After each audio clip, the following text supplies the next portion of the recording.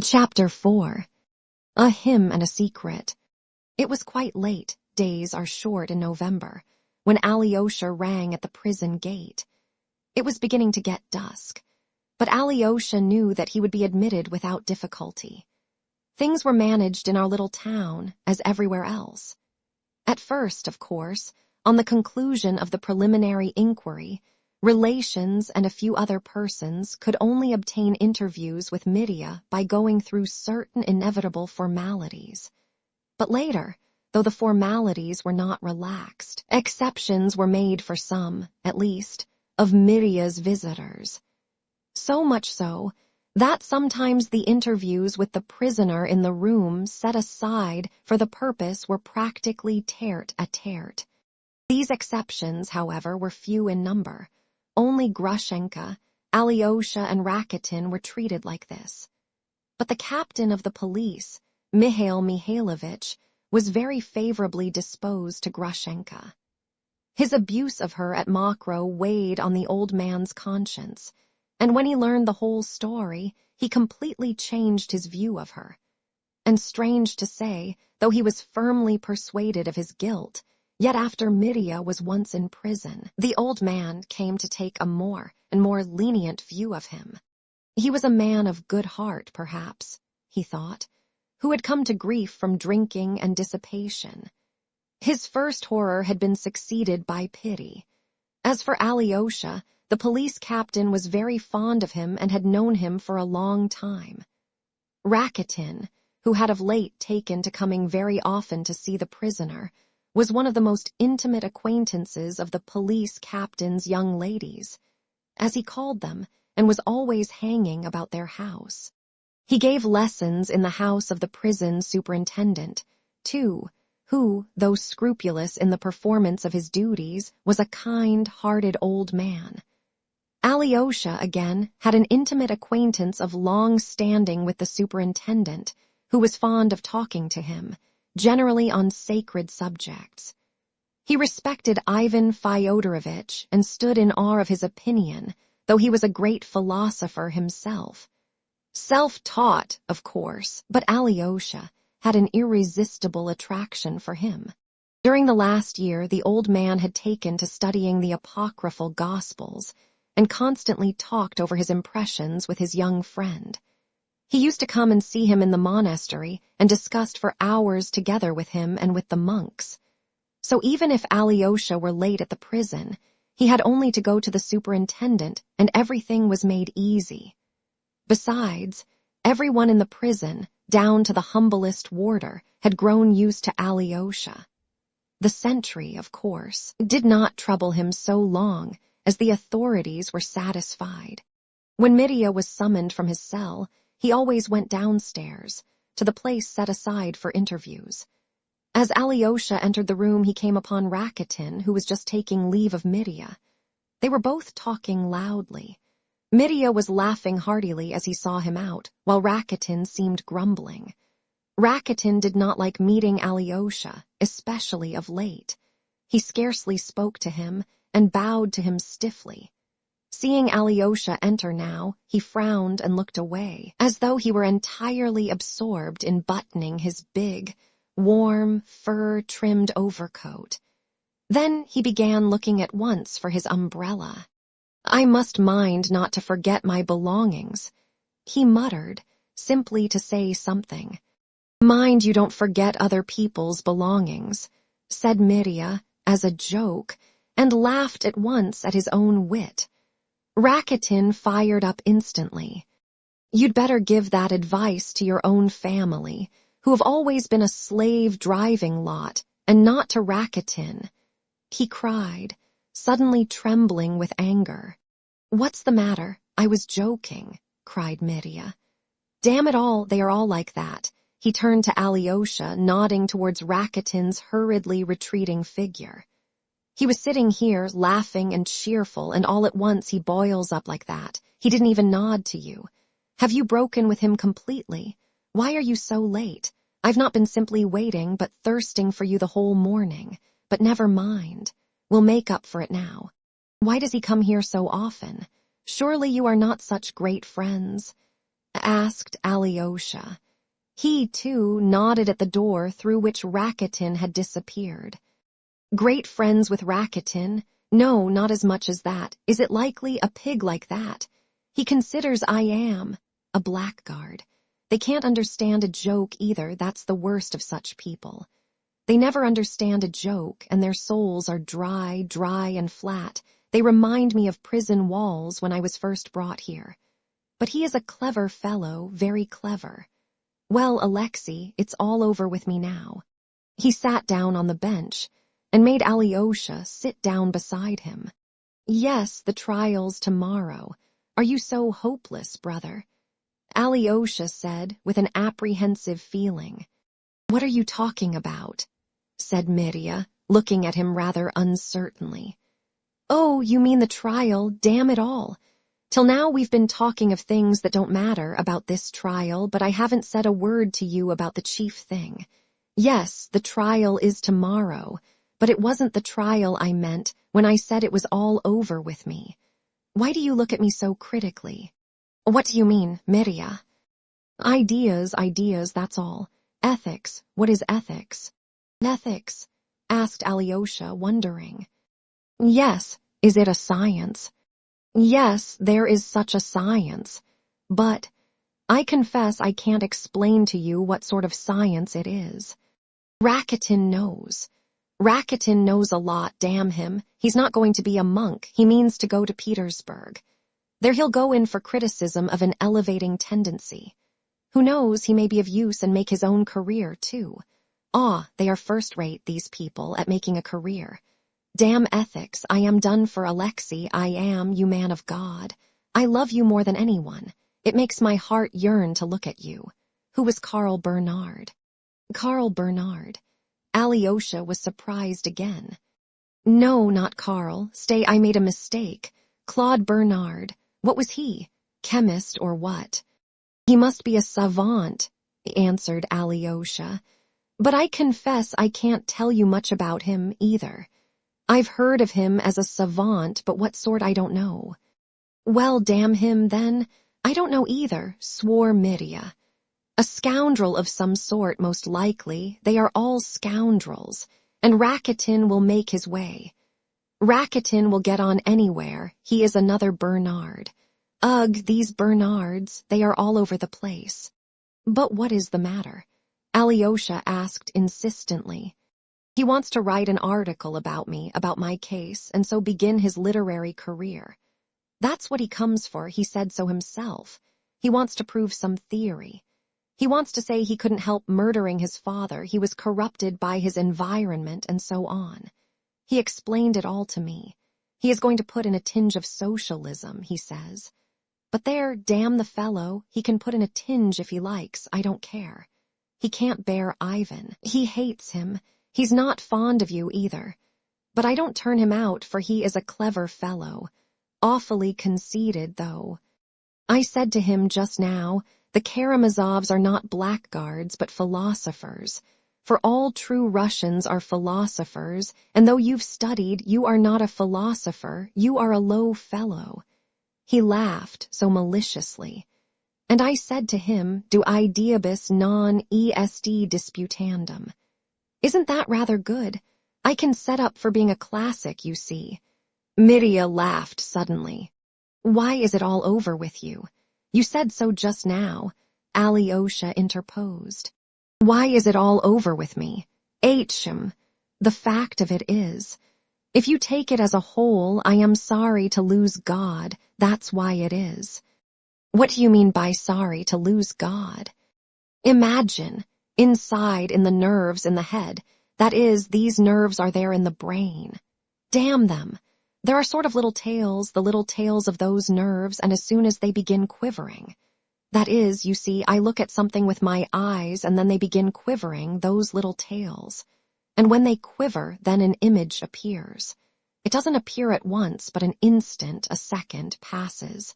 And then something like a moment appears, that is, not a moment, devil take the moment, but an image, that is, an object or an action, damn it. That's why I see and then think, because of those tales, not at all because I've got a soul, and that I am some sort of image and likeness. All that is nonsense. Rakitin explained it all to me yesterday, brother, and it simply bowled me over. It's magnificent, Alyosha, this science. A new man's arising that I understand. And yet I am sorry to lose God. Well, that's a good thing anyway, said Alyosha. That I am sorry to lose God. It's chemistry, brother, chemistry. There's no help for it, your reverence, you must make way for chemistry, and Rakitin does dislike God. Ah, doesn't he dislike him? That's the sore point with all of them, but they conceal it. They tell lies. They pretend. Will you preach this in your reviews? I asked him. Oh, well, if I did it openly, they won't let it through, he said. He laughed. But what will become of men then? I asked him. Without God and immortal life. All things are lawful then, they can do what they like. Didn't you know? He said, laughing, a clever man can do what he likes, he said. A clever man knows his way about, but you've put your foot in it, committing a murder, and now you are rotting in prison. He says that to my face. A regular pig. I used to kick such people out, but now I listen to them. He talks a lot of sense, too. Writes well. He began reading me an article last week. I copied out 3 lines of it. Wait a minute. Here it is. Mirya hurriedly pulled out a piece of paper from his pocket and read. In order to determine this question, it is above all essential to put one's personality in contradiction to one's reality. Do you understand that? No, I don't, said Alyosha. He looked at Mirya and listened to him with curiosity. I don't understand either. It's dark and obscure but intellectual. Everyone writes like that now, he says. It's the effect of their environment. They are afraid of the environment. He writes poetry, too, the rascal. He's written in honor of Madame Holokov's foot. Ha ha ha. I've heard about it, said Alyosha. Have you? And have you heard the poem? And no. I've got it. Here it is. I'll read it to you. You don't know, I haven't told you, there's quite a story about it. He's a rascal. 3 weeks ago he began to tease me. You've got yourself into a mess, like a fool, for the sake of 3,000, but I'm going to collar 150,000.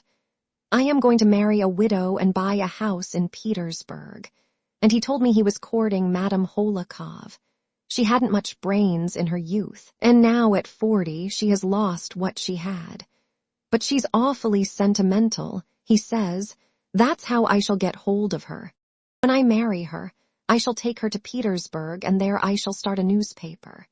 And his mouth was simply watering, the beast, not for the widow, but for the 150,000. And he made me believe it. He came to see me every day. She is coming round, he declared. He was beaming with delight. And then, all of a sudden, he was turned out of the house. Perhatin's carrying everything before him, bravo. I could kiss the silly old noodle for turning him out of the house. And he had written this doggerel.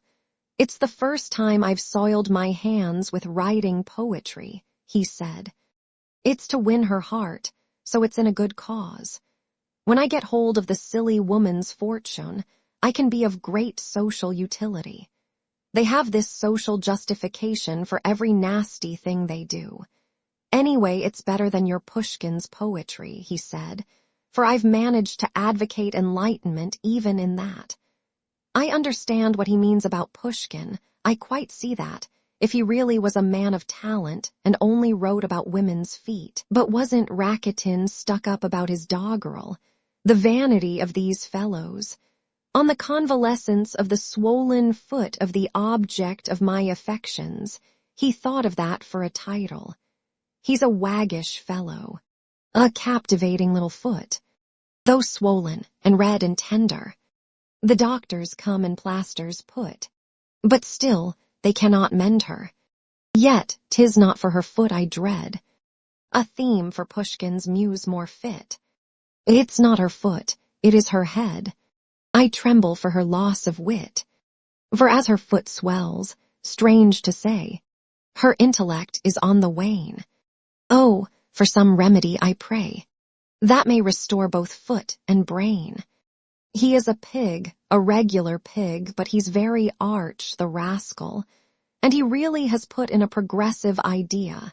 And wasn't he angry when she kicked him out? He was gnashing his teeth. He's taken his revenge already, said Alyosha. He's written a paragraph about Madame Holikov. And Alyosha told him briefly about the paragraph in Gossip. That's his doing, that's his doing. Mirya assented, frowning.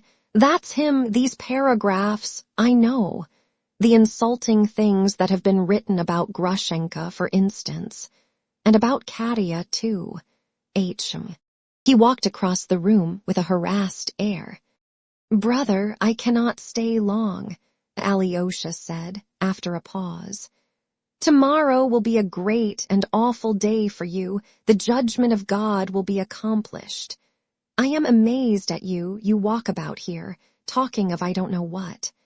No, don't be amazed at me, Mirya broke in warmly.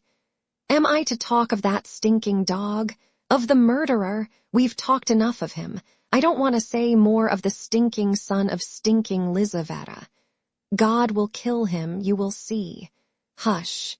He went up to Alyosha excitedly and kissed him. His eyes glowed. Rakitin wouldn't understand it. He began in a sort of exaltation. But you'll understand it all. That's why I was thirsting for you. You see, there's so much I've been wanting to tell you for ever so long here within these peeling walls, but I haven't said a word about what matters most. The moment never seems to have come. Now I can wait no longer. I must pour out my heart to you. Brother, these last 2 months I've found in myself a new man. A new man has risen up in me. He was hidden in me, but would never have come to the surface if it hadn't been for this blow from heaven. I am afraid. And what do I care if I spend 20 years in the mines, breaking ore with a hammer? I am not a bit afraid of that. It's something else I am afraid of now. That new man may leave me. Even there in the mines underground, I may find a human heart in another convict and murderer by my side, and I may make friends with him, for even there one may live and love and suffer. One may thaw and revive a frozen heart in that convict. One may wait upon him for years, and at last bring up from the dark depths a lofty soul, a feeling, suffering creature. One may bring forth an angel, create a hero. There are so many of them, hundreds of them, and we are all to blame for them. Why was it I dreamed of that babe at such a moment? Why is the babe so poor? That was a sign to me at that moment. It's for the babe I'm going, because we are all responsible for all. For all the babes, for there are big children as well as little children. All are babes. I go for all because someone must go for all. I didn't kill father, but I've got to go. I accept it. It's all come to me here, within these peeling walls. There are numbers of them there, hundreds of them underground with hammers in their hands. Oh, yes, we shall be in chains and there will be no freedom. But then, in our great sorrow, we shall rise again to joy, without which man cannot live nor God exist. For God gives joy, it's his privilege, a grand one. Ah, man should be dissolved in prayer. What should I be underground there without God? Rakitin's laughing. If they drive God from the earth, we shall shelter him underground. One cannot exist in prison without God. It's even more impossible than out of prison. And then we men underground will sing from the bowels of the earth a glorious hymn to God, with whom is joy. Hail to God and his joy. I love him. Mirya was almost gasping for breath as he uttered his wild speech. He turned pale, his lips quivered, and tears rolled down his cheeks. Yes, life is full, there is life even underground, he began again. You wouldn't believe, Alexei, how I want to live now, what a thirst for existence and consciousness has sprung up in me within these peeling walls. Rakitin doesn't understand that. All he cares about is building a house and letting flats. But I've been longing for you. And what is suffering? I am not afraid of it, even if it were beyond reckoning. I am not afraid of it now. I was afraid of it before. Do you know? Perhaps I won't answer at the trial at all. And I seem to have such strength in me now that I think I could stand anything, any suffering, only to be able to say and to repeat to myself every moment I exist. In thousands of agonies, I exist. I'm tormented on the rack, but I exist. Though I sit alone on a pillar, I exist. I see the sun, and if I don't see the sun, I know it's there. And there's a whole life in that, in knowing that the sun is there. Alyosha, my angel, all these philosophies are the death of me. Damn them, Brother Ivan. What of Brother Ivan? Interrupted Alyosha, but Mirya did not hear. You see, I never had any of these doubts before, but it was all hidden away in me. It was perhaps just because ideas I did not understand were surging up in me that I used to drink and fight and rage. It was to stifle them in myself, to still them, to smother them. Ivan is not Rakitin, there is an idea in him. Ivan is a sphinx and is silent. He is always silent. It's God that's worrying me. That's the only thing that's worrying me. What if he doesn't exist? What if Rakitin's right, that it's an idea made up by men? Then, if he doesn't exist, man is the chief of the earth, of the universe. Magnificent. Only how is he going to be good without God? That's the question. I always come back to that. For whom is man going to love then? To whom will he be thankful? To whom will he sing the hymn? Rakitin laughs. Rakitin says that one can love humanity without God. Well, only a sniveling idiot can maintain that. I can't understand it. Life's easy for Rakitin. You'd better think about the extension of civic rights, or even of keeping down the price of meat. You will show your love for humanity more simply and directly by that than by philosophy. I answered him, well, but you, without a God, are more likely to raise the price of meat if it suits you and make a ruble on every kopeck. He lost his temper. But after all, what is goodness? Answer me that, Alexei. Goodness is one thing with me and another with a Chinaman, so it's a relative thing. Or isn't it? Is it not relative? A treacherous question. You won't laugh if I tell you it's kept me awake 2 nights. I only wonder now how people can live and think nothing about it. Vanity. Ivan has no God. He has an idea. It's beyond me. But he is silent. I believe he is a Freemason. I asked him, but he is silent. I wanted to drink from the springs of his soul. He was silent. But once he did drop a word. What did he say? Alyosha took it up quickly. I said to him, then everything is lawful if it is so. He frowned. Fyodor Pavlovitch, our papa, he said, was a pig, but his ideas were right enough. That was what he dropped. That was all he said. That was going one better than Rakitin. Yes, Alyosha assented bitterly. When was he with you? Of that later. Now I must speak of something else. I have said nothing about Ivan to you before. I put it off to the last. When my business here is over and the verdict has been given, then I'll tell you something. I'll tell you everything. We've something tremendous on hand. And you shall be my judge in it. But don't begin about that now. Be silent. You talk of tomorrow, of the trial, but would you believe it, I know nothing about it. Have you talked to the council? What's the use of the council? I told him all about it. He's a soft, city-bred rogue, a Bernard. But he doesn't believe me, not a bit of it. Only imagine he believes I did it. I see it. In that case, I asked him, why have you come to defend me? Hang them all. They've got a doctor down, too, want to prove I'm mad. I won't have that. Katerina Ivanovna wants to do her duty to the end, whatever the strain. Mirya smiled bitterly. The cat, hard-hearted creature. She knows that I said of her at Mokroe that she was a woman of great wrath. They repeated it. Yes, the facts against me have grown numerous as the sands of the sea. Grigory sticks to his point. Grigory's honest, but a fool. Many people are honest because they are fools. That's Rakitin's idea. Grigory's my enemy. And there are some people who are better as foes than friends. I mean Katerina Ivanovna. I am afraid she will tell how she bowed to the ground after that 4,000. She'll pay it back to the last farthing. I don't want her sacrifice. They'll put me to shame at the trial. I wonder how I can stand it. Go to her, Alyosha. Ask her not to speak of that in the court, can't you? But damn it all, it doesn't matter. I shall get through somehow. I don't pity her. It's her own doing. She deserves what she gets. I shall have my own story to tell Alexei. He smiled bitterly again. Only Grusha, good Lord, why should she have such suffering to bear? He exclaimed suddenly with tears. Grusha's killing me, the thought of her's killing me. She was with me just now. She told me she was very much grieved by you today. I know. Confound my temper. It was jealousy. I was sorry. I kissed her as she was going. I didn't ask her forgiveness. Why didn't you?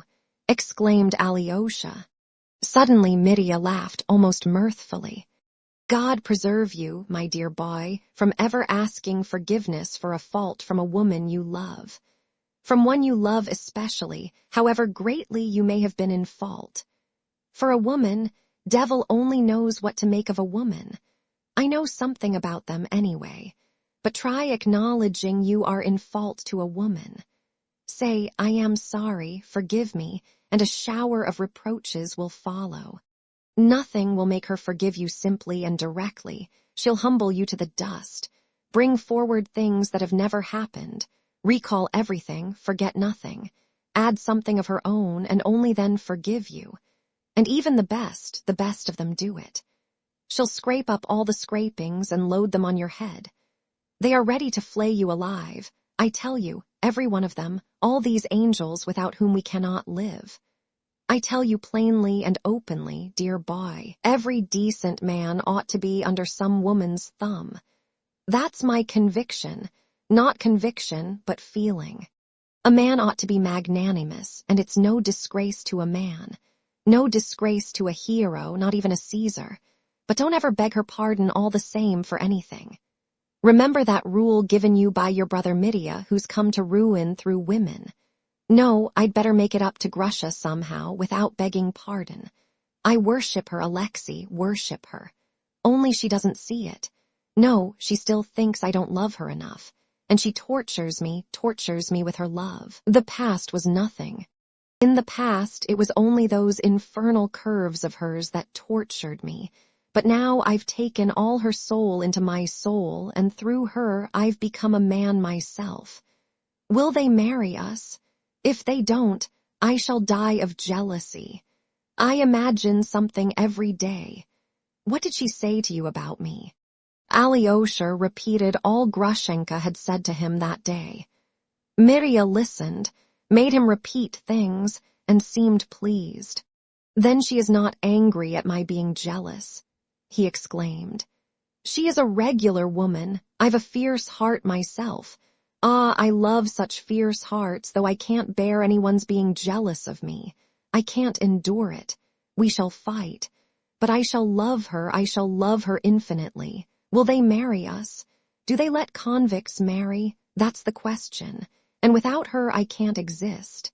Mitya walked frowning across the room. It was almost dark.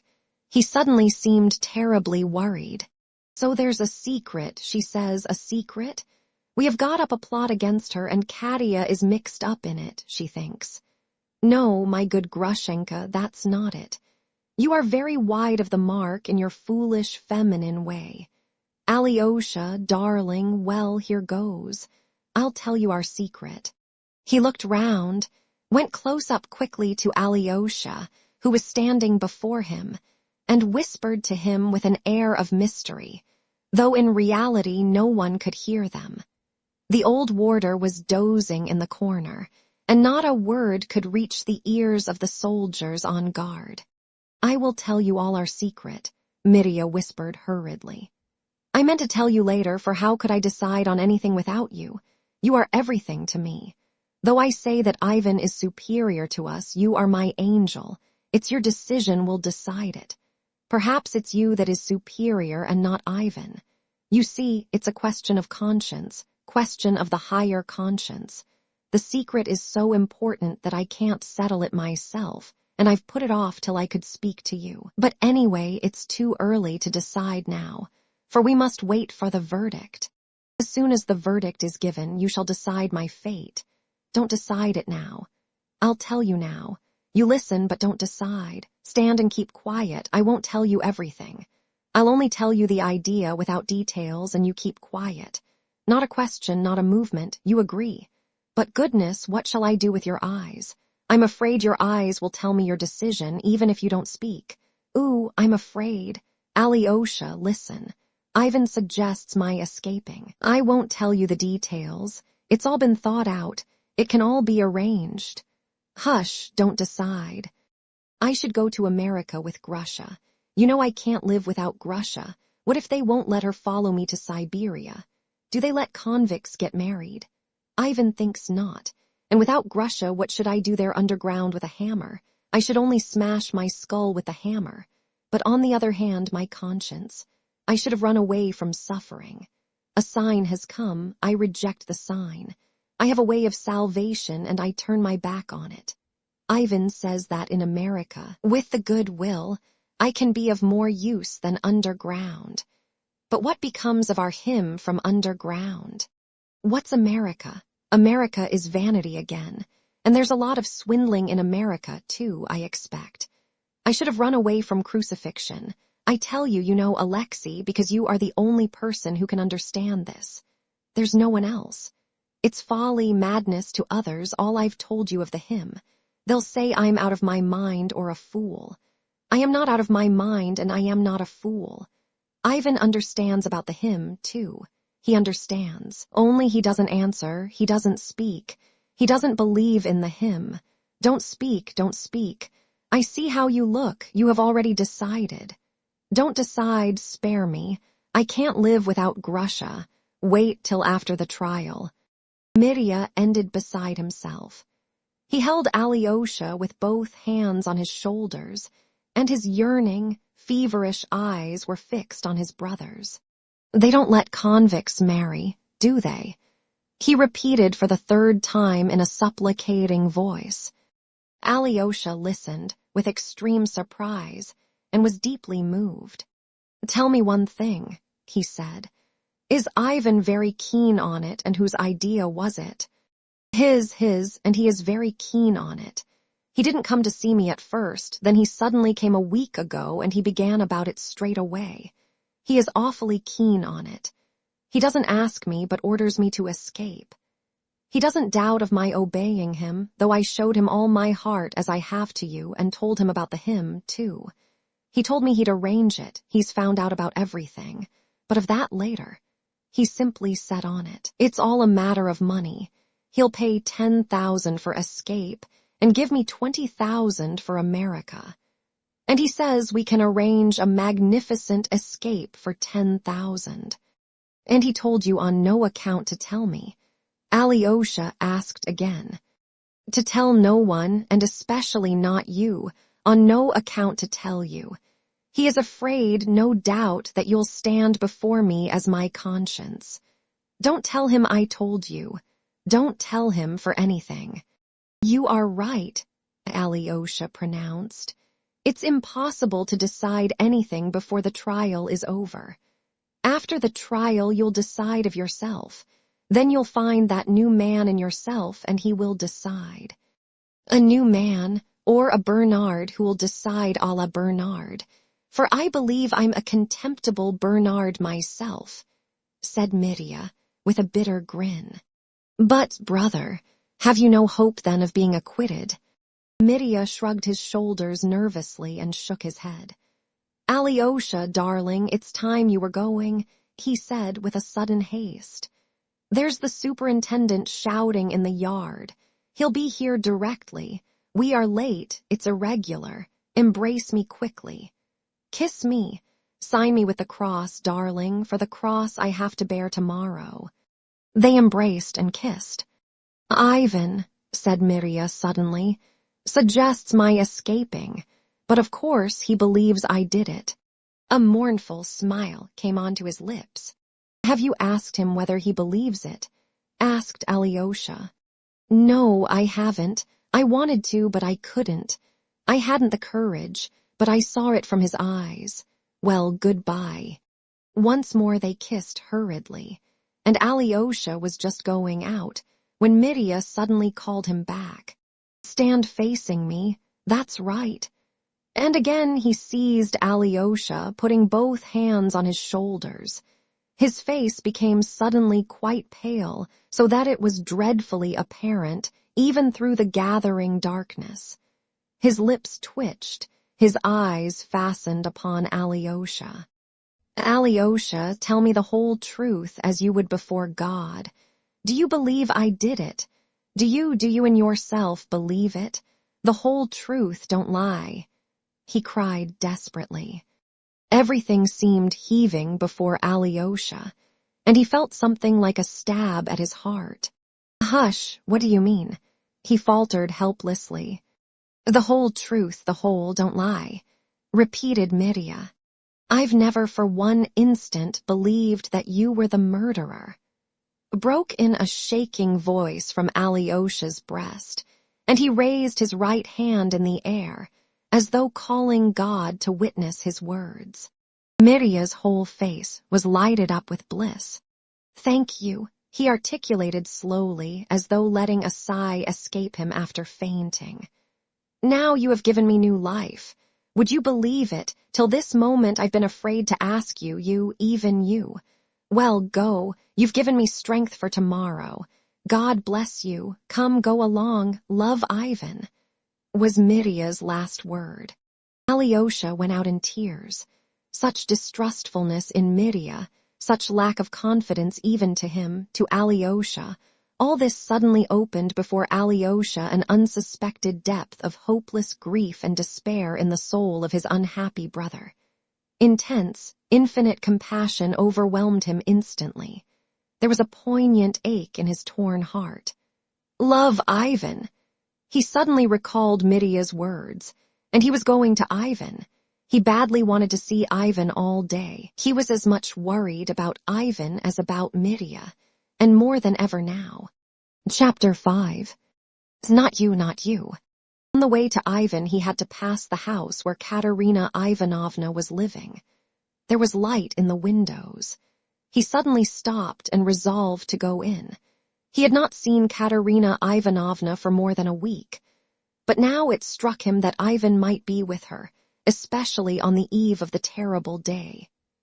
Ringing and mounting the staircase, which was dimly lighted by a Chinese lantern, he saw a man coming down, and as they met, he recognized him as his brother. So he was just coming from Katerina Ivanovna. Ah, it's only you, said Ivan dryly. Well, goodbye, you are going to her. Yes. I don't advise you to. She's upset and you'll upset her more. A door was instantly flung open above, and a voice cried suddenly, No, no. Alexei Fyodorovitch, have you come from him? Yes, I have been with him. Has he sent me any message? Come up, Alyosha, and you, Ivan Fyodorovitch, you must come back, you must, do you hear? There was such a peremptory note in Katya's voice that Ivan, after a moment's hesitation, made up his mind to go back with Alyosha. She was listening. He murmured angrily to himself, but Alyosha heard it. Excuse my keeping my greatcoat on, said Ivan, going into the drawing room. I won't sit down. I won't stay more than a minute.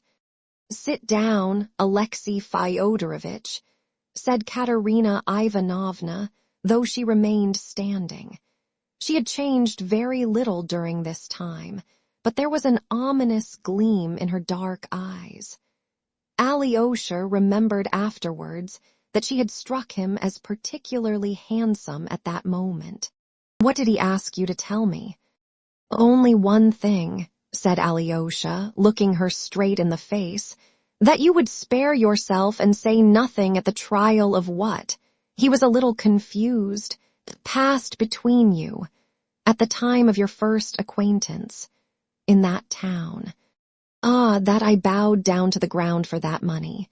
She broke into a bitter laugh. Why, is he afraid for me or for himself? He asks me to spare whom, him or myself. Tell me, Alexei Fyodorovich. Alyosha watched her intently, trying to understand her. Both yourself and him, he answered softly. I am glad to hear it. She snapped out maliciously, and she suddenly blushed. You don't know me yet, Alexei Fyodorovich, she said menacingly. And I don't know myself yet. Perhaps you'll want to trample me underfoot after my examination tomorrow. You will give your evidence honorably, said Alyosha. That's all that's wanted. Women are often dishonorable, she snarled. Only an hour ago I was thinking I felt afraid to touch that monster, as though he were a reptile. But no, he is still a human being to me. But did he do it? Is he the murderer? She cried, all of a sudden hysterically, turning quickly to Ivan. Alyosha saw at once that she had asked Ivan that question before, perhaps only a moment before he came in, and not for the first time, but for the 100th, and that they had ended by quarreling. I've been to see Smerdyakov. It was you who persuaded me that he murdered his father. It's only you I believed. She continued, still addressing Ivan. He gave her a sort of strained smile. Alyosha started at her tone. He had not suspected such familiar intimacy between them. Well, that's enough anyway. Ivan cut short the conversation. I am going. I'll come tomorrow. And turning at once, he walked out of the room and went straight downstairs. With an imperious gesture, Katerina Ivanovna seized Alyosha by both hands. Follow him, overtake him, don't leave him alone for a minute, she said in a hurried whisper. He's mad. Don't you know that he's mad? He is in a fever, nervous fever. The doctor told me so. Go, run after him. Alyosha jumped up and ran after Ivan, who was not 50 paces ahead of him. What do you want? He turned quickly on Alyosha, seeing that he was running after him. She told you to catch me up because I'm mad. I know it all by heart, he added irritably. She is mistaken, of course, but she is right that you are ill, said Alyosha. I was looking at your face just now. You look very ill, Ivan. Ivan walked on without stopping. Alyosha followed him. And do you know, Alexei Fyodorovich, how people do go out of their mind? Ivan asked in a voice suddenly quiet, without a trace of irritation, with a note of the simplest curiosity. No, I don't. I suppose there are all kinds of insanity. And can one observe that one's going mad oneself? I imagine one can't see oneself clearly in such circumstances. Alyosha answered with surprise. Ivan paused for half a minute. If you want to talk to me, please change the subject, he said suddenly. Oh, while I think of it, I have a letter for you, said Alyosha timidly, and he took Liza's note from his pocket and held it out to Ivan. They were just under a lamp post. Ivan recognized the handwriting at once. Ah, from that little demon. He laughed maliciously, and without opening the envelope, he tore it into bits and threw it in the air. The bits were scattered by the wind. She's not 16 yet, I believe, and already offering herself, he said contemptuously, striding along the street again. How do you mean, offering herself? Exclaimed Alyosha. As wanton women offer themselves, to be sure. How can you, Ivan, how can you? Alyosha cried warmly in a grieved voice. She is a child, you are insulting a child. She is ill, she is very ill, too. She is on the verge of insanity, too, perhaps. I had hoped to hear something from you. That would save her. You'll hear nothing from me. If she is a child, I am not her nurse. Be quiet, Alexei. Don't go on about her. I am not even thinking about it. They were silent again for a moment. She will be praying all night now to the Mother of God to show her how to act tomorrow at the trial. He said sharply and angrily again. You mean Katerina Ivanovna? Yes, whether she's to save Mirya or ruin him. She'll pray for light from above. She can't make up her mind for herself, you see. She has not had time to decide yet. She takes me for her nurse, too.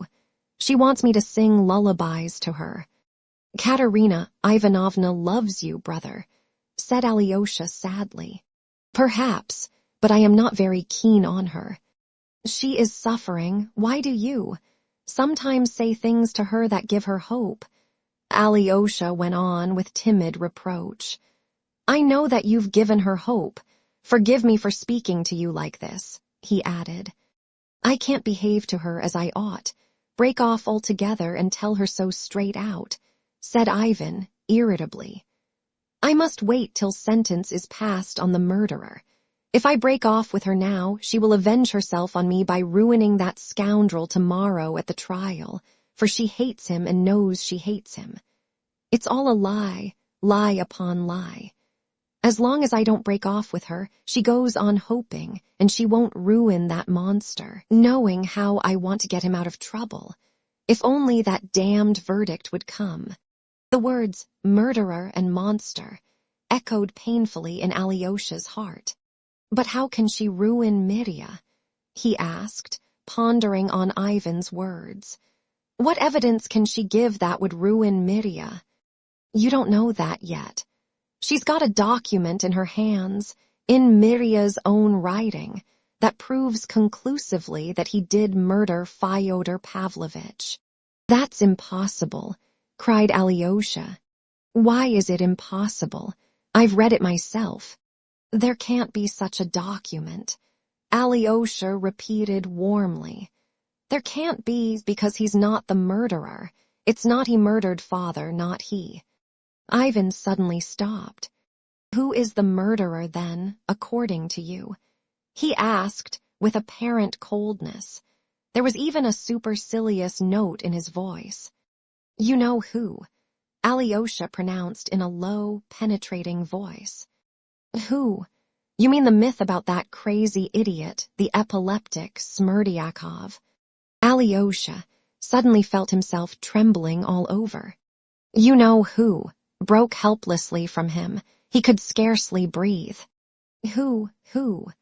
Ivan cried almost fiercely. All his restraint suddenly vanished. I only know one thing, Alyosha went on, still almost in a whisper. It wasn't you killed father. Not you. What do you mean by not you? Ivan was thunderstruck.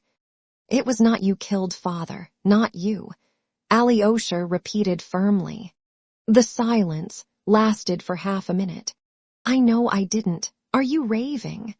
Said Ivan with a pale, distorted smile. His eyes were riveted on Alyosha.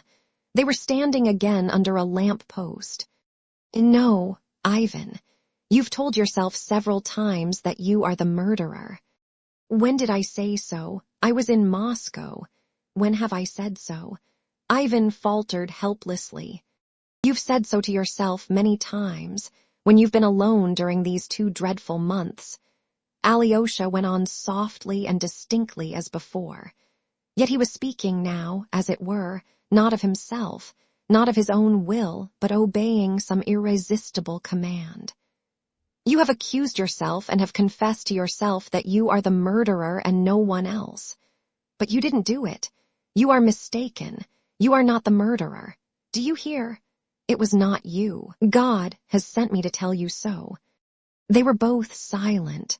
The silence lasted a whole long minute. They were both standing still, gazing into each other's eyes. They were both pale. Suddenly Ivan began trembling all over and clutched Alyosha's shoulder. You've been in my room, he whispered hoarsely. You've been there at night when he came. Confess. Have you seen him? Have you seen him? Whom do you mean? Mirya? Alyosha asked, bewildered. Not him, damn the monster. Ivan shouted in a frenzy. Do you know that he visits me? How did you find out? Speak. Who is he? I don't know whom you are talking about. Alyosha faltered, beginning to be alarmed. Yes, you do know. Or how could you? It's impossible that you don't know. Suddenly, he seemed to check himself. He stood still and seemed to reflect. A strange grin contorted his lips. Brother, Alyosha began again in a shaking voice, I have said this to you because you'll believe my word, I know that. I tell you once and for all, it's not you. You hear, once for all. God has put it into my heart to say this to you, even though it may make you hate me from this hour. But by now, Ivan had apparently regained his self-control.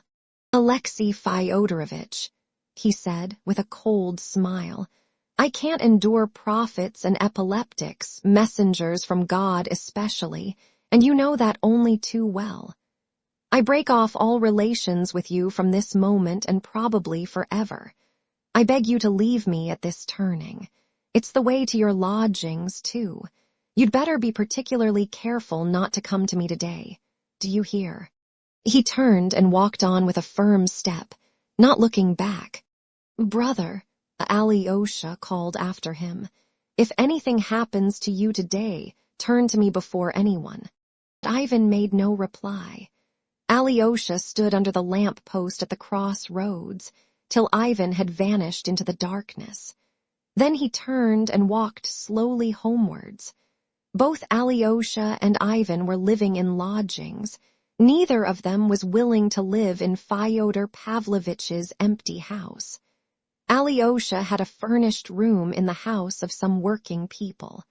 Ivan lived some distance from him. He had taken a roomy and fairly comfortable lodge, attached to a fine house that belonged to a well-to-do lady, the widow of an official. But his only attendant was a deaf and rheumatic old crone who went to bed at 6 o'clock every evening and got up at 6 in the morning. Ivan had become remarkably indifferent to his comforts of late and very fond of being alone. He did everything for himself in the one room he lived in and rarely entered any of the other rooms in his abode. He reached the gate of the house and had his hand on the bell when he suddenly stopped. He felt that he was trembling all over with anger.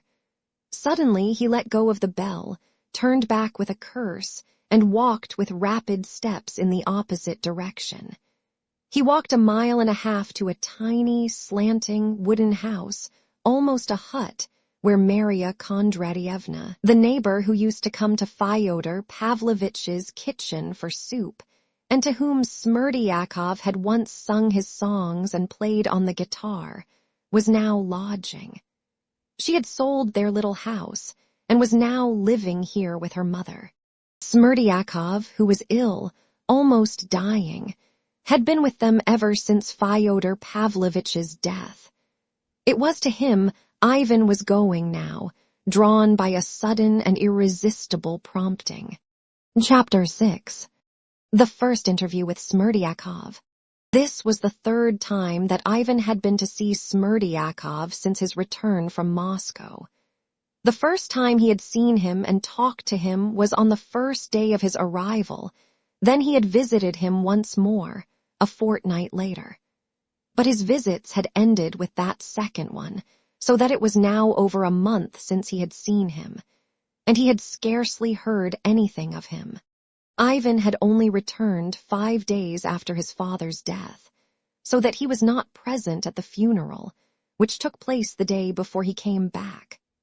The cause of his delay was that Alyosha, not knowing his Moscow address, had to apply to Katerina Ivanovna to telegraph to him, and she, not knowing his address either, telegraphed to her sister and aunt, reckoning on Ivan's going to see them as soon as he arrived in Moscow. But he did not go to them till 4 days after his arrival. When he got the telegram, he had, of course, set off post-haste to our town. The first to meet him was Alyosha, and Ivan was greatly surprised to find that, In opposition to the general opinion of the town, he refused to entertain a suspicion against Mitya and spoke openly of Smerdyakov as the murderer. Later on, after seeing the police captain and the prosecutor, and hearing the details of the charge and the arrest, he was still more surprised at Alyosha and ascribed his opinion only to his exaggerated brotherly feeling and sympathy with Mitya, of whom Alyosha, as Ivan knew, was very fond. By the way, let us say a word or two of Ivan's feeling to his brother Dmitri. He positively disliked him, at most, felt sometimes a compassion for him, and even that was mixed with great contempt, almost repugnance. Mitya's whole personality, even his appearance, was extremely unattractive to him. Ivan looked with indignation on Katerina Ivanovna's love for his brother. Yet he went to see Mitya on the first day of his arrival, and that interview, far from shaking Ivan's belief in his guilt, positively strengthened it. He found his brother agitated, nervously excited. Mitya had been talkative, but very absent-minded and incoherent. He used violent language, accused Smerdyakov, and was fearfully muddled. He talked principally about the 3,000 rubles, which he said had been stolen from him by his father. "The money was mine, it was my money," Mitya kept repeating. "Even if I had stolen it, I should have had the right." He hardly contested the evidence against him, and if he tried to turn a fact to his advantage, it was in an absurd and incoherent way. He hardly seemed to wish to defend himself to Ivan or anyone else. Quite the contrary, he was angry and proudly scornful of the charges against him. He was continually firing up and abusing everyone. He only laughed contemptuously at Grigory's evidence about the open door, and declared that it was the devil that opened it. But he could not bring forward any coherent explanation of the fact. He even succeeded in insulting Ivan during their first interview, telling him sharply that it was not for people who declared that everything was lawful to suspect and question him. Altogether, he was anything but friendly with Ivan on that occasion. Immediately after that interview with Mitya, Ivan went for the first time to see Smerdyakov. In the railway train on his way from Moscow, he kept thinking of Smerdyakov and of his last conversation with him on the evening before he went away. Many things seemed to him puzzling and suspicious. But when he gave his evidence to the investigating lawyer, Ivan said nothing, for the time, of that conversation. He put that off till he had seen Smerdyakov, who was at that time in the hospital. Dr. Herzenstube and Varvinsky, the doctor he met in the hospital, confidently asserted in reply to Ivan's persistent questions that Smerdyakov's epileptic attack was unmistakably genuine, and were surprised indeed at Ivan asking whether he might not have been shamming on the day of the catastrophe. They gave him to understand that the attack was an exceptional one, the fits persisting and recurring several times, so that the patient's life was positively in danger, and it was only now, after they had applied remedies, that they could assert with confidence that the patient would survive. Though it might well be, added Dr. Herzenstube, that his reason would be impaired for a considerable period, if not permanently. On Ivan's asking impatiently whether that meant that he was now mad, they told him that this was not yet the case, in the full sense of the word, but that certain abnormalities were perceptible. Ivan decided to find out for himself what those abnormalities were. At the hospital, he was at once allowed to see the patient. Smerdyakov was lying on a truckle bed in a separate ward. There was only one other bed in the room, and in it lay a tradesman of the town, swollen with dropsy, who was obviously almost dying. He could be no hindrance to their conversation. Smerdyakov grinned uncertainly on seeing Ivan, and for the first instant seemed nervous. So at least Ivan fancied. But that was only momentary. For the rest of the time he was struck, on the contrary, by Smerdyakov's composure. From the first glance Ivan had no doubt that he was very ill. He was very weak. He spoke slowly, seeming to move his tongue with difficulty. He was much thinner and sallower. Throughout the interview, which lasted 20 minutes, he kept complaining of headache and of pain in all his limbs. His thin, emasculate face seemed to have become so tiny. His hair was ruffled, and his crest of curls in front stood up in a thin tuft. But in the left eye, which was screwed up and seemed to be insinuating something, Smerdyakovov showed himself unchanged. It's always worth while speaking to a clever man. Ivan was reminded of that at once. He sat down on the stool at his feet.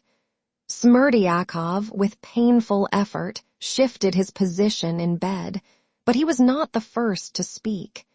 He remained dumb and did not even look much interested. "Can you talk to me?" asked Ivan. "I won't tire you much." "Certainly I can," mumbled Smerdyakovov in a faint voice. "Has your honor been back long?" he added patronizingly, as though encouraging a nervous visitor. "I only arrived today, to see the mess you are in here." Smerdyakovov sighed. "Why do you sigh? You knew of it all along," Ivan blurted out. Smerdyakovov was stolidly silent for a while. "How could I help knowing? It was clear beforehand. But how could I tell it would turn out like that?" "What would turn out? Don't prevaricate. You've foretold you'd have a fit. On the way down to the cellar, you know. You mentioned the very spot." "Have you said so at the examination yet?" Smerdyakovov queried with composure. Ivan felt suddenly angry. "No, I haven't yet, but I certainly shall. You must explain a great deal to me, my man, and let me tell you, I am not going to let you play with me." "Why should I play with you when I put my whole trust in you, as in God Almighty?" said Smerdyakovov, with the same composure, only for a moment closing his eyes. "In the first place," began Ivan, "I know that epileptic fits can't be told beforehand. I've inquired. Don't try and take me in. You can't foretell the day and the hour.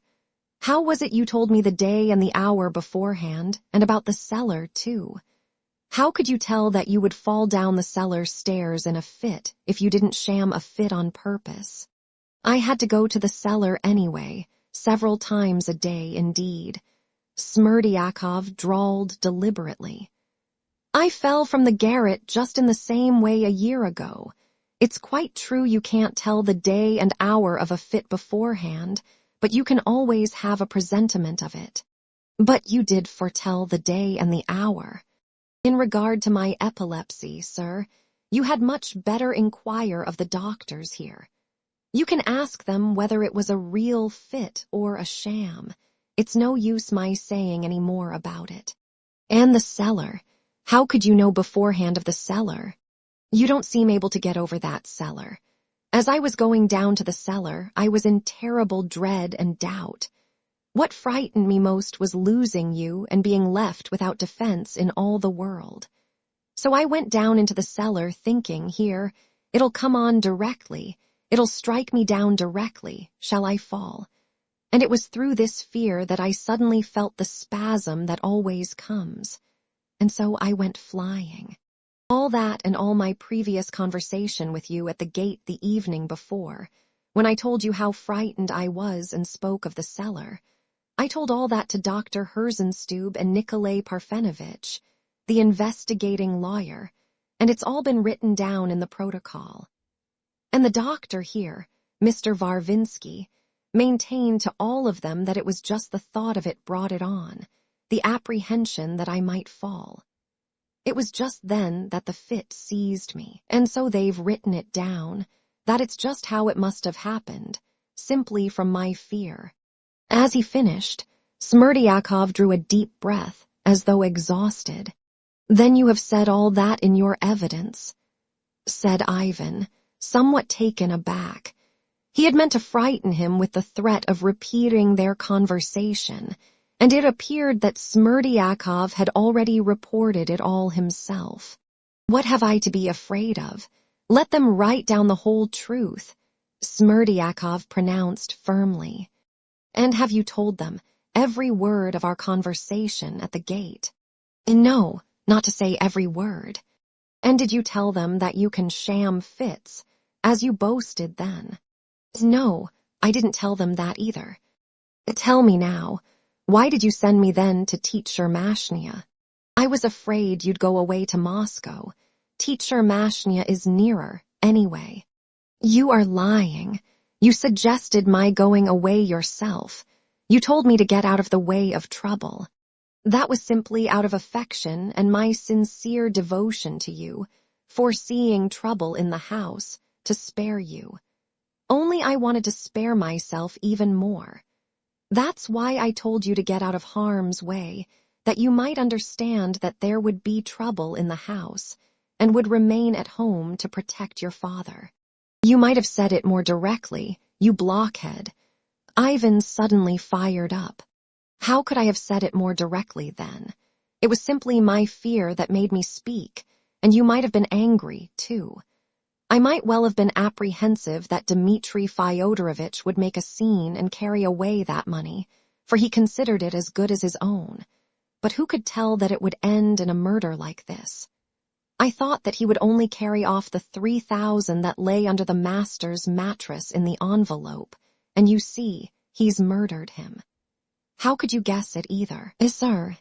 But if you say yourself that it couldn't be guessed, how could I have guessed and stayed at home? You contradict yourself, said Ivan, pondering.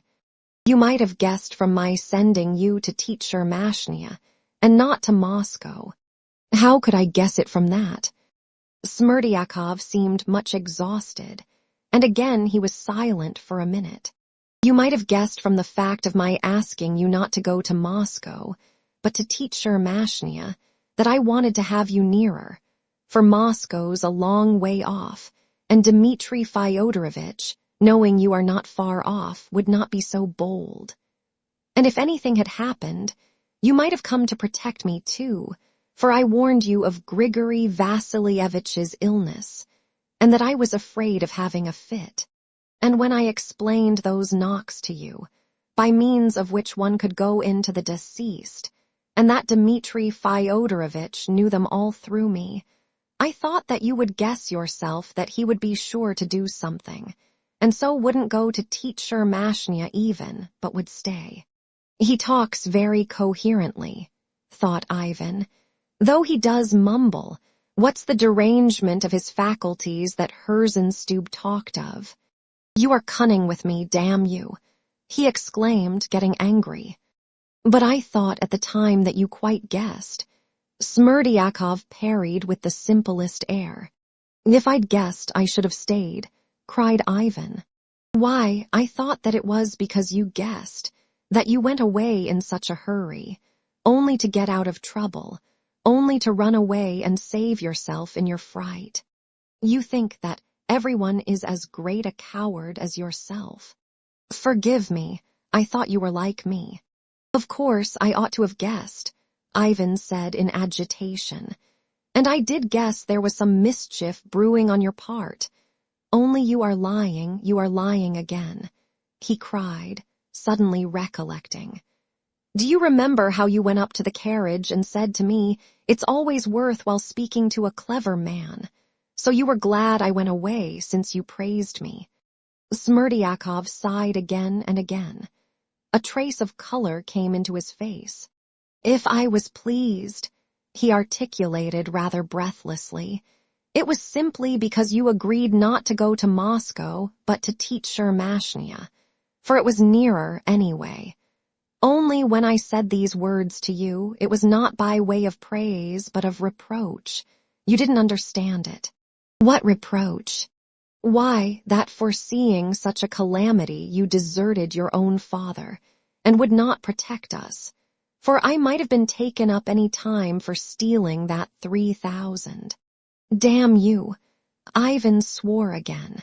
"Stay, did you tell the prosecutor and the investigating lawyer about those knocks?" "I told them everything just as it was." Ivan wondered, inwardly again. "If I thought of anything then," he began again, "it was solely of some wickedness on your part.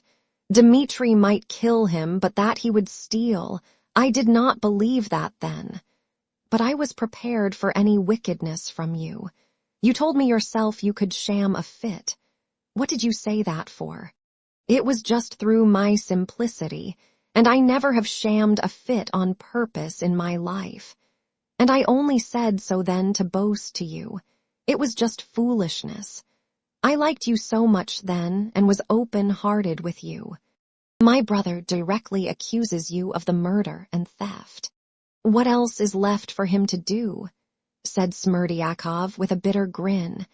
"And who will believe him with all the proofs against him? Grigory Vassilievich saw the door open. What can he say after that? But never mind him. He is trembling to save himself." He slowly ceased speaking. Then suddenly, as though on reflection, added, "Look here again. He wants to throw it on me and make out that it is the work of my hands. I've heard that already. But as to my being clever at shamming a fit, should I have told you beforehand that I could sham one if I really had had such a design against your father?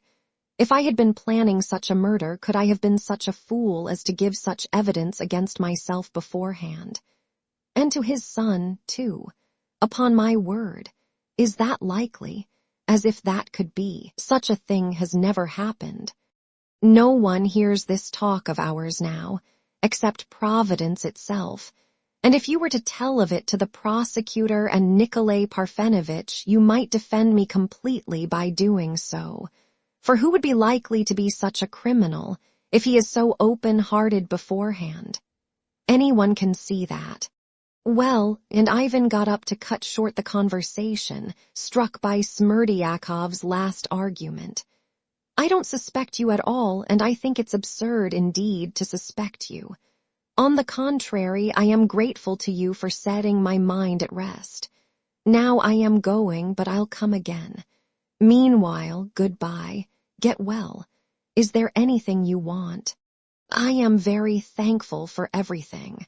Marfa Ignatyevna does not forget me, and provides me anything I want, according to her kindness. Good people visit me every day. Goodbye, but I shan't say anything of your being able to sham a fit, and I don't advise you to either."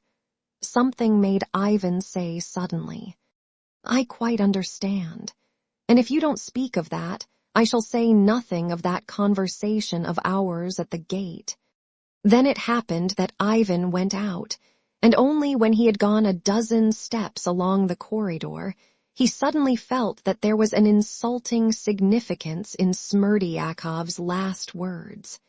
He was almost on the point of turning back, but it was only a passing impulse, and muttering, "Nonsense." He went out of the hospital. His chief feeling was one of relief at the fact that it was not Smerdyakov, but Mirya, who had committed the murder, though he might have been expected to feel the opposite. He did not want to analyze the reason for this feeling, and even felt a positive repugnance at prying into his sensations. He felt as though he wanted to make haste to forget something.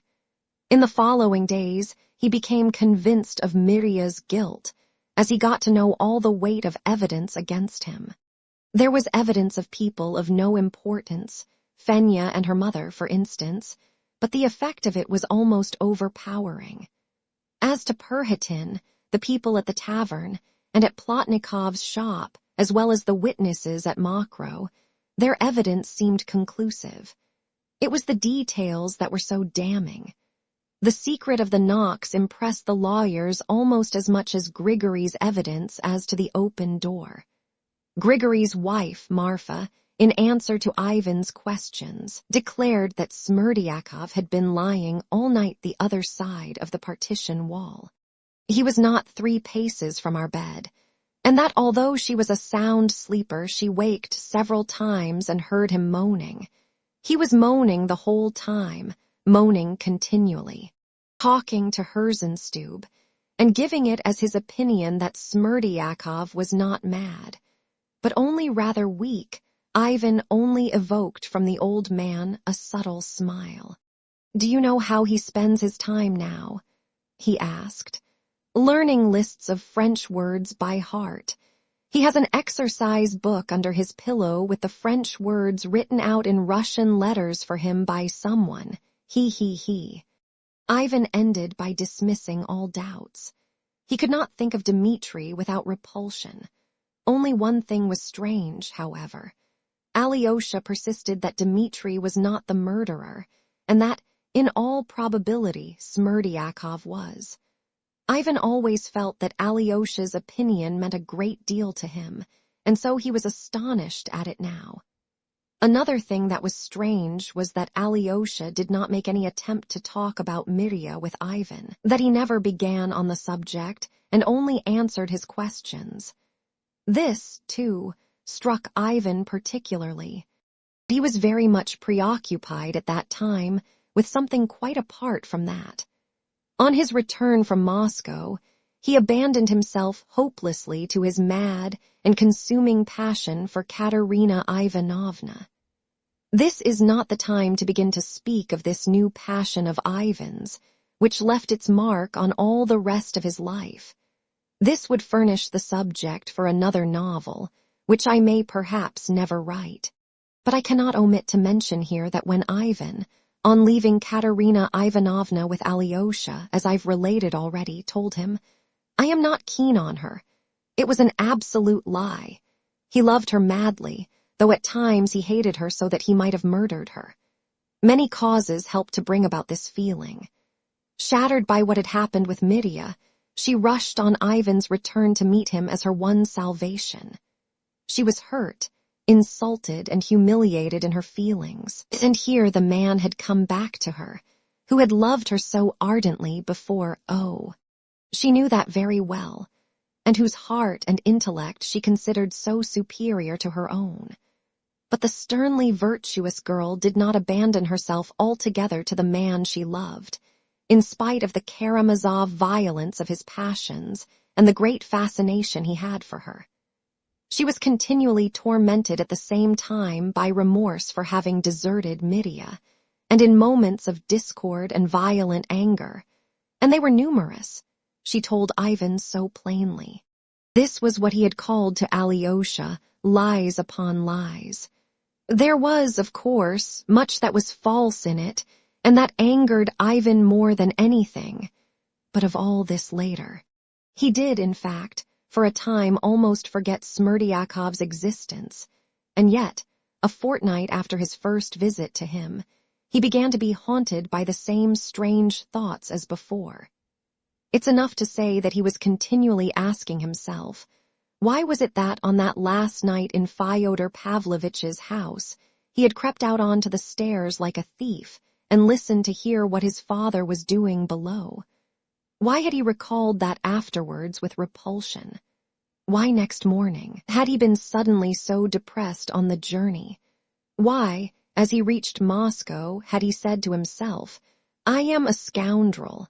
And now he almost fancied that these tormenting thoughts would make him even forget Katerina Ivanovna, so completely did they take possession of him again. It was just after fancying this that he met Alyosha in the street. He stopped him at once and put a question to him. "Do you remember when Dmitri burst in after dinner and beat father, and afterwards I told you in the yard that I reserved the right to desire? Tell me, did you think then that I desired father's death or not?" "I did think so," answered Alyosha softly. "It was so, too. It was not a matter of guessing. But didn't you fancy then that what I wished was just that one reptile should devour another, that is, just that Dmitri should kill father, and as soon as possible? And that I myself was even prepared to help to bring that about?" Alyosha turned rather pale, and looked silently into his brother's face. "Speak," cried Ivan. I want above everything to know what you thought then. I want the truth, the truth." He drew a deep breath, looking angrily at Alyosha before his answer came. "Forgive me. I did think that too at the time," whispered Alyosha, and he did not add one softening phrase. "Thanks," snapped Ivan, and, leaving Alyosha, he went quickly on his way.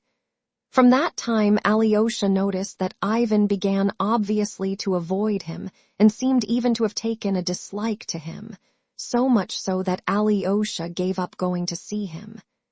Immediately after that meeting with him, Ivan had not gone home, but went straight to Smerdyakov again. Chapter 7. The second visit to Smerdyakov. By that time, Smerdyakov had been discharged from the hospital. Ivan knew his new lodging, the dilapidated little wooden house, divided in two by a passage on one side of which lived Maria Kondratyevna and her mother, and on the other, Smerdyakov. No one knew on what terms he lived with them, whether as a friend or as a lodger. It was supposed afterwards that he had come to stay with them as Maria Kondratyevna's betrothed, and was living there for a time without paying for board or lodging. Both mother and daughter had the greatest respect for him, and looked upon him as greatly superior to themselves. Ivan knocked, and on the door being opened, went straight into the passage. By Maria Kondratyevna's directions, he went straight to the better room on the left, occupied by Smerdyakov. There was a tiled stove in the room, and it was extremely hot. The walls were gay with blue paper, which was a good deal used, however, and in the cracks under it cockroaches swarmed in amazing numbers, so that there was a continual rustling from them. The furniture was very scanty. 2 benches against each wall and 2 chairs by the table. The table of plain wood was covered with a cloth with pink patterns on it. There was a pot of geranium on each of the 2 little windows. In the corner there was a case of icons. On the table stood a little copper samovar with many dents in it, and a tray with 2 cups. But Smerdyakov had finished tea, and the samovar was out. He was sitting at the table on a bench. He was looking at an exercise book and slowly writing with a pen. There was a bottle of ink by him, and a flat iron candlestick, but with a composite candle. Ivan saw at once from Smerdyakov's face that he had completely recovered from his illness. His face was fresher, fuller. His hair stood up jauntily in front and was plastered down at the sides. He was sitting in a party-colored wadded dressing gown, rather dirty and frayed, however. He had spectacles on his nose, which Ivan had never seen him wearing before. This trifling circumstance suddenly redoubled Ivan's anger. A creature like that and wearing spectacles. Smerdyakov slowly raised his head and looked intently at his visitor through his spectacles. Then he slowly took them off and rose from the bench, but by no means respectfully, almost lazily, doing the least possible required by common civility. All this struck Ivan instantly. He took it all in and noted it at once, most of all the look in Smerdyakov's eyes, positively malicious, churlish, and haughty. "What do you want to intrude for?" it seemed to say. "We settled everything then. Why have you come again?" Ivan could scarcely control himself. "It's hot here," he said, still standing, and unbuttoned his overcoat. "Take off your coat," Smerdyakov conceded. Ivan took off his coat and threw it on a bench with trembling hands.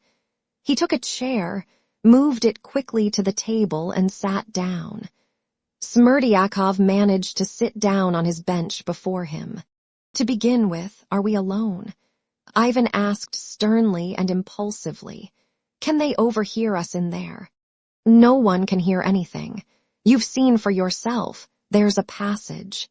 "Listen, my good fellow. What was that you babbled as I was leaving the hospital, that if I said nothing about your faculty of shamming fits, you wouldn't tell the investigating lawyer all our conversation at the gate? What do you mean by all? What could you mean by it? Were you threatening me? Have I entered into some sort of compact with you? Do you suppose I am afraid of you? Ivan said this in a perfect fury, giving him to understand with obvious intention that he scorned any subterfuge or indirectness and meant to show his cards. Smerdyakov's eyes gleamed resentfully, his left eye winked, and he at once gave his answer with his habitual composure and deliberation. You want to have everything above board. Very well, you shall have it, he seemed to say. This is what I meant then, and this is why I said that you, knowing beforehand of this murder of your own parent, left him to his fate, and that people mightn't after that conclude any evil about your feelings and perhaps of something else, too. That's what I promised not to tell the authorities. Though Smerdyakov spoke without haste and obviously controlling himself, yet there was something in his voice, determined and emphatic, resentful and insolently defiant. He stared impudently at Ivan. A mist passed before Ivan's eyes for the first moment. How? What? Are you out of your mind? I'm perfectly in possession of all my faculties. Do you suppose I knew of the murder? Ivan cried at last, and he brought his fist violently on the table. What do you mean by something else, too? Speak, scoundrel. Smerdyakov was silent, and still scanned Ivan with the same insolent stare. Speak, you stinking rogue. What is that something else, too?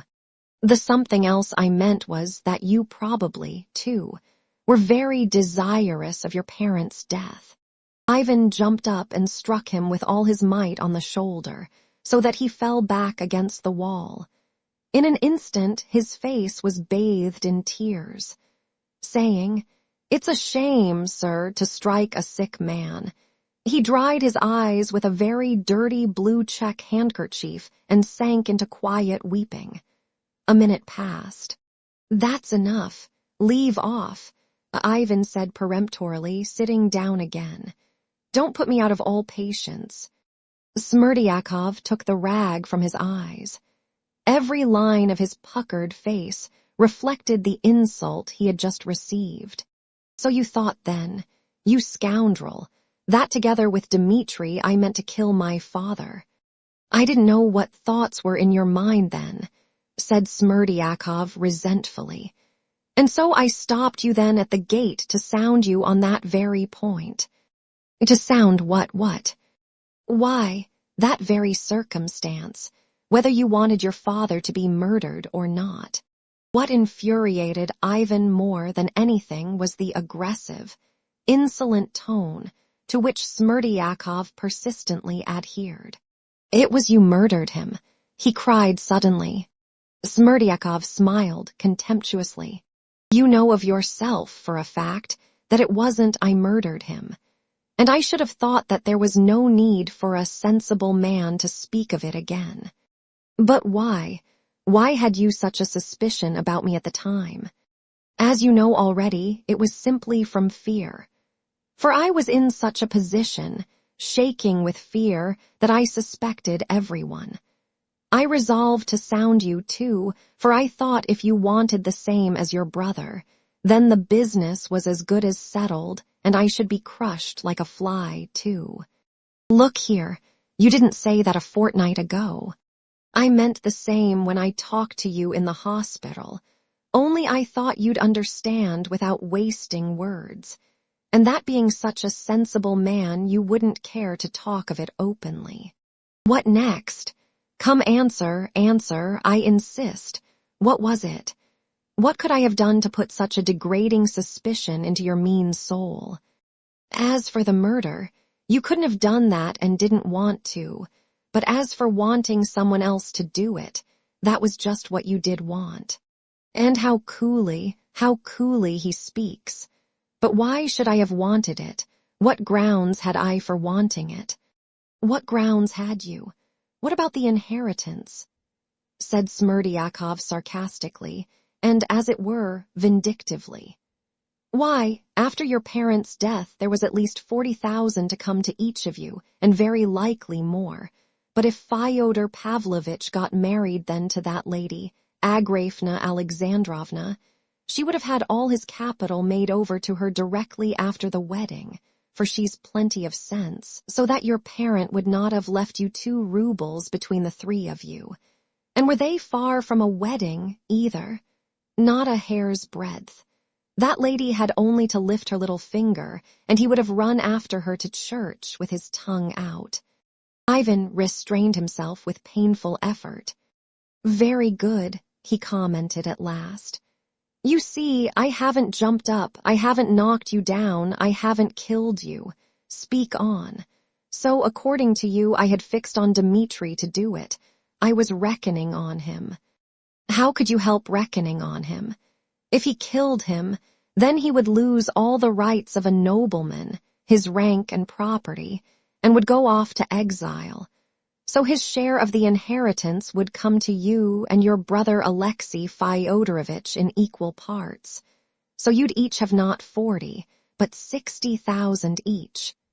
There's not a doubt you did reckon on Dmitri Fyodorovitch. What I put up with from you.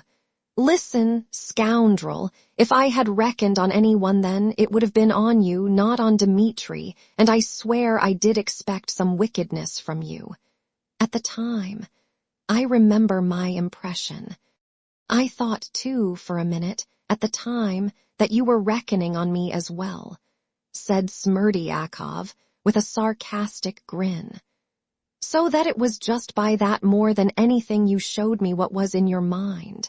For if you had a foreboding about me and yet went away, you as good as said to me, 'You can murder my parent, I won't hinder you.' You scoundrel, so that's how you understood it. It was all that going to teacher Mashnia. Why? You were meaning to go to Moscow and refused all your father's entreaties to go to teacher Mashnia, and simply at a foolish word from me you consented at once. What reason had you to consent to teacher Mashnia? Since you went to teacher Mashnia with no reason, simply at my word, it shows that you must have expected something from me." "No, I swear I didn't," shouted Ivan, grinding his teeth. "You didn't? Then you ought, as your father's son, to have had me taken to the lock-up and thrashed at once for my words then. Or at least, to have given me a punch in the face on the spot. But you were not a bit angry, if you please, and at once in a friendly way acted on my foolish word and went away, which was utterly absurd, for you ought to have stayed to save your parents' life. How could I help drawing my conclusions?" Ivan sat scowling, both his fists convulsively pressed on his knees. "Yes, I am sorry I didn't punch you in the face," he said with a bitter smile. "I couldn't have taken you to the lock-up just then. Who would have believed me, and what charge could I bring against you? But the punch in the face... Oh, I'm sorry I didn't think of it. Though blows are forbidden, I should have pounded your ugly face to a jelly." Smerdyakov looked at him almost with relish. "In the ordinary occasions of life," he said in the same complacent and sententious tone in which he had taunted Grigory and argued with him about religion at Fyodor Pavlovitch's table. "In the ordinary occasions of life, blows on the face are forbidden nowadays by law, and people have given them up. But in exceptional occasions of life, people still fly to blows, not only among us but all over the world. Be it even the fullest republic of France, just as in the time of Adam and Eve, and they never will leave off. But you, even in an exceptional case, did not dare. What are you learning French words for?" Ivan nodded towards the exercise book lying on the table. "Why shouldn't I learn them so as to improve my education? Supposing that I may myself chance to go some day to those happy parts of Europe. Listen, monster." Ivan's eyes flashed and he trembled all over. "I am not afraid of your accusations. You can say what you like about me, and if I don't beat you to death, It's simply because I suspect you of that crime and I'll drag you to justice. I'll unmask you. To my thinking, you'd better keep quiet, for what can you accuse me of, considering my absolute innocence? And who would believe you? Only if you begin, I shall tell everything too, for I must defend myself. Do you think I am afraid of you now? If the court doesn't believe all I've said to you just now, the public will, and you will be ashamed. That's as much as to say, it's always worth while speaking to a sensible man, eh? Snarled Ivan. You hit the mark, indeed, and you'd better be sensible. Ivan got up, shaking all over with indignation, put on his coat, and without replying further to Smerdyakov, without even looking at him, walked quickly out of the cottage. The cool evening air refreshed him. There was a bright moon in the sky. A nightmare of ideas and sensations filled his soul. Shall I go at once and give information against Smerdyakov? But what information can I give? He is not guilty anyway. On the contrary, he'll accuse me. And in fact, why did I set off for teacher Mashnia then? What for? What for? Ivan asked himself. Yes, of course, I was expecting something, and he is right. And he remembered for the 100th time how, on the last night in his father's house, he had listened on the stairs. But he remembered it now with such anguish that he stood still on the spot as though he had been stabbed. Yes, I expected it then, that's true.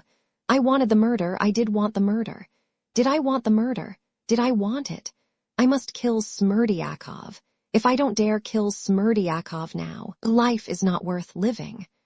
Ivan did not go home, but went straight to Katerina Ivanovna and alarmed her by his appearance. He was like a madman. He repeated all his conversation with Smerdyakov, every syllable of it. He couldn't be calmed, however much she tried to soothe him. He kept walking about the room, speaking strangely, disconnectedly. At last he sat down, put his elbows on the table, leaned his head on his hands, and pronounced this strange sentence. If it's not Dmitri, but Smerdyakov who's the murderer, I share his guilt, for I put him up to it. Whether I did, I don't know yet. But if he is the murderer and not Dmitri, then, of course, I am the murderer, too. When Katerina Ivanovna heard that, she got up from her seat without a word, went to her writing table, opened a box standing on it, took out a sheet of paper, and laid it before Ivan. This was the document of which Ivan spoke to Alyosha later on as a conclusive proof that Dmitri had killed his father. It was the letter written by Mirya to Katerina Ivanovna when he was drunk, on the very evening he met Alyosha at the crossroads on the way to the monastery, after the scene at Katerina Ivanovna's, when Grushenka had insulted her. Then, parting from Alyosha, Mirya had rushed to Grushenka. I don't know whether he saw her, but in the evening he was at the metropolis, where he got thoroughly drunk. Then he asked for pen and paper and wrote a document of weighty consequences to himself. It was a wordy, disconnected, frantic letter, a drunken letter, in fact.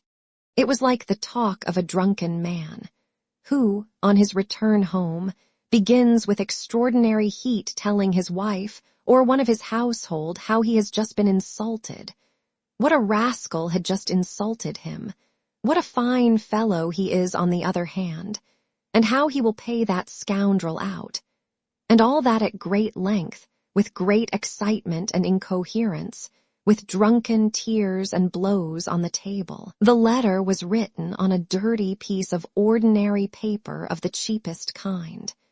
It had been provided by the tavern, and there were figures scrawled on the back of it. There was evidently not space enough for his drunken verbosity, and Mirya not only filled the margins, but had written the last line right across the rest. The letter ran as follows. Fatal Katya, tomorrow I will get the money and repay your 3,000 and farewell, woman of great wrath, but farewell too, my love. Let us make an end. Tomorrow I shall try and get it from everyone, and if I can't borrow it, I give you my word of honor I shall go to my father and break his skull and take the money from under the pillow, if only Ivan has gone. If I have to go to Siberia for it, I'll give you back your 3,000. And farewell. I bow down to the ground before you, for I've been a scoundrel to you. Forgive me. No, better not forgive me, you'll be happier, and so shall I.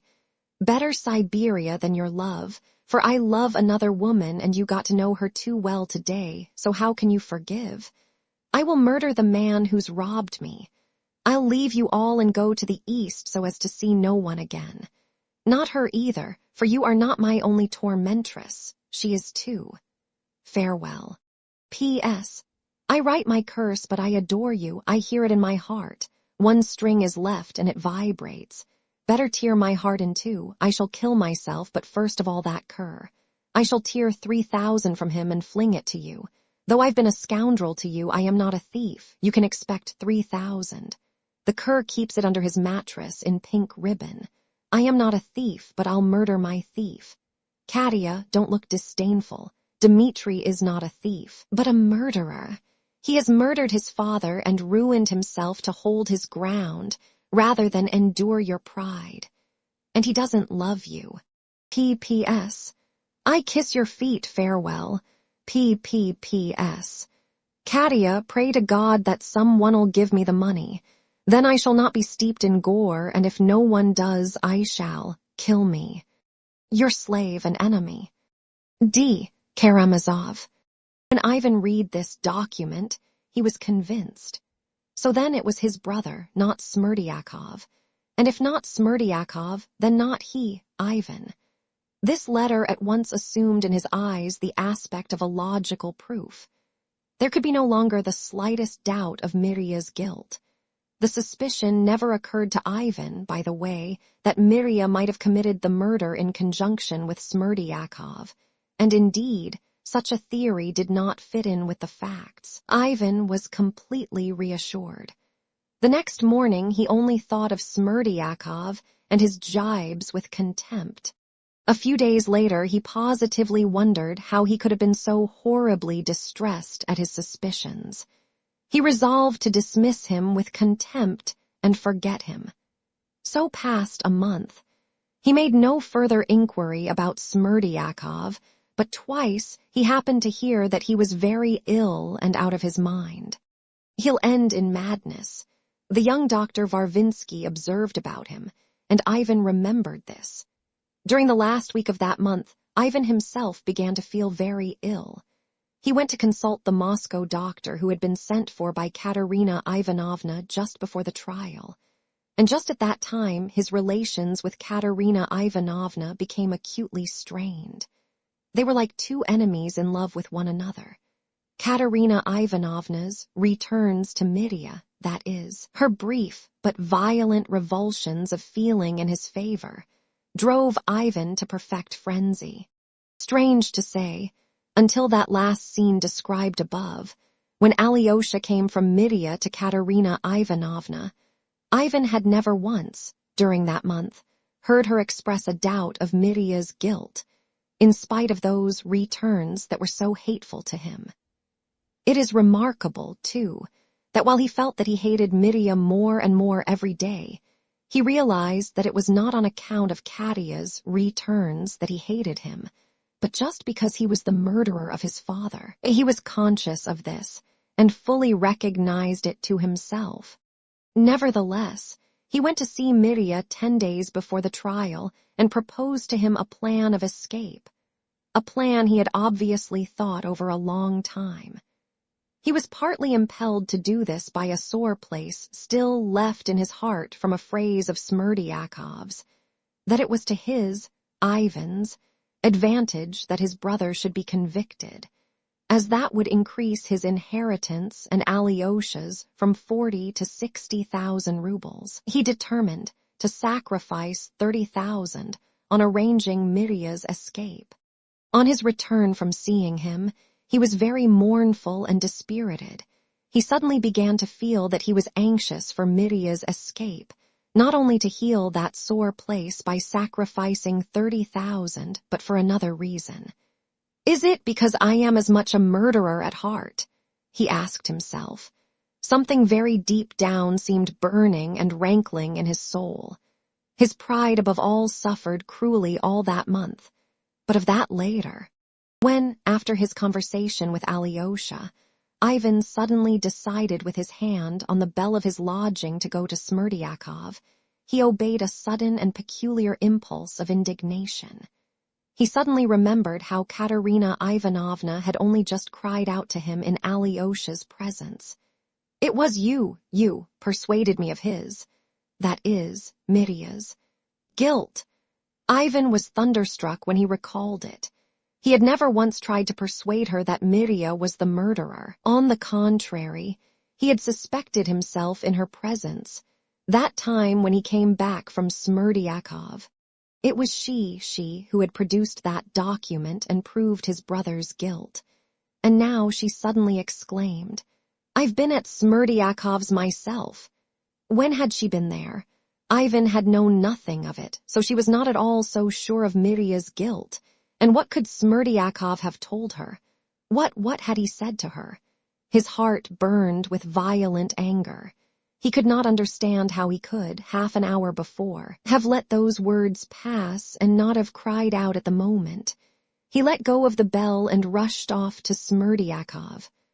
I shall kill him, perhaps, this time, he thought on the way. Chapter 8. The third and last interview with Smerdyakov.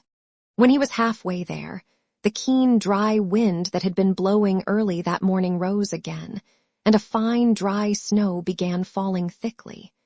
It did not lie on the ground, but was whirled about by the wind, and soon there was a regular snowstorm. There were scarcely any lamp posts in the part of the town where Smerdyakov lived. Ivan strode alone in the darkness, unconscious of the storm, instinctively picking out his way. His head ached, and there was a painful throbbing in his temples. He felt that his hands were twitching convulsively.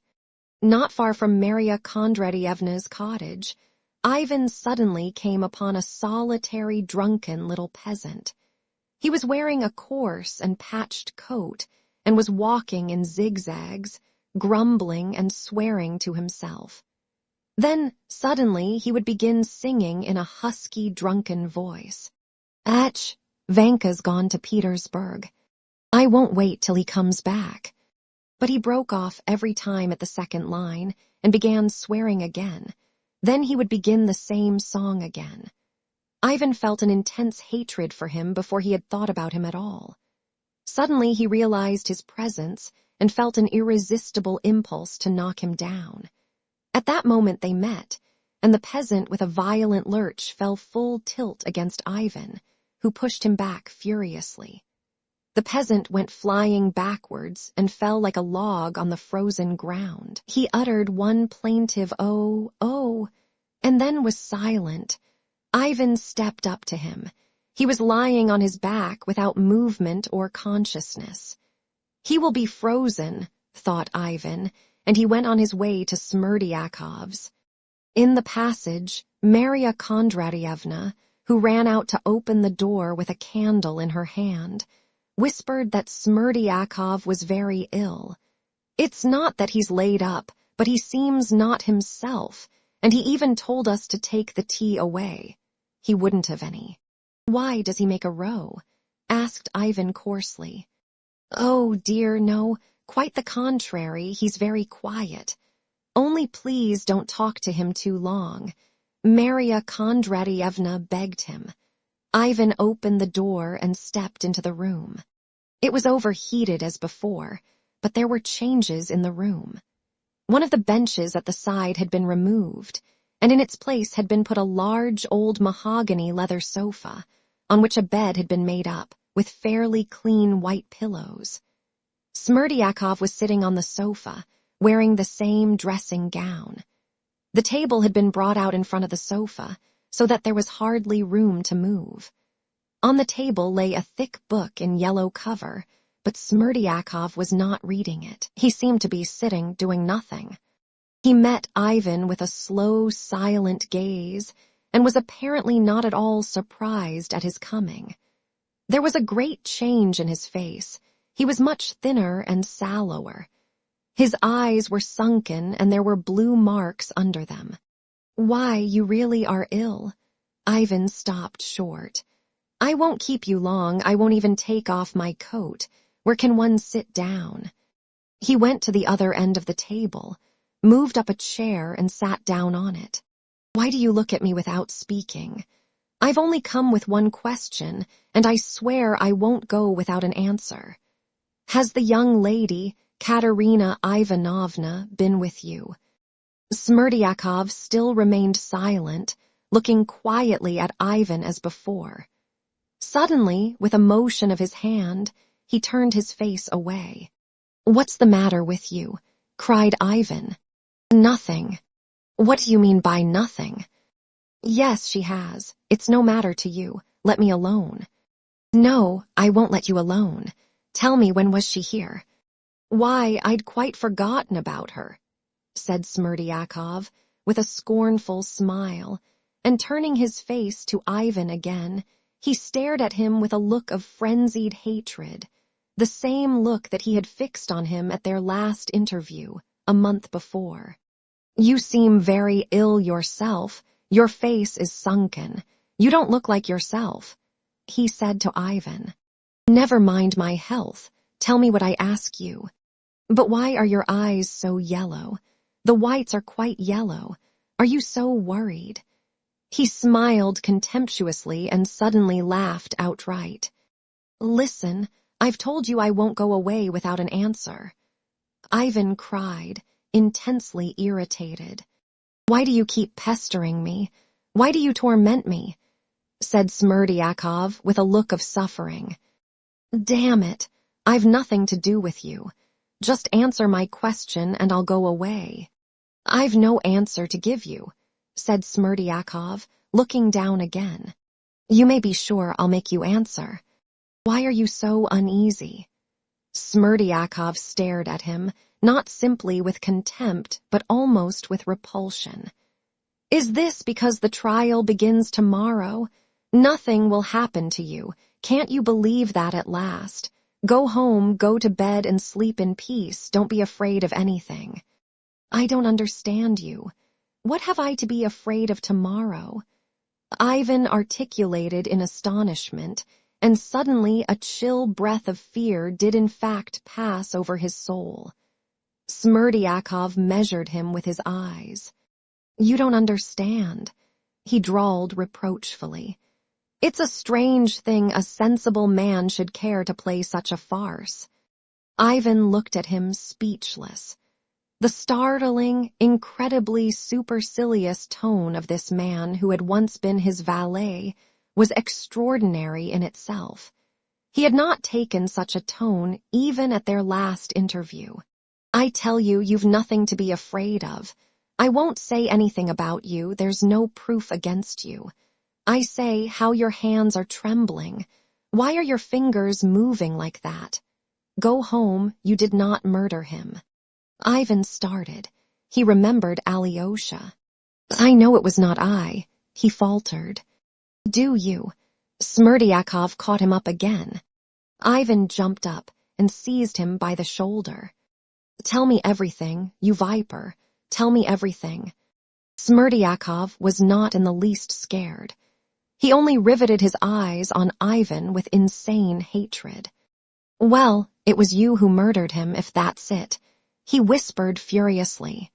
Ivan sank back on his chair, as though pondering something.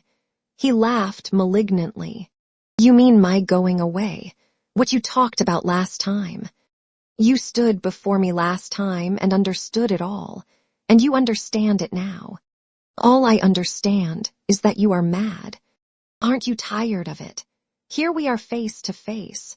What's the use of going on keeping up a farce to each other? Are you still trying to throw it all on me to my face?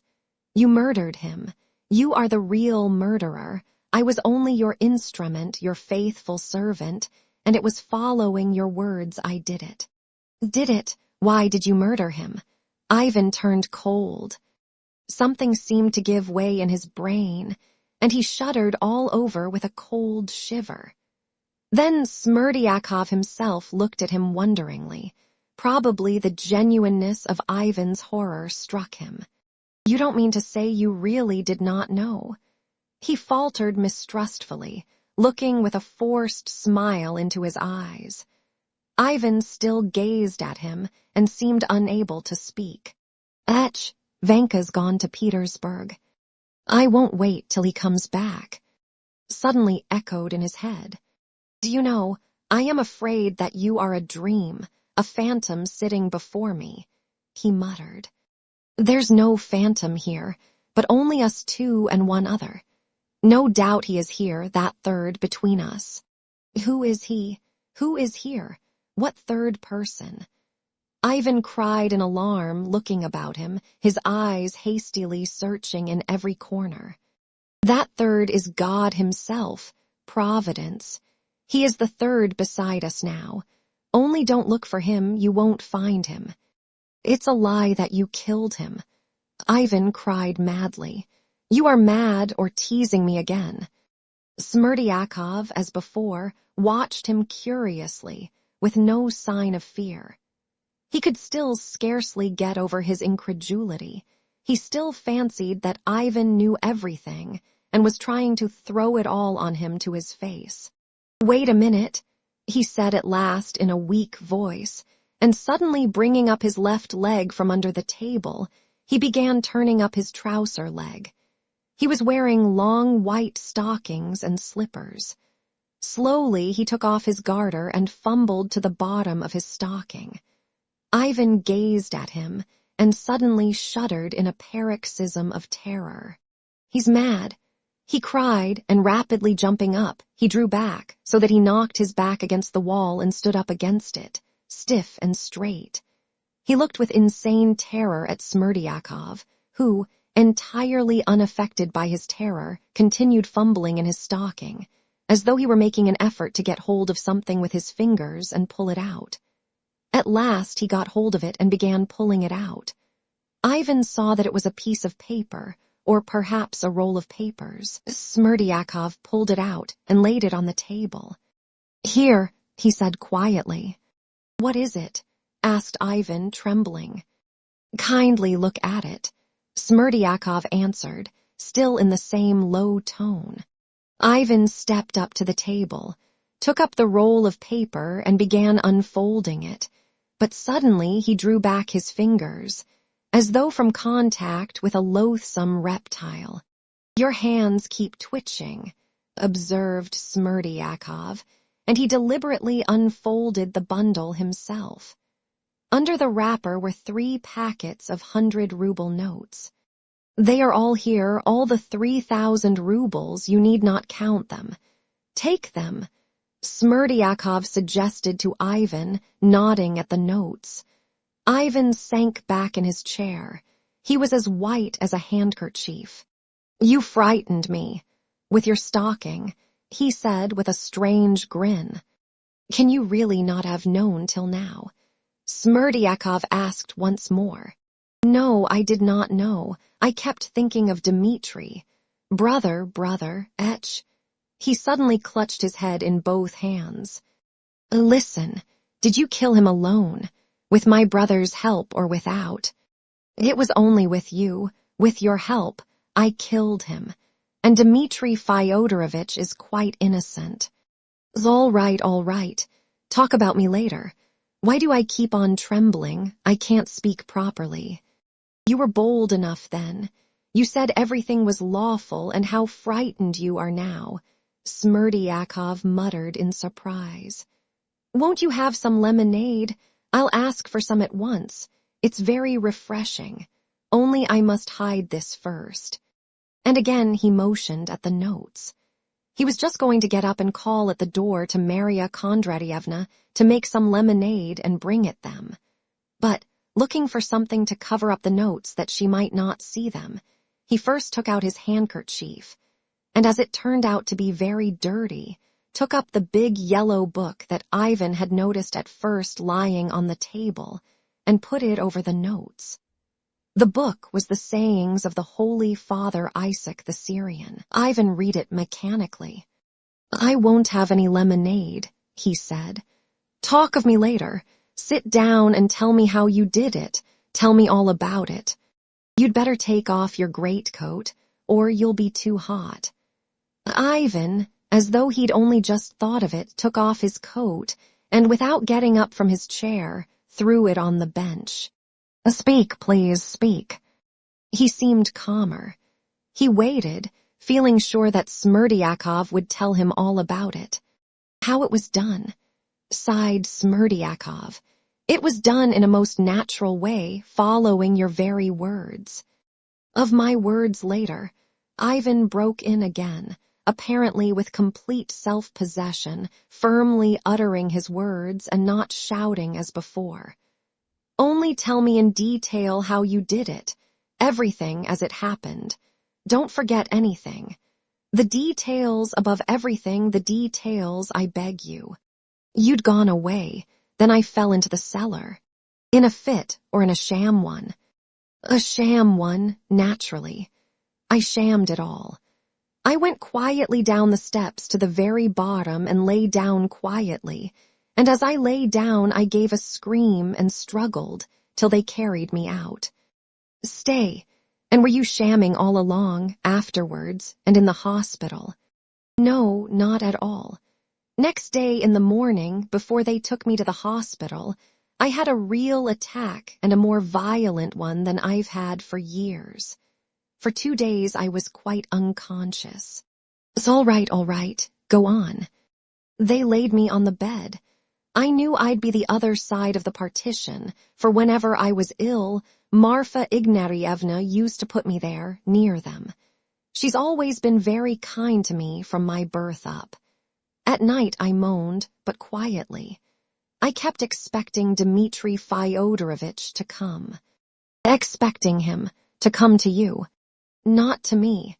I expected him to come into the house, for I'd no doubt that he'd come that night, for being without me and getting no news, he'd be sure to come and climb over the fence, as he used to, and do something. And if he hadn't come, then nothing would have happened. I should never have brought myself to it without him." All right. Speak more intelligibly, don't hurry. Above all, don't leave anything out." "I expected him to kill Fyodor Pavlovitch. I thought that was certain, for I had prepared him for it. During the last few days. He knew about the knocks, that was the chief thing. With his suspiciousness and the fury which had been growing in him all those days, he was bound to get into the house by means of those taps. That was inevitable, so I was expecting him." "Stay," Ivan interrupted. "If he had killed him, he would have taken the money and carried it away. You must have considered that. What would you have got by it afterwards?" "I don't see." "But he would never have found the money. That was only what I told him, that the money was under the mattress. But that wasn't true. It had been lying in a box. And afterwards I suggested to Fyodor Pavlovitch, as I was the only person he trusted, to hide the envelope with the notes in the corner behind the icons, for no one would have guessed that place, especially if they came in a hurry. So that's where the envelope lay, in the corner behind the icons. It would have been absurd to keep it under the mattress. The box, anyway, could be locked. But all believe it was under the mattress.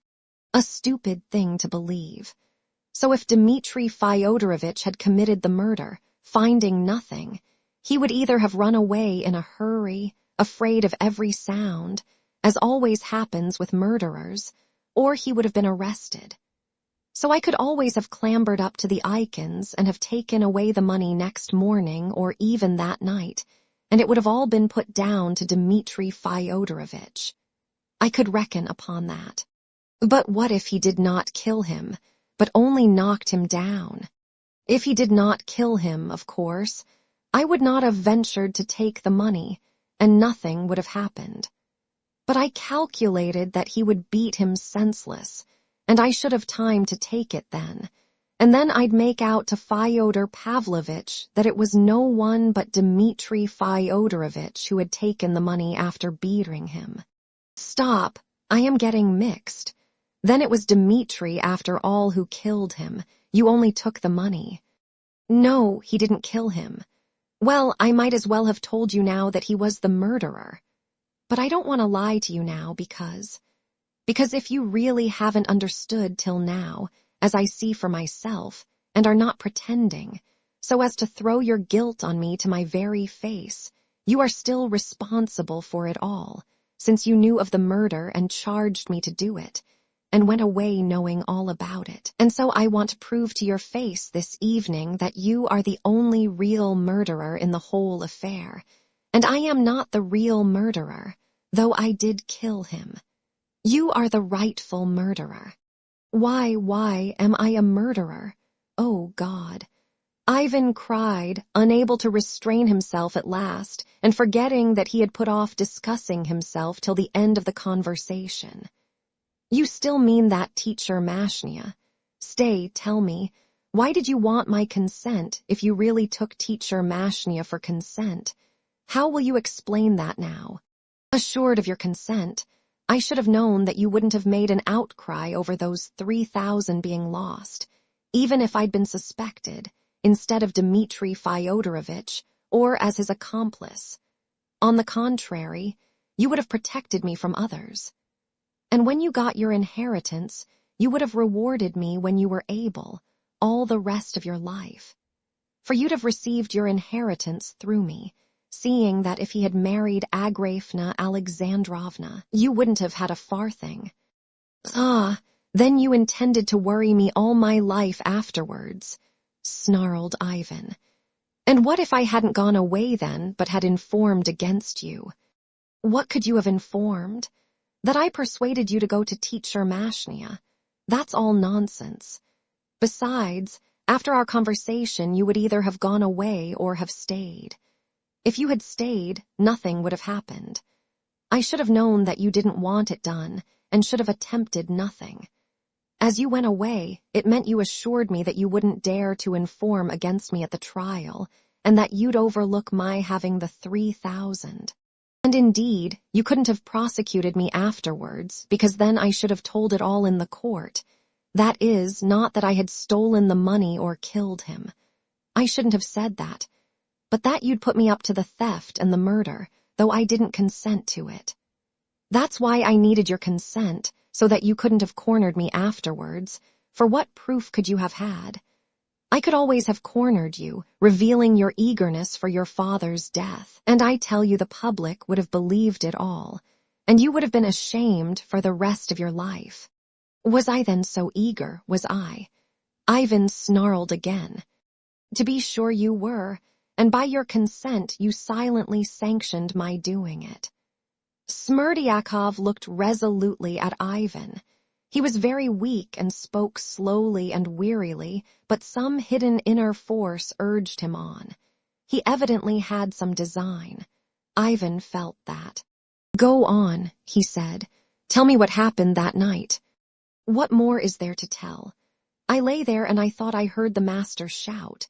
And before that, Grigory Vasilievich had suddenly got up and came out, and he suddenly gave a scream, and then all was silence and darkness. I lay there waiting, my heart beating. I couldn't bear it. I got up at last, went out. I saw the window open on the left into the garden, and I stepped to the left to listen whether he was sitting there alive, and I heard the master moving about, sighing, so I knew he was alive. Etch, I thought. I went to the window and shouted to the master, it's I. And he shouted to me, he's run away. He meant Dmitri Fyodorovich had been. He's killed Grigory. Where? I whispered. There in the corner, he pointed. He was whispering, too. Wait a bit, I said. I went to the corner of the garden to look, and there I came upon Grigory Vasilievich lying by the wall, covered with blood, senseless. So it's true that Dmitri Fyodorovich has been here, was the thought that came into my head, and I determined on the spot to make an end of it, as Grigory Vasilievich, even if he were alive, would see nothing of it as he lay there senseless. The only risk was that Marfa Ignatyevna might wake up. I felt that at the moment, but the longing to get it done came over me, till I could scarcely breathe. I went back to the window to the master and said, "She's here. She's come. Agrafena Alexandrovna has come, wants to be let in." And he started like a baby. "Where is she?" He fairly gasped but couldn't believe it. "She's standing there," said I. "Open." He looked out of the window at me, half believing and half distrustful, but afraid to open. Why, he is afraid of me now, I thought. And it was funny. I bethought me to knock on the window, frame those taps we'd agreed upon as a signal that Grushenka had come in his presence before his eyes. He didn't seem to believe my word, but as soon as he heard the taps, he ran at once to open the door. He opened it. I would have gone in, but he stood in the way to prevent me passing. "Where is she? Where is she?" He looked at me all of a tremble. Well, thought I, if he's so frightened of me as all that, it's a bad lookout. And my legs went weak with fright that he wouldn't let me in or would call out, or Marfa Ignatyevna would run up, or something else might happen. I don't remember now, but I must have stood pale, facing him. I whispered to him, "Why, she's there under the window. How is it you don't see her?" I said. "Bring her then, bring her." "She's afraid," said I. "She was frightened at the noise. She's hidden in the bushes. Go and call to her yourself from the study." He ran to the window, put the candle in the window. "Grushenka," he cried, "Grushenka, are you here?" Though he cried that, he didn't want to lean out of the window. He didn't want to move away from me, for he was panic-stricken. He was so frightened he didn't dare to turn his back on me. "Why, here she is," said I. I went up to the window and leaned right out of it. "Here she is. She's in the bush, laughing at you, don't you see her?" He suddenly believed it. He was all of a shake. He was awfully crazy about her, and he leaned right out of the window. I snatched up that iron paper weight from his table. Do you remember, weighing about 3 pounds? I swung it and hit him on the top of the skull with the corner of it. He didn't even cry out. He only sank down suddenly, and I hit him again and a third time. And the third time I knew I'd broken his skull. He suddenly rolled on his back, face upwards, covered with blood. I looked round. There was no blood on me, not a spot. I wiped the paper weight, put it back, went up to the icons, took the money out of the envelope, and flung the envelope on the floor and the pink ribbon beside it. I went out into the garden all of a tremble, straight to the apple tree with a hollow in it. You know that hollow. I'd marked it long before and put a rag and a piece of paper ready in it. I wrapped all the notes in the rag and stuffed it deep down in the hole, and there it stayed for over a fortnight. I took it out later, when I came out of the hospital. I went back to my bed, lay down and thought, if Grigory Vasilievich has been killed outright, it may be a bad job for me. But if he is not killed and recovers, it will be first rate. For then he'll bear witness that Dmitri Fyodorovich has been here, and so he must have killed him and taken the money.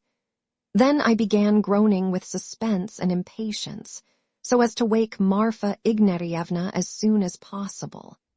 At last she got up and she rushed to me, but when she saw Grigory Vasilievich was not there, she ran out, and I heard her scream in the garden.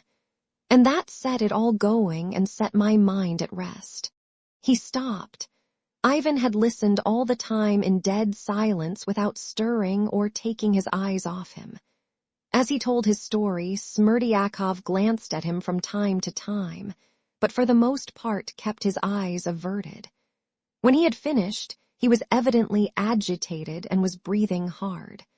The perspiration stood out on his face, but it was impossible to tell whether it was remorse he was feeling or what.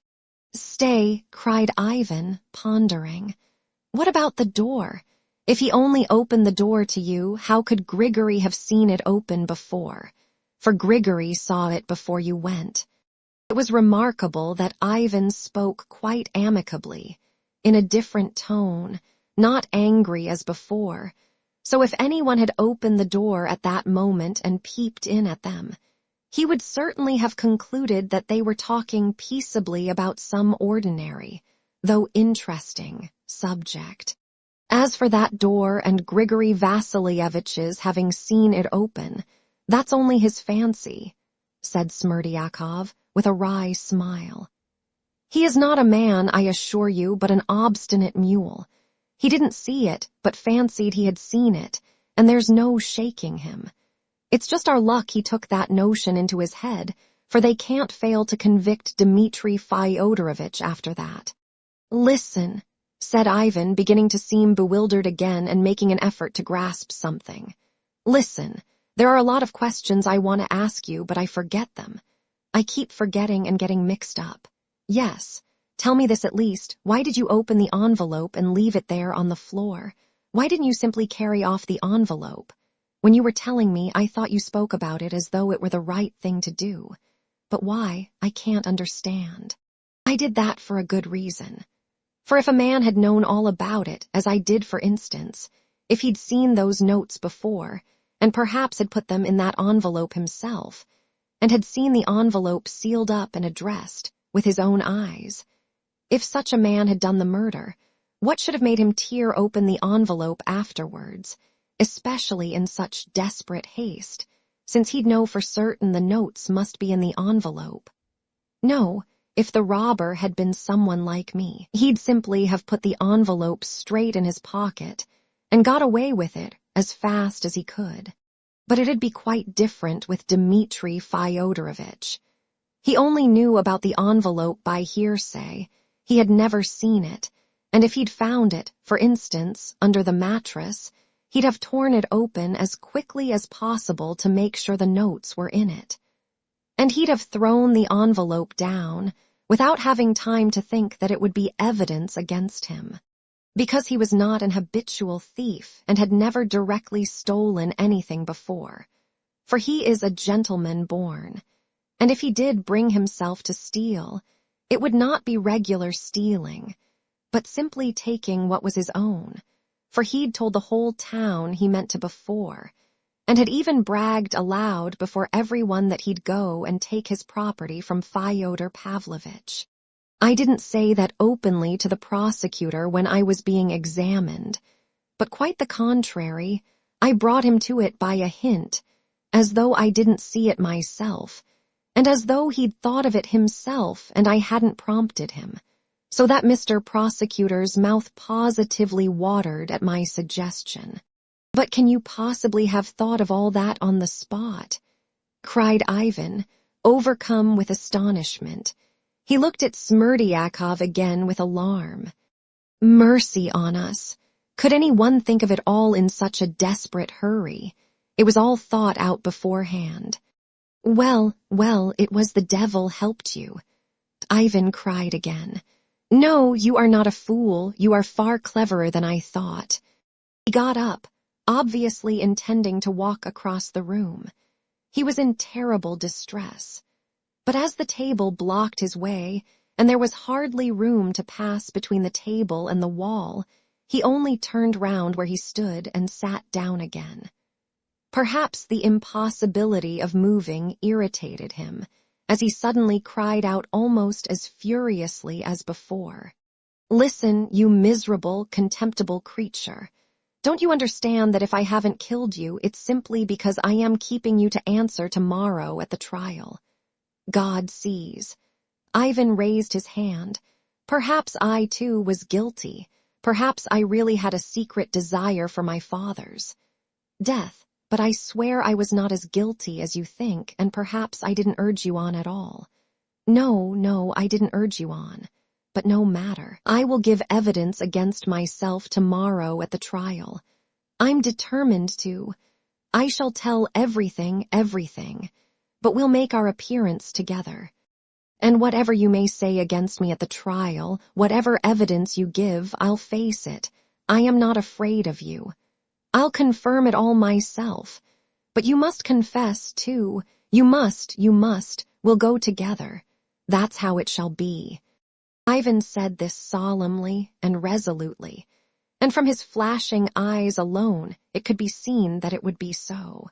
You are ill, I see. You are quite ill. Your eyes are yellow. Smerdyakov commented, without the least irony, with apparent sympathy in fact. We'll go together, Ivan repeated. And if you won't go, no matter, I'll go alone. Smerdyakov paused, as though pondering. There'll be nothing of the sort, and you won't go. He concluded at last positively. You don't understand me, Ivan exclaimed reproachfully.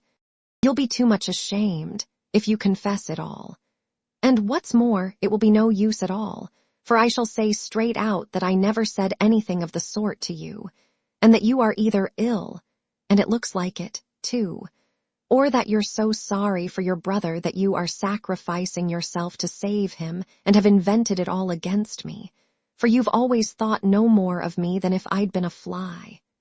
And who will believe you, and what single proof have you got? Listen, you showed me those notes just now to convince me. Smerdyakov lifted the book off the notes and laid it on one side. Take that money away with you, Smerdyakov sighed. Of course, I shall take it, but why do you give it to me if you committed the murder for the sake of it? Ivan looked at him with great surprise. I don't want it, Smerdyakov articulated in a shaking voice, with a gesture of refusal. I did have an idea of beginning a new life with that money in Moscow, or better still, abroad. I did dream of it chiefly because all things are lawful. That was quite right what you taught me, for you talked a lot to me about that. For if there's no everlasting God, there's no such thing as virtue, and there's no need of it. You were right there. So that's how I looked at it. Did you come to that of yourself? Asked Ivan with a wry smile. With your guidance. And now, I suppose, you believe in God since you are giving back the money. No, I don't believe, whispered Smerdyakov. Then why are you giving it back? Leave off, that's enough.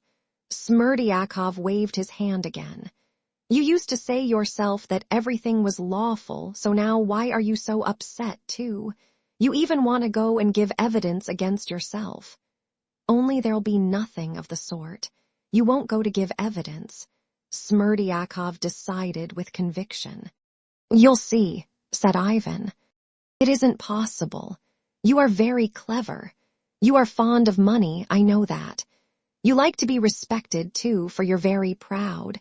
You are far too fond of female charms, too, and you mind most of all about living in undisturbed comfort without having to depend on anyone. That's what you care most about. You won't want to spoil your life forever by taking such a disgrace on yourself. You are like Fyodor Pavlovitch. You are more like him than any of his children. You've the same soul as he had. You are not a fool, said Ivan, seeming struck. The blood rushed to his face. You are serious now, he observed, looking suddenly at Smerdyakov with a different expression. It was your pride made you think I was a fool. Take the money. Ivan took the 3 rolls of notes and put them in his pocket without wrapping them in anything. I shall show them at the court tomorrow, he said. Nobody will believe you, as you've plenty of money of your own. You may simply have taken it out of your cash box and brought it to the court. Ivan rose from his seat. I repeat, he said, the only reason I haven't killed you is that I need you for tomorrow. Remember that, don't forget it. Well, kill me now, Smerdyakov said, all at once looking strangely at Ivan. You won't dare do that even, he added with a bitter smile. You won't dare to do anything, you who used to be so bold. Till tomorrow, cried Ivan and moved to go out. Stay a moment, show me those notes again. Ivan took out the notes and showed them to him. Smerdyakov looked at them for 10 seconds. Well, you can go, he said with a wave of his hand. Ivan Fyodorovitch, he called after him again. What do you want? Ivan turned without stopping. Goodbye. Till tomorrow. Ivan cried again, and he walked out of the cottage. The snowstorm was still raging. He walked the first few steps boldly, but suddenly began staggering. "It's something physical," he thought with a grin. Something like joy was springing up in his heart. He was conscious of unbounded resolution. He would make an end of the wavering that had so tortured him of late. His determination was taken, and now it will not be changed, he thought with relief. At that moment he stumbled against something and almost fell down. Stopping short, he made out at his feet the peasant he had knocked down, still lying senseless and motionless. The snow had almost covered his face. Ivan seized him and lifted him in his arms. Seeing a light in the little house to the right, he went up, knocked at the shutters, and asked the man to whom the house belonged to help him carry the peasant to the police station, promising him 3 rubles. The man got ready and came out. I won't describe in detail how Ivan succeeded in his object, bringing the peasant to the police station and arranging for a doctor to see him at once, providing with a liberal hand for the expenses. I will only say that this business took a whole hour, but Ivan was well content with it. His mind wandered and worked incessantly. If I had not taken my decision so firmly for tomorrow, he reflected with satisfaction, I should not have stayed a whole hour to look after the peasant, but should have passed by, without caring about his being frozen. I am quite capable of watching myself, by the way, he thought at the same instant, with still greater satisfaction, although they have decided that I am going out of my mind. Just as he reached his own house, he stopped short, asking himself suddenly hadn't he better go at once to the prosecutor and tell him everything. He decided the question by turning back to the house. "Everything together tomorrow," he whispered to himself, and, strange to say, almost all his gladness and self-satisfaction passed in one instant. As he entered his own room, he felt something like a touch of ice on his heart, like a recollection, or more exactly, a reminder of something agonizing and revolting that was in that room now, at that moment, and had been there before. He sank wearily on his sofa. The old woman brought him a samovar. He made tea, but did not touch it. He sat on the sofa and felt giddy. He felt that he was ill and helpless. He was beginning to drop asleep, but got up uneasily and walked across the room to shake off his drowsiness. At moments he fancied he was delirious, but it was not illness that he thought of most. Sitting down again, he began looking round as though searching for something. This happened several times. At last his eyes were fastened intently on one point. Ivan smiled, but an angry flush suffused his face. He sat a long time in his place, his head propped on both arms, though he looked sideways at the same point, at the sofa that stood against the opposite wall. There was evidently something, some object, that irritated him there, worried him and tormented him. Chapter 9. The Devil, Ivan's Nightmare. I am not a doctor, but yet I feel that the moment has come when I must inevitably give the reader some account of the nature of Ivan's illness. Anticipating events, I can say at least one thing. He was at that moment on the very eve of an attack of brain fever. Though his health had long been affected, it had offered a stubborn resistance to the fever which in the end gained complete mastery over it.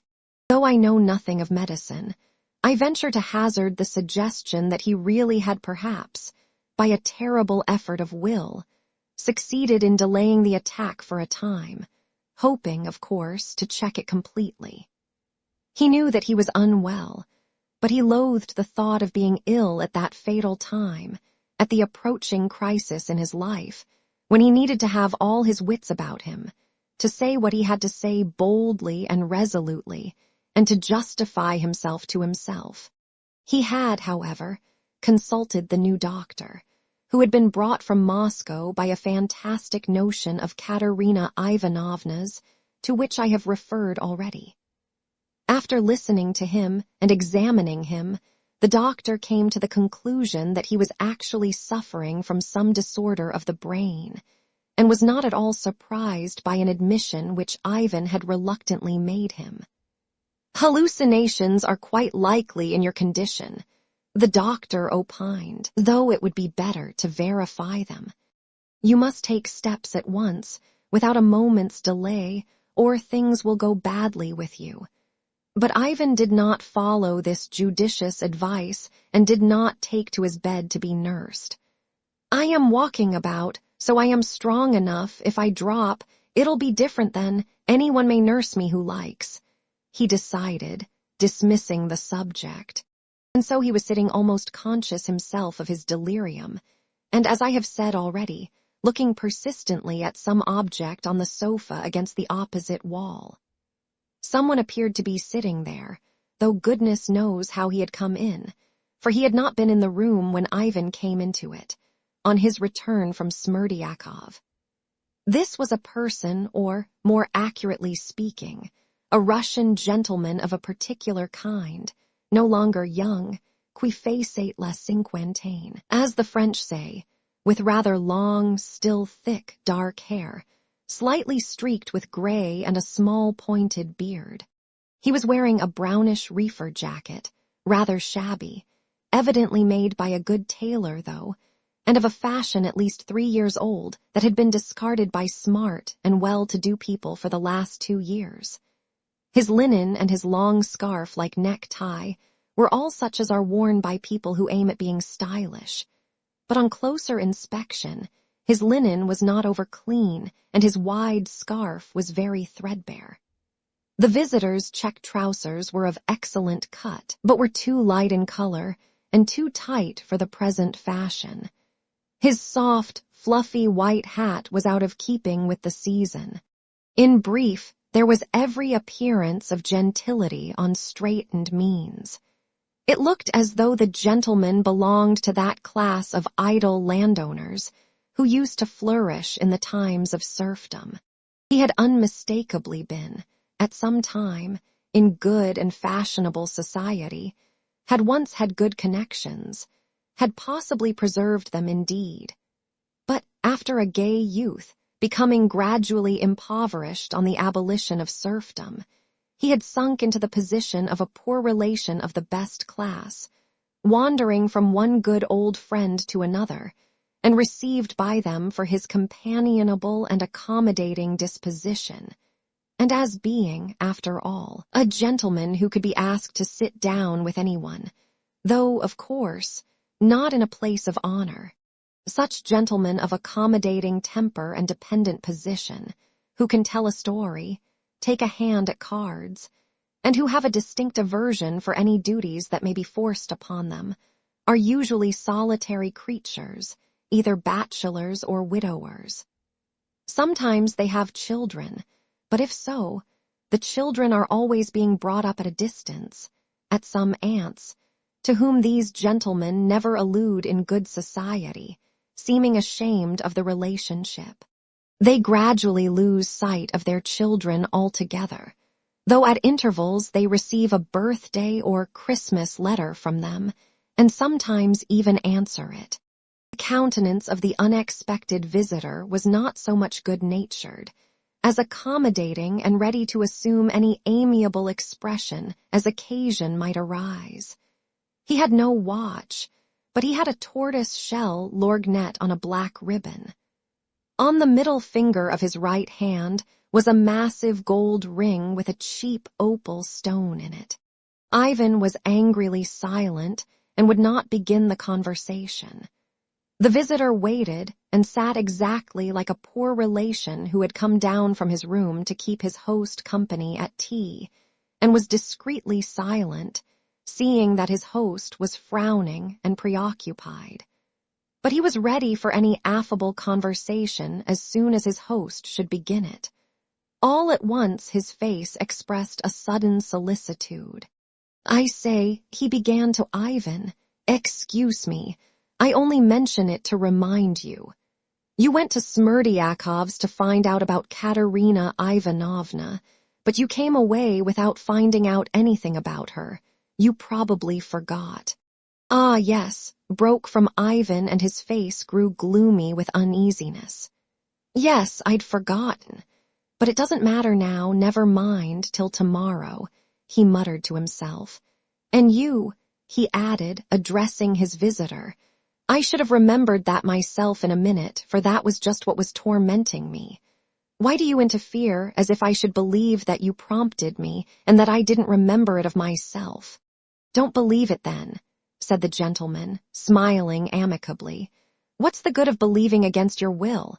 Besides, proofs are no help to believing, especially material proofs. Thomas believed, not because he saw Christ risen, but because he wanted to believe before he saw. Look at the spiritualists, for instance. I am very fond of them. Only fancy, they imagine that they are serving the cause of religion, because the devils show them their horns from the other world. That, they say, is a material proof, so to speak, of the existence of another world. The other world and material proofs, what next? And if you come to that, does proving there's a devil prove that there's a God? I want to join an idealist society.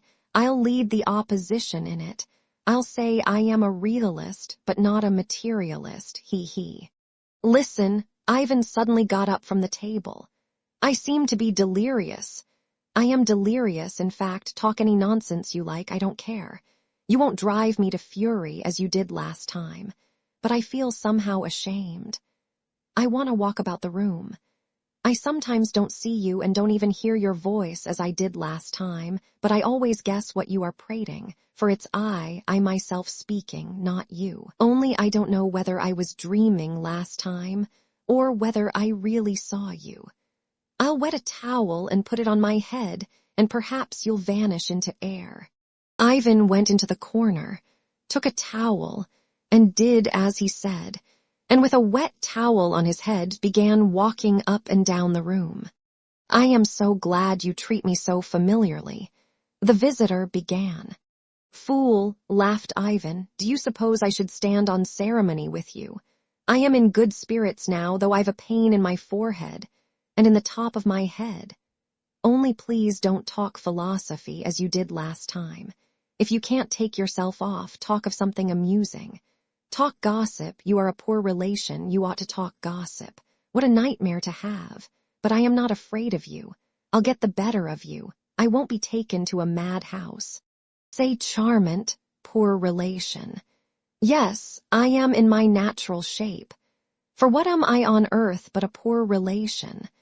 By the way, I am listening to you and am rather surprised to find you are actually beginning to take me for something real, not simply your fancy, as you persisted in declaring last time. Never for 1 minute have I taken you for reality, Ivan cried with a sort of fury. You are a lie, you are my illness, you are a phantom. It's only that I don't know how to destroy you, and I see I must suffer for a time. You are my hallucination. You are the incarnation of myself, but only of one side of me. Of my thoughts and feelings, but only the nastiest and stupidest of them. From that point of view, you might be of interest to me, if only I had time to waste on you. Excuse me, I'll catch you. When you flew out at Alyosha under the lamp-post this evening and shouted to him, you learnt it from him. How do you know that he visits me? You were thinking of me then. So for one brief moment you did believe that I really exist. The gentleman laughed blandly. Yes, that was a moment of weakness. But I couldn't believe in you. I don't know whether I was asleep or awake last time. Perhaps I was only dreaming then and didn't see you really at all. And why were you so surly with Alyosha just now? He is a dear. I've treated him badly over Father Zosima. Don't talk of Alyosha. How dare you, you flunky? Ivan laughed again. You scold me, but you laugh. That's a good sign. But you are ever so much more polite than you were last time, and I know why. That great resolution of yours. Don't speak of my resolution, cried Ivan savagely. I understand. Say noble, say charmant. You are going to defend your brother and to sacrifice yourself. Say chevaleresque. Hold your tongue, I'll kick you.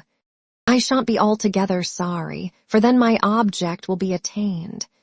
If you kick me, you must believe in my reality, for people don't kick ghosts. Joking apart, it doesn't matter to me, scold if you like, though it's better to be a trifle more polite even to me. Fool, flunky, what words. Scolding you, I scold myself. Ivan laughed again. You are myself, only with a different face. You just say what I am thinking, and are incapable of saying anything new. If I am like you in my way of thinking, it's all to my credit. The gentleman declared, with delicacy and dignity. You choose out only my worst thoughts, and what's more, the stupid ones. You are stupid and vulgar. You are awfully stupid. No, I can't put up with you. What am I to do? What am I to do? Ivan said through his clenched teeth. My dear friend, above all things I want to behave like a gentleman and to be recognized as such. The visitor began in an excess of deprecating and simple-hearted pride, typical of a poor relation. I am poor, but, I won't say very honest, but, it's an axiom generally accepted in society that I am a fallen angel. I certainly can't conceive how I can ever have been an angel. If I ever was, it must have been so long ago that there's no harm in forgetting it. Now I only prize the reputation of being a gentlemanly person and live as I can, trying to make myself agreeable. I love men genuinely. I've been greatly calumniated. Here, when I stay with you from time to time, my life gains a kind of reality, and that's what I like most of all. You see, like you, I suffer from the fantastic, and so I love the realism of earth. Here, with you, everything is circumscribed. Here all is formulated and geometrical, while we have nothing but indeterminate equations. I wander about here dreaming. I like dreaming. Besides, on earth I become superstitious. Please don't laugh. That's just what I like, to become superstitious. I adopt all your habits here. I've grown fond of going to the public baths. Would you believe it? And I go and steam myself with merchants and priests. What I dream of is becoming incarnate once for all and irrevocably in the form of some merchant's wife weighing 18 stone, and of believing all she believes. My ideal is to go to church and offer a candle in simple-hearted faith. Upon my word it is. Then there would be an end to my sufferings. I like being doctored, too. In the spring there was an outbreak of smallpox, and I went and was vaccinated in a foundling hospital. If only you knew how I enjoyed myself that day. I subscribed 10 rubles in the cause of the Slavs. But you are not listening. Do you know you are not at all well this evening? I know you went yesterday to that doctor. Well, what about your health? What did the doctor say? Fool, Ivan snapped out. But you are clever anyway. You are scolding again. I didn't ask out of sympathy. You needn't answer. Now rheumatism has come in again. Fool, repeated Ivan. You keep saying the same thing. But I had such an attack of rheumatism last year that I remember it to this day. The devil have rheumatism. Why not if I sometimes put on fleshly form? I put on fleshly form, and I take the consequences. Satan sum et nihil humanum a me alienum puto. What, Satan sum et nihil humanum? That's not bad for the devil. I am glad I've pleased you at last. But you didn't get that from me. Ivan stopped suddenly, seeming struck. That never entered my head, that's strange. C'est du nouveau, n'est-ce si passe. This time I'll act honestly and explain to you. Listen, in dreams and especially in nightmares from indigestion or anything, a man sees sometimes such artistic visions, such complex and real actuality, such events, even a whole world of events woven into such a plot, with such unexpected details from the most exalted matters to the last button on a cuff, as I swear Leo Tolstoy has never invented. Yet such dreams are sometimes seen not by writers, but by the most ordinary people, officials, journalists, priests. The subject is a complete enigma. A statesman confessed to me, indeed, that all his best ideas came to him when he was asleep. Well, that's how it is now, though I am your hallucination, yet just as in a nightmare, I say original things which had not entered your head before. So I don't repeat your ideas, yet I am only your nightmare, nothing more. You are lying. Your aim is to convince me you exist apart and are not my nightmare, and now you are asserting you are a dream. My dear fellow, I've adopted a special method today. I'll explain it to you afterwards. Stay, where did I break off? Oh, yes, I caught cold then, only not here but yonder. Where is yonder? Tell me, will you be here long? Can't you go away? Ivan exclaimed almost in despair. He ceased walking to and fro, sat down on the sofa, leaned his elbows on the table again, and held his head tight in both hands. He pulled the wet towel off and flung it away in vexation. It was evidently of no use. Your nerves are out of order, observed the gentleman, with a carelessly easy, though perfectly polite, air. You are angry with me even for being able to catch cold, though it happened in a most natural way. I was hurrying then to a diplomatic soiree at the house of a lady of high rank in Petersburg, who was aiming at influence in the ministry. Well, an evening suit, white tie, gloves, though I was God knows where and had to fly through space to reach your earth. Of course, it took only an instant, but you know a ray of light from the sun takes full 8 minutes, and fancy in an evening suit and open waistcoat. Spirits don't freeze, but when one's in fleshly form, well. In brief, I didn't think and set off, and you know in those ethereal spaces, in the water that is above the firmament, there's such a frost. At least one can't call it frost. You can fancy 150 degrees below zero. You know the game the village girls play. They invite the unwary to lick an axe in 30 degrees of frost. The tongue instantly freezes to it, and the dupe tears the skin off, so it bleeds. But that's only in 30 degrees. In 150 degrees, I imagine it would be enough to put your finger on the axe, and it would be the end of it. If only there could be an axe there. And can there be an axe there? Ivan interrupted, carelessly and disdainfully. He was exerting himself to the utmost not to believe in the delusion and not to sink into complete insanity. An axe? The guest interrupted in surprise. Yes, what would become of an axe there? Ivan cried suddenly, with a sort of savage and insistent obstinacy. What would become of an axe in space? Quelle idée! If it were to fall to any distance, it would begin, I think, flying round the earth without knowing why, like a satellite. The astronomers would calculate the rising and the setting of the axe. Gatsuk would put it in his calendar, that's all. You are stupid, awfully stupid, said Ivan peevishly. Fib more cleverly or I won't listen. You want to get the better of me by realism, to convince me that you exist, but I don't want to believe you exist. I won't believe it. But I am not fibbing, it's all the truth. The truth is unhappily hardly ever amusing. I see you persist in expecting something big of me, and perhaps something fine. That's a great pity, for I only give what I can. Don't talk philosophy, you ass. Philosophy, indeed, when all my right side is numb and I am moaning and groaning. I've tried all the medical faculty. They can diagnose beautifully. They have the whole of your disease at their fingertips, but they've no idea how to cure you. There was an enthusiastic little student here. You may die, said he, but you'll know perfectly what disease you are dying of. And then what a way they have sending people to specialists. We only diagnose, they say, but go to such and such a specialist, he'll cure you.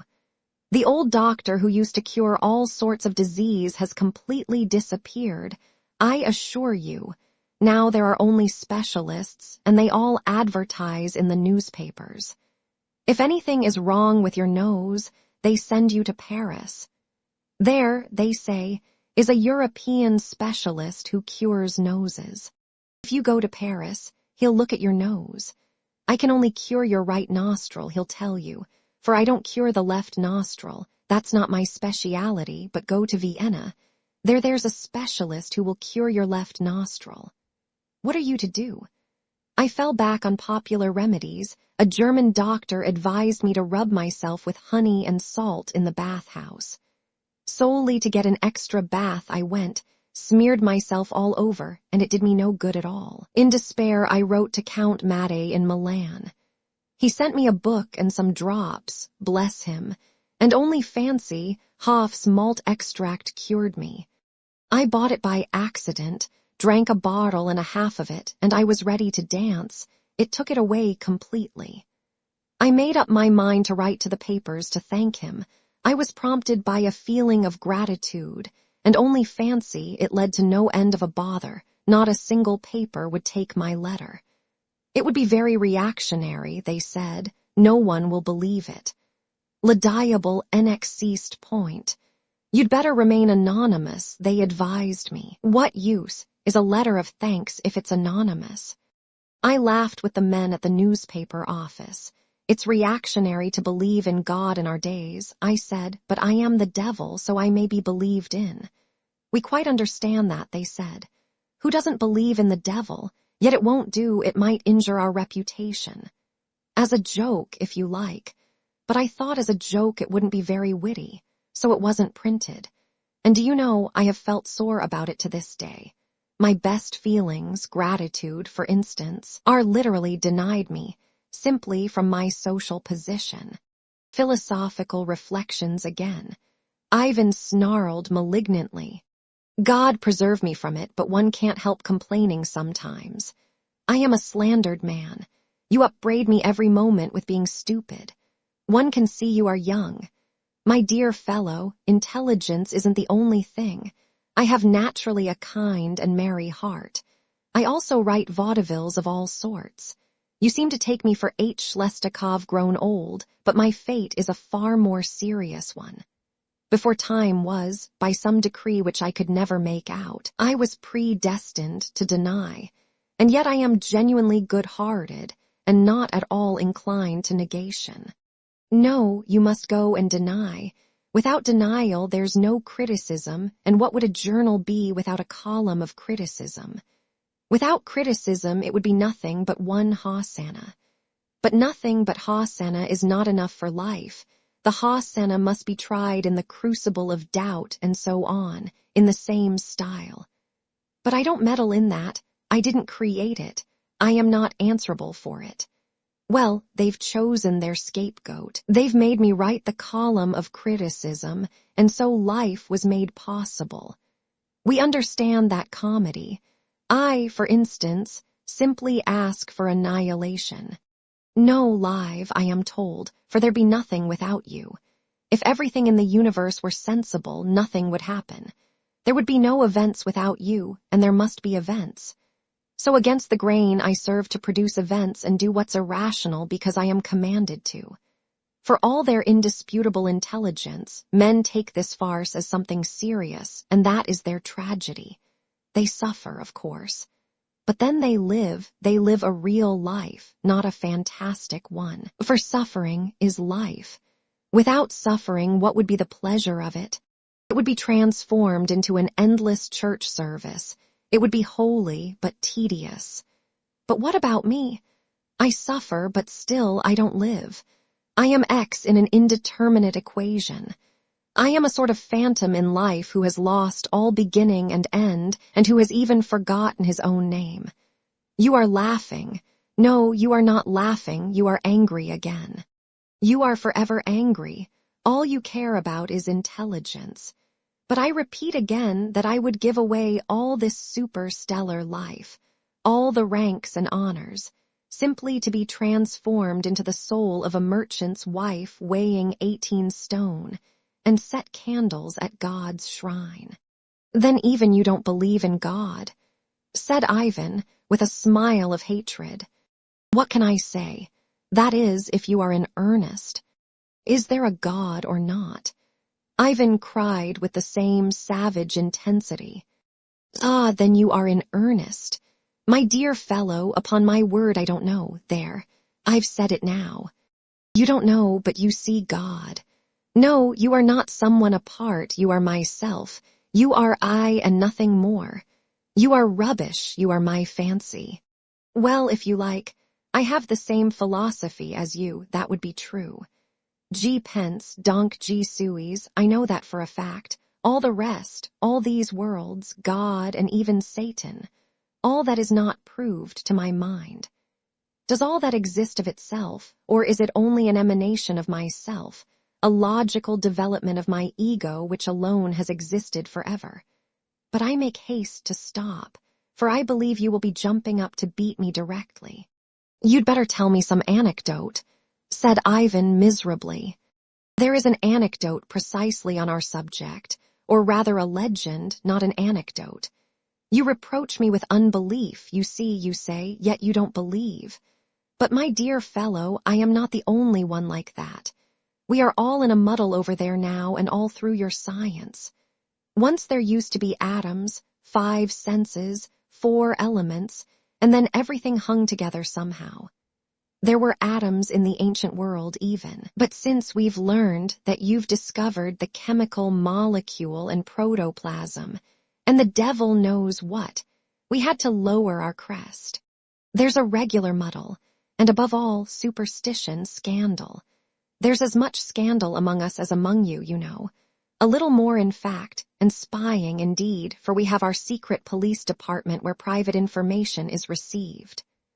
Well, this wild legend belongs to our Middle Ages, not yours, but ours, and no one believes it even among us except the old ladies of 18 stone, not your old ladies, I mean, but ours.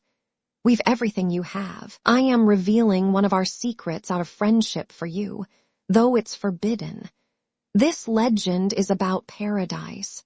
There was, they say, here on earth a thinker and philosopher. He rejected everything, laws, conscience, faith, and above all the future life. He died, he expected to go straight to darkness and death, and he found a future life before him. He was astounded and indignant.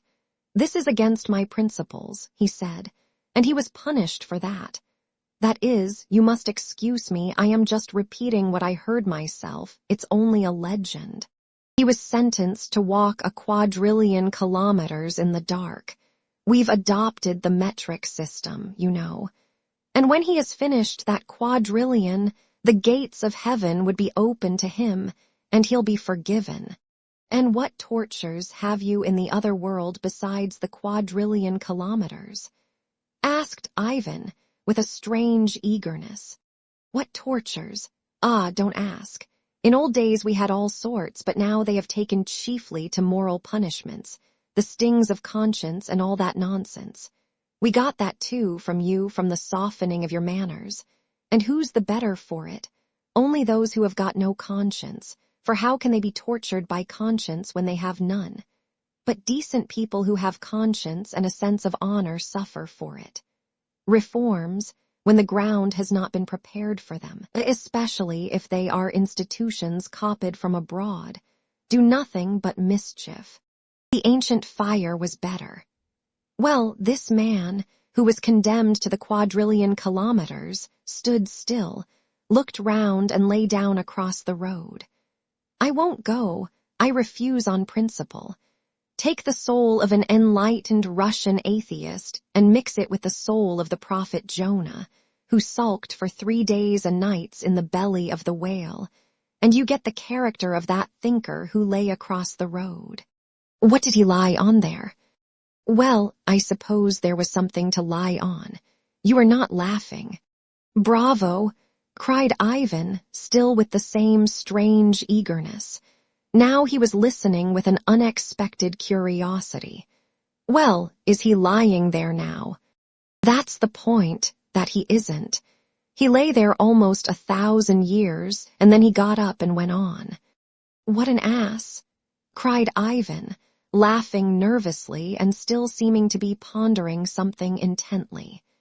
Does it make any difference whether he lies there forever or walks the quadrillion kilometers? It would take 1 billion years to walk it. Much more than that. I haven't got a pencil and paper or I could work it out. But he got there long ago, and that's where the story begins. What he got there?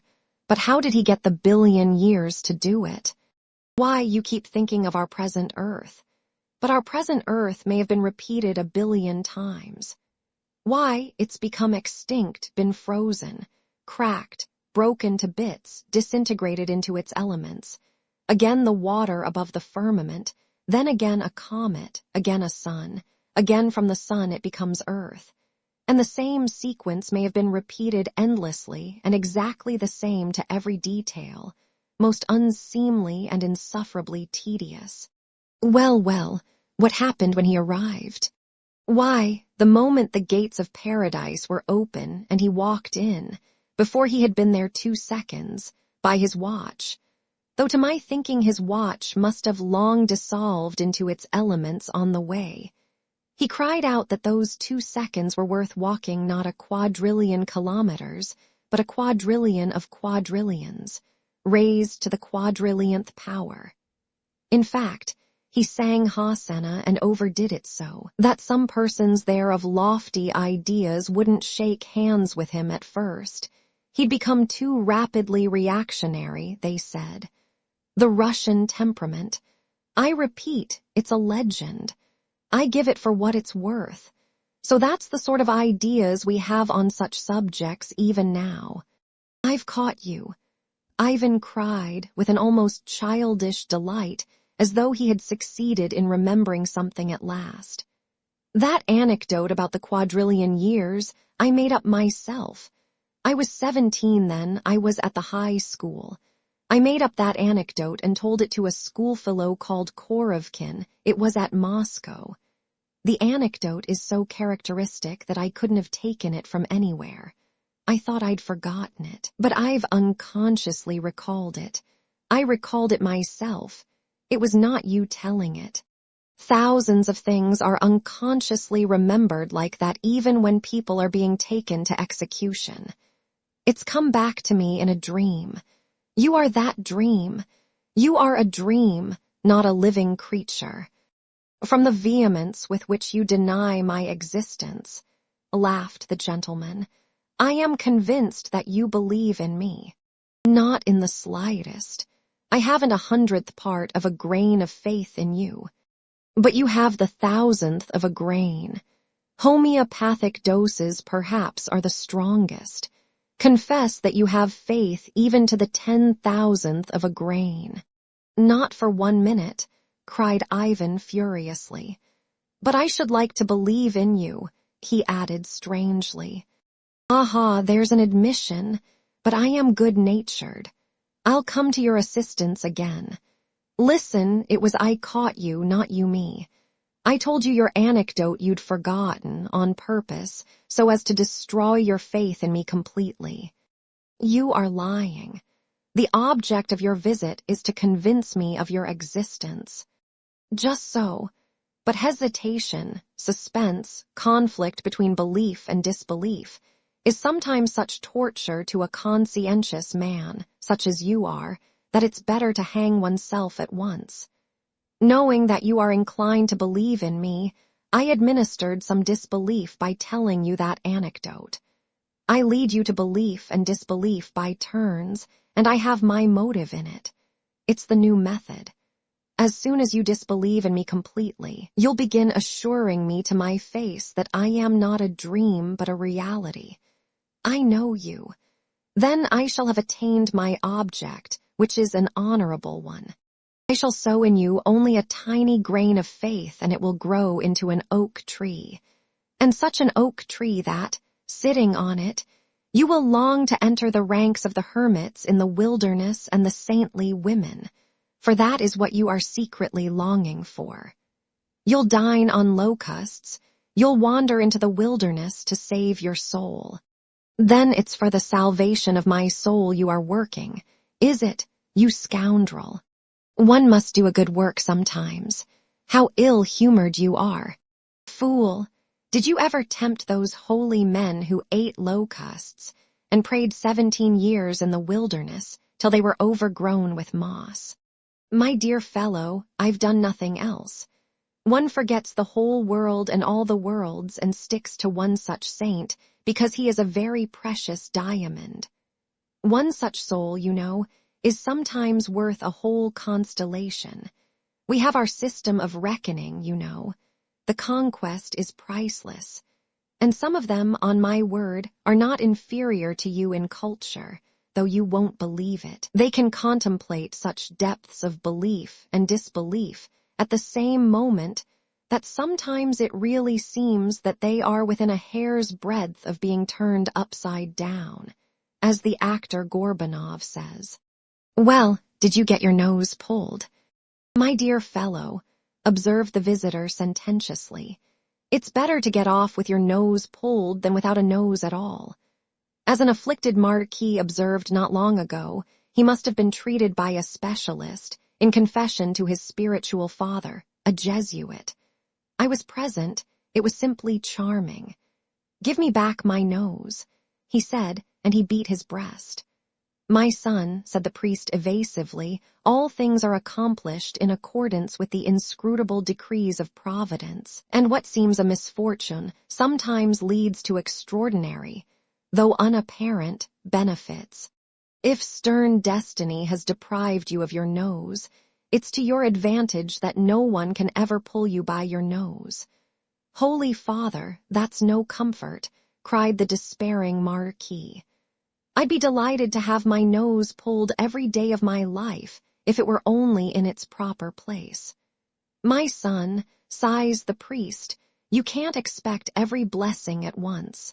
This is murmuring against Providence, who even in this has not forgotten you, for if you repine as you repined just now, declaring you'd be glad to have your nose pulled for the rest of your life, your desire has already been fulfilled indirectly.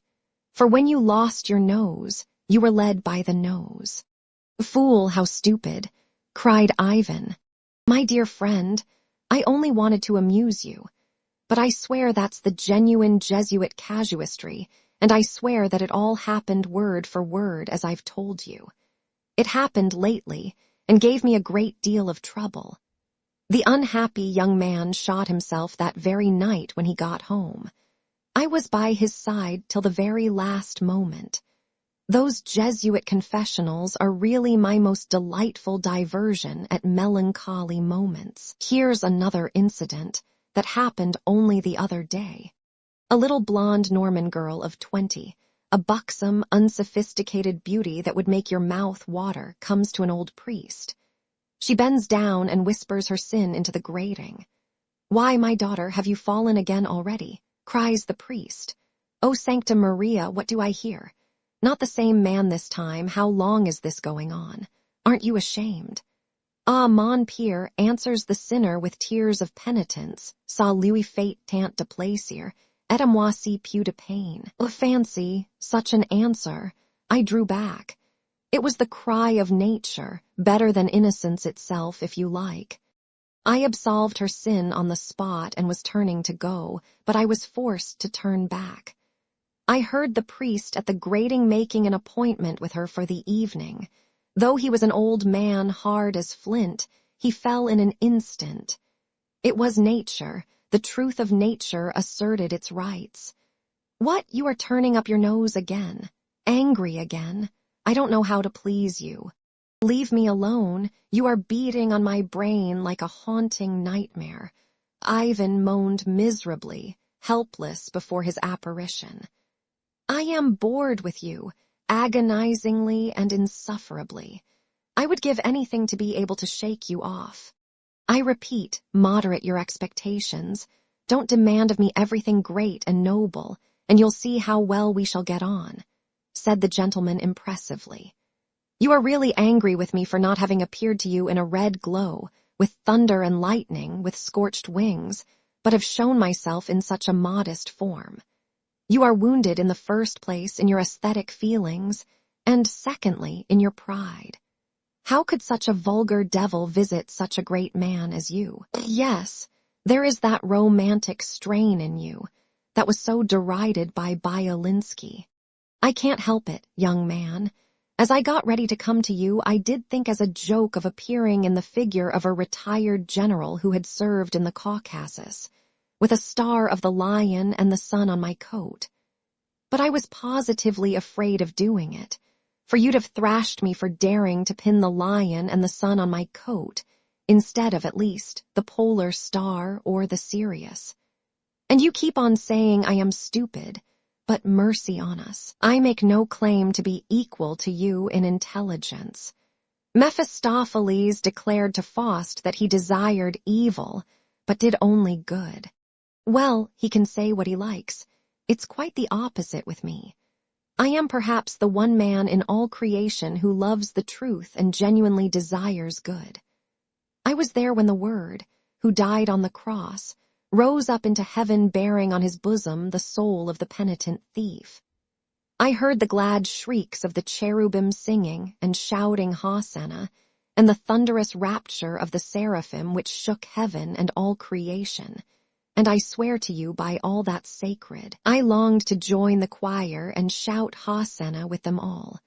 The word had almost escaped me, had almost broken from my lips. You know how susceptible and aesthetically impressionable I am. But common sense, oh, a most unhappy trait in my character, kept me in due bounds, and I let the moment pass. For what would have happened, I reflected, what would have happened after my Hosanna? Everything on earth would have been extinguished at once, and no events could have occurred. And so, solely from a sense of duty and my social position, I was forced to suppress the good moment and to stick to my nasty task. Somebody takes all the credit of what's good for himself, and nothing but nastiness is left for me. But I don't envy the honor of a life of idle imposture. I am not ambitious. Why am I, of all creatures in the world, doomed to be cursed by all decent people and even to be kicked? For if I put on mortal form, I am bound to take such consequences sometimes. I know, of course, there's a secret in it, but they won't tell me the secret for anything. For then perhaps, seeing the meaning of it, I might bawl Hosanna, and the indispensable minus would disappear at once, and good sense would reign supreme throughout the whole world. And that, of course, would mean the end of everything, even of magazines and newspapers, for who would take them in? I know that at the end of all things I shall be reconciled. I, too, shall walk my quadrillion and learn the secret. But till that happens, I am sulking and fulfill my destiny, though it's against the grain. That is, to ruin thousands for the sake of saving one. How many souls have had to be ruined, and how many honorable reputations destroyed for the sake of that one righteous man, Job, over whom they made such a fool of me in old days. Yes, till the secret is revealed, there are two sorts of truths for me. One their truth yonder, which I know nothing about so far, and the other my own. And there's no knowing which will turn out the better. Are you asleep? I might well be. Ivan groaned angrily. All my stupid ideas, outgrown, thrashed out long ago and flung aside like a dead carcass, you present to me as something new. There's no pleasing you, and I thought I should fascinate you by my literary style. That Hosanna in the skies really wasn't bad, was it? And then that ironical tone a la Heine, eh? No, I was never such a flunky. How then could my soul beget a flunky like you? My dear fellow, I know a most charming and attractive young Russian gentleman, a young thinker and a great lover of literature and art, the author of a promising poem entitled The Grand Inquisitor. I was only thinking of him. I forbid you to speak of the Grand Inquisitor. cried Ivan, crimson with shame. And the geological cataclysm. Do you remember? That was a poem now. Hold your tongue, or I'll kill you. You'll kill me. No, excuse me, I will speak. I came to treat myself to that pleasure. Oh, I love the dreams of my ardent young friends, quivering with eagerness for life. There are new men you decided last spring, when you were meaning to come here. They proposed to destroy everything and begin with cannibalism. Stupid fellows, they didn't ask my advice. I maintain that nothing need be destroyed, that we only need to destroy the idea of God in man. That's how we have to set to work. It's that we must begin with. Oh, blind race of men who have no understanding. As soon as men have all of them denied God, and I believe that period, analogous with geological periods, will come to pass. The old conception of the universe will fall of itself without cannibalism. And what's more, the old morality and everything will begin anew. Men will unite to take from life all it can give, but only for joy and happiness in the present world. Man will be lifted up with a spirit of divine titanic pride, and the man God will appear. From hour to hour extending his conquest of nature infinitely, by his will and his science, man will feel such lofty joy from hour to hour in doing it, that it will make up for all his old dreams of the joys of heaven. Everyone will know that he is mortal, and will accept death proudly and serenely like a god. His pride will teach him that it's useless for him to repine at life's being a moment, and he will love his brother without need of reward. Love will be sufficient only for a moment of life, but the very consciousness of its momentariness will intensify its fire, which now is dissipated in dreams of eternal love beyond the grave. And so on in the same style. Charming. Ivan sat with his eyes on the floor and his hands pressed to his ears, but he began trembling all over. The voice continued. The question now is, my young thinker reflected, is it possible that such a period will ever come? If it does, everything is determined and humanity is settled forever. But as, owing to man's inveterate stupidity, this cannot come about for at least 1,000 years, everyone who recognizes the truth even now may legitimately order his life as he pleases, on the new principles. In that sense, all things are lawful for him. What's more, even if this period never comes to pass, since there is anyway no God and no immortality, the new man may well become the man God, even if he is the only one in the whole world and promoted to his new position. He may light-heartedly overstep all the barriers of the old morality of the old slave man, if necessary. There is no law for God. Where God stands, the place is holy. Where I stand will be at once the foremost place. All things are lawful, and that's the end of it. That's all very charming, but if you want to swindle, why do you want a moral sanction for doing it? But that's our modern Russian all over. He can't bring himself to swindle without a moral sanction. He is so in love with truth. The visitor talked, obviously carried away by his own eloquence, speaking louder and looking ironically at his host. But he did not succeed in finishing. Ivan suddenly snatched a glass from the table and flung it at the orator. "Ah, my say Bert and Finn," cried the latter, jumping up from the sofa and shaking the drops of tea off himself. "He remembers Luther's inkstand. He takes me for a dream and throws glasses at a dream. It's like a woman. I suspected you were only pretending to stop up your ears."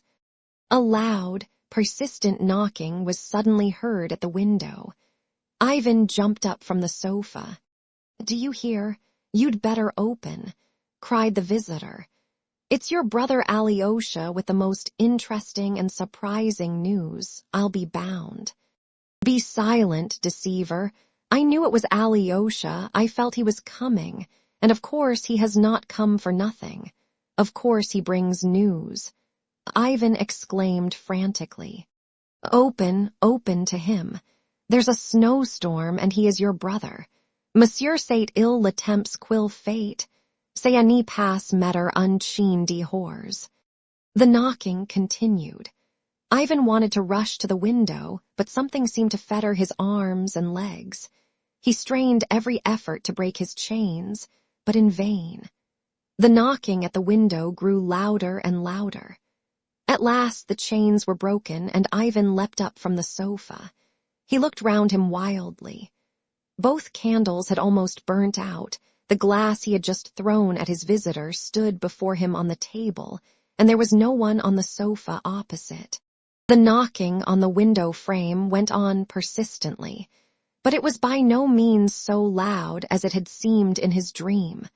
On the contrary, it was quite subdued. It was not a dream.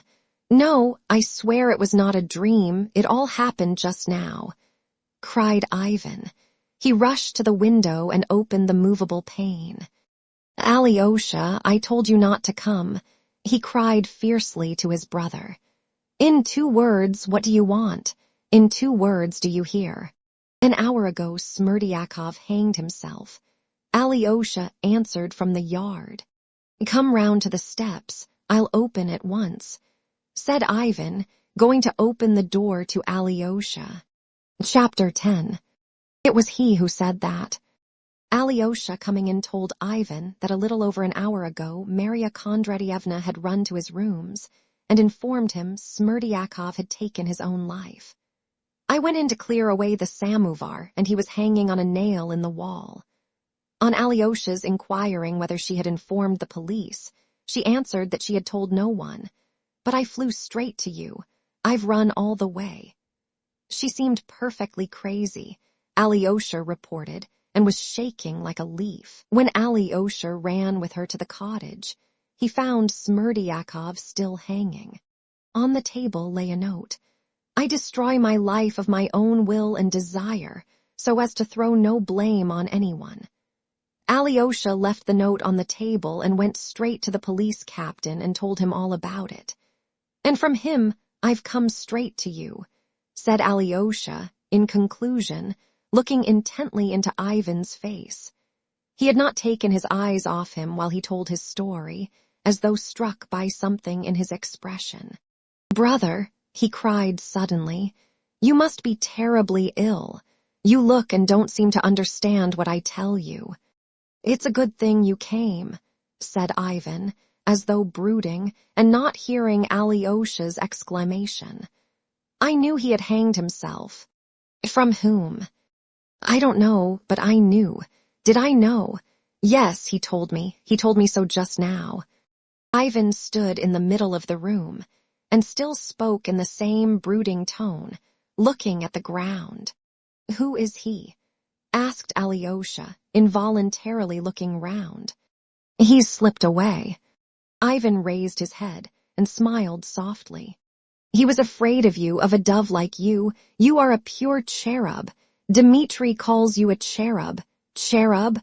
The thunderous rapture of the seraphim. What are seraphim?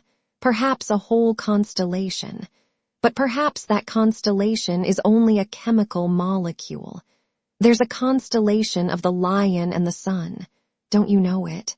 "Brother, sit down," said Alyosha in alarm. "For goodness' sake, sit down on the sofa. You are delirious. Put your head on the pillow, that's right. Would you like a wet towel on your head? Perhaps it will do you good." "Give me the towel. It's here on the chair. I just threw it down there." "It's not here. Don't worry yourself. I know where it is. Here," said Alyosha, finding a clean towel, folded up and unused, by Ivan's dressing table in the other corner of the room. Ivan looked strangely at the towel. Recollection seemed to come back to him for an instant. "Stay," he got up from the sofa.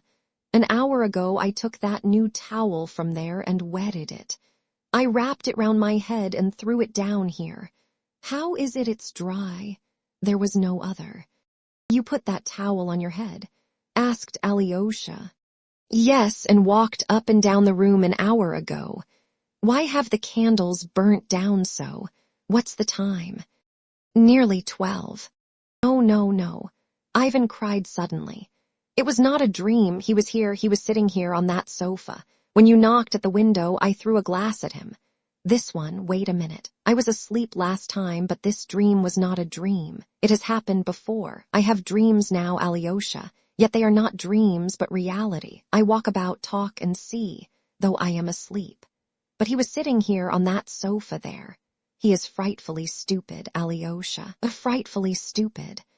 Ivan laughed suddenly and began pacing about the room. Who is stupid?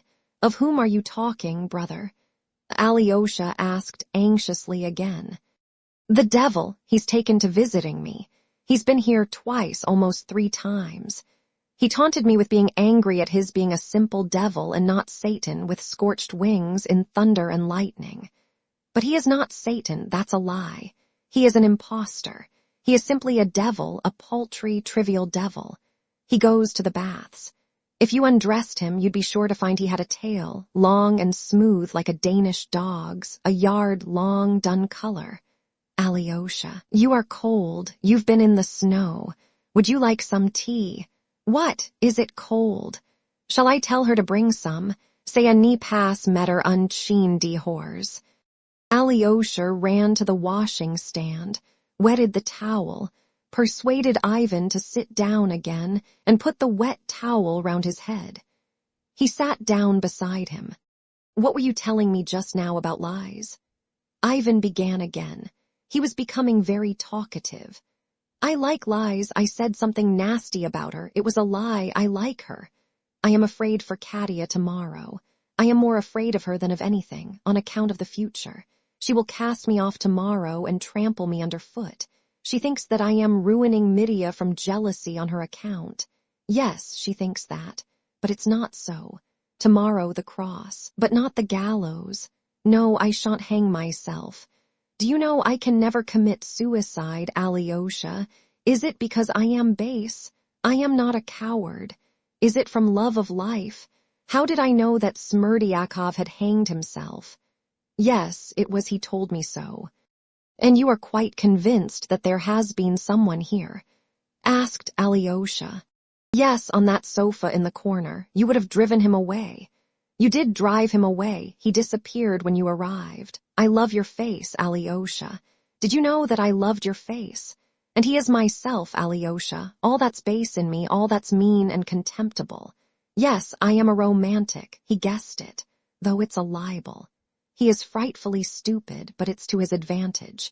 He has cunning, animal cunning. He knew how to infuriate me. He kept taunting me with believing in him, and that was how he made me listen to him. He fooled me like a boy. He told me a great deal that was true about myself, though. I should never have owned it to myself.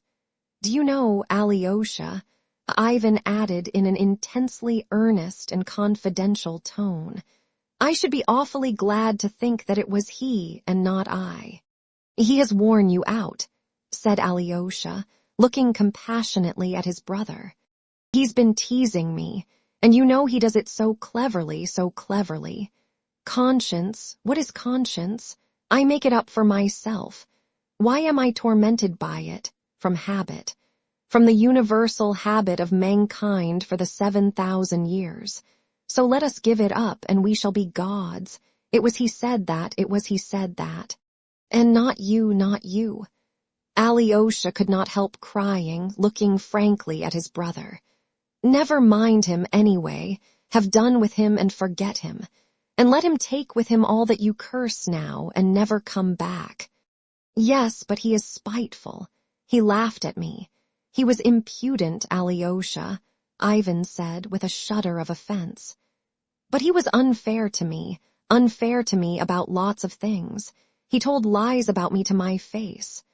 Oh, you are going to perform an act of heroic virtue, to confess you murdered your father, that the valet murdered him at your instigation. Brother, Alyosha interposed, restrain yourself. It was not you murdered him. It's not true. That's what he says, and he knows it. You are going to perform an act of heroic virtue, and you don't believe in virtue. That's what tortures you and makes you angry. That's why you are so vindictive. He said that to me about me, and he knows what he says.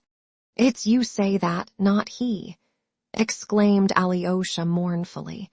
And you say it because you are ill and delirious, tormenting yourself. No, he knows what he says. You are going from pride, he says. You'll stand up and say it was I killed him, and why do you writhe with horror? You are lying. I despise your opinion. I despise your horror. He said that about me. And do you know you are longing for their praise? He is a criminal, a murderer, but what a generous soul. He wanted to save his brother, and he confessed. That's a lie, Alyosha. Ivan cried suddenly, with flashing eyes. I don't want the low rabble to praise me. I swear I don't. That's a lie. That's why I threw the glass at him, and it broke against his ugly face. Brother, calm yourself, stop. Alyosha entreated him. Yes, he knows how to torment one. He's cruel, Ivan went on, unheeding. I had an inkling from the first what he came for. Granting that you go through pride, still you had a hope that Smerdyakov might be convicted and sent to Siberia, and Mitya would be acquitted, while you would only be punished with moral condemnation. Do you hear? He laughed then. And some people will praise you. But now Smerdyakov's dead, he has hanged himself, and who'll believe you alone? But yet you are going, you'll go all the same, you've decided to go. What are you going for now? That's awful, Alyosha. I can't endure such questions. Who dare ask me such questions? Brother, interposed Alyosha. His heart sank with terror, but he still seemed to hope to bring Ivan to reason. How could he have told you of Smerdyakov's death before I came, when no one knew of it, and there was no time for anyone to know of it? He told me, said Ivan firmly, refusing to admit a doubt. It was all he did talk about, if you come to that. And it would be all right if you believed in virtue, he said. No matter if they disbelieve you, you are going for the sake of principle. But you are a little pig like Fyodor Pavlovitch, and what do you want with virtue? Why do you want to go meddling if your sacrifice is of no use to anyone? Because you don't know yourself why you go. Oh, you'd give a great deal to know yourself why you go. And can you have made up your mind? You've not made up your mind. You'll sit all night deliberating whether to go or not. But you will go, you know you'll go. You know that whichever way you decide, the decision does not depend on you. You'll go because you won't dare not to go. Why won't you dare? You must guess that for yourself. That's a riddle for you. He got up and went away. You came and he went. He called me a coward, Alyosha. Le mot de l'énigme is that I am a coward. It is not for such eagles to soar above the earth. It was he added that. He, and Smerdyakov said the same. He must be killed. Katya despises me. I've seen that for a month past. Even lies will begin to despise me. You are going in order to be praised. That's a brutal lie. And you despise me too, Alyosha. Now I am going to hate you again. And I hate the monster, too. I hate the monster. I don't want to save the monster. Let him rot in Siberia. He's begun singing a hymn. Oh, tomorrow I'll go, stand before them and spit in their faces. He jumped up in a frenzy, flung off the towel, and fell to pacing up and down the room again. Alyosha recalled what he had just said. I seem to be sleeping awake. I walk, I speak, I see, but I am asleep. It seemed to be just like that now. Alyosha did not leave him. The thought passed through his mind to run for a doctor, but he was afraid to leave his brother alone. There was no one to whom he could leave him. By degrees, Ivan lost consciousness completely at last. He still went on talking incessantly, but quite incoherently, and even articulated his words with difficulty. Suddenly he staggered violently, but Alyosha was in time to support him. Ivan let him lead him to his bed. Alyosha undressed him somehow and put him to bed. He sat watching over him for another 2 hours. The sick man slept soundly, without stirring, breathing softly and evenly. Alyosha took a pillow and lay down on the sofa without undressing. As he fell asleep, he prayed for Mirya and Ivan. He began to understand Ivan's illness. The anguish of a proud determination, an earnest conscience. God, in whom he disbelieved, and his truth were gaining mastery over his heart, which still refused to submit. Yes, the thought floated through Alyosha's head as it lay on the pillow. Yes, if Smerdyakov is dead, no one will believe Ivan's evidence, but he will go and give it. Alyosha smiled softly. God will conquer, he thought. He will either rise up in the light of truth, or he'll perish in hate, revenging on himself and on everyone his having served the cause he does not believe in. Alyosha added bitterly, and again he prayed for Ivan. Book 12, A Judicial Error. Chapter 1. The Fatal Day. At 10 o'clock in the morning of the day following the events I have described, the trial of Dmitri Karamazov began in our district court. I hasten to emphasize the fact that I am far from esteeming myself capable of reporting all that took place at the trial in full detail, or even in the actual order of events. I imagine that to mention everything with full explanation would fill a volume, even a very large one, and so I trust I may not be reproached for confining myself to what struck me. I may have selected as of most interest what was of secondary importance, and may have omitted the most prominent and essential details, but I see I shall do better not to apologize. I will do my best, and the reader will see for himself that I have done all I can. And to begin with, before entering the court, I will mention what surprised me most on that day. Indeed, as it appeared later, everyone was surprised at it too.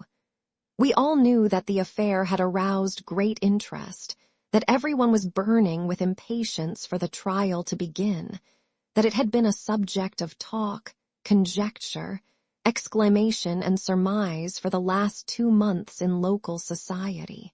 Everyone knew, too, that the case had become known throughout Russia, but yet we had not imagined that it had aroused such burning, such intense interest in everyone, not only among ourselves, but all over Russia. This became evident at the trial this day. Visitors had arrived not only from the chief town of our province, but from several other Russian towns, as well as from Moscow and Petersburg. Among them were lawyers, ladies, and even several distinguished personages. Every ticket of admission had been snatched up. A special place behind the table at which the 3 judges sat was set apart for the most distinguished and important of the men visitors. A row of armchairs had been placed there, something exceptional, which had never been allowed before. A large proportion, not less than half of the public, were ladies. There was such a large number of lawyers from all parts that they did not know where to seat them, for every ticket had long since been eagerly sought for and distributed. I saw at the end of the room, behind the platform, a special partition hurriedly put up, behind which all these lawyers were admitted, and they thought themselves lucky to have standing room there, for all chairs had been removed for the sake of space, and the crowd behind the partition stood throughout the case closely packed, shoulder to shoulder. Some of the ladies, especially those who came from a distance, made their appearance in the gallery very smartly dressed, but the majority of the ladies were oblivious even of dress. Their faces betrayed hysterical, intense, almost morbid curiosity. A peculiar fact, established afterwards by many observations, was that almost all the ladies, or at least the vast majority of them, were on Mirya's side, and in favor of his being acquitted. This was perhaps chiefly owing to his reputation as a conqueror of female hearts. It was known that 2 women rivals were to appear in the case. One of them, Katerina Ivanovna, was an object of general interest. All sorts of extraordinary tales were told about her, amazing anecdotes of her passion for Mitya, in spite of his crime. Her pride and aristocratic connections were particularly insisted upon. She had called upon scarcely anyone in the town. People said she intended to petition the government for leave to accompany the criminal to Siberia and to be married to him somewhere in the mines. The appearance of Grushenka in court was awaited with no less impatience. The public was looking forward with anxious curiosity to the meeting of the two rivals, the proud aristocratic girl and the hetera. But Grushenka was a more familiar figure to the ladies of the district than Katerina Ivanovna. They had already seen the woman who had ruined Fyodor Pavlovich and his unhappy son, and all, almost without exception, wondered how father and son could be so in love with such a very common, ordinary Russian girl, who was not even pretty. In brief, there was a great deal of talk. I know for a fact that there were several serious family quarrels on Mitya's account in our town. Many ladies quarreled violently with their husbands over differences of opinion about the dreadful case, and it was only natural that the husbands of these ladies, far from being favorably disposed to the prisoner, should enter the court bitterly prejudiced against him. In fact, one may say pretty certainly that the masculine, as distinguished from the feminine, part of the audience were biased against the prisoner. There were numbers of severe, frowning, even vindictive faces. Mitya, indeed, had managed to offend many people during his stay in the town. Some of the visitors were, of course, in excellent spirits and quite unconcerned as to the fate of Mitya personally. But all were interested in the trial, and the majority of the men were certainly hoping for the conviction of the criminal, except perhaps the lawyers, who were more interested in the legal than in the moral aspect of the case.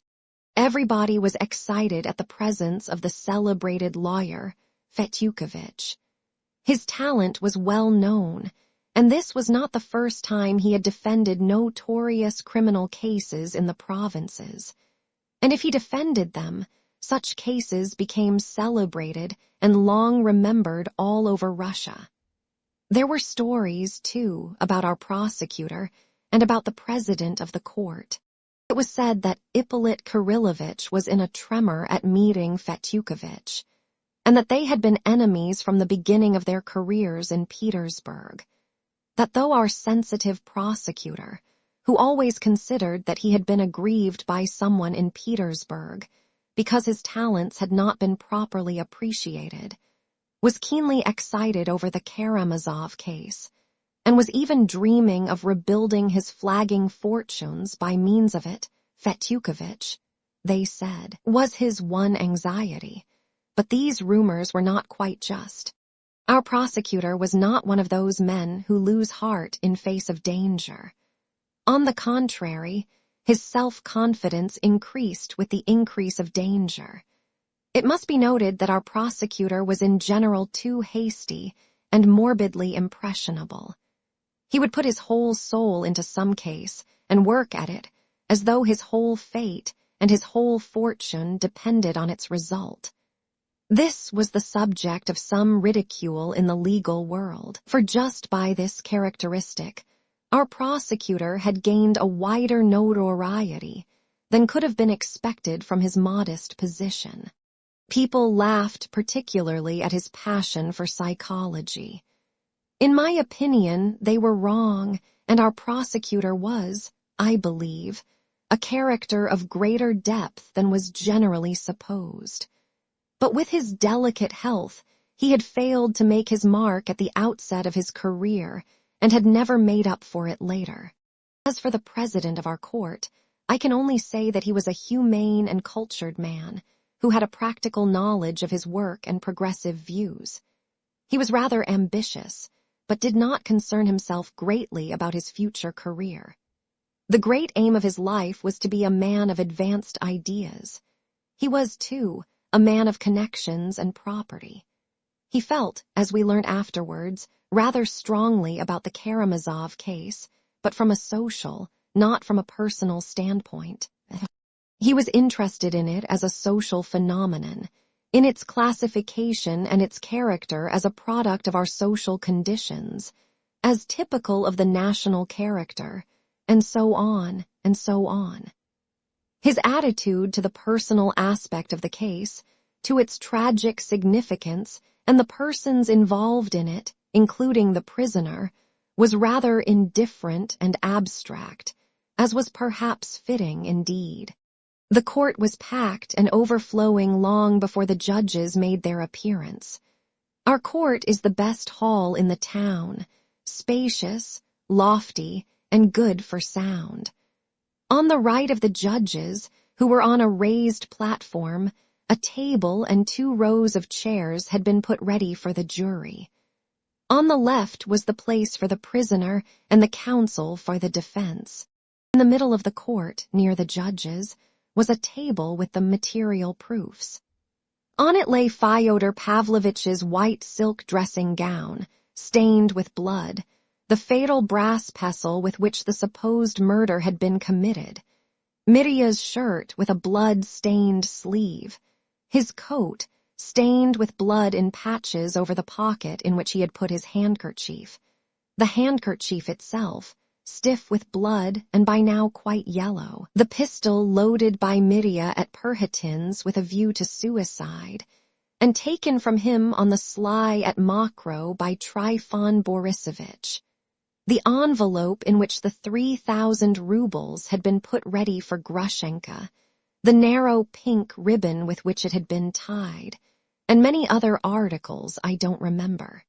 In the body of the hall, at some distance, came the seats for the public. But in front of the balustrade, a few chairs had been placed for witnesses who remained in the court after giving their evidence. At 10 o'clock the 3 judges arrived, the president, 1 honorary justice of the peace, and 1 other. The prosecutor, of course, entered immediately after. The president was a short, stout, thick-set man of 50, with a dyspeptic complexion, dark hair turning gray and cut short, and a red ribbon of what order I don't remember. The prosecutor struck me and the others, too, as looking particularly pale, almost green. His face seemed to have grown suddenly thinner, perhaps in a single night, for I had seen him looking as usual only 2 days before. The president began with asking the court whether all the jury were present. But I see I can't go on like this, partly because some things I did not hear, others I did not notice, and others I have forgotten, but most of all because, as I have said before, I have literally no time or space to mention everything that was said and done. I only know that neither side objected to very many of the jurymen.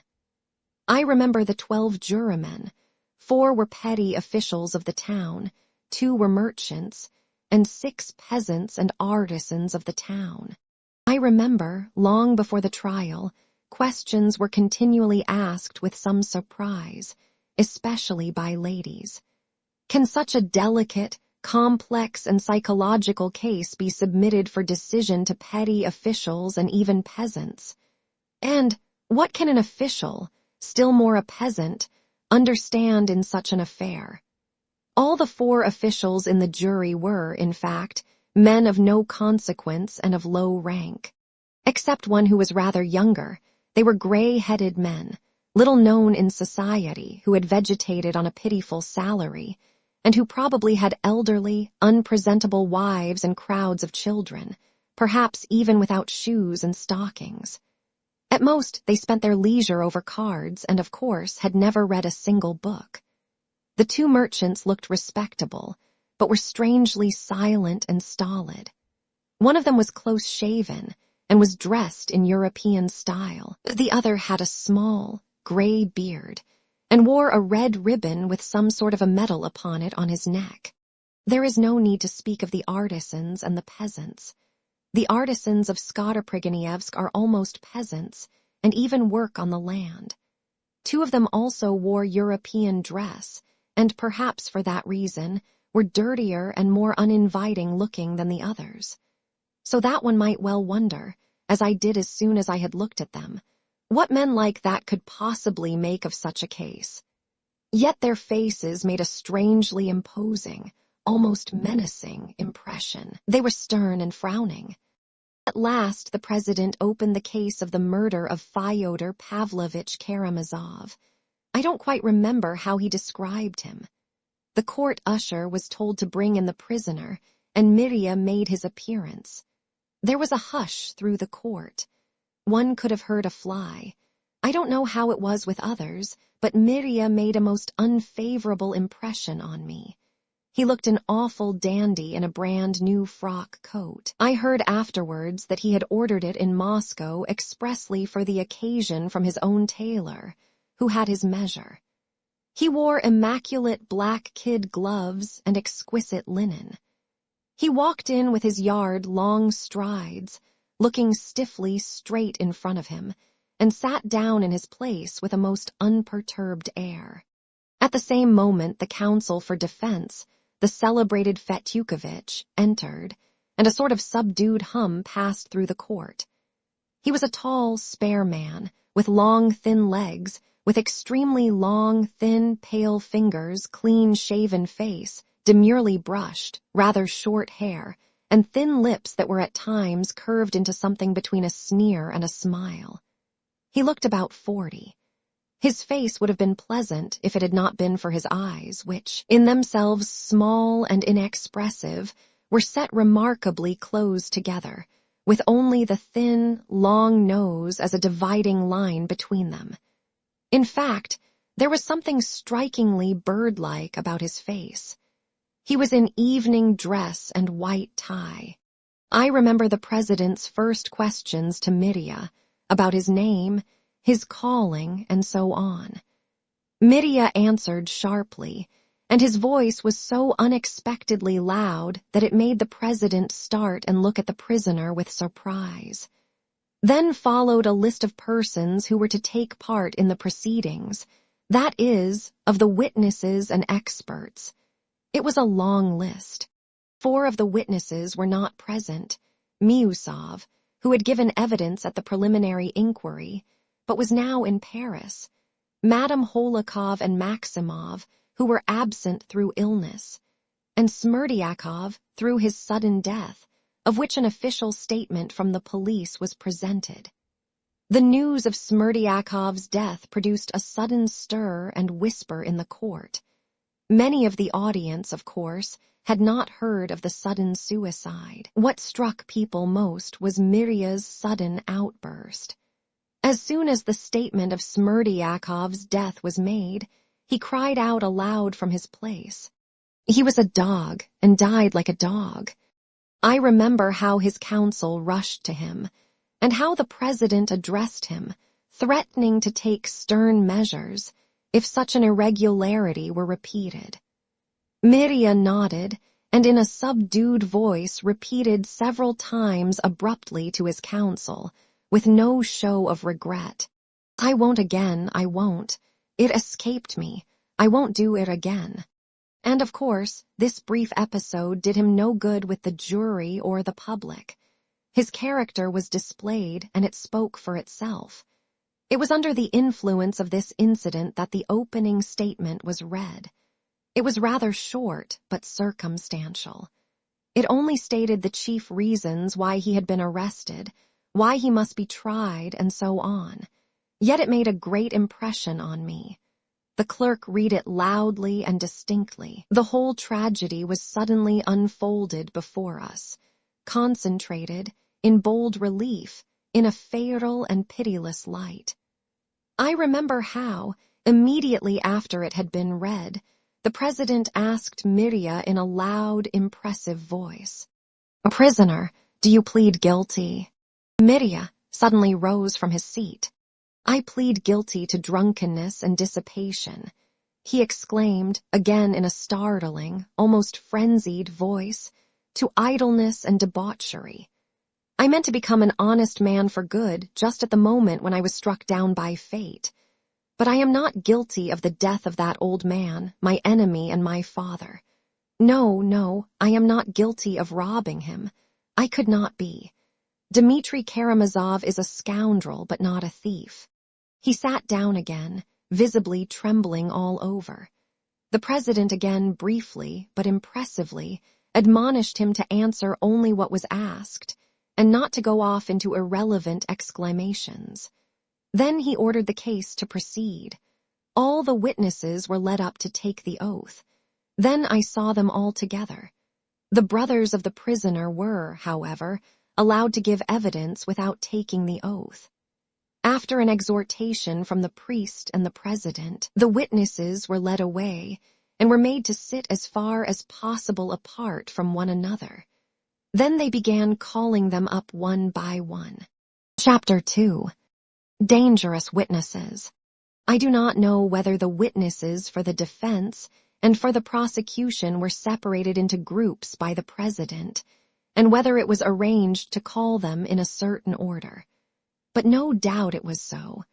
I only know that the witnesses for the prosecution were called first. I repeat, I don't intend to describe all the questions step by step. Besides, my account would be to some extent superfluous, because in the speeches for the prosecution and for the defense the whole course of the evidence was brought together and set in a strong and significant light. And I took down parts of those two remarkable speeches in full, and will quote them in due course, together with one extraordinary and quite unexpected episode, which occurred before the final speeches, and undoubtedly influenced the sinister and fatal outcome of the trial. I will only observe that from the first moments of the trial, one peculiar characteristic of the case was conspicuous and observed by all. That is, the overwhelming strength of the prosecution, as compared with the arguments the defense had to rely upon. Everyone realized it from the first moment that the facts began to group themselves round a single point, and the whole horrible and bloody crime was gradually revealed. Everyone, perhaps, felt from the first that the case was beyond dispute, that there was no doubt about it, that there could be really no discussion, and that the defense was only a matter of form, and that the prisoner was guilty, obviously and conclusively guilty. I imagine that even the ladies, who were so impatiently longing for the acquittal of the interesting prisoner, were at the same time, without exception, convinced of his guilt. What's more, I believe they would have been mortified if his guilt had not been so firmly established, as that would have lessened the effect of the closing scene of the criminal's acquittal. That he would be acquitted, all the ladies, strange to say, were firmly persuaded up to the very last moment. He is guilty, but he will be acquitted from motives of humanity, in accordance with the new ideas, the new sentiments that had come into fashion, and so on, and so on. And that was why they had crowded into the court so impatiently. The men were more interested in the contest between the prosecutor and the famous Fetyukovitch. All were wondering and asking themselves, what could even a talent like Fetyukovitch's make of such a desperate case? And so they followed his achievements, step by step, with concentrated attention. But Fetyukovitch remained an enigma to all up to the very end, up to his speech. Persons of experience suspected that he had some design, that he was working towards some object, but it was almost impossible to guess what it was. His confidence and self-reliance were unmistakable, however. Everyone noticed with pleasure, moreover, that he, after so short a stay, not more than 3 days, perhaps among us, had so wonderfully succeeded in mastering the case, and had studied it to a nicety. People described with relish, afterwards, how cleverly he had taken down all the witnesses for the prosecution, and as far as possible perplexed them, and what's more, had aspersed their reputation, and so depreciated the value of their evidence. It was supposed that he did this rather by way of sport, so to speak, for professional glory, to show nothing had been omitted of the accepted methods. For all were convinced that he could do no real good by such disparagement of the witnesses, and probably was more aware of this than anyone, having some idea of his own in the background, some concealed weapon of defense, which he would suddenly reveal when the time came. But meanwhile, conscious of his strength, he seemed to be diverting himself. So, for instance, when Grigory, Fyodor Pavlovitch's old servant, who had given the most damning piece of evidence about the open door, was examined, the counsel for the defense positively fastened upon him when his turn came to question him. It must be noted that Grigory entered the hall with a composed and almost stately air, not the least disconcerted by the majesty of the court or the vast audience listening to him. He gave evidence with as much confidence as though he had been talking with his Marfa, only perhaps more respectfully. It was impossible to make him contradict himself. The prosecutor questioned him first in detail about the family life of the Karamazovs. The family picture stood out in lurid colors. It was plain to ear and eye that the witness was guileless and impartial. In spite of his profound reverence for the memory of his deceased master, he yet bore witness that he had been unjust to Mirya and hadn't brought up his children as he should. He'd have been devoured by lice when he was little if it hadn't been for me, he added, describing Mirya's early childhood. It wasn't fair either of the father to wrong his son over his mother's property, which was by right his. In reply to the prosecutor's question, what grounds he had for asserting that Fyodor Pavlovitch had wronged his son in their money relations, Grigory, to the surprise of everyone, had no proof at all to bring forward, but he still persisted that the arrangement with the son was unfair, and that he ought to have paid him several thousand rubles more. I must note, by the way, that the prosecutor asked this question whether Fyodor Pavlovitch had really kept back part of Mirya's inheritance with marked persistence of all the witnesses who could be asked it, not excepting Alyosha and Ivan, but he obtained no exact information from anyone. All alleged that it was so, but were unable to bring forward any distinct proof. Grigory's description of the scene at the dinner table, when Dmitri had burst in and beaten his father, threatening to come back to kill him, made a sinister impression on the court, especially as the old servant's composure in telling it, his parsimony of words and peculiar phraseology, were as effective as eloquence. He observed that he was not angry with Mirya for having knocked him down and struck him on the face. He had forgiven him long ago, he said. Of the deceased Smerdyakov he observed, crossing himself, that he was a lad of ability, but stupid and afflicted, and worse still, an infidel, and that it was Fyodor Pavlovitch and his elder son who had taught him to be so. But he defended Smerdyakov's honesty almost with warmth, and related how Smerdyakov had once found the master's money in the yard, and instead of concealing it, had taken it to his master, who had rewarded him with a gold piece for it, and trusted him implicitly from that time forward. He maintained obstinately that the door into the garden had been open, but he was asked so many questions that I can't recall them all. At last the counsel for the defense began to cross-examine him, and the first question he asked was about the envelope in which Fyodor Pavlovitch was supposed to have put 3,000 rubles for a certain person. "Have you ever seen it, you, who were for so many years in close attendance on your master?" Grigory answered that he had not seen it and had never heard of the money from anyone, till everybody was talking about it. This question about the envelope Fetyukovitch put to everyone who could conceivably have known of it, as persistently as the prosecutor asked his question about Dmitri's inheritance, and got the same answer from all, that no one had seen the envelope, though many had heard of it.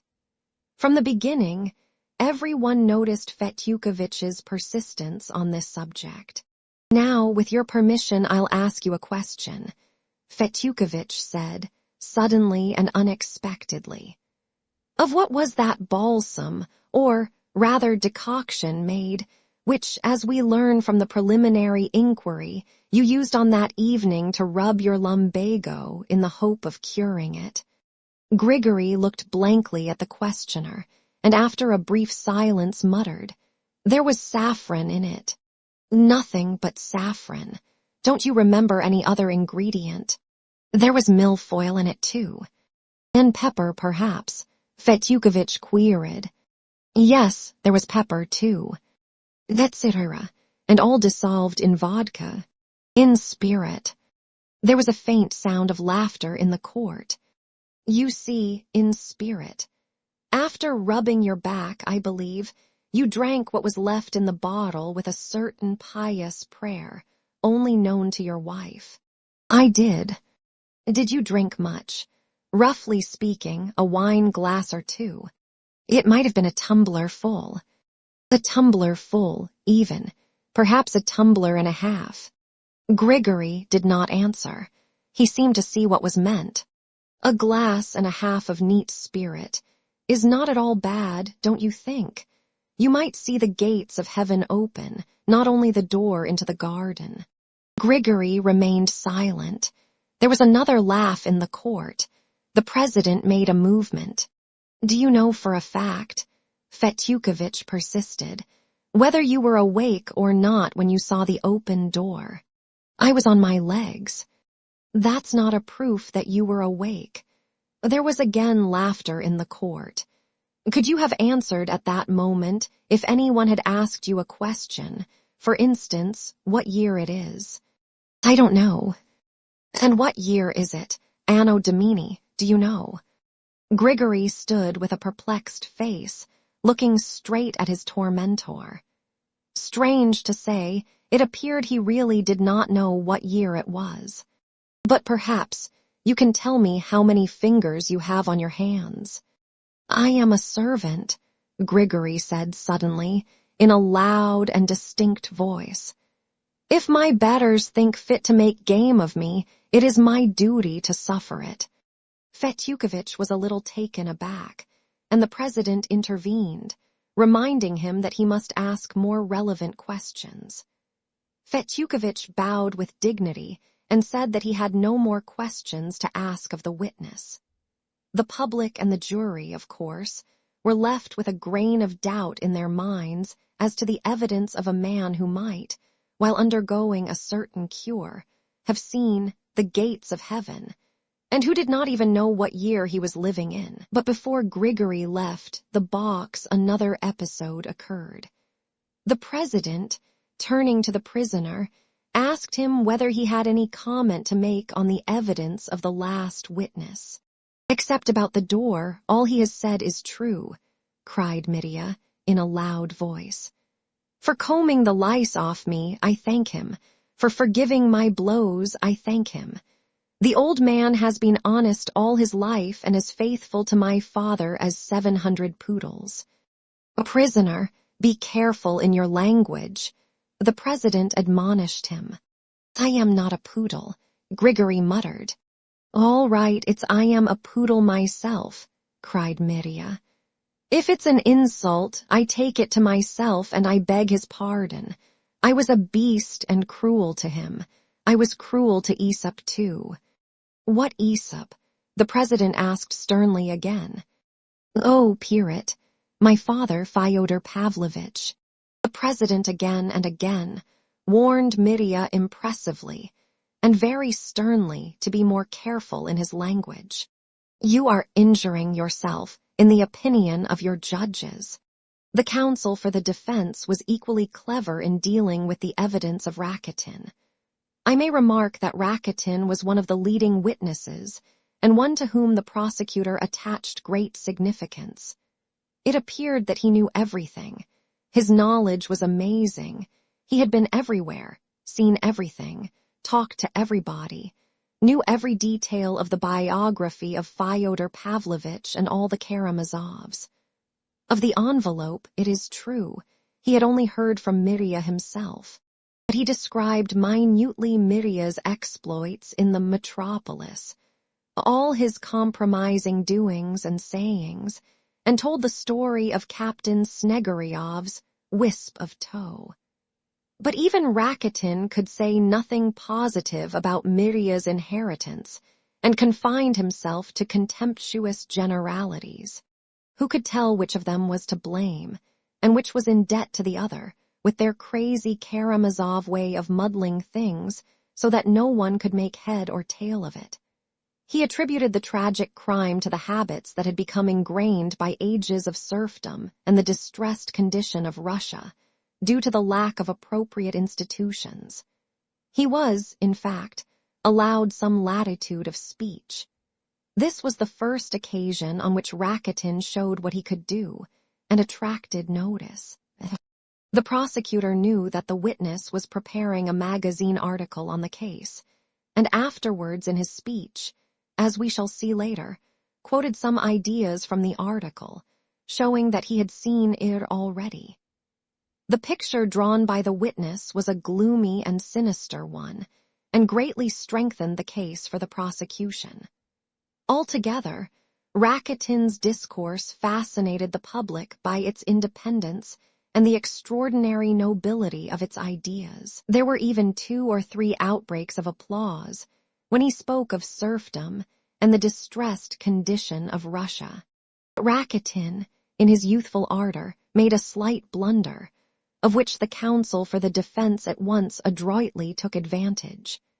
Answering certain questions about Grushenka, and carried away by the loftiness of his own sentiments and his success, of which he was, of course, conscious, he went so far as to speak somewhat contemptuously of Agrafena Alexandrovna as the kept mistress of Samsonov. He would have given a good deal to take back his words afterwards, for Fetyukovitch caught him out over it at once. And it was all because Rakitin had not reckoned on the lawyer having been able to become so intimately acquainted with every detail in so short a time. "Allow me to ask," began the counsel for the defense, with the most affable and even respectful smile. "You are, of course, the same Mr. Rakitin whose pamphlet, The Life of the Deceased Elder Father Zosima, published by the Diocesan authorities, full of profound and religious reflections, and preceded by an excellent and devout dedication to the bishop, I have just read with such pleasure. I did not write it for publication. It was published afterwards," muttered Rakitin, for some reason fearfully disconcerted and almost ashamed. "Oh, that's excellent. A thinker like you can, and indeed ought to, take the widest view of every social question. Your most instructive pamphlet has been widely circulated through the patronage of the bishop, and has been of appreciable service. But this is the chief thing I should like to learn from you. You stated just now that you were very intimately acquainted with Madame Svyatlov. It must be noted that Grushenka's surname was Svyatlov. I heard it for the first time that day, during the case. I cannot answer for all my acquaintances. I am a young man, and who can be responsible for everyone he meets?" cried Rakitin, flushing all over. "I understand, I quite understand," cried Fetyukovitch, as though he, too, were embarrassed and in haste to excuse himself. "You, like any other, might well be interested in an acquaintance with a young and beautiful woman who would readily entertain the elite of the youth of the neighborhood. But I only wanted to know. It has come to my knowledge that Madame Svyatlov was particularly anxious a couple of months ago to make the acquaintance of the younger Karamazov, Alexei Fyodorovitch, and promised you 25 rubles if you would bring him to her in his monastic dress. And that actually took place on the evening of the day on which the terrible crime, which is the subject of the present investigation, was committed. You brought Alexei Karamazov to Madame Svyatlov, And did you receive the 25 rubles from Madame Svyatlov as a reward? That's what I wanted to hear from you. It was a joke. I don't see of what interest that can be to you. I took it for a joke, meaning to give it back later. Then you did take, but you have not given it back yet. Or have you? That's of no consequence, muttered Rakitin. I refuse to answer such questions. Of course I shall give it back. The president intervened, but Fetyukovich declared he had no more questions to ask of the witness. Mr. Rakitin left the witness box not absolutely without a stain upon his character. The effect left by the lofty idealism of his speech was somewhat marred, and Fetyukovich's expression, as he watched him walk away, seemed to suggest to the public, this is a specimen of the lofty-minded persons who accuse him. I remember that this incident, too, did not pass off without an outbreak from Mirya. Enraged by the tone in which Rakitin had referred to Grushenka, he suddenly shouted Bernard. When, after Rakitin's cross-examination, the president asked the prisoner if he had anything to say, Mirya cried loudly, "Since I've been arrested, he has borrowed money from me. He is a contemptible Bernard, an opportunist, and he doesn't believe in God." He took the bishop in. Mirya, of course, was pulled up again for the intemperance of his language, but Rakitin was done for. Captain Snegoryov's evidence was a failure, too, but from quite a different reason. He appeared in ragged and dirty clothes, muddy boots, and in spite of the vigilance and expert observation of the police officers, he turned out to be hopelessly drunk. On being asked about Mirya's attack upon him, he refused to answer. God bless him. Ilusha told me not to. God will make it up to me yonder. Who told you not to tell? Of whom are you talking? Ilusha, my little son. Father, father, how he insulted you. He said that at the stone. Now he is dying. The captain suddenly began sobbing and plumped down on his knees before the president. He was hurriedly led away amidst the laughter of the public. The effect prepared by the prosecutor did not come off at all. Fetyukovich went on making the most of every opportunity, and amazed people more and more by his minute knowledge of the case. Thus, for example, Trifon Borisovich made a great impression, of course, very prejudicial to Mirya. He calculated almost on his fingers that on his first visit to Mokroe, Mirya must have spent 3,000 rubles, or very little less. Just think what he squandered on those gypsy girls alone. And as for our lousy peasants, it wasn't a case of flinging half a ruble in the street. He made them presents of 25 rubles each. At least, he didn't give them less. And what a lot of money was simply stolen from him. And if anyone did steal, he did not leave a receipt. How could one catch the thief when he was flinging his money away all the time? Our peasants are robbers, you know. They have no care for their souls. And the way he went on with the girls, our village girls, they're completely set up since then, I tell you. They used to be poor. He recalled, in fact, every item of expense and added it all up. So the theory that only 1,500 had been spent and the rest had been put aside in a little bag seemed inconceivable. I saw 3,000 as clear as a penny in his hands. I saw it with my own eyes. I should think I ought to know how to reckon money, cried Trifon Borisovich, doing his best to satisfy his betters.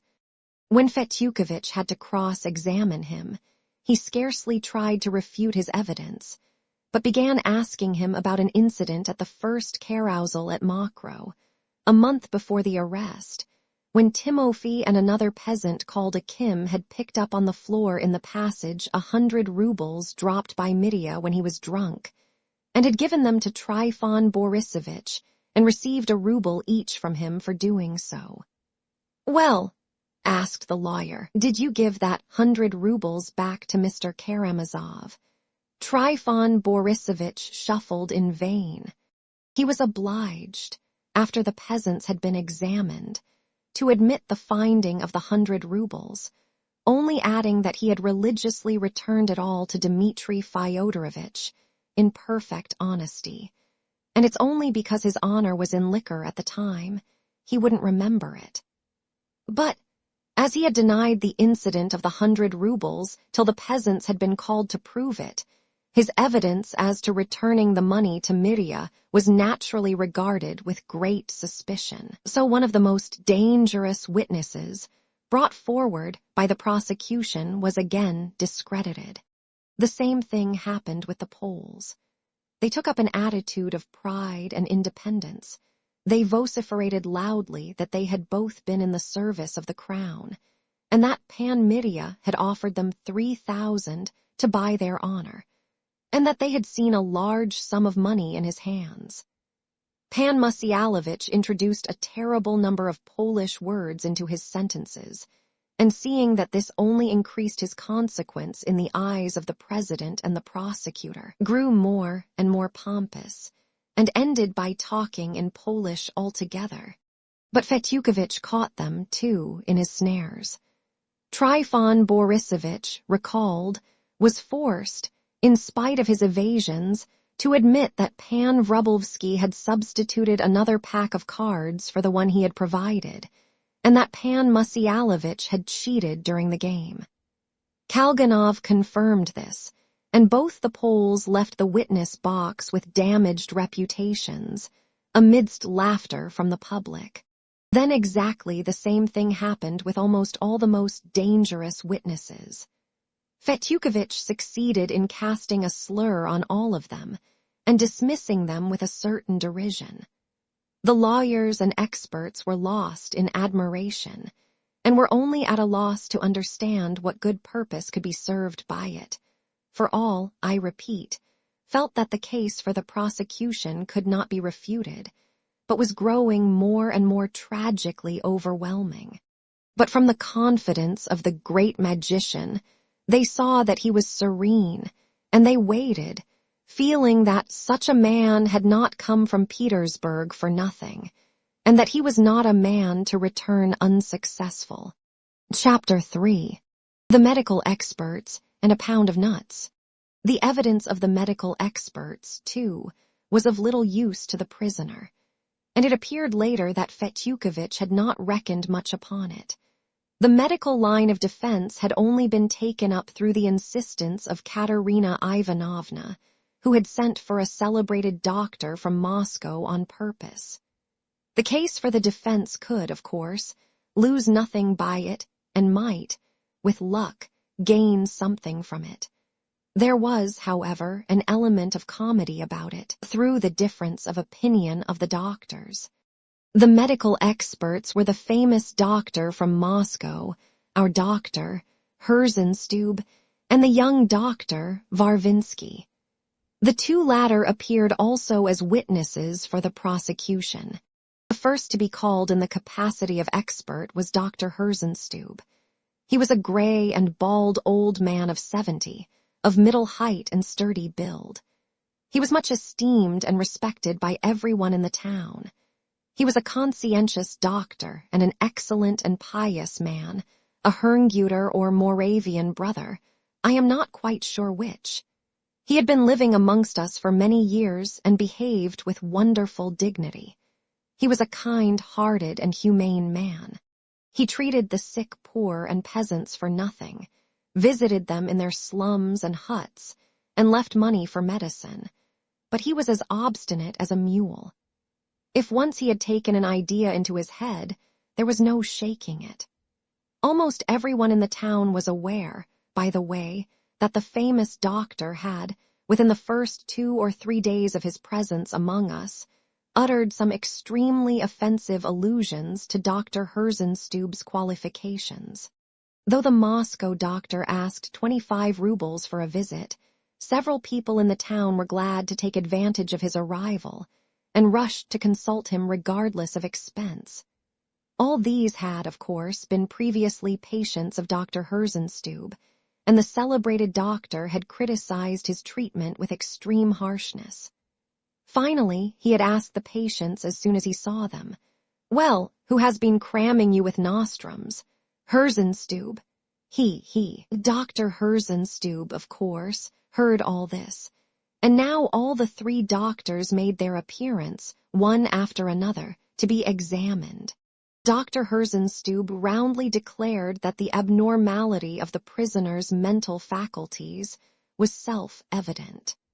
Then, giving his grounds for this opinion, which I omit here, he added that the abnormality was not only evident in many of the prisoner's actions in the past, but was apparent even now at this very moment.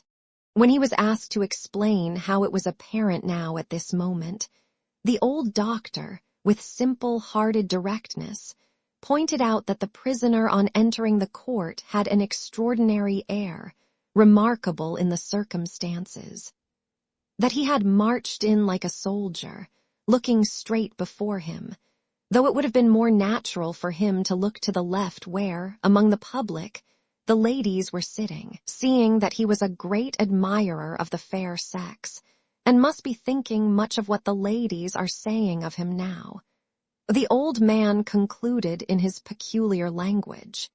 I must add that he spoke Russian readily, but every phrase was formed in German style, which did not, however, trouble him, for it had always been a weakness of his to believe that he spoke Russian perfectly, better indeed than Russians.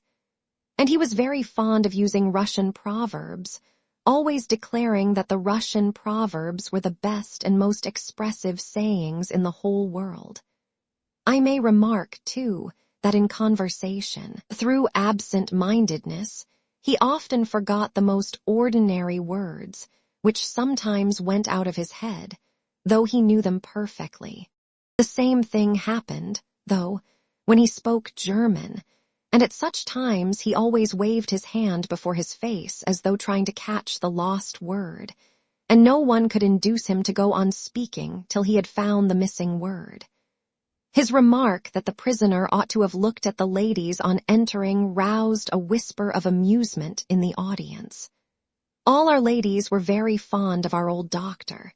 They knew, too, that having been all his life a bachelor and a religious man of exemplary conduct, he looked upon women as lofty creatures.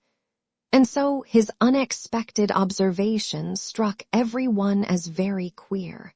The Moscow doctor, being questioned in his turn, definitely and emphatically repeated that he considered the prisoner's mental condition abnormal in the highest degree.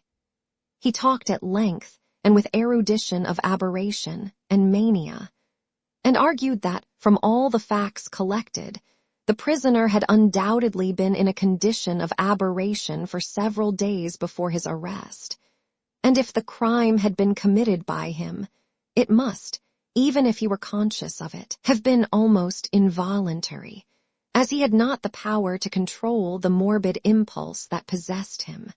But apart from temporary aberration, the doctor diagnosed mania, which premised, in his words, to lead to complete insanity in the future. It must be noted that I report this in my own words. The doctor made use of very learned and professional language. All his actions are in contravention of common sense and logic, he continued. Not to refer to what I have not seen, that is, the crime itself and the whole catastrophe, the day before yesterday, while he was talking to me, he had an unaccountably fixed look in his eye. He laughed unexpectedly when there was nothing to laugh at. He showed continual and inexplicable irritability, using strange words, Bernard, ethics, and others equally inappropriate. But the doctor detected mania, above all, in the fact that the prisoner could not even speak of the 3,000 rubles, of which he considered himself to have been cheated, without extraordinary irritation, though he could speak comparatively lightly of other misfortunes and grievances. According to all accounts, he had even in the past, whenever the subject of the 3,000 rubles was touched on, flown into a perfect frenzy, and yet he was reported to be a disinterested and not grasping man. As to the opinion of my learned colleague, the Moscow doctor added ironically in conclusion that the prisoner would, on entering the court, have naturally looked at the ladies and not straight before him. I will only say that, apart from the playfulness of this theory, it is radically unsound. For though I fully agree that the prisoner, on entering the court where his fate will be decided, would not naturally look straight before him in that fixed way, and that may really be a sign of his abnormal mental condition, at the same time I maintain that he would naturally not look to the left at the ladies, but, on the contrary, to the right to find his legal adviser, on whose help all his hopes rest, and on whose defense all his future depends. The doctor expressed his opinion positively and emphatically, but the unexpected pronouncement of Dr. Varvinsky gave the last touch of comedy to the difference of opinion between the experts. In his opinion, the prisoner was now, and had been all along, in a perfectly normal condition, and although he certainly must have been in a nervous and exceedingly excited state before his arrest, this might have been due to several perfectly obvious causes: jealousy, anger, continual drunkenness, and so on. But this nervous condition would not involve the mental aberration of which mention had just been made. As to the question whether the prisoner should have looked to the left or to the right on entering the court, in his modest opinion, the prisoner would naturally look straight before him on entering the court, as he had in fact done, as that was where the judges, on whom his fate depended, were sitting, so that it was just by looking straight before him that he showed his perfectly normal state of mind at the present. The young doctor concluded his modest testimony with some heat. "Bravo, doctor!" cried Mitya from his seat. "Just so." Mitya, of course, was checked, but the young doctor's opinion had a decisive influence on the judges and on the public, and, as appeared afterwards, everyone agreed with him. But Dr. Herzenstube, when called as a witness, was quite unexpectedly of use to Mitya.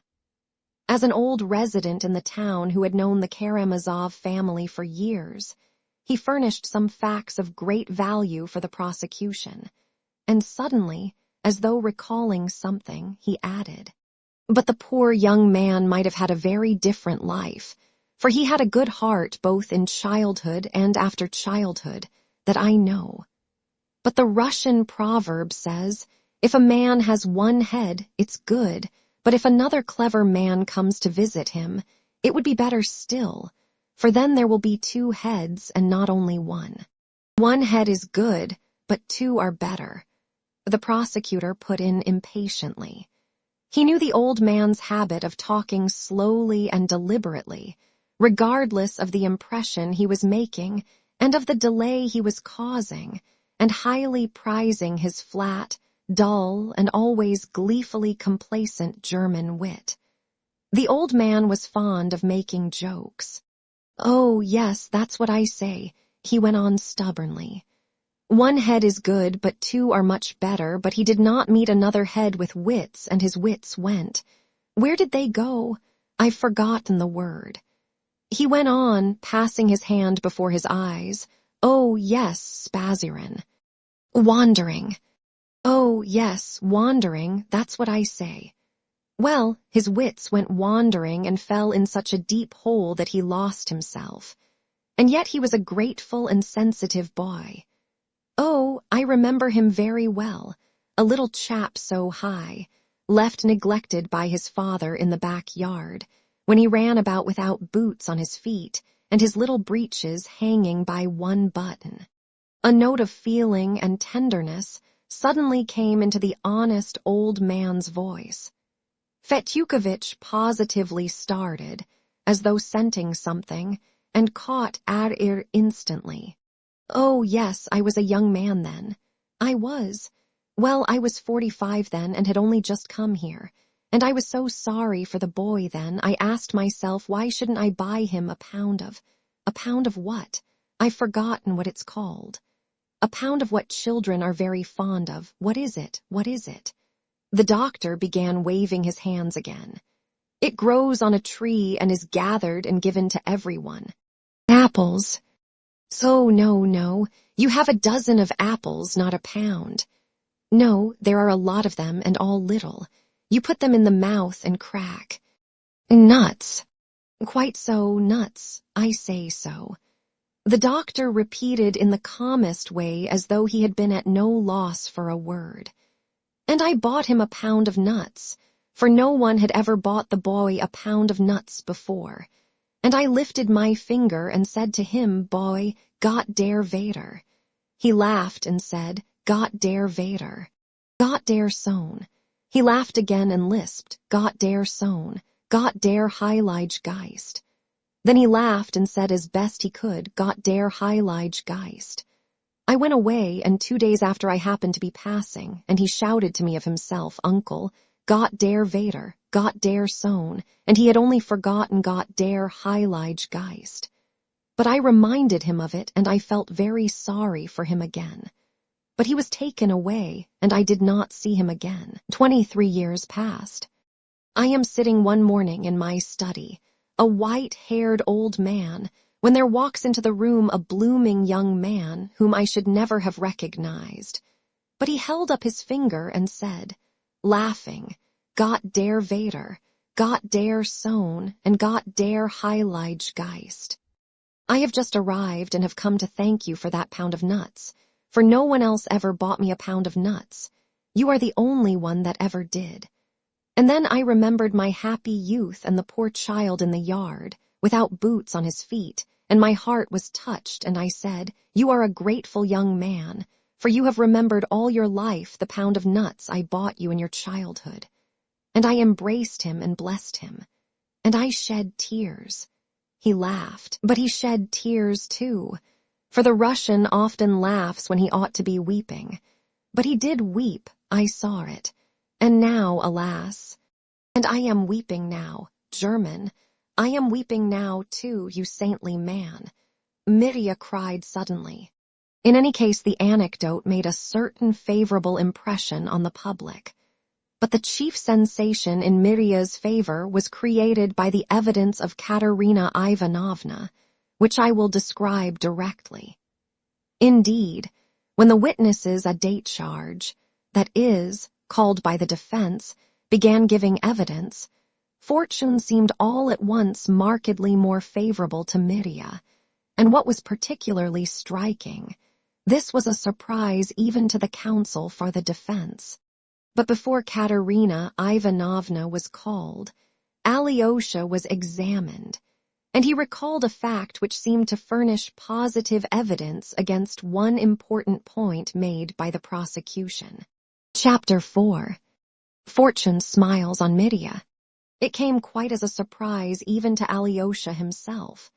He was not required to take the oath, and I remember that both sides addressed him very gently and sympathetically. It was evident that his reputation for goodness had preceded him. Alyosha gave his evidence modestly and with restraint, but his warm sympathy for his unhappy brother was unmistakable. In answer to one question, he sketched his brother's character as that of a man, violent-tempered perhaps and carried away by his passions, but at the same time honorable, proud, and generous, capable of self-sacrifice if necessary.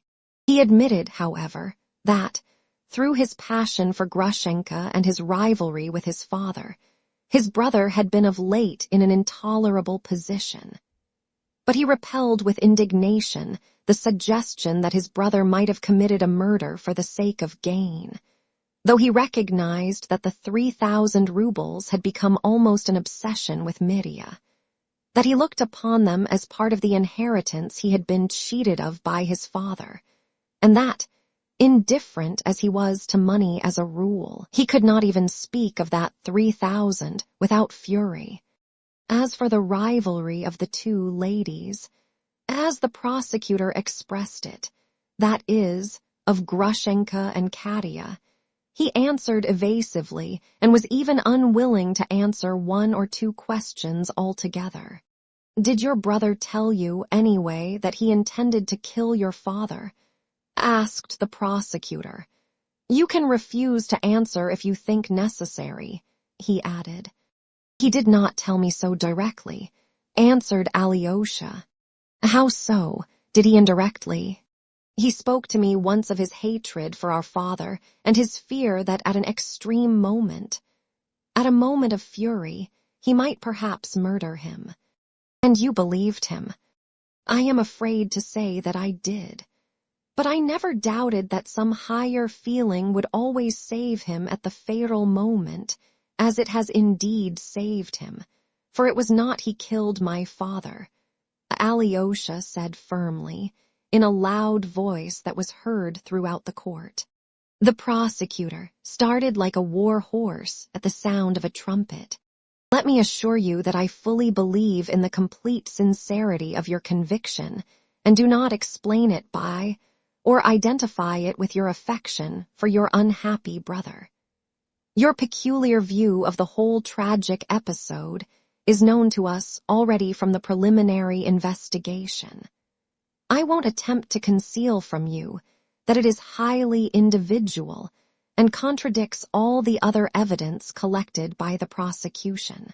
And so I think it essential to press you to tell me what facts have led you to this conviction of your brother's innocence, and of the guilt of another person against whom you gave evidence at the preliminary inquiry." "I only answered the questions asked me at the preliminary inquiry," replied Alyosha, slowly and calmly.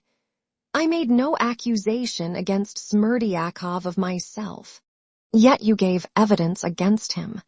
I was led to do so by my brother Dmitri's words.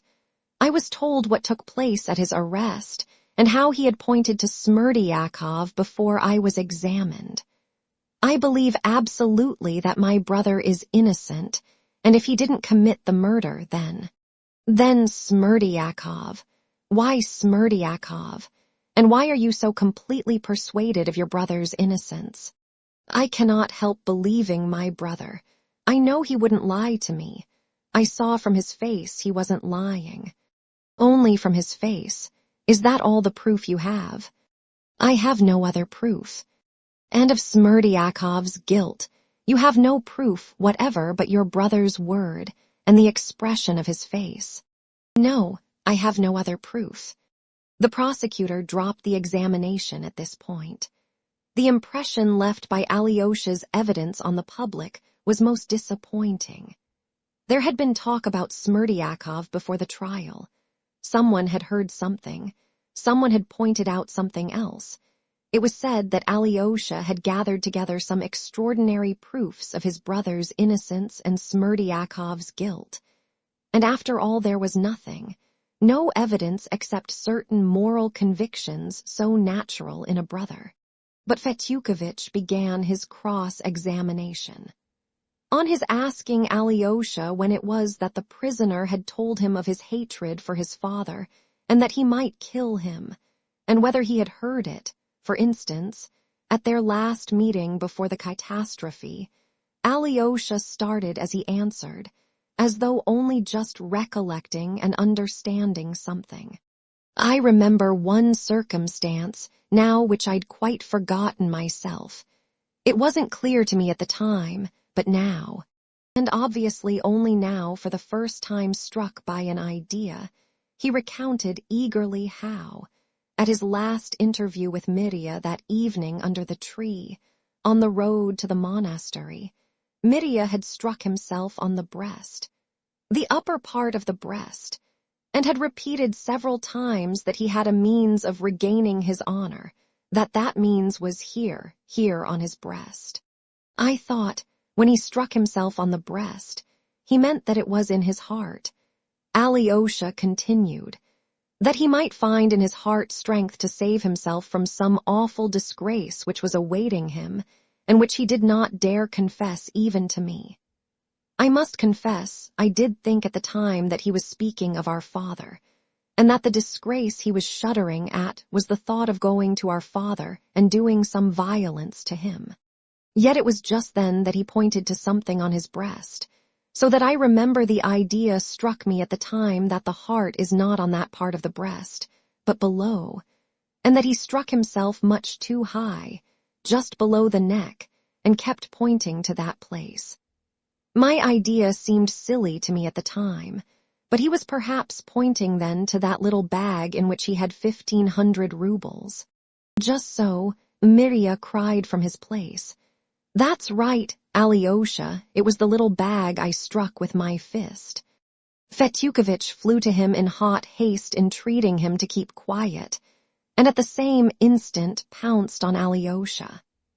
Alyosha, carried away himself by his recollection, warmly expressed his theory that this disgrace was probably just that 1,500 rubles on him, which he might have returned to Katerina Ivanovna as half of what he owed her, but which he had yet determined not to repay her and to use for another purpose, namely, to enable him to elope with Grushenka, if she consented. "It is so, it must be so," exclaimed Alyosha in sudden excitement. "My brother cried several times that half of the disgrace, half of it, he said half several times, he could free himself from at once, but that he was so unhappy in his weakness of will that he wouldn't do it, that he knew beforehand he was incapable of doing it. And you clearly, confidently remember that he struck himself just on this part of the breast?" Fetyukovitch asked eagerly. Clearly and confidently, for I thought at the time, why does he strike himself up there when the heart is lower down? And the thought seemed stupid to me at the time. I remember it seeming stupid. It flashed through my mind. That's what brought it back to me just now. How could I have forgotten it till now? It was that little bag he meant when he said he had the means but wouldn't give back that 1,500. And when he was arrested at Mokroe, he cried out, I know, I was told it, that he considered it the most disgraceful act of his life that when he had the means of repaying Katerina Ivanovna half note, what he owed her, he yet could not bring himself to repay the money and preferred to remain a thief in her eyes rather than part with it. And what torture that debt has been to him. Alyosha exclaimed in conclusion. The prosecutor, of course, intervened. He asked Alyosha to describe once more how it had all happened, and several times insisted on the question. Had the prisoner seemed to point to anything? Perhaps he had simply struck himself with his fist on the breast. But it was not with his fist, cried Alyosha. He pointed with his fingers and pointed here, very high up. How could I have so completely forgotten it till this moment? The president asked Mirya what he had to say to the last witness's evidence. Mirya confirmed it, saying that he had been pointing to the 1,500 rubles which were on his breast, just below the neck, and that was, of course, the disgrace. A disgrace I cannot deny, the most shameful act of my whole life, cried Mirya. I might have repaid it and didn't repay it. I preferred to remain a thief in her eyes rather than give it back, and the most shameful part of it was that I knew beforehand I shouldn't give it back. You are right, Alyosha. Thanks, Alyosha. So Alyosha's cross-examination ended. What was important and striking about it was that one fact at least had been found. And even though this were only one tiny bit of evidence, a mere hint at evidence, it did go some little way towards proving that the bag had existed and had contained 1,500 rubles, and that the prisoner had not been lying at the preliminary inquiry when he alleged at Mokroe that those 1,500 rubles were his own. Alyosha was glad. With a flushed face, he moved away to the seat assigned to him. He kept repeating to himself, "How was it I forgot? How could I have forgotten it? And what made it come back to me now?" Katerina Ivanovna was called to the witness box. As she entered, something extraordinary happened in the court. The ladies clutched their lorgnettes and opera glasses. There was a stir among the men. Some stood up to get a better view. Everybody alleged afterwards that Mirya had turned white as a sheet on her entrance. All in black, she advanced modestly, almost timidly. It was impossible to tell from her face that she was agitated, but there was a resolute gleam in her dark and gloomy eyes. I may remark that many people mentioned that she looked particularly handsome at that moment. She spoke softly but clearly, so that she was heard all over the court. She expressed herself with composure, or at least tried to appear composed. The president began his examination discreetly and very respectfully, as though afraid to touch on certain chords, and showing consideration for her great unhappiness. But in answer to one of the first questions, Katerina Ivanovna replied firmly that she had been formerly betrothed to the prisoner, until he left me of his own accord.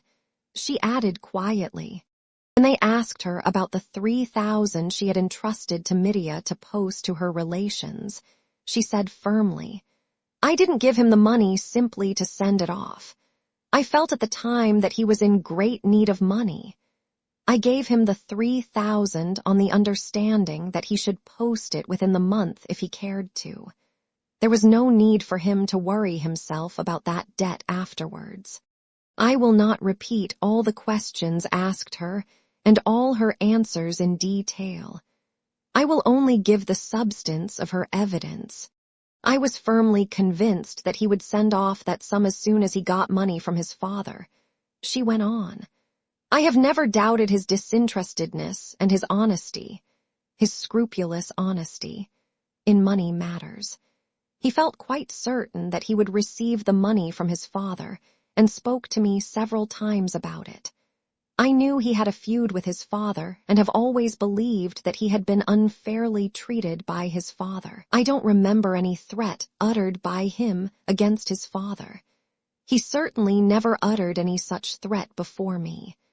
If he had come to me at that time, I should have at once relieved his anxiety about that unlucky 3,000 rubles, but he had given up coming to see me, and I myself was put in such a position that I could not invite him, and I had no right, indeed, to be exacting as to that money," she added suddenly, and there was a ring of resolution in her voice. "I was once indebted to him for assistance in money for more than 3,000, and I took it, although I could not at that time foresee that I should ever be in a position to repay my debt." There was a note of defiance in her voice. It was then Fetyukovitch began his cross-examination. "Did that take place not here, but at the beginning of your acquaintance?" Fetyukovitch suggested cautiously, feeling his way, instantly scenting something favorable. I must mention in parenthesis that, though Fetyukovitch had been brought from Petersburg partly at the instance of Katerina Ivanovna herself, he knew nothing about the episode of the 4,000 rubles given her by Mirya, and of her bowing to the ground to him. She concealed this from him and said nothing about it, and that was strange. It may be pretty certainly assumed that she herself did not know till the very last minute whether she would speak of that episode in the court, and waited for the inspiration of the moment. No, I can never forget those moments. She began telling her story. She told everything, the whole episode that Mirya had told Alyosha, and her bowing to the ground, and her reason. She told about her father and her going to Mirya, and did not in one word, in a single hint, suggest that Mirya had himself, through her sister, proposed they should send him Katerina Ivanovna to fetch the money. She generously concealed that, and was not ashamed to make it appear as though she had of her own impulse run to the young officer, relying on something, to beg him for the money. It was something tremendous. I turned cold and trembled as I listened. The court was hushed, trying to catch each word. It was something unexampled.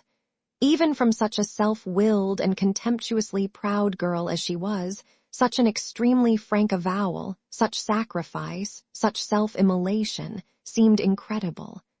And for what? For whom? To save the man who had deceived and insulted her, and to help in however small a degree in saving him, by creating a strong impression in his favor. And indeed, the figure of the young officer who, with a respectful bow to the innocent girl, handed her his last 4,000 rubles, all he had in the world, was thrown into a very sympathetic and attractive light. But I had a painful misgiving at heart. I felt that calumny might come of it later, and it did, in fact, it did. It was repeated all over the town afterwards, with spiteful laughter, that the story was perhaps not quite complete. That is, in the statement that the officer had let the young lady depart with nothing but a respectful bow. It was hinted that something was here omitted. And even if nothing had been omitted, if this were the whole story, the most highly respected of our ladies maintained, even then it's very doubtful whether it was creditable for a young girl to behave in that way, even for the sake of saving her father. And can Katerina Ivanovna, with her intelligence, her morbid sensitiveness, have failed to understand that people would talk like that? She must have understood it, yet she made up her mind to tell everything. Of course, all these nasty little suspicions as to the truth of her story only arose afterwards, and at the first moment all were deeply impressed by it. As for the judges and the lawyers, they listened in reverent, almost shame-faced silence to Katerina Ivanovna. The prosecutor did not venture upon even one question on the subject. Fetyukovitch made a low bow to her. Oh, he was almost triumphant. Much ground had been gained.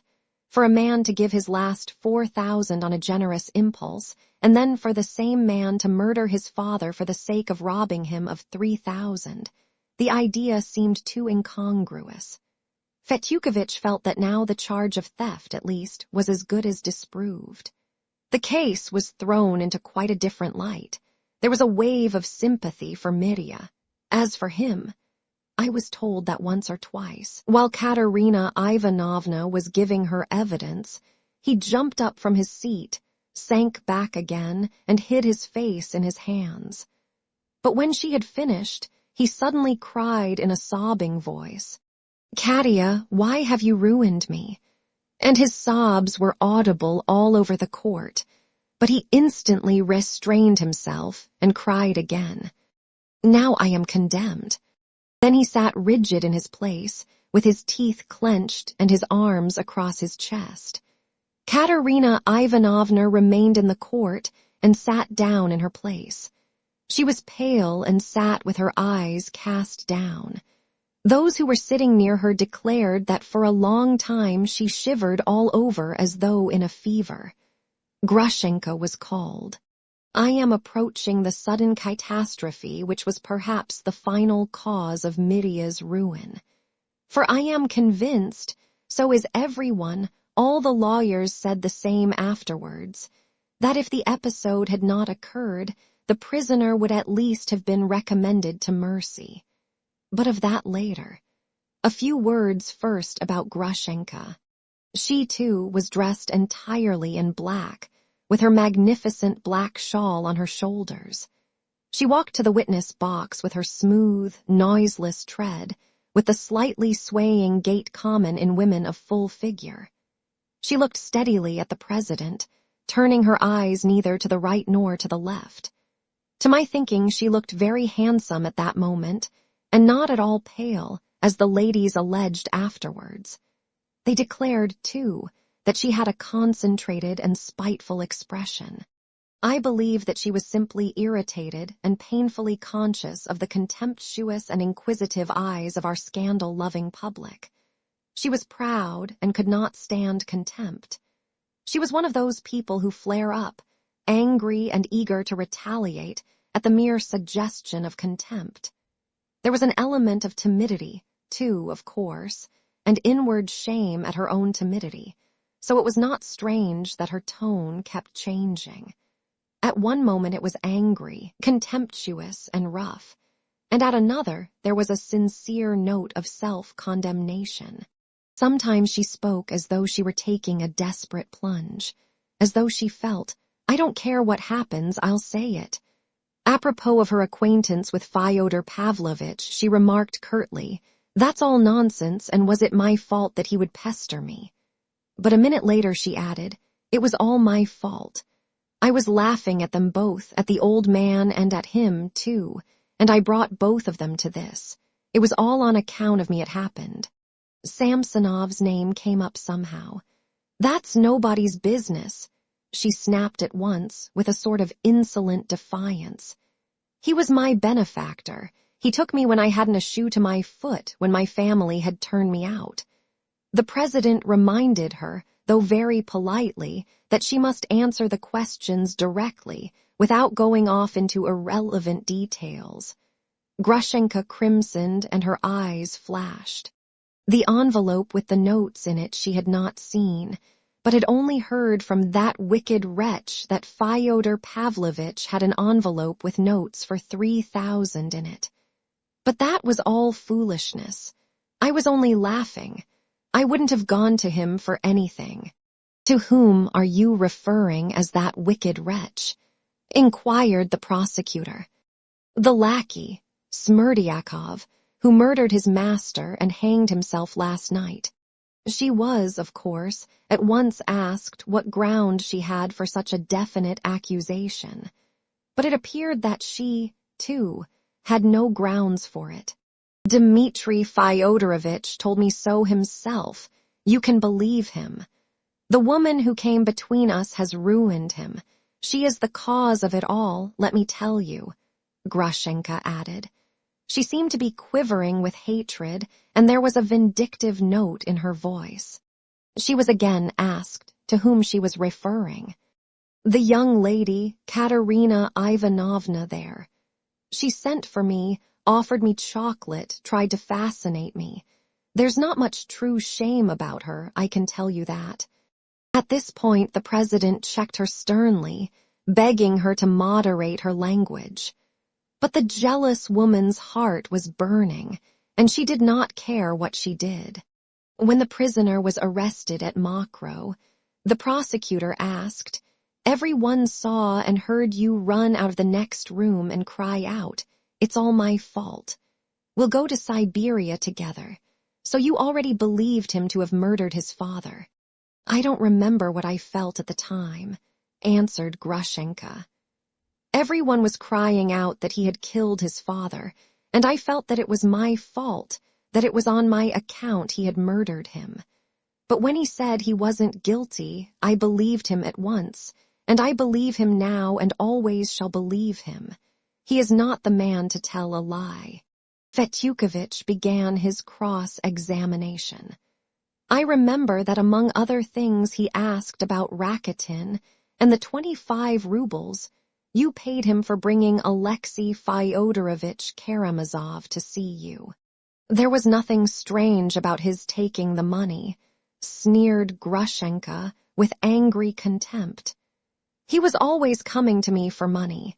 He used to get 30 rubles a month at least out of me, chiefly for luxuries. He had enough to keep him without my help. What led you to be so liberal to Mr. Rakitin?" Fetyukovitch asked, in spite of an uneasy movement on the part of the president. "Why, he is my cousin. His mother was my mother's sister. But he's always besought me not to tell anyone here of it. He is so dreadfully ashamed of me." This fact was a complete surprise to everyone. No one in the town nor in the monastery, not even Mitya, knew of it. I was told that Rakitin turned purple with shame where he sat. Grushenka had somehow heard before she came into the court that he had given evidence against Mitya, and so she was angry. The whole effect on the public of Rakitin's speech, of his noble sentiments, of his attacks upon serfdom and the political disorder of Russia, was this time finally ruined. Fetyukovitch was satisfied. It was another godsend. Grushenka's cross-examination did not last long, and of course, there could be nothing particularly new in her evidence. She left a very disagreeable impression on the public. Hundreds of contemptuous eyes were fixed upon her as she finished giving her evidence and sat down again in the court, at a good distance from Katerina Ivanovna. Mitya was silent throughout her evidence. He sat as though turned to stone, with his eyes fixed on the ground. Ivan was called to give evidence. Chapter 5. A sudden catastrophe. I may note that he had been called before Alyosha. But the usher of the court announced to the president that, owing to an attack of illness or some sort of fit, the witness could not appear at the moment, but was ready to give his evidence as soon as he recovered. But no one seemed to have heard it, and it only came out later. His entrance was for the first moment almost unnoticed. The principal witnesses, especially the two rival ladies, had already been questioned. Curiosity was satisfied for the time. The public was feeling almost fatigued. Several more witnesses were still to be heard, who probably had little information to give after all that had been given. Time was passing. Ivan walked up with extraordinary slowness, looking at no one, and with his head bowed, as though plunged in gloomy thought. He was irreproachably dressed, but his face made a painful impression on me at least. There was an earthy look in it, a look like a dying man's. His eyes were lusterless. He raised them and looked slowly round the court. Alyosha jumped up from his seat and moaned, "Ah!" I remember that, but it was hardly noticed. The president began by informing him that he was a witness not on oath, that he might answer or refuse to answer, but that, of course, he must bear witness according to his conscience, and so on, and so on. Ivan listened and looked at him blankly, but his face gradually relaxed into a smile, and as soon as the president, looking at him in astonishment, finished, he laughed outright. "Well, and what else?" he asked in a loud voice. There was a hush in the court. There was a feeling of something strange. The president showed signs of uneasiness. "You are perhaps still unwell," he began, looking everywhere for the usher. "Don't trouble yourself, Your Excellency. I am well enough and can tell you something interesting." Ivan answered with sudden calmness and respectfulness. "You have some special communication to make," the president went on, still mistrustfully. Ivan looked down, waited a few seconds, and raising his head, answered, almost stammering, "No, I haven't. I have nothing particular."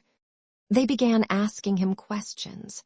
He answered, as it were, reluctantly, with extreme brevity, with a sort of disgust which grew more and more marked, though he answered rationally.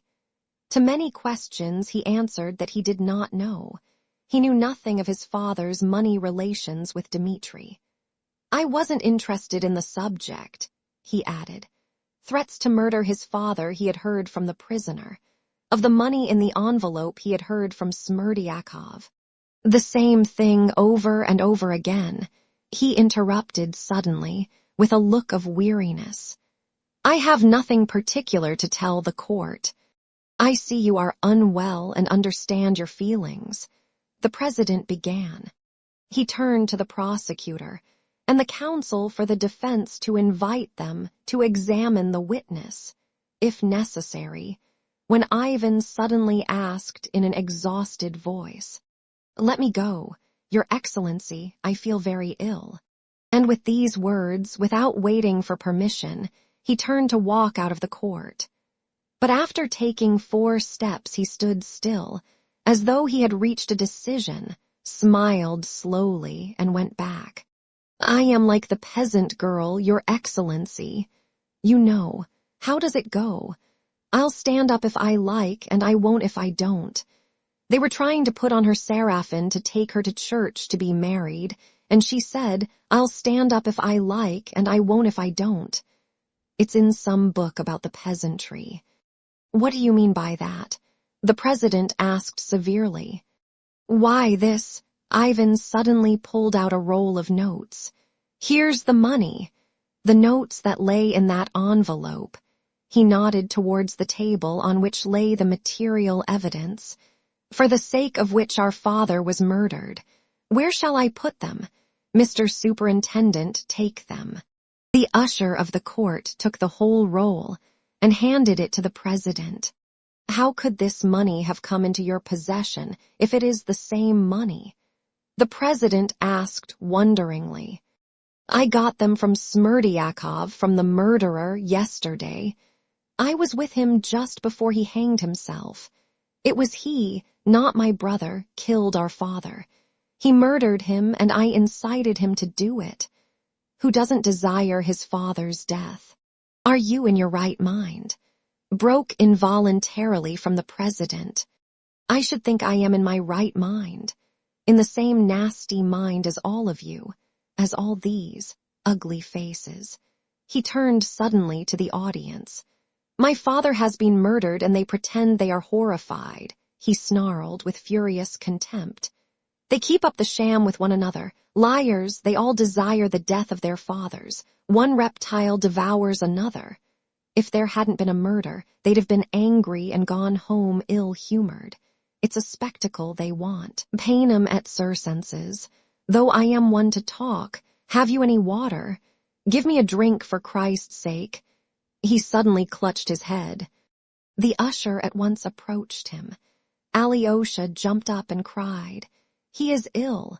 Don't believe him. He has brain fever.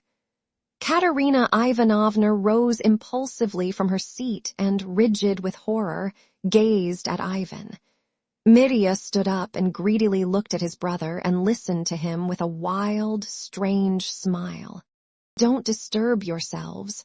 I am not mad. I am only a murderer. Ivan began again. You can't expect eloquence from a murderer. He added suddenly for some reason and laughed a queer laugh. The prosecutor bent over to the president in obvious dismay. The two other judges communicated in agitated whispers. Fetyukovitch pricked up his ears as he listened. The hall was hushed in expectation. The president seemed suddenly to recollect himself. Witness, your words are incomprehensible and impossible here. Calm yourself if you can and tell your story. If you really have something to tell, how can you confirm your statement, if indeed you are not delirious? That's just it. I have no proof. That cur Smerdyakov won't send you proofs from the other world. In an envelope. You think of nothing but envelopes. One is enough. I've no witnesses. Except one, perhaps. He smiled thoughtfully. Who is your witness? He has a tail, Your Excellency, and that would be irregular. Lidiable annexiste point. Don't pay attention. He is a paltry, pitiful devil, he added suddenly. He ceased laughing and spoke, as it were, confidentially. He is here somewhere, no doubt, under that table with the material evidence on it, perhaps. Where should he sit if not there? You see, listen to me. I told him I don't want to keep quiet, and he talked about the geological cataclysm. Idiocy. Come, release the monster. He's been singing a hymn. That's because his heart is light. It's like a drunken man in the street bawling how Vanka went to Petersburg, and I would give a quadrillions for 2 seconds of joy. You don't know me. Oh, how stupid all this business is. Come, take me instead of him. I didn't come for nothing. Why is everything so stupid? And he began slowly, and as it were reflectively, looking round him again. But the court was all excitement by now. Alyosha rushed towards him, but the court usher had already seized Ivan by the arm. What are you about? He cried, staring into the man's face, and suddenly seizing him by the shoulders, he flung him violently to the floor. But the police were on the spot and he was seized. He screamed furiously. And all the time he was being removed, he yelled and screamed something incoherent. The whole court was thrown into confusion. I don't remember everything as it happened. I was excited myself and could not follow. I only know that afterwards, when everything was quiet again and everyone understood what had happened, the court usher came in for a reprimand, though he very reasonably explained that the witness had been quite well, that the doctor had seen him an hour ago when he had a slight attack of giddiness, but that, until he had come into the court, he had talked quite consecutively, so that nothing could have been foreseen, that he had, in fact, insisted on giving evidence, but before everyone had completely regained their composure and recovered from this scene, it was followed by another. Katerina Ivanovna had an attack of hysterics. She sobbed, shrieking loudly, but refused to leave the court, struggled, and besought them not to remove her. Suddenly she cried to the president, "There is more evidence I must give at once. At once, here is a document, a letter. Take it, read it quickly, quickly. It's a letter from that monster, that man there. She pointed to Mirya. It was he killed his father, you will see that directly. He wrote to me how he would kill his father, but the other one is ill, he is delirious. She kept crying out beside herself. The court usher took the document she held out to the president, and she, dropping into her chair, hiding her face in her hands, began convulsively and noiselessly sobbing, shaking all over, and stifling every sound for fear she should be ejected from the court. The document she had handed up was that letter Mirya had written at the Metropolis Tavern, which Ivan had spoken of as a mathematical proof. Alas!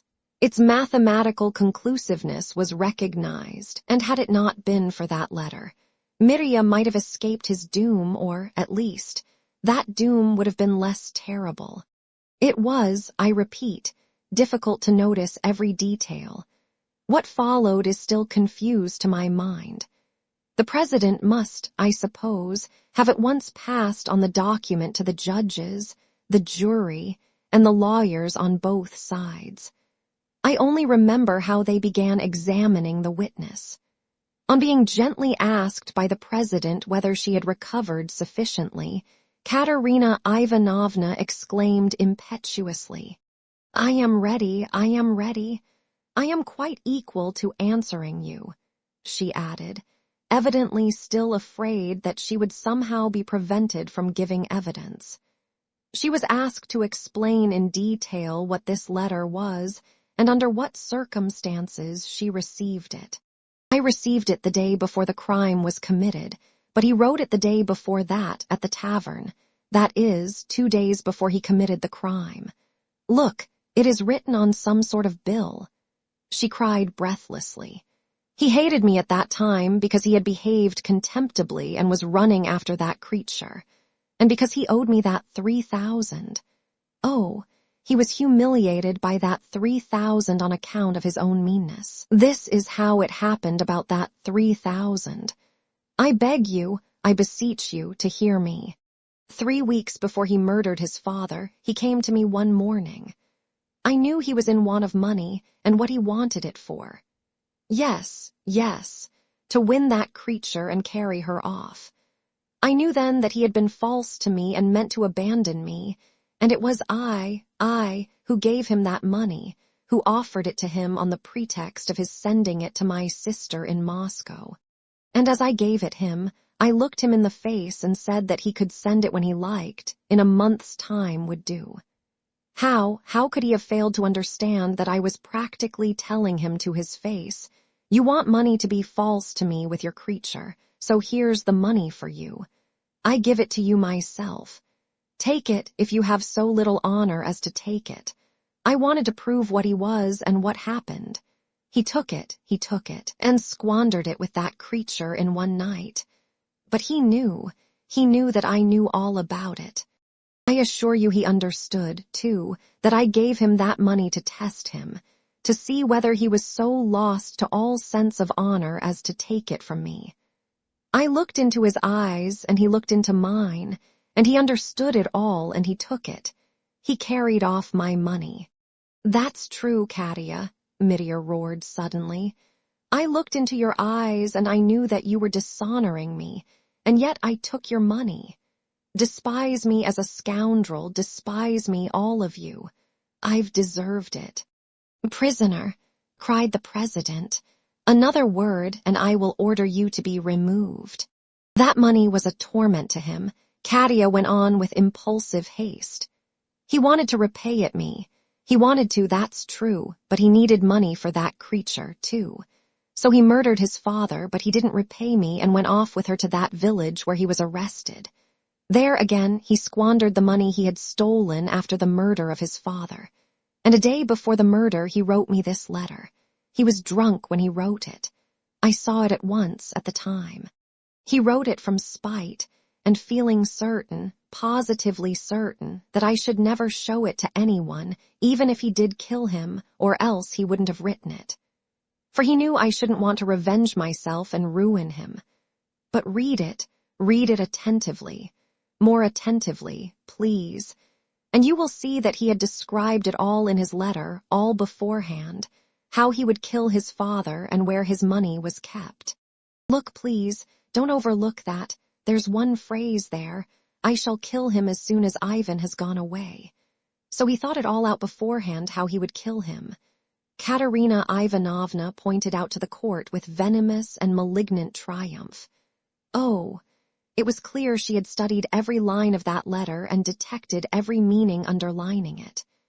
If he hadn't been drunk, he wouldn't have written to me. But look, everything is written there beforehand, just as he committed the murder after. A complete program of it. She exclaimed frantically. She was reckless now of all consequences to herself, though no doubt she had foreseen them even a month ago, for even then, perhaps, shaking with anger, she had pondered whether to show it at the trial or not. Now she had taken the fatal plunge. I remember that the letter was read aloud by the clerk, directly afterwards, I believe. It made an overwhelming impression. They asked Mitya whether he admitted having written the letter. It's mine, cried Mitya. I shouldn't have written it if I hadn't been drunk. We've hated each other for many things, Katya, but I swear I loved you even while I hated you, and you didn't love me. He sank back on his seat, wringing his hands in despair. The prosecutor and counsel for the defense began cross-examining her, chiefly to ascertain what had induced her to conceal such a document, and to give her evidence in quite a different tone and spirit just before. Yes, I was telling lies just now. I was lying against my honor and my conscience, but I wanted to save him, for he has hated and despised me so. Katya cried madly. Oh, he has despised me horribly. He has always despised me. And do you know, he has despised me from the very moment that I bowed down to him for that money. I saw that. I felt it at once at the time, but for a long time I wouldn't believe it. How often I have read it in his eyes. You came of yourself, though. Oh, he didn't understand. He had no idea why I ran to him. He can suspect nothing but baseness. He judged me by himself. He thought everyone was like himself. Katya hissed furiously, in a perfect frenzy. And he only wanted to marry me because I'd inherited a fortune, because of that. I always suspected it was because of that. Oh, he is a brute. He was always convinced that I should be trembling with shame all my life before him, because I went to him then, and that he had a right to despise me forever for it, and so to be superior to me. That's why he wanted to marry me. That's all so. I tried to conquer him by my love, a love that knew no bounds. I even tried to forgive his faithlessness, but he understood nothing. How could he understand indeed? He is a monster. I only received that letter the next evening. It was brought me from the tavern. And only that morning I wanted to forgive him everything, even his treachery. The president and the prosecutor, of course, tried to calm her. I can't help thinking that they felt ashamed of taking advantage of her hysteria and of listening to such avowals. I remember hearing them say to her, "We understand how hard it is for you. Be sure we are able to feel for you," and so on, and so on. And yet they dragged the evidence out of the raving, hysterical woman. She described at last with extraordinary clearness, which is so often seen, though only for a moment, in such overwrought states, how Ivan had been nearly driven out of his mind during the last 2 months trying to save the monster and murderer, his brother. He tortured himself, she exclaimed. He was always trying to minimize his brother's guilt and confessing to me that he too had never loved his father and perhaps desired his death himself. Oh, he has a tender over tender conscience. He tormented himself with his conscience. He told me everything. He came every day and talked to me as his only friend. I have the honor to be his only friend. She cried suddenly with a sort of defiance, and her eyes flashed. He had been twice to see Smerdyakov.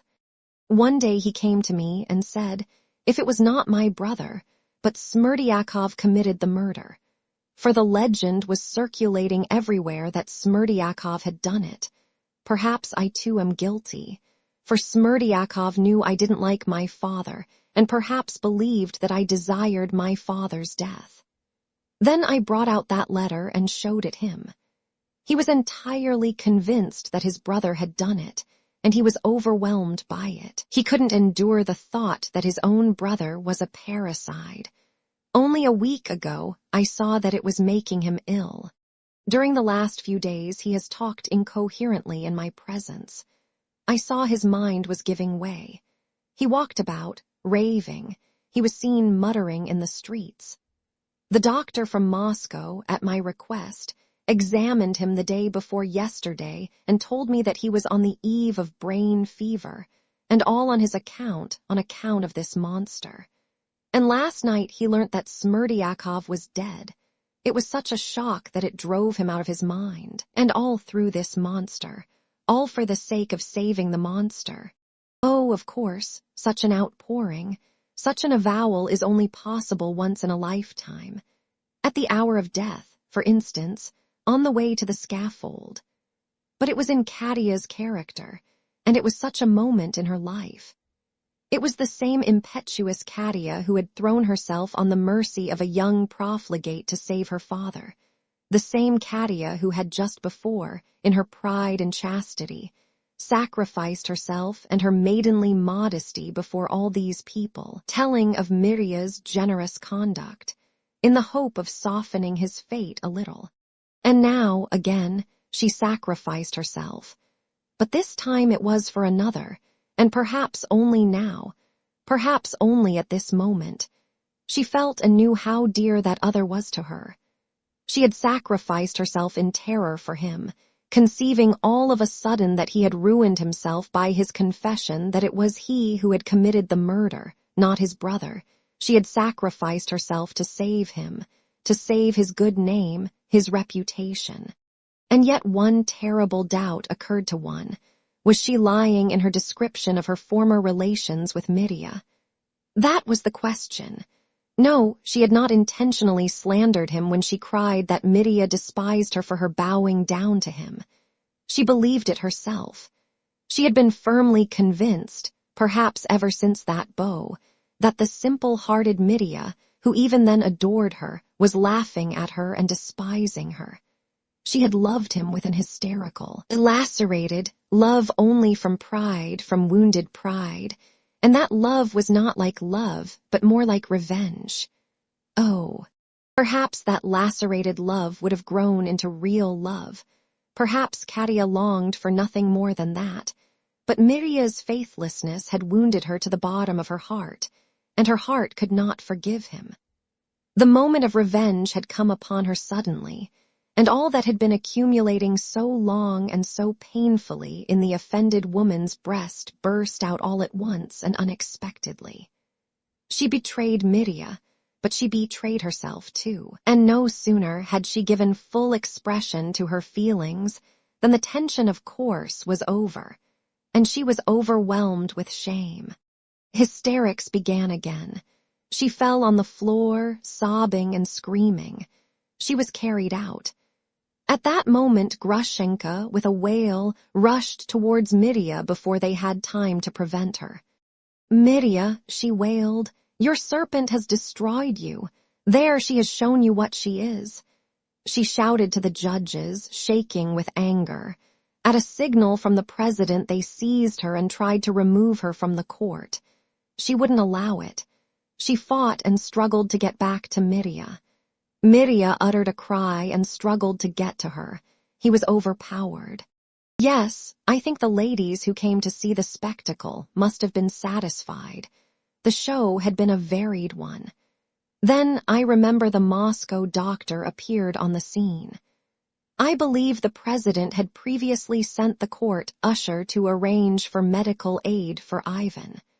The doctor announced to the court that the sick man was suffering from a dangerous attack of brain fever and that he must be at once removed. In answer to questions from the prosecutor and the counsel for the defense, he said that the patient had come to him of his own accord the day before yesterday, and that he had warned him that he had such an attack coming on, but he had not consented to be looked after. He was certainly not in a normal state of mind. He told me himself that he saw visions when he was awake, that he met several persons in the street who were dead, and that Satan visited him every evening, said the doctor in conclusion. Having given his evidence, the celebrated doctor withdrew.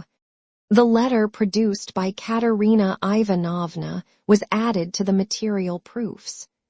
After some deliberation, the judges decided to proceed with the trial and to enter both the unexpected pieces of evidence given by Ivan and Katerina Ivanovna on the protocol. But I will not detail the evidence of the other witnesses, who only repeated and confirmed what had been said before, though all with their characteristic peculiarities. I repeat, all was brought together in the prosecutor's speech, which I shall quote immediately. Everyone was excited, everyone was electrified by the late catastrophe, and all were awaiting the speeches for the prosecution and the defense with intense impatience. Fetyukovitch was obviously shaken by Katerina Ivanovna's evidence, but the prosecutor was triumphant. When all the evidence had been taken, the court was adjourned for almost an hour. I believe it was just 8 o'clock when the president returned to his seat, and our prosecutor, Ippolit Kirillovitch, began his speech. Chapter 6. The prosecutor's speech. Sketches of character. Ippolit Kirillovitch began his speech, trembling with nervousness, with cold sweat on his forehead, feeling hot and cold all over by turns. He described this himself afterwards. He regarded this speech as his chef d'oeuvre, the chef d'oeuvre of his whole life, as his swan song. He died, it is true, 9 months later of rapid consumption, so that he had the right, as it turned out, to compare himself to a swan singing his last song. He had put his whole heart, and all the brain he had into that speech. And poor Ippolit Kirillovitch unexpectedly revealed that at least some feeling for the public welfare, and the eternal question, lay concealed in him. Where his speech really excelled was in its sincerity. He genuinely believed in the prisoner's guilt. He was accusing him not as an official duty only, and in calling for vengeance he quivered with a genuine passion for the security of society. Even the ladies in the audience, though they remained hostile to Ippolit Kirillovitch, admitted that he made an extraordinary impression on them. He began in a breaking voice, but it soon gained strength and filled the court to the end of his speech. But as soon as he had finished, he almost fainted. "Gentlemen of the jury," began the prosecutor, "this case has made a stir throughout Russia. But what is there to wonder at? What is there so peculiarly horrifying in it for us? We are so accustomed to such crimes. That's what's so horrible, that such dark deeds have ceased to horrify us. What ought to horrify us is that we are so accustomed to it, and not this or that isolated crime. What are the causes of our indifference, our lukewarm attitude to such deeds, to such signs of the times, ominous of an unenviable future? Is it our cynicism? Is it the premature exhaustion of intellect and imagination in a society that is sinking into decay, in spite of its youth? Is it that our moral principles are shattered to their foundations? Or is it, perhaps, a complete lack of such principles among us? I cannot answer such questions. Nevertheless, they are disturbing, and every citizen not only must, but ought to be harassed by them. Our newborn and still timid press has done good service to the public already, for without it we should never have heard of the horrors of unbridled violence and moral degradation which are continually made known by the press, not merely to those who attend the new jury courts established in the present reign, but to everyone. And what do we read almost daily? Of things beside which the present case grows pale, and seems almost commonplace. But what is most important is that the majority of our national crimes of violence bear witness to a widespread evil, now so general among us that it is difficult to contend against it. One day we see a brilliant young officer of high society, at the very outset of his career in a cowardly underhand way, without a pang of conscience, murdering an official who had once been his benefactor, and the servant girl to steal his own eye. Oh, you, and what ready money he could find on him. It will come in handy for my pleasures in the fashionable world and for my career in the future. After murdering them, he puts pillows under the head of each of his victims. He goes away. Next, a young hero decorated for bravery kills the mother of his chief and benefactor, like a highwayman, and to urge his companions to join him, he asserts that she loves him like a son, and so will follow all his directions and take no precautions. Granted that he is a monster, yet I dare not say in these days that he is unique. Another man will not commit the murder, but will feel and think like him, and is as dishonorable in soul. In silence, alone with his conscience, he asks himself, perhaps, what is honor, and isn't the condemnation of bloodshed a prejudice? Perhaps people will cry out against me that I am morbid, hysterical, that it is a monstrous slander, that I am exaggerating. Let them say so, and heavens, I should be the first to rejoice if it were so. Oh, don't believe me, think of me as morbid, but remember my words. If only a 10th, if only a 20th part of what I say is true, even so it's awful.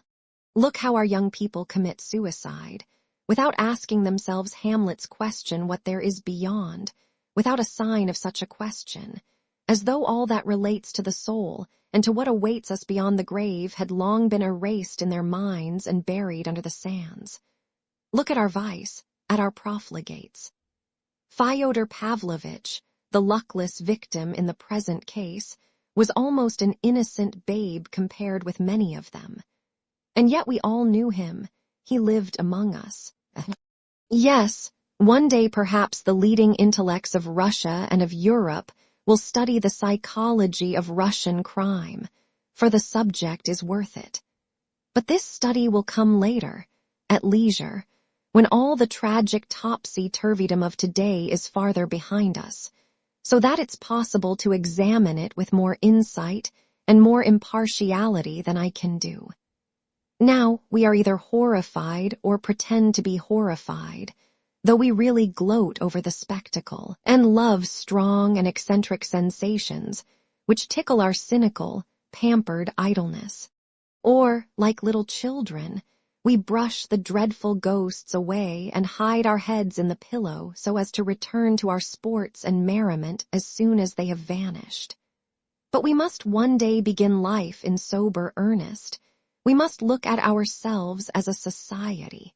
It's time we tried to grasp something of our social position, or at least to make a beginning in that direction. Great writer of the last epoch, comparing Russia to a swift troika galloping to an unknown goal, exclaims, "O, troika, bird-like troika, who invented thee?" and adds in proud ecstasy that all the peoples of the world stand aside respectfully to make way for the recklessly galloping troika to pass. That may be. They may stand aside, respectfully or no. But in my poor opinion, the great writer ended his book in this way either in an access of childish and naive optimism, or simply in fear of the censorship of the day. For if the troika were drawn by his heroes, Sobakevich, Nozdryov, Tchitchikov, it could reach no rational goal, whoever might be driving it. And those were the heroes of an older generation. Ours are worse specimens still. At this point, Ippolit Kirillovich's speech was interrupted by applause. The liberal significance of this simile was appreciated. The applause was, it's true, of brief duration, so that the president did not think it necessary to caution the public, and only looked severely in the direction of the offenders. But Ippolit Kirillovich was encouraged. He had never been applauded before. He had been all his life unable to get a hearing, and now he suddenly had an opportunity of securing the ear of all Russia. What, after all, is this Karamazov family, which has gained such an unenviable notoriety throughout Russia? He continued, "Perhaps I am exaggerating, but it seems to me that certain fundamental features of the educated class of today are reflected in this family picture. Only, of course, in miniature, like the sun in a drop of water. Think of that unhappy, vicious, unbridled old man who has met with such a melancholy end, the head of a family, beginning life of noble birth, but in a poor dependent position. Through an unexpected marriage, he came into a small fortune. A petty knave, a toady and buffoon of fairly good, though undeveloped, intelligence, he was, above all, a moneylender, who grew bolder with growing prosperity. His abject and servile characteristics disappeared. His malicious and sarcastic cynicism was all that remained. On the spiritual side, he was undeveloped, while his vitality was excessive. He saw nothing in life but sensual pleasure, and he brought his children up to be the same. He had no feelings for his duties as a father. He ridiculed those duties.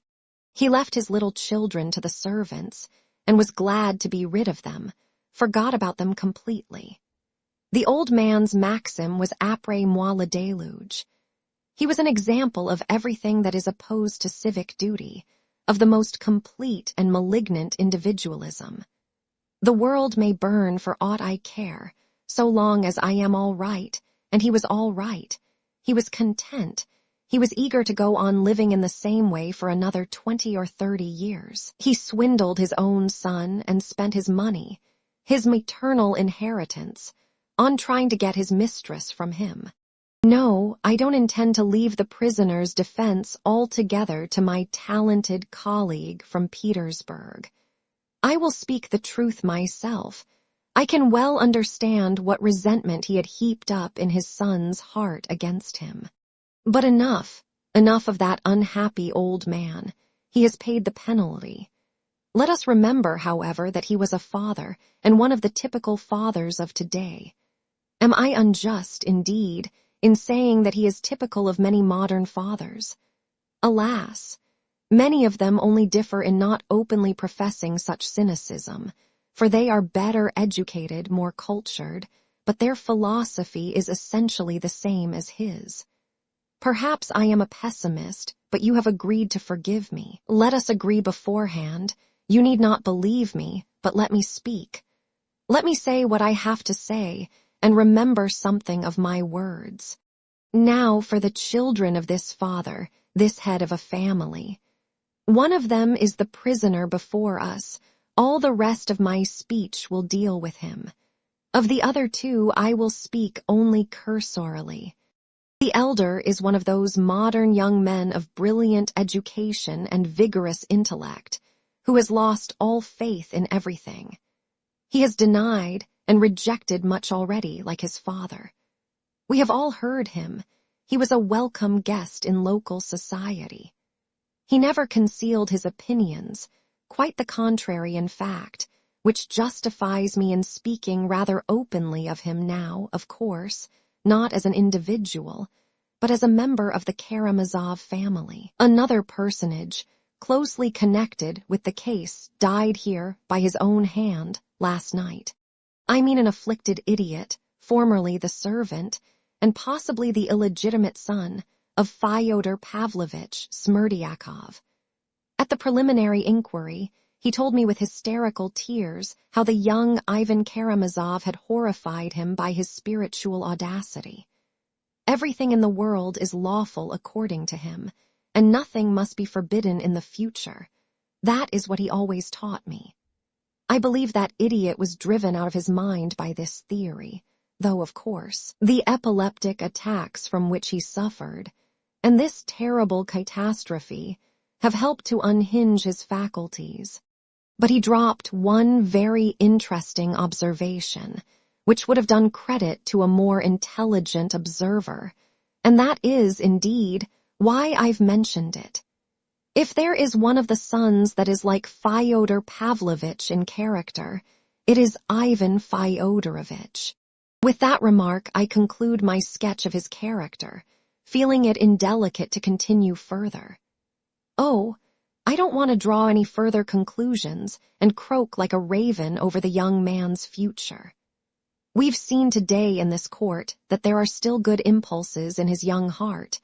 That family feeling has not been destroyed in him by lack of faith and cynicism, which have come to him rather by inheritance than by the exercise of independent thought. Then the third son. Oh, he is a devout and modest youth who does not share his elder brother's gloomy and destructive theory of life. He has sought to cling to the ideas of the people, or to what goes by that name in some circles of our intellectual classes. He clung to the monastery and was within an ace of becoming a monk. He seems to me to have betrayed unconsciously, and so early, that timid despair which leads so many in our unhappy society, who dread cynicism and its corrupting influences, and mistakenly attribute all the mischief to European enlightenment. To return to their native soil, as they say, to the bosom, so to speak, of their Mother Earth, like frightened children, yearning to fall asleep on the withered bosom of their decrepit mother, and to sleep there forever, only to escape the horrors that terrify them. For my part, one wish the excellent and gifted young man every success. I trust that his youthful idealism and impulse towards the ideas of the people may never degenerate, as often happens, on the moral side into gloomy mysticism, and on the political into blind chauvinism, two elements which are even a greater menace to Russia than the premature decay, due to misunderstanding and gratuitous adoption of European ideas, from which his elder brother is suffering. 2 or 3 people clapped their hands at the mention of chauvinism and mysticism. Ippolit Kirillovitch had been, indeed, carried away by his own eloquence. All this had little to do with the case in hand, to say nothing of the fact of its being somewhat vague, but the sickly and consumptive man was overcome by the desire to express himself once in his life. People said afterwards that he was actuated by unworthy motives in his criticism of Ivan, because the latter had on 1 or 2 occasions got the better of him in argument, and Ippolit Kirillovitch, remembering it, tried now to take his revenge. But I don't know whether it was true. All this was only introductory, however, and the speech passed to more direct consideration of the case. But to return to the eldest son, Ippolit Kirillovitch went on. He is the prisoner before us. We have his life and his actions, too, before us, The fatal day has come and all has been brought to the surface. While his brothers seem to stand for Europeanism and the principles of the people, he seems to represent Russia as she is. Oh, not all Russia, not all. God preserve us if it were. Yet here we have her, our mother Russia, the very scent and sound of her. Oh, he is spontaneous. He is a marvelous mingling of good and evil. He is a lover of culture and Schiller, yet he brawls in taverns and plucks out the beards of his boon companions. Oh, he, too, can be good and noble, but only when all goes well with him.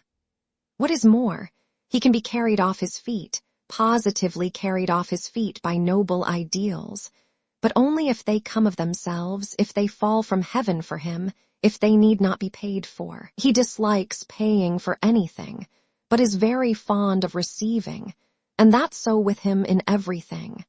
Oh, give him every possible good in life. He couldn't be content with less, and put no obstacle in his way, and he will show that he, too, can be noble. He is not greedy, no, but he must have money, a great deal of money, and you will see how generously, with what scorn of filthy lucre, he will fling it all away in the reckless dissipation of one night. But if he has not money, he will show what he is ready to do to get it when he is in great need of it. But all this later. Let us take events in their chronological order. First, we have before us a poor abandoned child, running about the backyard without boots on his feet, as our worthy and esteemed fellow citizen of foreign origin, alas, expressed it just now. I repeat it again, I yield to no one the defense of the criminal. I am here to accuse him, but to defend him also. Yes, I too am human. I too can weigh the influence of home and childhood on the character. But the boy grows up and becomes an officer. For a duel and other reckless conduct, he is exiled to one of the remote frontier towns of Russia. There he led a wild life as an officer. And of course, he needed money before all things, and so after prolonged disputes he came to a settlement with his father, and the last 6,000 was sent him. A letter is in existence in which he practically gives up his claim to the rest and settles his conflict with his father over the inheritance on the payment of this 6,000. Then came his meeting with a young girl of lofty character and brilliant education. Oh, I do not venture to repeat the details. You have only just heard them. Honor, self-sacrifice were shown there, and I will be silent. The figure of the young officer, frivolous and profligate, doing homage to true nobility and a lofty ideal, was shown in a very sympathetic light before us. But the other side of the medal was unexpectedly turned to us immediately after in this very court. Again, I will not venture to conjecture why it happened so, but there were causes. The same lady, bathed in tears of long-concealed indignation, alleged that he of all men, had despised her for her action, which, though incautious, reckless perhaps, was still dictated by lofty and generous motives.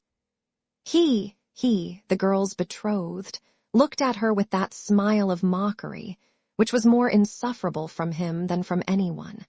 And knowing that he had already deceived her, he had deceived her, believing that she was bound to endure everything from him, even treachery. She intentionally offered him 3,000 rubles, and clearly, too clearly, let him understand that she was offering him money to deceive her. Well, will you take it or not? Are you so lost to shame?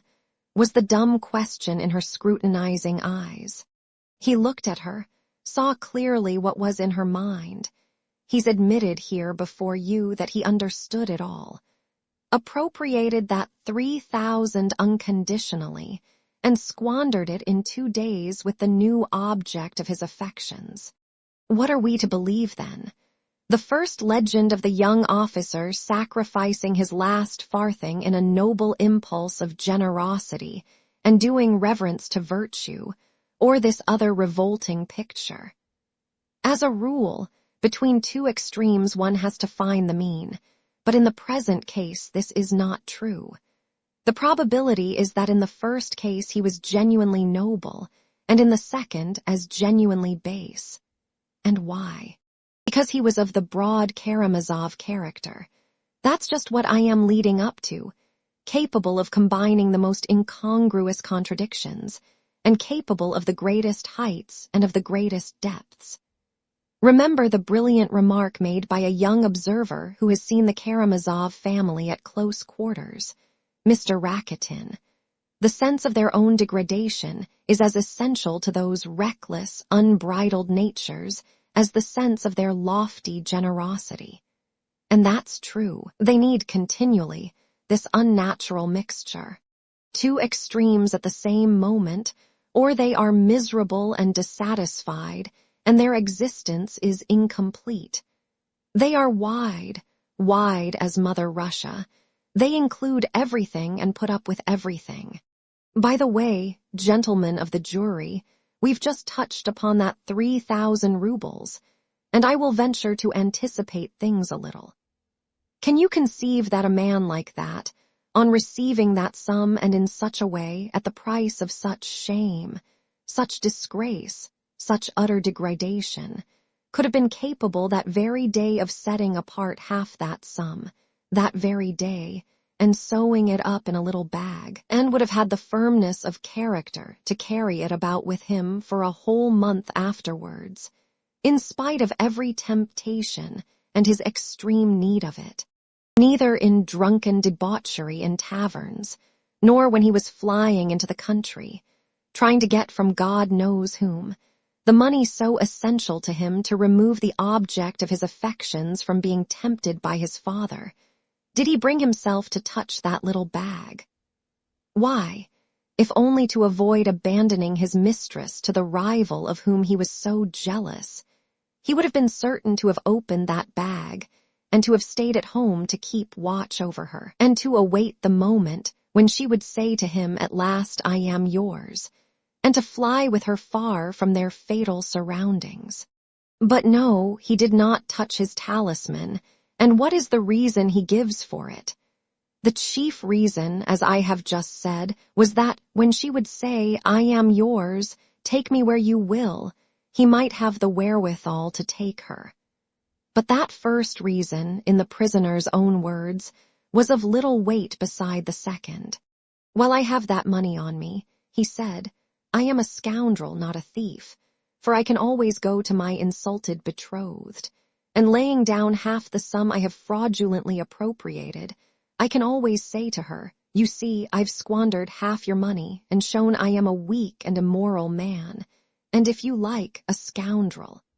I use the prisoner's own expressions. But though I am a scoundrel, I am not a thief, for if I had been a thief, I shouldn't have brought you back this half of the money, but should have taken it as I did the other half." A marvelous explanation. This frantic but weak man, who could not resist the temptation of accepting the 3,000 rubles at the price of such disgrace, this very man suddenly develops the most stoical firmness, and carries about 1,000 rubles without daring to touch it. Does that fit in at all with the character we have analyzed? No, and I venture to tell you how the real Dmitri Karamazov would have behaved in such circumstances, if he really had brought himself to put away the money. At the first temptation, for instance, to entertain the woman with whom he had already squandered half the money, he would have unpicked his little bag and have taken out some 100 rubles. For why should he have taken back precisely half the money, that is, 1,500 rubles? Why not 1,400? He could just as well have said then that he was not a thief, because he brought back 1,400 rubles.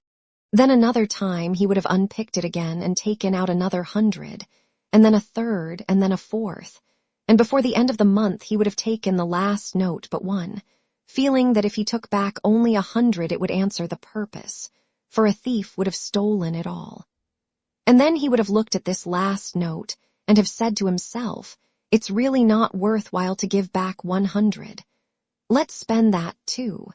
That's how the real Dmitry Karamazov, as we know him, would have behaved. One cannot imagine anything more incongruous with the actual fact than this legend of the little bag. Nothing could be more inconceivable, but we shall return to that later. After touching upon what had come out in the proceedings concerning the financial relations of father and son, and arguing again and again that it was utterly impossible, from the facts known, to determine which was in the wrong, Ippolit Kirillovitch passed to the evidence of the medical experts in reference to Mirya's fixed idea about the 3,000 owing him. Chapter 7. An Historical Survey. The medical experts have striven to convince us that the prisoner is out of his mind and, in fact, a maniac. I maintain that he is in his right mind, and that if he had not been, he would have behaved more cleverly. As for his being a maniac, that I would agree with, but only in one point, that is, his fixed idea about the 3,000. Yet I think one might find a much simpler cause than his tendency to insanity. For my part, one agree thoroughly with the young doctor who maintained that the prisoner's mental faculties have always been normal, and that he has only been irritable and exasperated. The object of the prisoner's continual and violent anger was not the sum itself. There was a special motive at the bottom of it. That motive is jealousy. Here Ippolit Kirillovitch described at length the prisoner's fatal passion for Grushenka. He began from the moment when the prisoner went to the young person's lodgings to beat her. I use his own expression. The prosecutor explained. But instead of beating her, he remained there at her feet. That was the beginning of the passion. At the same time, the prisoner's father was captivated by the same young person. A strange and fatal coincidence, for they both lost their hearts to her simultaneously, though both had known her before. And she inspired in both of them the most violent, characteristically Karamazov passion. We have her own confession. I was laughing at both of them. Yes, the sudden desire to make a jest of them came over her, and she conquered both of them at once.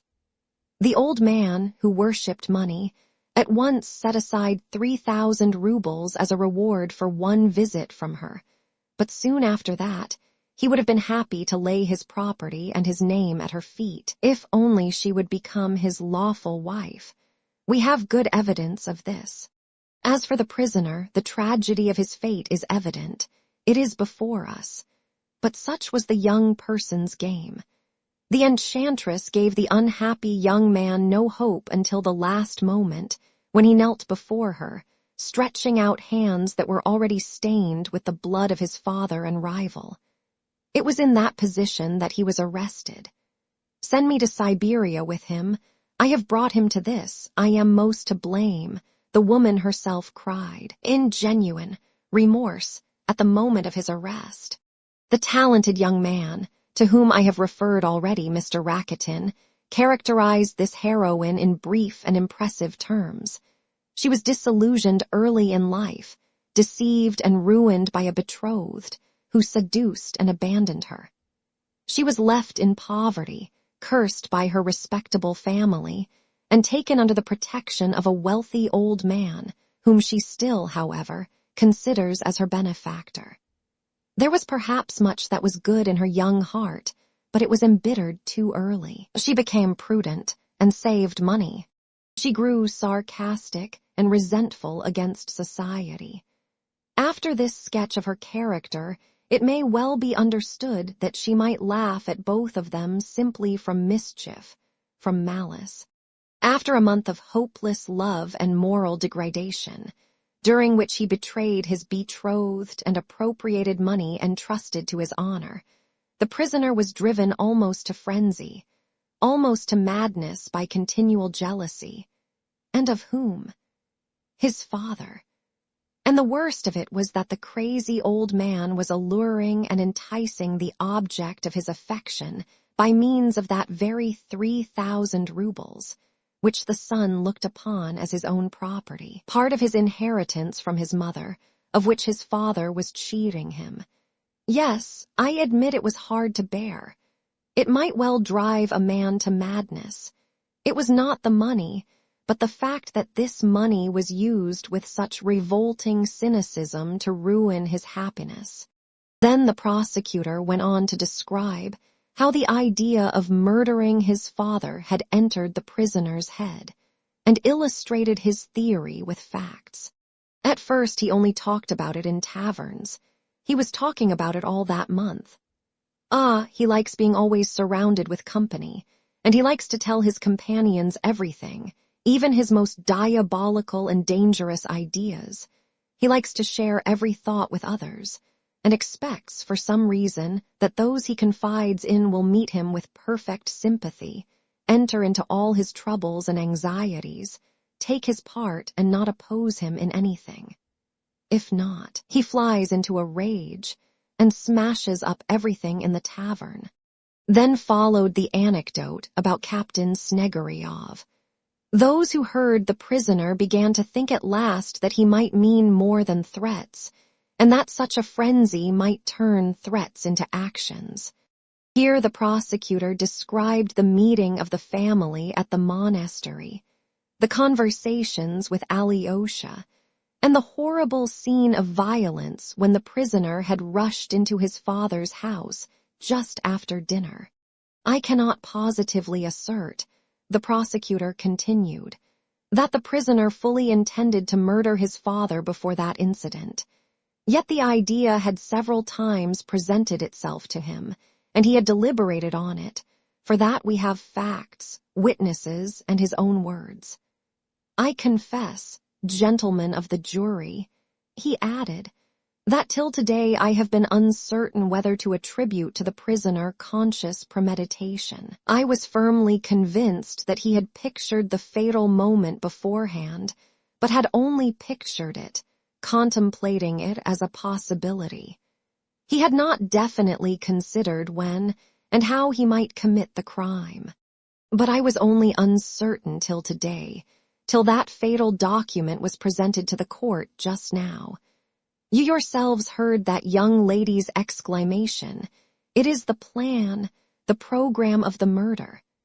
That is how she defined that miserable, drunken letter of the unhappy prisoner. And, in fact, from that letter we see that the whole fact of the murder was premeditated. It was written 2 days before, and so we know now for a fact that, 48 hours before the perpetration of his terrible design, the prisoner swore that, if he could not get money next day, he would murder his father in order to take the envelope with the notes from under his pillow, as soon as Ivan had left. As soon as Ivan had gone away, you hear that. So he had thought everything out, weighing every circumstance, and he carried it all out just as he had written it. The proof of premeditation is conclusive. The crime must have been committed for the sake of the money. That is stated clearly, that is written and signed. The prisoner does not deny his signature. I shall be told he was drunk when he wrote it, but that does not diminish the value of the letter, quite the contrary. He wrote when drunk what he had planned when sober. Had he not planned it when sober, he would not have written it when drunk. I shall be asked, then why did he talk about it in taverns? A man who premeditates such a crime is silent and keeps it to himself. Yes, but he talked about it before he had formed a plan, when he had only the desire, only the impulse to it. Afterwards he talked less about it. On the evening he wrote that letter at the Metropolis Tavern. Contrary to his custom, he was silent, though he had been drinking. He did not play billiards. He sat in a corner, talked to no one. He did indeed turn a shopman out of his seat, but that was done almost unconsciously, because he could never enter a tavern without making a disturbance. It is true that after he had taken the final decision, he must have felt apprehensive that he had talked too much about his design beforehand, and that this might lead to his arrest and prosecution afterwards. But there was nothing for it. He could not take his words back, but his luck had served him before, it would serve him again. He believed in his star, you know. I must confess, too, that he did a great deal to avoid the fatal catastrophe.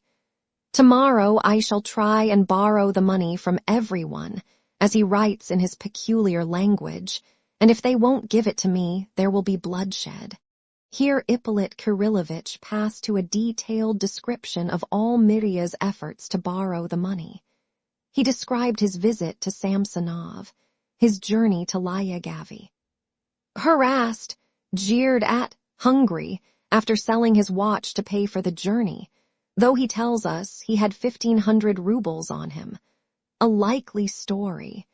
Tortured by jealousy at having left the object of his affections in the town, suspecting that she would go to Fyodor Pavlovitch in his absence. He returned at last to the town, to find, to his joy, that she had not been near his father. He accompanied her himself to her protector. Strange to say, he doesn't seem to have been jealous of Samsonov, which is psychologically interesting. Then he hastens back to his ambush in the back gardens, and there learns that Smerdyakov is in a fit, that the other servant is ill. The coast is clear, and he knows the signals. What a temptation. Still he resists it. He goes off to a lady who has for some time been residing in the town, and who is highly esteemed among us, Madame Holikov. That lady, who had long watched his career with compassion, gave him the most judicious advice to give up his dissipated life, his unseemly love affair, the waste of his youth and vigor in pot-house debauchery, and to set off to Siberia to the gold mines. That would be an outlet for your turbulent energies, your romantic character, your thirst for adventure. After describing the result of this conversation, and the moment when the prisoner learnt that Grushenka had not remained at Samsonov's, the sudden frenzy of the luckless man worn out with jealousy and nervous exhaustion, at the thought that she had deceived him, and was now with his father, Ippolit Kirillovitch concluded by dwelling upon the fatal influence of chance. Had the maid told him that her mistress was at Mokroe with her former lover, nothing would have happened. But she lost her head. She could only swear and protest her ignorance, and if the prisoner did not kill her on the spot, it was only because he flew in pursuit of his false mistress. But note, frantic as he was, he took with him a brass pestle. Why that? Why not some other weapon? But since he had been contemplating his plan and preparing himself for it for a whole month, he would snatch up anything like a weapon that caught his eye. He had realized for a month past that any object of the kind would serve as a weapon, so he instantly, without hesitation, recognized that it would serve his purpose. So it was by no means unconsciously, by no means involuntarily, that he snatched up that fatal pestle. And then we find him in his father's garden. The coast is clear. There are no witnesses, darkness, and jealousy.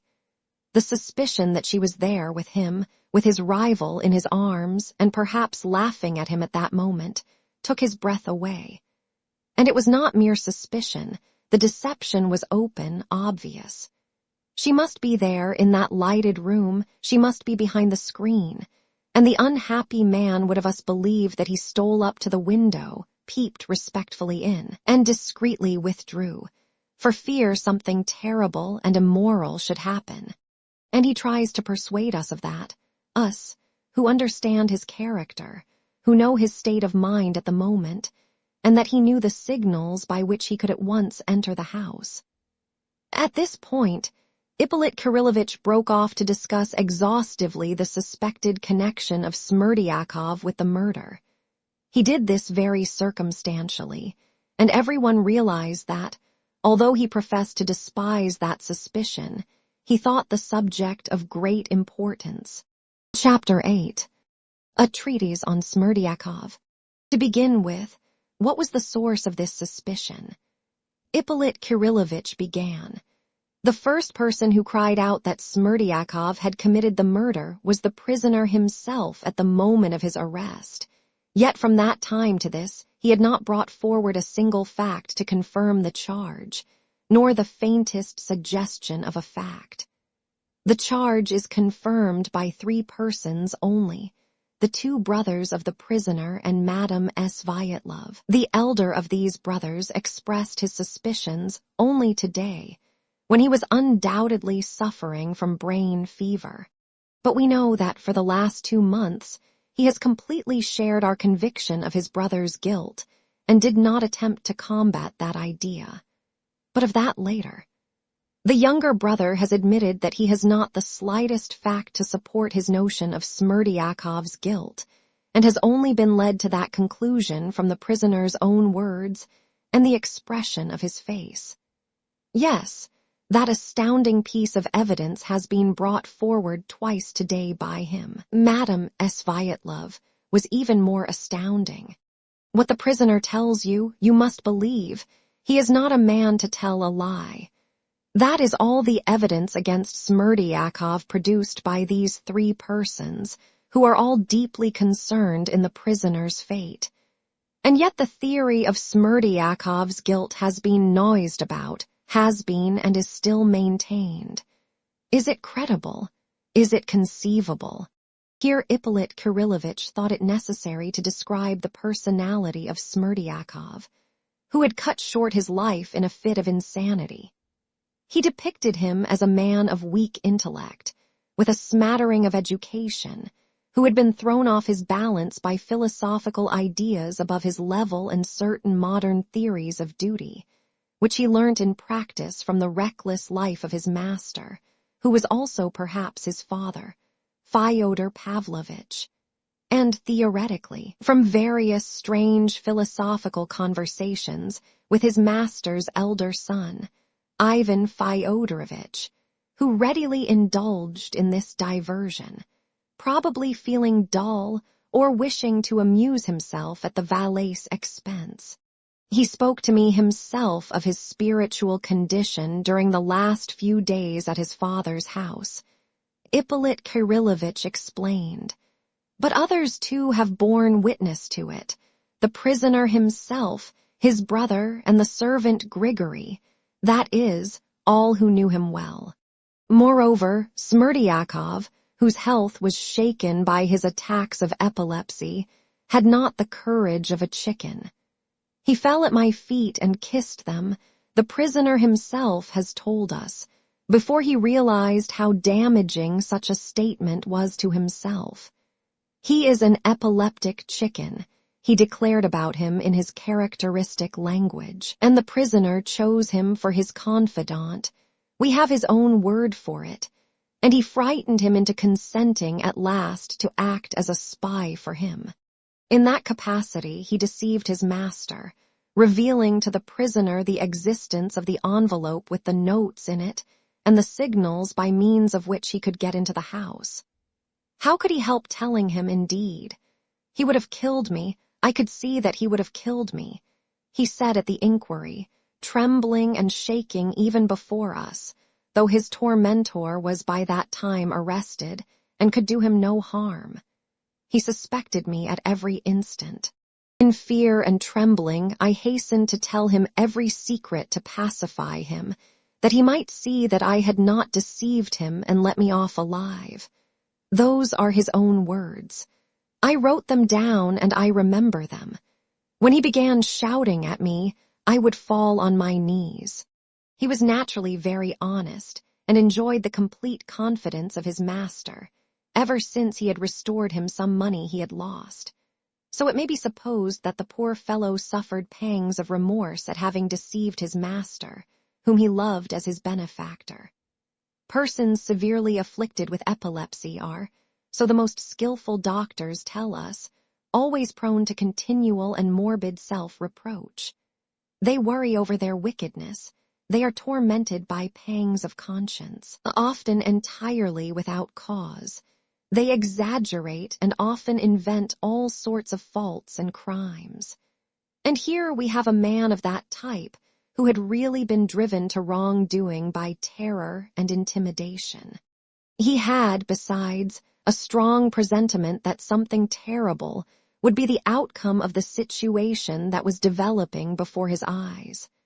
When Ivan Fyodorovich was leaving for Moscow, just before the catastrophe, Smerdyakov besought him to remain, though he was too timid to tell him plainly what he feared. He confined himself to hints, but his hints were not understood. It must be observed that he looked on Ivan Fyodorovich as a protector, whose presence in the house was a guarantee that no harm would come to pass. Remember the phrase in Dmitri Karamazov's drunken letter, "I shall kill the old man if only Ivan goes away." So Ivan Fyodorovich's presence seemed to everyone a guarantee of peace and order in the house. But he went away, and within an hour of his young master's departure, Smerdyakov was taken with an epileptic fit. But that's perfectly intelligible. Here I must mention that Smerdyakov, oppressed by terror and despair of a sort, had felt during those last few days that one of the fits from which he had suffered before at moments of strain might be coming upon him again. The day and hour of such an attack cannot, of course, be foreseen, but every epileptic can feel beforehand that he is likely to have one.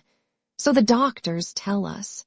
And so, as soon as Ivan Fyodorovich had driven out of the yard, Smerdyakov, depressed by his lonely and unprotected position, went to the cellar. He went down the stairs wondering if he would have a fit or not, and what if it were to come upon him at once. And that very apprehension, that very wonder, brought on the spasm in his throat that always precedes such attacks, and he fell unconscious into the cellar. And in this perfectly natural occurrence people try to detect a suspicion, a hint that he was shamming an attack on purpose. But if it were on purpose, the question arises at once, what was his motive? What was he reckoning on? What was he aiming at? I say nothing about medicine. Science, I am told, may go astray. The doctors were not able to discriminate between the counterfeit and the real. That may be so, but answer me one question. What motive had he for such a counterfeit? Could he, had he been plotting the murder, have desired to attract the attention of the household by having a fit just before? You see, gentlemen of the jury, on the night of the murder there were 5 persons in Fyodor Pavlovich's. Fyodor Pavlovich himself, but he did not kill himself, that's evident. Then his servant, Grigory, but he was almost killed himself. The 3rd person was Grigory's wife, Marfa Ignatyevna, but it would be simply shameful to imagine her murdering her master. 2 persons are left, the prisoner and Smerdyakov. But if we are to believe the prisoner's statement that he is not the murderer, then Smerdyakov must have been, for there is no other alternative. No one else can be found. That is what accounts for the artful, astounding accusation against the unhappy idiot who committed suicide yesterday.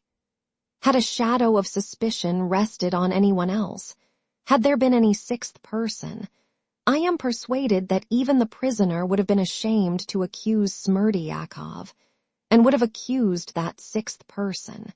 For to charge Smerdyakov with that murder is perfectly absurd.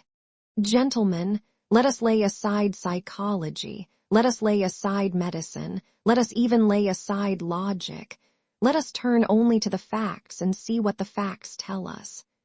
If Smerdyakov killed him, how did he do it? Alone or with the assistance of the prisoner? Let us consider the first alternative, that he did it alone. If he had killed him, it must have been with some object, for some advantage to himself. But not having a shadow of the motive that the prisoner had for the murder, hatred, jealousy, and so on, Smerdyakov could only have murdered him for the sake of gain, in order to appropriate the 3,000 rubles he had seen his master put in the envelope. And yet he tells another person, and a person most closely interested, that is, the prisoner, everything about the money and the signals, where the envelope lay, what was written on it, what it was tied up with, and above all, told him of those signals by which he could enter the house. Did he do this simply to betray himself, or to invite to the same enterprise one who would be anxious to get that envelope for himself? Yes, I shall be told, but he betrayed it from fear.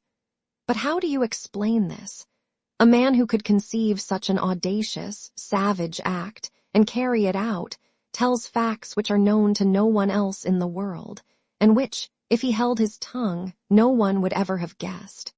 No, however cowardly he might be, if he had plotted such a crime, nothing would have induced him to tell anyone about the envelope and the signals, for that was as good as betraying himself beforehand. He would have invented something. He would have told some lie if he had been forced to give information, but he would have been silent about that. For, on the other hand, if he had said nothing about the money, but had committed the murder and stolen the money, no one in the world could have charged him with murder for the sake of robbery, since no one but he had seen the money, no one but he knew of its existence in the house.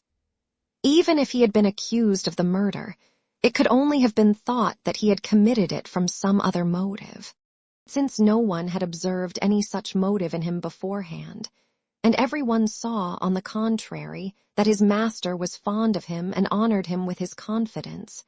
He would, of course, have been the last to be suspected. People would have suspected first the man who had a motive, a man who had himself declared he had such motives, who had made no secret of it. They would, in fact, have suspected the son of the murdered man, Dmitri Fyodorovich. Had Smerdyakov killed and robbed him, and the son been accused of it, that would, of course, have suited Smerdyakov. Yet are we to believe that, though plotting the murder, he told that son, Dmitri, about the money, the envelope, and the signals? Is that logical? Is that clear? When the day of the murder planned by Smerdyakov came, we have him falling downstairs in a feigned fit. With what object? In the first place, that Grigory, who had been intending to take his medicine, might put it off and remain on guard, seeing there was no one to look after the house.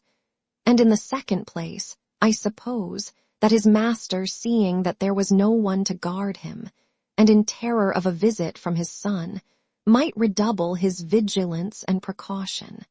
And most of all, I suppose that he, Smerdyakov, disabled by the fit, might be carried from the kitchen, where he always slept, apart from all the rest, and where he could go in and out as he liked, to Grigory's room at the other end of the lodge, where he was always put, shut off by a screen 3 paces from their own bed.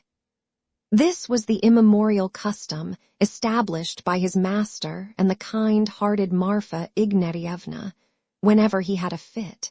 There, lying behind the screen, he would most likely, to keep up the sham, have begun groaning, and so keeping them awake all night, as Grigory and his wife testified.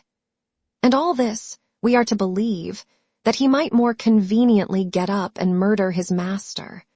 But I shall be told that he shammed illness on purpose that he might not be suspected, and that he told the prisoner of the money and the signals to tempt him to commit the murder. And when he had murdered him and had gone away with the money, making a noise, most likely, and waking people, Smerdyakov got up, am I to believe, and went in. What for? To murder his master a second time and carry off the money that had already been stolen. Gentlemen, are you laughing? I am ashamed to put forward such suggestions, but, incredible as it seems, that's just what the prisoner alleges.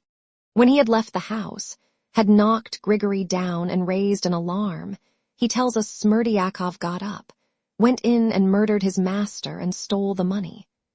I won't press the point that Smerdyakov could hardly have reckoned on this beforehand, and have foreseen that the furious and exasperated son would simply come to peep in respectfully, though he knew the signals, and beat a retreat, leaving Smerdyakov his booty. Gentlemen of the jury, I put this question to you in earnest. When was the moment when Smerdyakov could have committed his crime? Name that moment, or you can't accuse him. But perhaps the fit was a real one The sick man suddenly recovered, heard a shout, and went out. Well, what then? He looked about him and said, why not go and kill the master? And how did he know what had happened, since he had been lying unconscious till that moment? But there's a limit to these flights of fancy. Quite so, some astute people will tell me, but what if they were in agreement? What if they murdered him together and shared the money? What then? A weighty question, truly, and the facts to confirm it are astounding. One commits the murder and takes all the trouble while his accomplice lies on one side shamming a fit, apparently to arouse suspicion in everyone, alarm in his master and alarm in Grigory. It would be interesting to know what motives could have induced the two accomplices to form such an insane plan. But perhaps it was not a case of active complicity on Smerdyakov's part, but only of passive acquiescence. Perhaps Smerdyakovv was intimidated and agreed not to prevent the murder, and foreseeing that he would be blamed for letting his master be murdered, without screaming for help or resisting, he may have obtained permission from Dmitri Karamazov to get out of the way by shamming a fit. You may murder him as you like.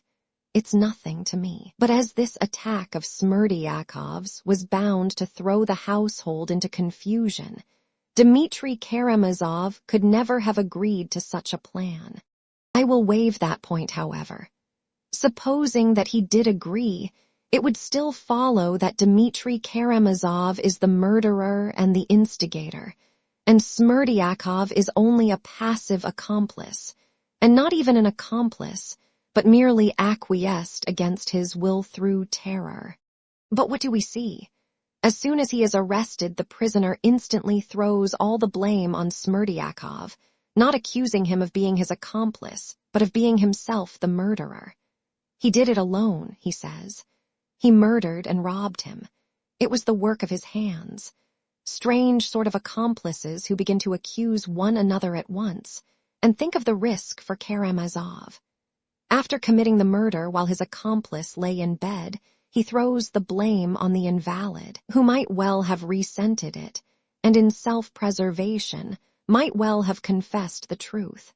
For he might well have seen that the court would at once judge how far he was responsible, and so he might well have reckoned that if he were punished, it would be far less severely than the real murderer. But in that case, he would have been certain to make a confession, yet he has not done so. Smerdyakovv never hinted at their complicity, though the actual murderer persisted in accusing him and declaring that he had committed the crime alone. What's more, Smerdyakovv at the inquiry volunteered the statement that it was he who had told the prisoner of the envelope of notes and of the signals, and that, but for him, he would have known nothing about them.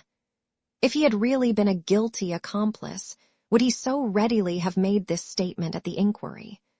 On the contrary, he would have tried to conceal it, to distort the facts or minimize them.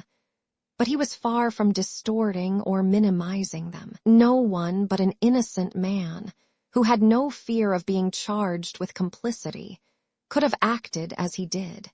And in a fit of melancholy arising from his disease and this catastrophe, he hanged himself yesterday.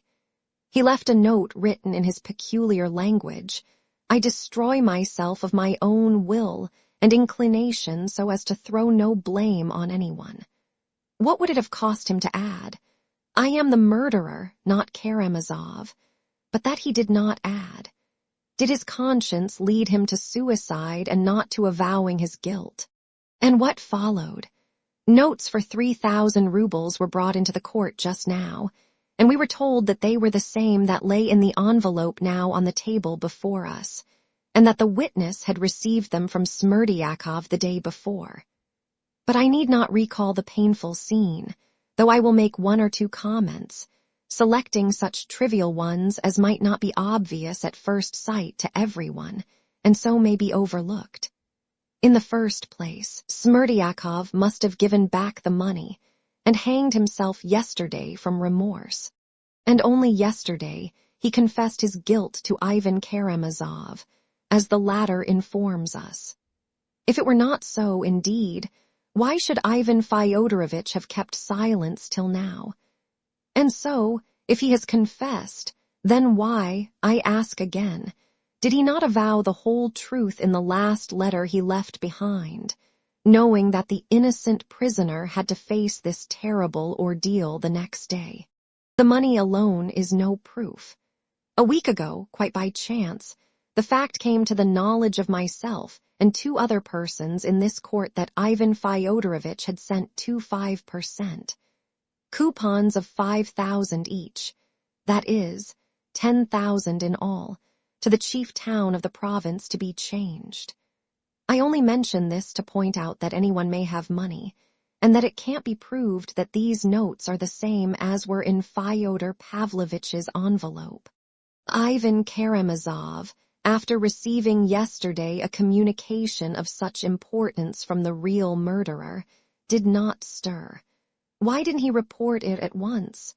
Why did he put it all off till morning? I think I have a right to conjecture why. His health had been giving way for a week past. He had admitted to a doctor and to his most intimate friends that he was suffering from hallucinations and seeing phantoms of the dead. He was on the eve of the attack of brain fever by which he has been stricken down today. In this condition, he suddenly heard of Smerdiakov's death, and at once reflected, the man is dead. I can throw the blame on him and save my brother.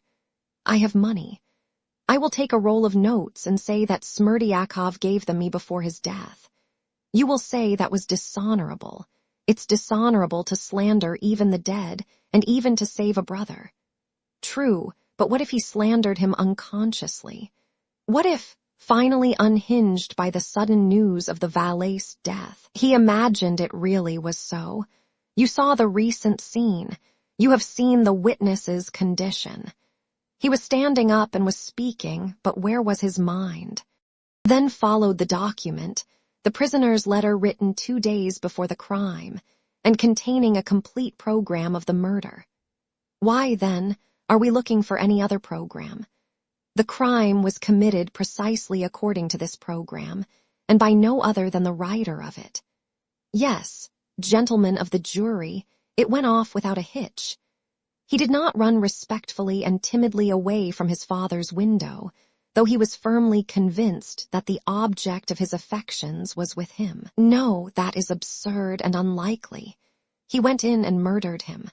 Most likely he killed him in anger, burning with resentment, as soon as he looked on his hated rival.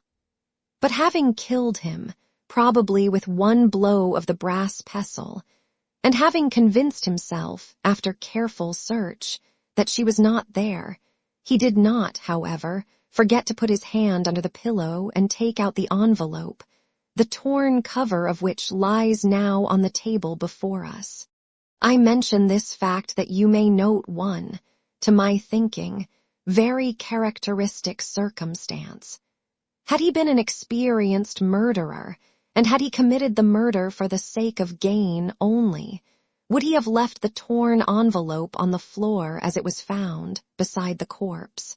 Had it been Smerdiakov, for instance, murdering his master to rob him, he would have simply carried away the envelope with him, without troubling himself to open it over his victim's corpse. For he would have known for certain that the notes were in the envelope. They had been put in and sealed up in his presence, and had he taken the envelope with him, no one would ever have known of the robbery. I ask you, gentlemen, would Smerdiakov have behaved in that way? Would he have left the envelope on the floor? No, this was the action of a frantic murderer, a murderer who was not a thief and had never stolen before that day, who snatched the notes from under the pillow, not like a thief stealing them, but as though seizing his own property from the thief who had stolen it. For that was the idea which had become almost an insane obsession in Dmitri Karamazov in regard to that money. And pouncing upon the envelope, which he had never seen before, he tore it open to make sure whether the money was in it, and ran away with the money in his pocket, even forgetting to consider that he had left an astounding piece of evidence against himself in that torn envelope on the floor. All because it was Karamazov, not Smerdyakov. He didn't think, he didn't reflect, and how should he? He ran away. He heard behind him the servant cry out. The old man caught him, stopped him, and was felled to the ground by the brass pestle. The prisoner, moved by pity, leapt down to look at him. Would you believe it? He tells us that he leapt down out of pity, out of compassion, to see whether he could do anything for him. Was that a moment to show compassion? No. He jumped down simply to make certain whether the only witness of his crime were dead or alive. Any other feeling, any other motive would be unnatural. Note that he took trouble over Grigory, wiped his head with his handkerchief, and, convincing himself he was dead, he ran to the house of his mistress, dazed and covered with blood. How was it he never thought that he was covered with blood and would be at once detected? But the prisoner himself assures us that he did not even notice that he was covered with blood. That may be believed. That is very possible. That always happens at such moments with criminals. On one point they will show diabolical cunning, while another will escape them altogether. But he was thinking at that moment of one thing only: where was she? He wanted to find out at once where she was. So he ran to her lodging and learnt an unexpected and astounding piece of news. She had gone off to Mokroe to meet her first lover. Chapter 9. The Galloping Troika. The end of the prosecutor's speech. Ippolit Kirillovich had chosen the historical method of exposition, beloved by all nervous orators, who find in its limitation a check on their own eager rhetoric. At this moment in his speech, he went off into a dissertation on Grushenka's first lover, and brought forward several interesting thoughts on this theme. Karamazov, who had been frantically jealous of everyone, collapsed, so to speak, and effaced himself at once before this first lover. What makes it all the more strange is that he seems to have hardly thought of this formidable rival. But he had looked upon him as a remote danger, and Karamazov always lives in the present. Possibly he regarded him as a fiction, but his wounded heart grasped instantly that the woman had been concealing this new rival and deceiving him, because he was anything but a fiction to her, because he was the one hope of her life. Grasping this instantly, he resigned himself. Gentlemen of the jury, I cannot help dwelling on this unexpected trait in the prisoner's character. He suddenly evinces an irresistible desire for justice, a respect for woman, and a recognition of her right to love. And all this at the very moment when he had stained his hands with his father's blood for her sake. It is true that the blood he had shed was already crying out for vengeance. For, after having ruined his soul and his life in this world, he was forced to ask himself at that same instant what he was, and what he could be now to her, to that being, dearer to him than his own soul, in comparison with that former lover who had returned penitent, with new love, to the woman he had once betrayed with honorable offers, with the promise of a reformed and happy life. And he, luckless man, what could he give her now? What could he offer her? Karamazov felt all this, knew that all ways were barred to him by his crime, and that he was a criminal under sentence, and not a man with life before him. This thought crushed him, and so he instantly flew to one frantic plan, which, to a man of Karamazov's character, must have appeared the one inevitable way out of his terrible position. That way out was suicide.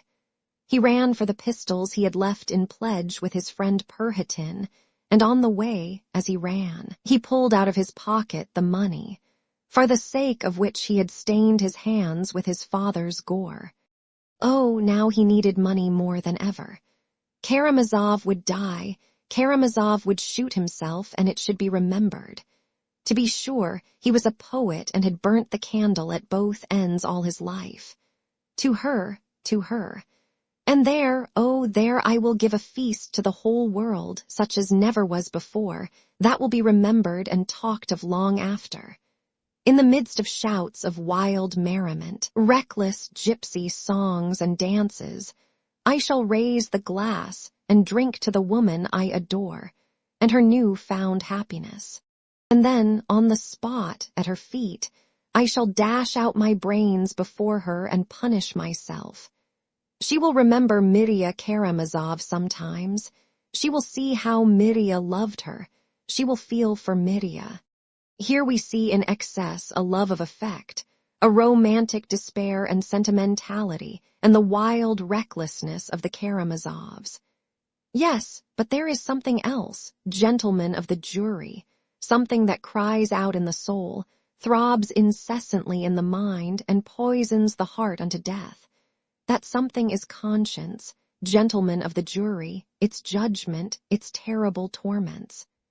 The pistol will settle everything. The pistol is the only way out. But beyond, I don't know whether Karamazov wondered at that moment what lies beyond, and whether Karamazov could, like Hamlet, wonder what lies beyond. No, gentlemen of the jury, they have their Hamlets, but we still have our Karamazovs. Here Ippolit Kirillovitch drew a minute picture of Mirya's preparations, the scene at Perhatin's, at the shop, with the drivers. He quoted numerous words and actions, confirmed by witnesses, and the picture made a terrible impression on the audience. The guilt of this harassed and desperate man stood out clear and convincing when the facts were brought together. What need had he of precaution? 2 or 3 times he almost confessed, hinted at it, all but spoke out. Then followed the evidence given by witnesses. He even cried out to the peasant who drove him, "Do you know, you are driving a murderer?" But it was impossible for him to speak out. He had to get to Mokroe and there to finish his romance. But what was awaiting the luckless man? Almost from the first minute at Mokroe, he saw that his invincible rival was perhaps by no means so invincible, that the toast to their new-found happiness was not desired and would not be acceptable. But you know the facts, gentlemen of the jury, from the preliminary inquiry. Karamazov's triumph over his rival was complete, and his soul passed into quite a new phase, perhaps the most terrible phase through which his soul has passed or will pass. One may say with certainty, gentlemen of the jury. The prosecutor continued, that outraged nature and the criminal heart bring their own vengeance more completely than any earthly justice. What's more, justice and punishment on earth positively alleviate the punishment of nature, and are, indeed, essential to the soul of the criminal at such moments, as its salvation from despair. For I cannot imagine the horror and moral suffering of Karamazov when he learnt that she loved him, that for his sake she had rejected her first lover, that she was summoning him, Mirya, to a new life, that she was promising him happiness. And when? When everything was over for him and nothing was possible. By the way, I will note in parenthesis a point of importance for the light it throws on the prisoner's position at the moment. This woman, this love of his, had been till the last moment, till the very instant of his arrest, a being unattainable, passionately desired by him but unattainable. Yet why did he not shoot himself then? Why did he relinquish his design and even forget where his pistol was? It was just that passionate desire for love and the hope of satisfying it that restrained him. Throughout their revels, he kept close to his adored mistress, who was at the banquet with him and was more charming and fascinating to him than ever. He did not leave her side, abasing himself in his homage before her. His passion might well, for a moment, stifle not only the fear of arrest, but even the torments of conscience. For a moment, oh, only for a moment. I can picture the state of mind of the criminal hopelessly enslaved by these influences. First, the influence of drink, of noise and excitement, of the thud of the dance and the scream of the song, and of her, flushed with wine, singing and dancing and laughing to him. Secondly, the hope in the background that the fatal end might still be far off, that not till next morning, at least, they would come and take him. So he had a few hours, and that's much, very much. In a few hours one can think of many things. I imagine that he felt something like what criminals feel when they are being taken to the scaffold. They have another long, long street to pass down, and at walking pace, past thousands of people. Then there will be a turning into another street, and only at the end of that street, the dread place of execution. I fancy that at the beginning of the journey, the condemned man, sitting on his shameful cart, must feel that he has infinite life still before him. The houses recede, the cart moves on. Oh, that's nothing. It's still far to the turning into the second street, and he still looks boldly to right and to left at those thousands of callously curious people with their eyes fixed on him, and he still fancies that he is just such a man as they. But now the turning comes to the next street. Oh, that's nothing, nothing. There's still a whole street before him, and however many houses have been passed, he will still think there are many left, and so to the very end, to the very scaffold. This, I imagine, is how it was with Karamazov then. They've not had time yet, he must have thought, I may still find some way out, oh, there's still time to make some plan of defense, and now, she is so fascinating. His soul was full of confusion and dread, but he managed, however, to put aside half his money and hide it somewhere. I cannot otherwise explain the disappearance of quite half of the 3,000 he had just taken from his father's pillow. He had been in Mokroe more than once before. He had caroused there for 2 days together already. He knew the old big house with all its passages and outbuildings.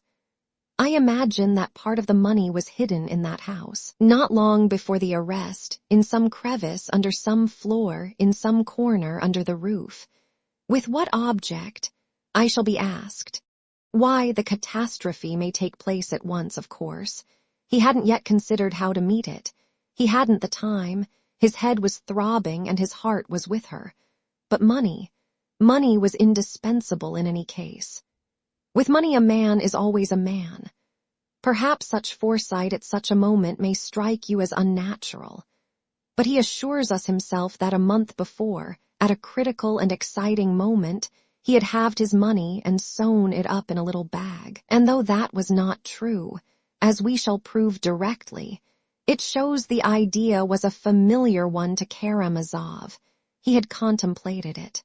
What's more, when he declared at the inquiry that he had put 1,500 rubles in a bag, which never existed, he may have invented that little bag on the inspiration of the moment, because he had 2 hours before divided his money and hidden half of it at Mokroe till morning, in case of emergency, simply not to have it on himself.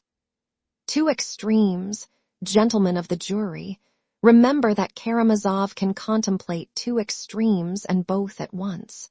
We have looked in the house, but we haven't found the money. It may still be there, or it may have disappeared next day and be in the prisoner's hands now. In any case, he was at her side, on his knees before her. She was lying on the bed. He had his hands stretched out to her, and he had so entirely forgotten everything that he did not even hear the men coming to arrest him. He hadn't time to prepare any line of defense in his mind. He was caught unawares and confronted with his judges, the arbiters of his destiny. Gentlemen of the jury, there are moments in the execution of our duties when it is terrible for us to face a man, terrible on his account, too. The moments of contemplating that animal fear, when the criminal sees that all is lost, but still struggles, still means to struggle, the moments when every instinct of self-preservation rises up in him at once, and he looks at you with questioning and suffering eyes. studies you, your face, your thoughts, uncertain on which side you will strike, and his distracted mind frames thousands of plans in an instant. But he is still afraid to speak, afraid of giving himself away. This purgatory of the spirit, this animal thirst for self-preservation, these humiliating moments of the human soul are awful, and sometimes arouse horror and compassion for the criminal even in the lawyer. And this was what we all witnessed then. At first he was thunderstruck and in his terror dropped some very compromising phrases. Blood, I've deserved it. But he quickly restrained himself. He had not prepared what he was to say, what answer he was to make. He had nothing but a bare denial ready. I am not guilty of my father's death. That was his fence for the moment, and behind it he hoped to throw up a barricade of some sort. His first compromising exclamations, he hastened to explain by declaring that he was responsible for the death of the servant Grigory only. Of that bloodshed I am guilty, but who has killed my father, gentleman, who has killed him? Who can have killed him if not I? Do you hear he asked us that, us who had come to ask him that question? Do you hear that phrase uttered with such premature haste? If not I, the animal cunning, the naivete, the Karamazov impatience of it. I didn't kill him, and you mustn't think I did. I wanted to kill him, gentlemen. I wanted to kill him, he hastens to admit. He was in a hurry, in a terrible hurry. But still I am not guilty. It is not I murdered him. He concedes to us that he wanted to murder him, as though to say, you can see for yourselves how truthful I am, so you'll believe all the sooner that I didn't murder him. Oh, in such cases the criminal is often amazingly shallow and credulous. At that point, one of the lawyers asked him, as it were incidentally, the most simple question, wasn't it Smerdyakov killed him? Then, as we expected, he was horribly angry at our having anticipated him and caught him unawares, before he had time to pave the way to choose and snatch the moment when it would be most natural to bring in Smerdyakov's name. He rushed at once to the other extreme, as he always does, and began to assure us that Smerdyakov could not have killed him, was not capable of it. But don't believe him, that was only his cunning. He didn't really give up the idea of Smerdyakov. On the contrary, he meant to bring him forward again. For indeed, he had no one else to bring forward, but he would do that later, because for the moment that line was spoiled for him. He would bring him forward perhaps next day, or even a few days later, choosing an opportunity to cry out to us, "You know I was more skeptical about Smerdyakov than you. You remember that yourselves, but now I am convinced. He killed him, he must have done." And for the present he falls back upon a gloomy and irritable denial. Impatience and anger prompted him, however, to the most inept and incredible explanation of how he looked into his father's window and how he respectfully withdrew. The worst of it was that he was unaware of the position of affairs, of the evidence given by Grigory. We proceeded to search him. The search angered, but encouraged him. The whole 3,000 had not been found on him, only half of it. And no doubt only at that moment of angry silence, the fiction of the little bag first occurred to him. No doubt he was conscious himself of the improbability of the story and strove painfully to make it sound more likely, to weave it into a romance that would sound plausible. In such cases, the first duty, the chief task of the investigating lawyers, is to prevent the criminal being prepared, to pounce upon him unexpectedly, so that he may blurt out his cherished ideas in all their simplicity, improbability, and inconsistency. The criminal can only be made to speak by the sudden and apparently incidental communication of some new fact, of some circumstance of great importance in the case, of which he had no previous idea and could not have foreseen. We had such a fact in readiness. That was Grigory's evidence about the open door through which the prisoner had run out. He had completely forgotten about that door and had not even suspected that Grigory could have seen it. The effect of it was amazing. He leapt up and shouted to us, then Smerdyakov murdered him. It was Smerdyakov, and so betrayed the basis of the defense he was keeping back, and betrayed it in its most improbable shape. For Smerdyakov could only have committed the murder after he had knocked Grigory down and run away. When we told him that Grigory saw the door was open before he fell down and had heard Smerdyakov behind the screen as he came out of his bedroom, Karamazov was positively crushed. My esteemed and witty colleague, Nikolay Parfenovitch, told me afterwards that he was almost moved to tears at the sight of him. And to improve matters, the prisoner hastened to tell us about the much-talked-of little bag. So be it. You shall hear this romance. Gentlemen of the jury, I have told you already why I consider this romance not only an absurdity, but the most improbable invention that could have been brought forward in the circumstances. If one tried for a bet to invent the most unlikely story, one could hardly find anything more incredible. The worst of such stories is that the triumphant romancers can always be put to confusion and crushed by the very details in which real life is so rich, and which these unhappy and involuntary storytellers neglect as insignificant trifles. Oh, they have no thought to spare for such details.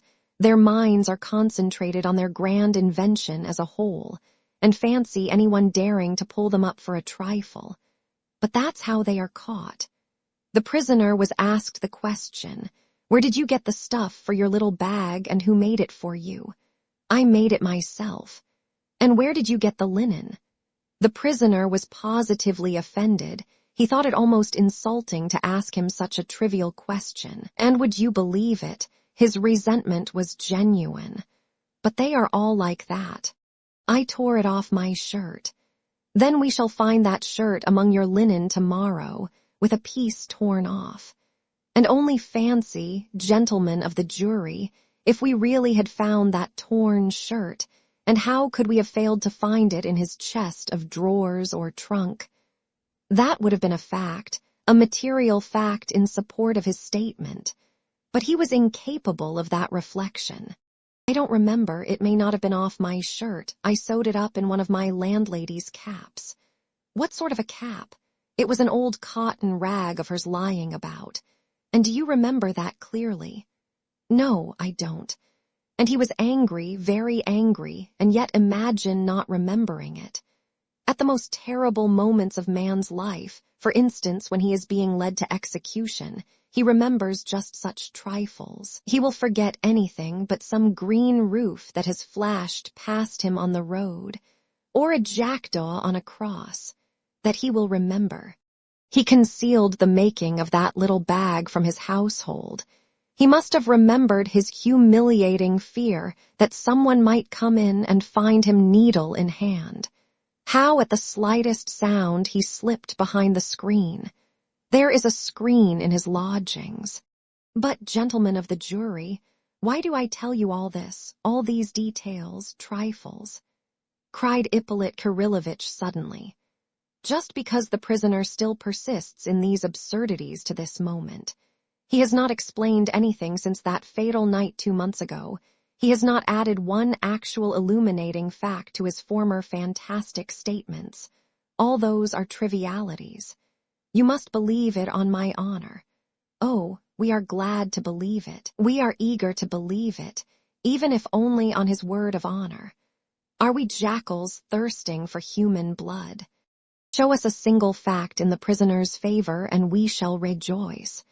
But let it be a substantial, real fact, and not a conclusion drawn from the prisoner's expression by his own brother, or that when he beat himself on the breast he must have meant to point to the little bag, in the darkness, too. We shall rejoice at the new fact. We shall be the first to repudiate our charge. we shall hasten to repudiate it. But now justice cries out and we persist. We cannot repudiate anything. Ippolit Kirillovitch passed to his final peroration. He looked as though he was in a fever. He spoke of the blood that cried for vengeance, the blood of the father murdered by his son, with the base motive of robbery. He pointed to the tragic and glaring consistency of the facts. And whatever you may hear from the talented and celebrated counsel for the defense, Ippolit Kirillovitch could not resist adding, whatever eloquent and touching appeals may be made to your sensibilities, remember that at this moment you are in a temple of justice. Remember that you are the champions of our justice, the champions of our holy Russia, of her principles, her family, everything that she holds sacred. Yes, you represent Russia here at this moment, and your verdict will be heard not in this hall only but will re-echo throughout the whole of Russia, and all Russia will hear you, as her champions and her judges, and she will be encouraged or disheartened by your verdict. Do not disappoint Russia and her expectations. Our fatal troika dashes on in her headlong flight, perhaps to destruction, and in all Russia for long past men have stretched out imploring hands and called a halt to its furious, reckless course. And if other nations stand aside from that troika that may be, not from respect, as the poet would fain believe, but simply from horror. From horror, perhaps from disgust. And well it is that they stand aside, but maybe they will cease one day to do so, and will form a firm wall confronting the hurrying apparition, and will check the frenzied rush of our lawlessness, for the sake of their own safety, enlightenment, and civilization. Already we have heard voices of alarm from Europe. They already begin to sound. Do not tempt them. Do not heap up their growing hatred by a sentence justifying the murder of a father by his son. Though Ippolit Kirillovitch was genuinely moved, he wound up his speech with this rhetorical appeal, and the effect produced by him was extraordinary. When he had finished his speech, he went out hurriedly, and, as I have mentioned before, almost fainted in the adjoining room. There was no applause in the court, but serious persons were pleased. The ladies were not so well satisfied, though even they were pleased with his eloquence, especially as they had no apprehensions as to the upshot of the trial, and had full trust in Fetyukovitch. He will speak at last, and of course carry all before him. Everyone looked at Mirya. He sat silent through the whole of the prosecutor's speech, clenching his teeth, with his hands clasped and his head bowed. Only from time to time he raised his head and listened, especially when Grushenka was spoken of. When the prosecutor mentioned Rakitin's opinion of her, a smile of contempt and anger passed over his face, and he murmured rather audibly, "The Bernards." When Ippolit Kirillovitch described how he had questioned and tortured him at Mokroe, Mirya raised his head and listened with intense curiosity. At one point he seemed about to jump up and cry out, but controlled himself and only shrugged his shoulders disdainfully. People talked afterwards of the end of the speech, of the prosecutor's feat in examining the prisoner at Mokroe, and jeered at Ippolit Kirillovitch. The man could not resist boasting of his cleverness, they said. The court was adjourned, but only for a short interval, a quarter of an hour or 20 minutes at most. There was a hum of conversation and exclamations in the audience. I remember some of them. A weighty speech. A gentleman in one group observed gravely. He brought in too much psychology, said another voice. But it was all true, the absolute truth. Yes, he is first-rate at it. He summed it all up. Yes, he summed us up, too, chimed in another voice. Do you remember, at the beginning of his speech, making out we were all like Fyodor Pavlovitch? And at the end, too, but that was all rot. And obscure too. He was a little too much carried away. It's unjust, it's unjust. No, it was smartly done, anyway. He's had long to wait, but he's had his say, ha ha. What will the counsel for the defense say? In another group I heard. He had no business to make a thrust at the Petersburg man like that, appealing to your sensibilities. Do you remember? Yes, that was awkward of him. He was in too great a hurry. He is a nervous man. We laugh, but what must the prisoner be feeling? Yes, what must it be for Mirya? In a third group. What lady is that? The fat one with the lorgnette sitting at the end. She is a general's wife, divorced, I know her. That's why she has the lorgnette. She is not good for much. Oh, no, she is a piquante little woman. 2 places beyond her, there is a little fair woman. She is prettier. They caught him smartly at Mokrow, didn't they, eh? Oh, it was smart enough. We've heard it before, how often he has told the story at people's houses. And he couldn't resist doing it now. That's vanity. He is a man with a grievance, he. Yes, and quick to take offense. And there was too much rhetoric, such long sentences. Yes, he tries to alarm us, he kept trying to alarm us. Do you remember about the Troika? Something about they have Hamlets, but we have, so far, only Karamazovs. That was cleverly said. That was to propitiate the liberals. He is afraid of them. Yes, and he is afraid of the lawyer, too. Yes, what will Fetyukovitch say? Whatever he says, he won't get round our peasants. Don't you think so? A fourth group. What he said about the Troika was good, that piece about the other nations. And that was true, what he said about other nations not standing it. What do you mean? Why, in the English Parliament a member got up last week and speaking about the nihilists asked the ministry whether it was not high time to intervene, to educate this barbarous people. Ippolit was thinking of him. I know he was. He was talking about that last week. Not an easy job. Not an easy job. Why not? Why, we'd shut up Kronstadt and not let them have any corn. Where would they get it? In America. They get it from America now. Nonsense. But the bell rang. All rushed to their places. Fetyukovitch mounted the tribune. Chapter 10. The speech for the defense. An argument that cuts both ways. All was hushed as the first words of the famous orator rang out. The eyes of the audience were fastened upon him. He began very simply and directly, with an air of conviction, but not the slightest trace of conceit. He made no attempt at eloquence, at pathos, or emotional phrases. He was like a man speaking in a circle of intimate and sympathetic friends. His voice was a fine one, sonorous and sympathetic, and there was something genuine and simple in the very sound of it. But everyone realized at once that the speaker might suddenly rise to genuine pathos and pierce the heart with untold power. His language was perhaps more irregular than Ippolit Kirillovitch's, but he spoke without long phrases, and indeed with more precision. One thing did not please the ladies.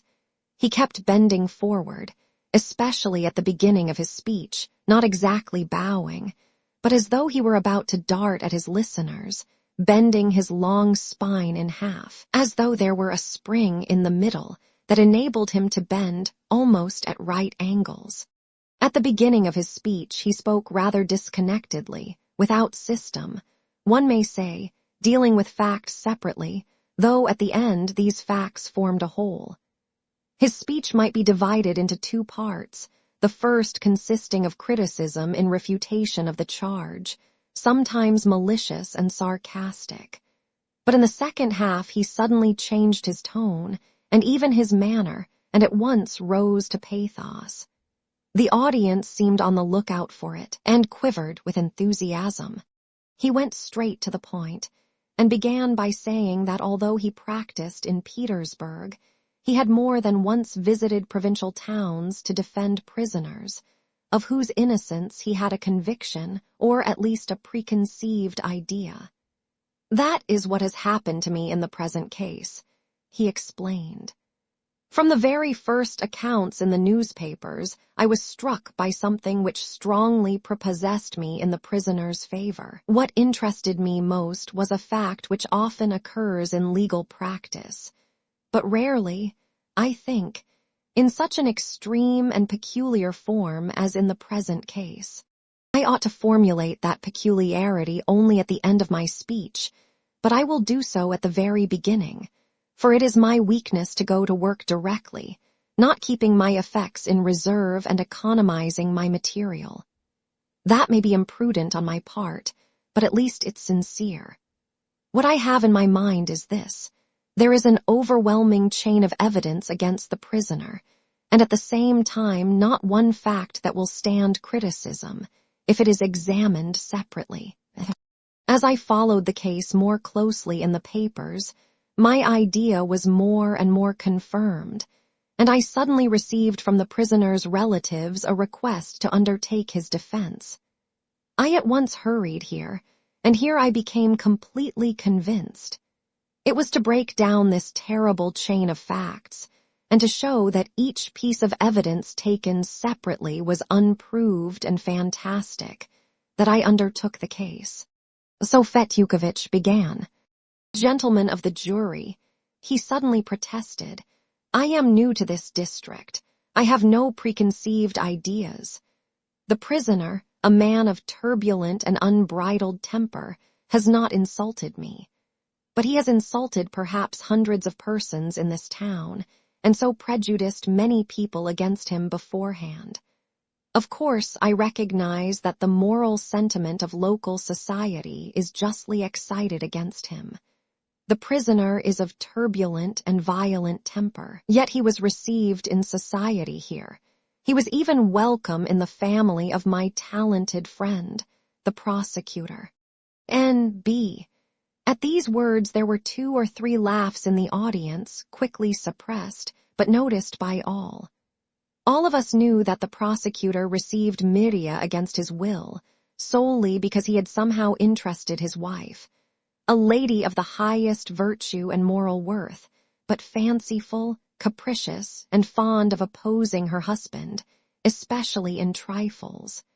Mirya's visits, however, had not been frequent.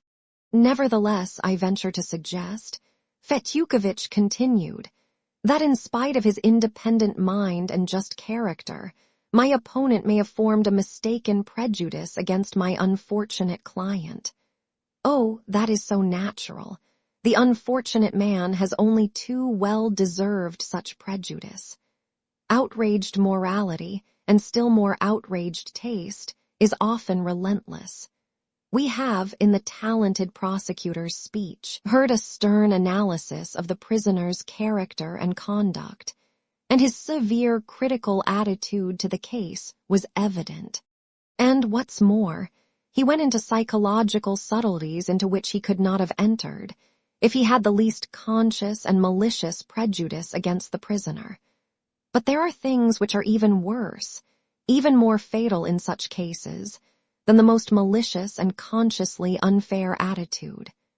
It is worse if we are carried away by the artistic instinct, by the desire to create, so to speak, a romance, especially if God has endowed us with psychological insight.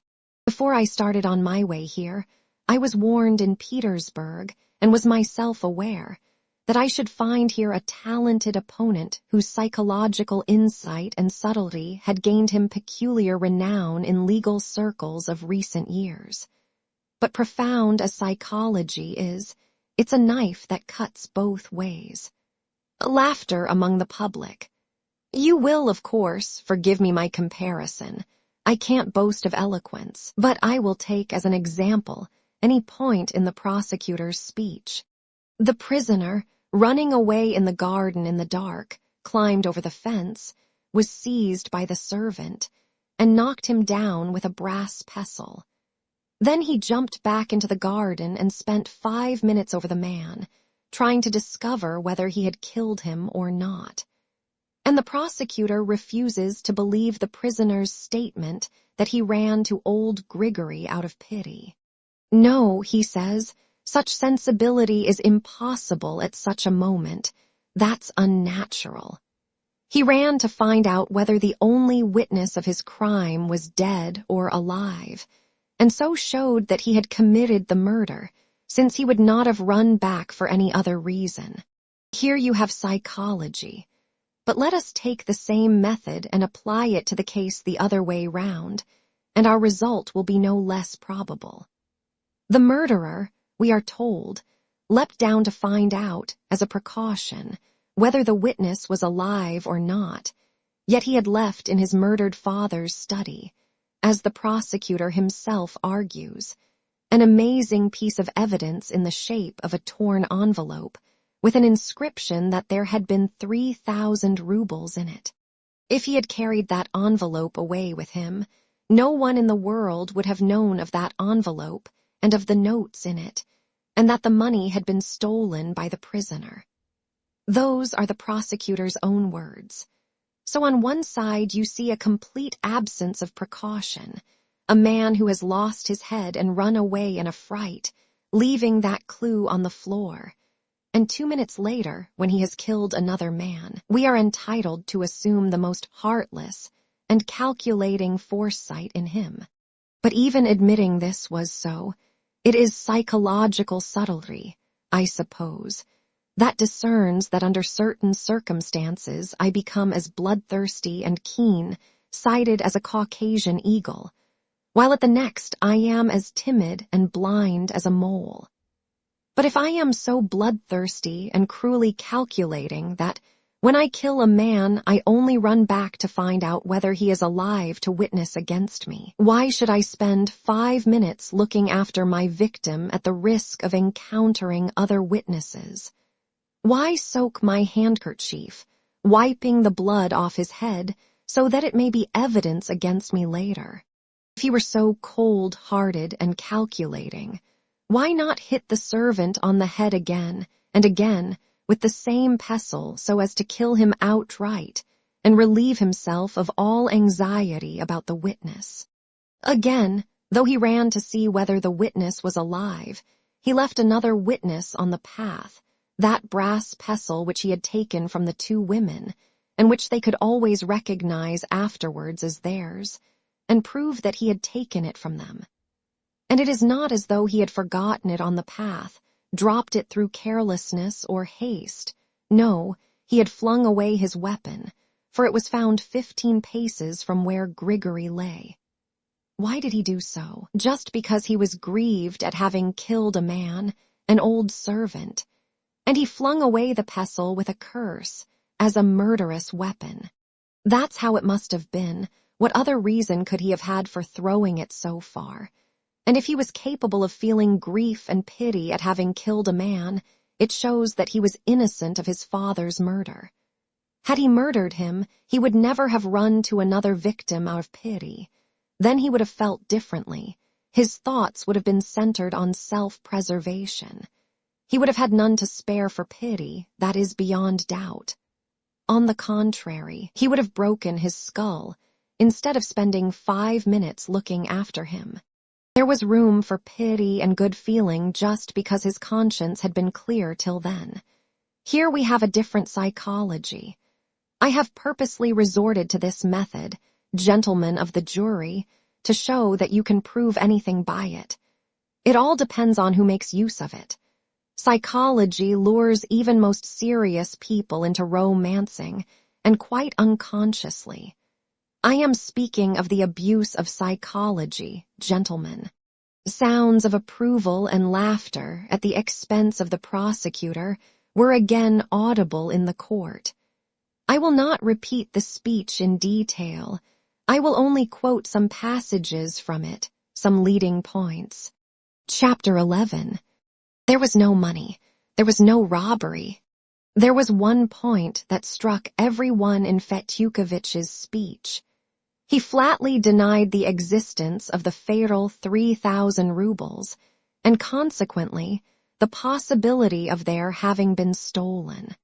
"Gentlemen of the jury," he began, "every new and unprejudiced observer must be struck by a characteristic peculiarity in the present case, namely, the charge of robbery and the complete impossibility of proving that there was anything to be stolen. We are told that money was stolen, 3,000 rubles, but whether those rubles ever existed, nobody knows. Consider, how have we heard of that sum and who has seen the notes?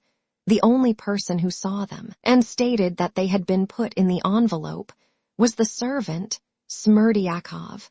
He had spoken of it to the prisoner and his brother, Ivan Fyodorovich, before the catastrophe. Madame S. Vyatlov, too, had been told of it. But not one of these three persons had actually seen the notes. No one but Smerdyakov had seen them. Here the question arises, if it's true that they did exist, and that Smerdyakov had seen them, when did he see them for the last time? What if his master had taken the notes from under his bed and put them back in his cash box without telling him? Note that according to Smerdyakov's story, the notes were kept under the mattress. The prisoner must have pulled them out, and yet the bed was absolutely unrumpled. That is carefully recorded in the protocol. How could the prisoner have found the notes without disturbing the bed? How could he have helped soiling with his blood-stained hands the fine and spotless linen with which the bed had been purposely made? But I shall be asked, what about the envelope on the floor? Yes, it's worth saying a word or two about that envelope.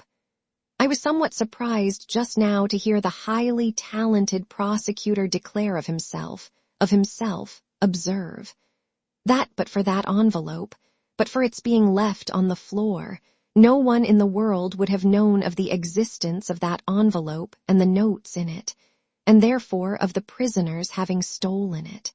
And so that torn scrap of paper is, by the prosecutor's own admission, the sole proof on which the charge of robbery rests. Otherwise no one would have known of the robbery, nor perhaps even of the money. But is the mere fact that that scrap of paper was lying on the floor a proof that there was money in it, and that that money had been stolen? Yet, it will be objected, Smerdyakov had seen the money in the envelope. But when? When had he seen it for the last time, I ask you that? I talked to Smerdyakov, and he told me that he had seen the notes 2 days before the catastrophe. Then why not imagine that old Fyodor Pavlovitch, locked up alone in impatient and hysterical expectation of the object of his adoration, may have whiled away the time by breaking open the envelope and taking out the notes? What's the use of the envelope? He may have asked himself. She won't believe the notes are there, but when I show her the 30 rainbow-colored notes in one roll, it will make more impression. You may be sure. It will make her mouth water. And so he tears open the envelope, takes out the money, and flings the envelope on the floor, conscious of being the owner and untroubled by any fears of leaving evidence. Listen, gentlemen, could anything be more likely than this theory and such an action? Why is it out of the question? But if anything of the sort could have taken place, the charge of robbery falls to the ground. If there was no money, there was no theft of it. If the envelope on the floor may be taken as evidence that there had been money in it, why may I not maintain the opposite, that the envelope was on the floor because the money had been taken from it by its owner? But I shall be asked what became of the money if Fyodor Pavlovitch took it out of the envelope, since it was not found when the police searched the house. In the first place, part of the money was found in the cash box, and secondly, he might have taken it out that morning or the evening before to make some other use of it, to give or send it away. He may have changed his idea, his plan of action completely, without thinking it necessary to announce the fact to Smerdyakov beforehand. And if there is the barest possibility of such an explanation, how can the prisoner be so positively accused of having committed murder for the sake of robbery, and of having actually carried out that robbery? This is encroaching on the domain of romance. If it is maintained that something has been stolen, the thing must be produced, or at least its existence must be proved beyond doubt. Yet no one had ever seen these notes. Not long ago in Petersburg, a young man of 18, hardly more than a boy, who carried on a small business as a costermonger, went in broad daylight into a Munitshanger's shop with an axe, and with extraordinary, typical audacity killed the master of the shop and carried off 1,500 rubles. 5 hours later he was arrested, and except 15 rubles he had already managed to spend, the whole sum was found on him. Moreover, the shopman, on his return to the shop after the murder, informed the police not only of the exact sum stolen, but even of the notes and gold coins of which that sum was made up, and those very notes and coins were found on the criminal. This was followed by a full and genuine confession on the part of the murderer. That's what I call evidence, gentlemen of the jury. In that case I know, I see, I touch the money, and cannot deny its existence. Is it the same in the present case? And yet it is a question of life and death. Yes, I shall be told, but he was carousing that night, squandering money. He was shown to have had 1,500 rubles. Where did he get the money? But the very fact that only 1,500 could be found, and the other half of the sum could nowhere be discovered, shows that that money was not the same, and had never been in any envelope. By strict calculation of time, it was proved at the preliminary inquiry that the prisoner ran straight from those women's servants to Perhotin's without going home, and that he had been nowhere. So he had been all the time in company and therefore could not have divided the 3,000 in half and hidden half in the town. It's just this consideration that has led the prosecutor to assume that the money is hidden in some crevice at Mokroe. Why not in the dungeons of the castle of Udolpho, gentlemen? Isn't this supposition really too fantastic and too romantic? And observe, if that supposition breaks down, the whole charge of robbery is scattered to the winds. For in that case, what could have become of the other 1,500 rubles? By what miracle could they have disappeared, since it's proved the prisoner went nowhere else? And we are ready to ruin a man's life with such tales. I shall be told that he could not explain where he got the 1,500 that he had, and everyone knew that he was without money before that night. Who knew it, pray? The prisoner has made a clear and unflinching statement of the source of that money, and if you will have it so, gentlemen of the jury, nothing can be more probable than that statement, and more consistent with the temper and spirit of the prisoner. The prosecutor is charmed with his own romance. A man of weak will, who had brought himself to take the 3,000 so insultingly offered by his betrothed, could not, we are told, have set aside half and sewn it up, but would, even if he had done so, have unpicked it every 2 days and taken out 100, and so would have spent it all in a month. All this, you will remember, was put forward in a tone that brooked no contradiction. But what if the thing happened quite differently? What if you've been weaving a romance, and about quite a different kind of man? That's just it. You have invented quite a different man. I shall be told, perhaps, there are witnesses that he spent on one day all that 3,000 given him by his betrothed a month before the catastrophe, so he could not have divided the sum in half. But who are these witnesses? The value of their evidence has been shown in court already. Besides, in another man's hand a crust always seems larger, and no one of these witnesses counted that money. They all judged simply at sight, and the witness Maximov has testified that the prisoner had 20,000 in his hand. You see, gentlemen of the jury, Psychology is a two-edged weapon.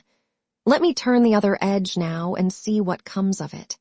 A month before the catastrophe, the prisoner was entrusted by Katerina Ivanovna with 3,000 rubles to send off by post. But the question is it true that they were entrusted to him in such an insulting and degrading way as was proclaimed just now? The first statement made by the young lady on the subject was different, perfectly different. In the second statement, we heard only cries of resentment and revenge, cries of long-concealed hatred. And the very fact that the witness gave her first evidence incorrectly gives us a right to conclude that her second piece of evidence may have been incorrect also. The prosecutor will not, dare not, his own words, touch on that story. So be it. I will not touch on it either, but will only venture to observe that if a lofty and high-principled person, such as that highly respected young lady unquestionably is, if such a person, I say, allows herself suddenly in court to contradict her first statement, with the obvious motive of ruining the prisoner, it is clear that this evidence has been given not impartially, not coolly. Have not we the right to assume that a revengeful woman might have exaggerated much? Yes, she may well have exaggerated, in particular, the insult and humiliation of her offering him the money. No, it was offered in such a way that it was possible to take it, especially for a man so easy-going as the prisoner, above all, as he expected to receive shortly from his father the 3,000 rubles that he reckoned was owing to him. It was unreflecting of him, but it was just his irresponsible want of reflection that made him so confident that his father would give him the money, that he would get it, and so could always dispatch the money entrusted to him and repay the debt. But the prosecutor refuses to allow that he could the same day have set aside half the money and sewn it up in a little bag. That's not his character, he tells us. He couldn't have had such feelings. But yet he talked himself of the broad Karamazov nature. He cried out about the two extremes which a Karamazov can contemplate at once. Karamazov is just such a two-sided nature, fluctuating between two extremes, that even when moved by the most violent craving for riotous gaiety, he can pull himself up if something strikes him on the other side. And on the other side is love, that new love which had flamed up in his heart, and for that love he needed money. Oh, far more than for carousing with his mistress. If she were to say to him, "I am yours, I won't have Fyodor Pavlovitch," then he must have money to take her away. That was more important than carousing. Could a Karamazov fail to understand it? That anxiety was just what he was suffering from. What is there improbable in his laying aside that money and concealing it in case of emergency? But time passed, and Fyodor Pavlovitch did not give the prisoner the expected 3,000. On the contrary, the latter heard that he meant to use this sum to seduce the woman he, the prisoner, loved. If Fyodor Pavlovitch doesn't give the money, he thought, I shall be put in the position of a thief before Katerina Ivanovna. And then the idea presented itself to him that he would go to Katerina Ivanovna, lay before her the 1,500 rubles he still carried round his neck, and say, I am a scoundrel, but not a thief. So here we have already a twofold reason why he should guard that sum of money as the apple of his eye, why he shouldn't unpick the little bag and spend it 100 at a time. Why should you deny the prisoner a sense of honor? Yes, he has a sense of honor, granted that it's misplaced, granted it's often mistaken, yet it exists and amounts to a passion, and he has proved that. But now the affair becomes even more complex. His jealous torments reach a climax, and those same two questions torture his fevered brain more and more. If I repay Katerina Ivanovna, where can I find the means to go off with Grushenka? If he behaved wildly, drank, and made disturbances in the taverns in the course of that month, it was perhaps because he was wretched and strained beyond his powers of endurance. These two questions became so acute that they drove him at last to despair. He sent his younger brother to beg for the last time for the 3,000 rubles, but without waiting for a reply, burst in himself and ended by beating the old man in the presence of witnesses. After that, he had no prospect of getting it from anyone. His father would not give it him after that beating. The same evening he struck himself on the breast, just on the upper part of the breast where the little bag was, and swore to his brother that he had the means of not being a scoundrel, but that still he would remain a scoundrel, for he foresaw that he would not use that means, that he wouldn't have the character, that he wouldn't have the willpower to do it. Why does the prosecutor refuse to believe the evidence of Alexei Karamazov, given so genuinely and sincerely, so spontaneously and convincingly? And why, on the contrary, does he force me to believe in money hidden in a crevice, in the dungeons of the castle of Udolpho? The same evening, after his talk with his brother, the prisoner wrote that fatal letter, and that letter is the chief, the most stupendous proof of the prisoner having committed robbery. I shall beg from everyone, and if I don't get it, I shall murder my father and shall take the envelope with the pink ribbon on it from under his mattress as soon as Ivan has gone.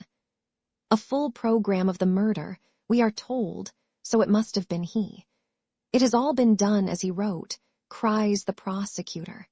But in the first place, it's the letter of a drunken man and written in great irritation. Secondly, he writes of the envelope from what he has heard from Smerdyakov again, for he has not seen the envelope himself. And thirdly, he wrote it indeed, but how can you prove that he did it? Did the prisoner take the envelope from under the pillow? Did he find the money? Did that money exist indeed? And was it to get money that the prisoner ran off, if you remember? He ran off post-haste not to steal, but to find out where she was, the woman who had crushed him. He was not running to carry out a program, to carry out what he had written, that is, not for an act of premeditated robbery, but he ran suddenly, spontaneously, in a jealous fury. Yes, I shall be told, but when he got there and murdered him, he seized the money, too.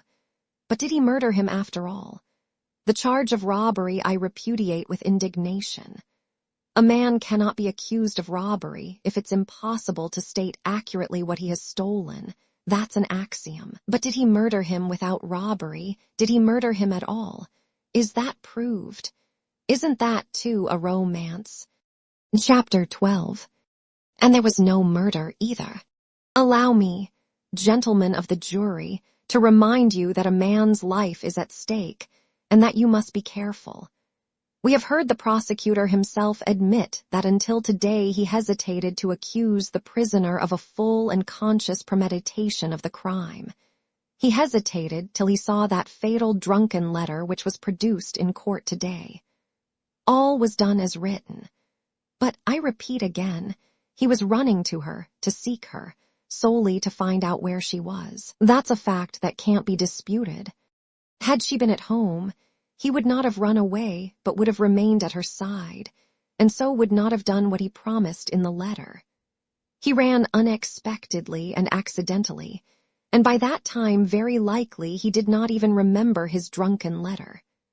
He snatched up the pestle, they say, and you will remember how a whole edifice of psychology was built on that pestle. Why he was bound to look at that pestle as a weapon, to snatch it up, and so on, and so on. A very commonplace idea occurs to me at this point.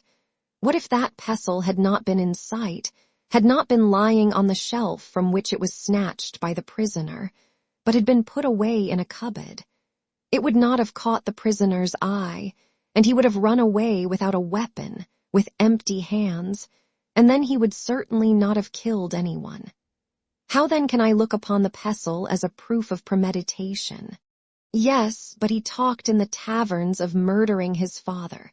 And 2 days before, on the evening when he wrote his drunken letter, he was quiet and only quarreled with a shopman in the tavern, because a Karamazov could not help quarreling, forsooth. But my answer to that is that, if he was planning such a murder in accordance with his letter, he certainly would not have quarreled even with a shopman, and probably would not have gone into the tavern at all, because a person plotting such a crime seeks quiet and retirement, seeks to efface himself, to avoid being seen and heard, and that not from calculation, but from instinct. Gentlemen of the jury, the psychological method is a two-edged weapon, and we, too, can use it. As for all this shouting in taverns throughout the month, don't we often hear children or drunkards coming out of taverns shout, "I'll kill you"? But they don't murder anyone. And that fatal letter, isn't that simply drunken irritability, too? Isn't that simply the shout of the brawler outside the tavern, "I'll kill you. I'll kill the lot of you"? Why not? Why could it not be that? What reason have we to call that letter fatal rather than absurd? Because his father has been found murdered. Because a witness saw the prisoner running out of the garden with a weapon in his hand, and was knocked down by him. Therefore, we are told, everything was done as he had planned in writing, and the letter was not absurd, but fatal. Now, thank God, we've come to the real point. Since he was in the garden, he must have murdered him.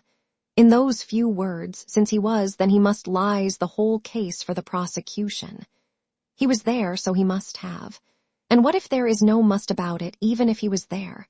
Oh, I admit that the chain of evidence, the coincidences, are really suggestive, but examine all these facts separately, regardless of their connection.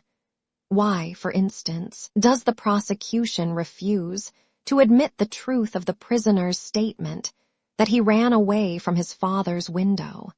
Remember the sarcasms in which the prosecutor indulged at the expense of the respectful and pious sentiments which suddenly came over the murderer.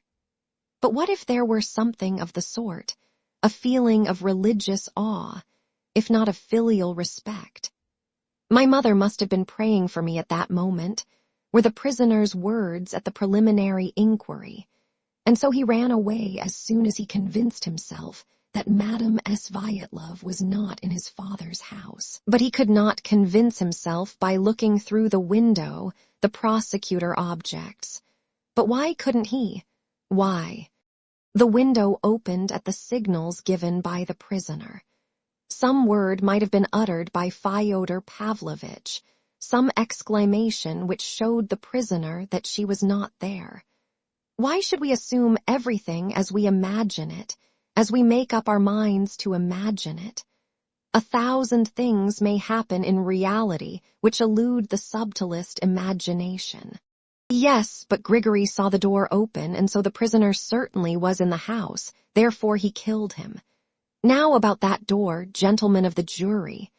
Observe that we have only the statement of one witness as to that door, and he was at the time in such a condition that, but supposing the door was open, supposing the prisoner has lied in denying it from an instinct of self-defense, natural in his position, supposing he did go into the house, well, what then? How does it follow that, because he was there, he committed the murder? He might have dashed in, run through the rooms, might have pushed his father away, might have struck him. But as soon as he had made sure Madame Sviatlov was not there, he may have run away rejoicing that she was not there and that he had not killed his father. And it was perhaps just because he had escaped from the temptation to kill his father, because he had a clear conscience and was rejoicing at not having killed him, that he was capable of a pure feeling, the feeling of pity and compassion, and leapt off the fence a minute later to the assistance of Grigory after he had, in his excitement, knocked him down. With terrible eloquence, the prosecutor has described to us the dreadful state of the prisoner's mind at Mokroe when love again lay before him calling him to new life. While love was impossible for him, because he had his father's blood-stained corpse behind him, and beyond that corpse, retribution. And yet the prosecutor allowed him love, which he explained, according to his method, talking about his drunken condition, about a criminal being taken to execution, about it being still far off, and so on and so on. But again I ask, Mr. Prosecutor, have you not invented a new personality? Is the prisoner so coarse and heartless as to be able to think at that moment of love and of dodges to escape punishment, if his hands were really stained with his father's blood? No, no, no. As soon as it was made plain to him that she loved him and called him to her side, promising him new happiness, then I protest he must have felt the impulse to suicide doubled, trebled, and must have killed himself if he had his father's murder on his conscience.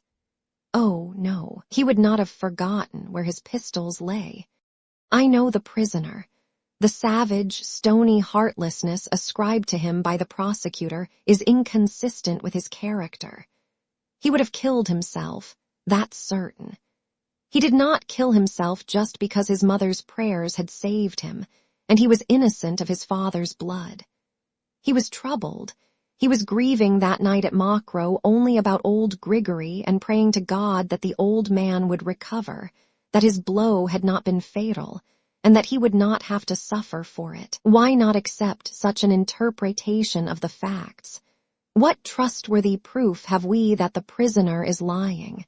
But we shall be told it once again, there is his father's corpse. If he ran away without murdering him, who did murder him? Here, I repeat, you have the whole logic of the prosecution. Who murdered him, if not he? There's no one to put in his place.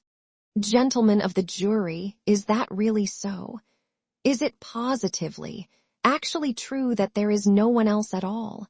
We've heard the prosecutor count on his fingers all the persons who were in that house that night. They were 5 in number.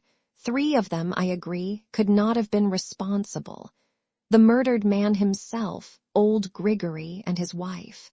There are left then the prisoner and Smerdyakov, and the prosecutor dramatically exclaims that the prisoner pointed to Smerdyakov because he had no one else to fix on, that had there been a 6th person, even a phantom of a 6th person, he would have abandoned the charge against Smerdyakov at once in shame and have accused that other. But, gentlemen of the jury, why may I not draw the very opposite conclusion? There are 2 persons, the prisoner and Smerdyakov. Why can I not say that you accuse my client, simply because you have no one else to accuse? And you have no one else only because you have determined to exclude Smerdyakov from all suspicion.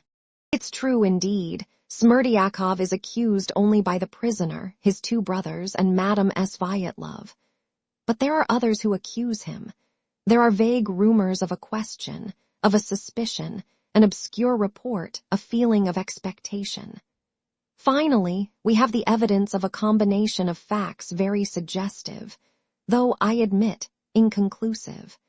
In the first place, we have precisely on the day of the catastrophe that fit, for the genuineness of which the prosecutor, for some reason, has felt obliged to make a careful defense.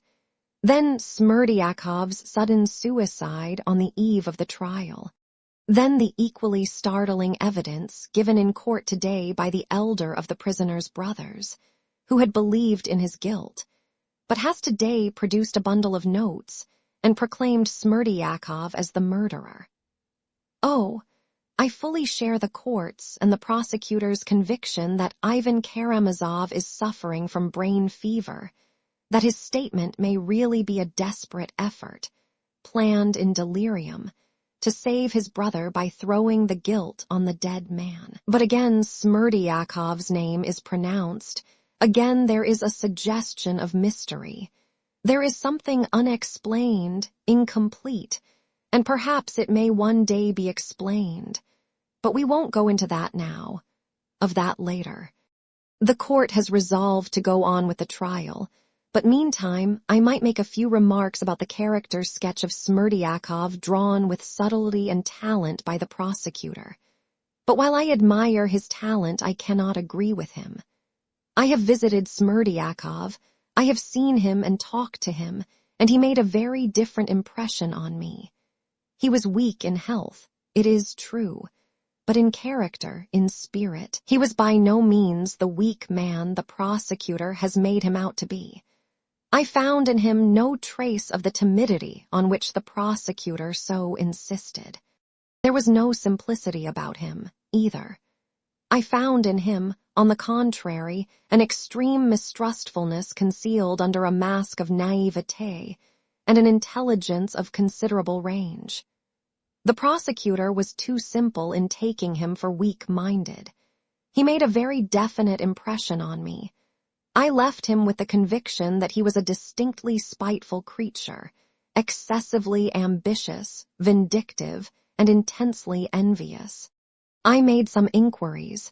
He resented his parentage, was ashamed of it, and would clench his teeth when he remembered that he was the son of stinking Lizaveta. He was disrespectful to the servant Grigory and his wife, who had cared for him in his childhood. He cursed and jeered at Russia. He dreamed of going to France and becoming a Frenchman.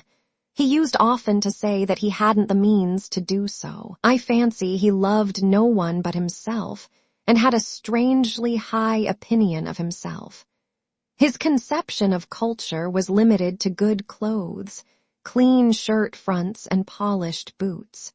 Believing himself to be the illegitimate son of Fyodor Pavlovitch, there is evidence of this.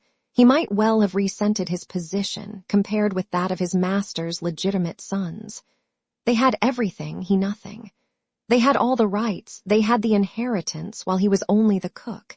He told me himself that he had helped Fyodor Pavlovitch to put the notes in the envelope.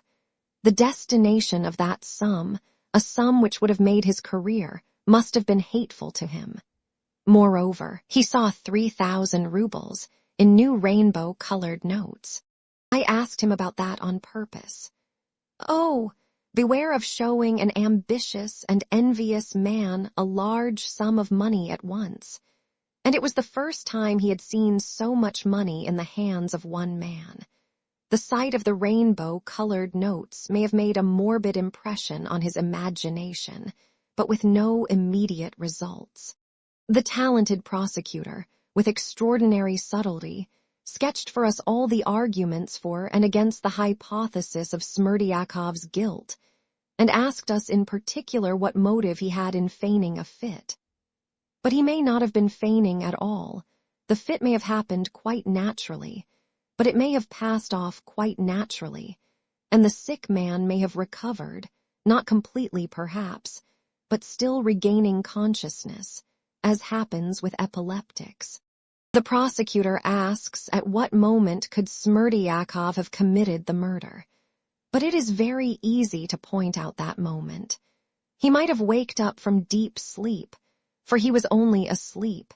An epileptic fit is always followed by a deep sleep. At that moment when the old Grigory shouted at the top of his voice parricide, that shout in the dark and stillness may have waked Smerdyakov, whose sleep may have been less sound at the moment. He might naturally have waked up an hour before. Getting out of bed, he goes almost unconsciously and with no definite motive towards the sound to see what's the matter.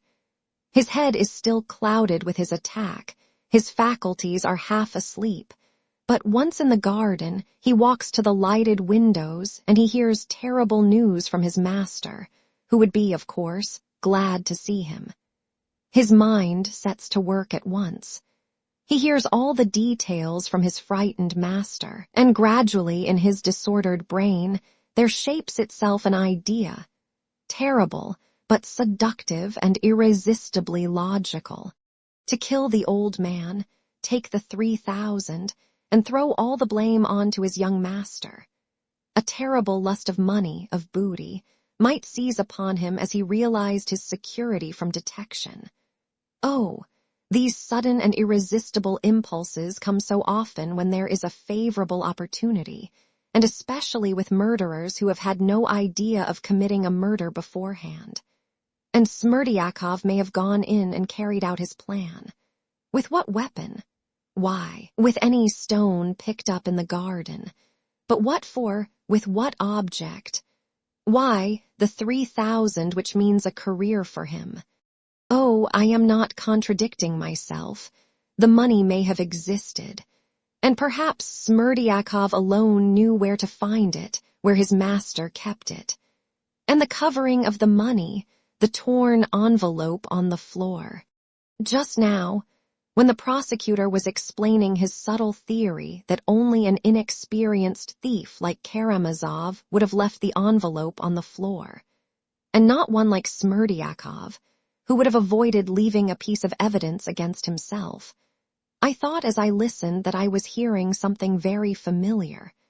And would you believe it?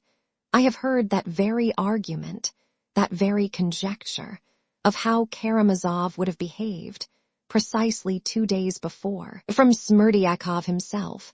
What's more, it struck me at the time. I fancied that there was an artificial simplicity about him, that he was in a hurry to suggest this idea to me that I might fancy it was my own. He insinuated it, as it were. Did he not insinuate the same idea at the inquiry and suggest it to the talented prosecutor?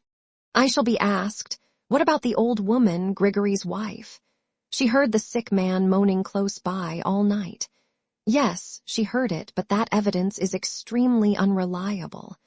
I knew a lady who complained bitterly that she had been kept awake all night by a dog in the yard. Yet the poor beast, it appeared, had only yelped once or twice in the night. And that's natural. If anyone is asleep and hears a groan, he wakes up, annoyed at being waked, but instantly falls asleep again. 2 hours later, again a groan. He wakes up and falls asleep again. And the same thing again 2 hours later, 3 times altogether in the night.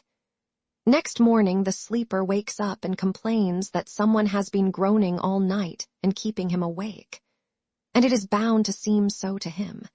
The intervals of 2 hours of sleep he does not remember. He only remembers the moments of waking, so he feels he has been waked up all night. But why, asks the prosecutor, did not Smerdyakov confess in his last letter? Why did his conscience prompt him to one step and not to both? But, excuse me, conscience implies penitence, and the suicide may not have felt penitence, but only despair. Despair and penitence are 2 very different things. Despair may be vindictive and irreconcilable, and the suicide, laying his hands on himself, may well have felt redoubled hatred for those whom he had envied all his life. Gentlemen of the jury, beware of a miscarriage of justice. What is there unlikely in all I have put before you just now? Find the error in my reasoning. Find the impossibility, the absurdity. And if there is but a shade of possibility, but a shade of probability in my propositions, do not condemn him. And is there only a shade? I swear by all that is sacred, I fully believe in the explanation of the murder I have just put forward. What troubles me and makes me indignant is that of all the mass of facts heaped up by the prosecution against the prisoner, there is not a single one certain and irrefutable. And yet the unhappy man is to be ruined by the accumulation of these facts. Yes, the accumulated effect is awful. The blood dripping from his fingers, the blood-stained shirt, the dark night resounding with the shout parricide, and the old man falling with a broken head. And then the mass of phrases, statements, gestures, shouts, oh. This has so much influence, it can so bias the mind. But, gentlemen of the jury, can it bias your minds?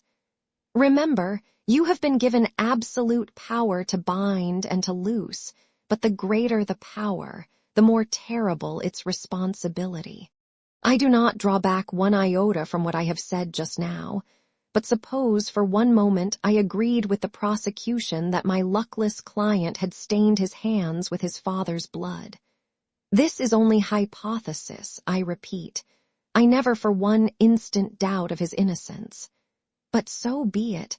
I assume that my client is guilty of parricide. Even so, hear what I have to say. I have it in my heart to say something more to you, for I feel that there must be a great conflict in your hearts and minds. Forgive my referring to your hearts and minds, gentlemen of the jury, but I want to be truthful and sincere to the end. Let us all be sincere. At this point, the speech was interrupted by rather loud applause. The last words, indeed, were pronounced with a note of such sincerity that everyone felt that he really might have something to say, and that what he was about to say would be of the greatest consequence. But the president, hearing the applause, in a loud voice threatened to clear the court if such an incident were repeated. Every sound was hushed, and Fetyukovitch began in a voice full of feeling quite unlike the tone he had used hitherto. Chapter 13. A corrupter of thought. It's not only the accumulation of facts that threatens my client with ruin, gentlemen of the jury. He began. What is really damning for my client is one fact, the dead body of his father. Had it been an ordinary case of murder, you would have rejected the charge in view of the triviality, the incompleteness, and the fantastic character of the evidence if you examine each part of it separately. Or, at least, you would have hesitated to ruin a man's life simply from the prejudice against him which he has, alas, only too well deserved. But it's not an ordinary case of murder, it's a case of parricide. That impresses men's minds, and to such a degree that the very triviality and incompleteness of the evidence becomes less trivial and less incomplete even to an unprejudiced mind. How can such a prisoner be acquitted? What if he committed the murder and gets off unpunished? That is what everyone, almost involuntarily, instinctively, feels at heart. Yes, it's a fearful thing to shed a father's blood. The father who has begotten me, loved me, not spared his life for me, grieved over my illnesses from childhood up, troubled all his life for my happiness, and has lived in my joys, in my successes. To murder such a father, that's inconceivable. Gentlemen of the jury, what is a father? A real father? What is the meaning of that great word? What is the great idea in that name? We have just indicated in part what a true father is, and what he ought to be. In the case in which we are now so deeply occupied, and over which our hearts are aching, in the present case, the father, Fyodor Pavlovich Karamazov, did not correspond to that conception of a father to which we have just referred. That's the misfortune. And indeed, some fathers are a misfortune. Let us examine this misfortune rather more closely. We must shrink from nothing, gentlemen of the jury, considering the importance of the decision you have to make. It's our particular duty not to shrink from any idea, like children or frightened women, as the talented prosecutor happily expresses it. But in the course of his heated speech, my esteemed opponent, and he was my opponent before I opened my lips, exclaimed several times, "Oh, I will not yield the defense of the prisoner to the lawyer who has come down from Petersburg. I accuse, but I defend also." He exclaimed that several times, but forgot to mention that if this terrible prisoner was for 23 years so grateful for a mere pound of nuts, given him by the only man who had been kind to him, as a child in his father's house, might not such a man well have remembered for 23 years how he ran in his father's backyard, without boots on his feet, and with his little trousers hanging by one button, to use the expression of the kind-hearted doctor, Herzenstube? Oh, gentlemen of the jury, why need we look more closely at this misfortune? Why repeat what we all know already? What did my client meet with when he arrived here, at his father's house, And why depict my client as a heartless egoist and monster? He is uncontrolled. He is wild and unruly. We are trying him now for that. But who is responsible for his life? Who is responsible for his having received such an unseemly bringing up, in spite of his excellent disposition and his grateful and sensitive heart? Did anyone train him to be reasonable? Was he enlightened by study? Did anyone love him ever so little in his childhood? My client was left to the care of Providence like a beast of the field. He thirsted perhaps to see his father after long years of separation. 1,000 times perhaps he may, recalling his childhood, have driven away the loathsome phantoms that haunted his childish dreams, and with all his heart he may have longed to embrace and to forgive his father. And what awaited him? He was met by cynical taunts, suspicions, and wrangling about money. He heard nothing but revolting talk and vicious precepts uttered daily over the brandy, and at last he saw his father seducing his mistress from him with his own money. Oh, gentlemen of the jury, that was cruel and revolting. And that old man was always complaining of the disrespect and cruelty of his son. He slandered him in society, injured him, calumniated him, bought up his unpaid debts to get him thrown into prison. Gentlemen of the jury, people like my client, who are fierce, unruly, and uncontrolled on the surface, are sometimes, most frequently indeed, exceedingly tender-hearted, only they don't express it. Don't laugh at my idea. The talented prosecutor laughed mercilessly just now at my client for loving Schiller, loving the sublime and beautiful. I should not have laughed at that in his place. Yes, such natures. Oh, let me speak in defense of such natures, so often and so cruelly misunderstood. These natures often thirst for tenderness, goodness, and justice, as it were, in contrast to themselves, their unruliness, their ferocity. They thirst for it unconsciously. Passionate and fierce on the surface, they are painfully capable of loving woman, for instance, and with a spiritual and elevated love. Again, do not laugh at me. This is very often the case in such natures.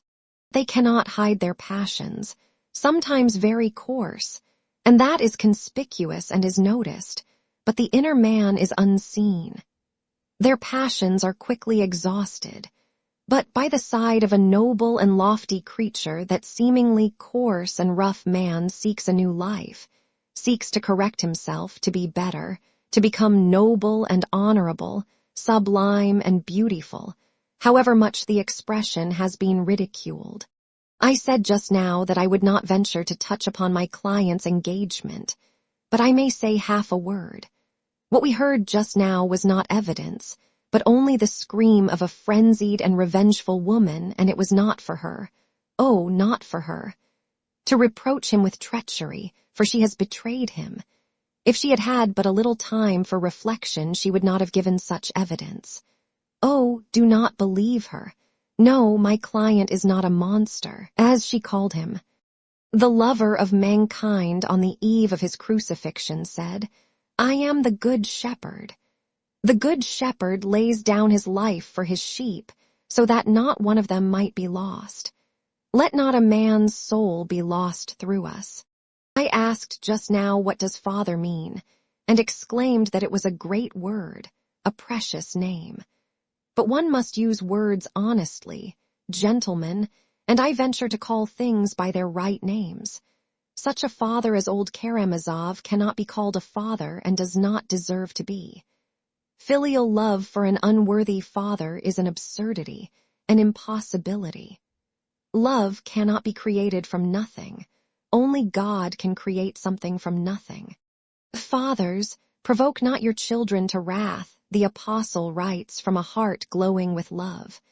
It's not for the sake of my client that I quote these sacred words. I mention them for all fathers. Who has authorized me to preach to fathers? No one. But as a man and a citizen, I make my appeal. Vivos voco. We are not long on earth. We do many evil deeds and say many evil words. So let us all catch a favorable moment when we are all together to say a good word to each other. That's what I am doing. While I am in this place, I take advantage of my opportunity. Not for nothing is this tribune given us by the highest authority. All Russia hears us. I am not speaking only for the fathers here present. I cry aloud to all fathers. Fathers, provoke not your children to wrath. Yes, let us first fulfill Christ's injunction ourselves, and only then venture to expect it of our children. Otherwise we are not fathers, but enemies of our children, and they are not our children, but our enemies, and we have made them our enemies ourselves. What measure ye mete, it shall be measured unto you again. It's not I who say that, it's the gospel precept. Measure to others according as they measure to you. How can we blame children if they measure us according to our measure? Not long ago, a servant girl in Finland was suspected of having secretly given birth to a child.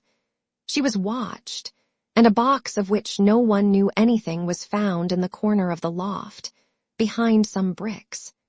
It was opened, and inside was found the body of a new-born child which she had killed. In the same box were found the skeletons of 2 other babies, which, according to her own confession, she had killed at the moment of their birth. Gentlemen of the jury, was she a mother to her children? She gave birth to them, indeed, but was she a mother to them? Would any one venture to give her the sacred name of mother? Let us be bold, gentlemen, let us be audacious even. It's our duty to be so at this moment, and not to be afraid of certain words and ideas like the Moscow women in Ostrovsky's play, who are scared at the sound of certain words. No, let us prove that the progress of the last few years has touched even us. And let us say plainly, the father is not merely he who begets the child, but he who begets it and does his duty by it. Oh, of course, there is the other meaning.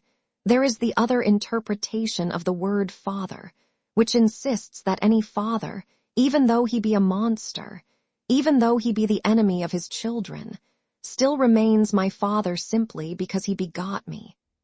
But this is, so to say, the mystical meaning which I cannot comprehend with my intellect, but can only accept by faith, or, better to say, on faith, like many other things which I do not understand, but which religion bids me believe. But in that case let it be kept outside the sphere of actual life.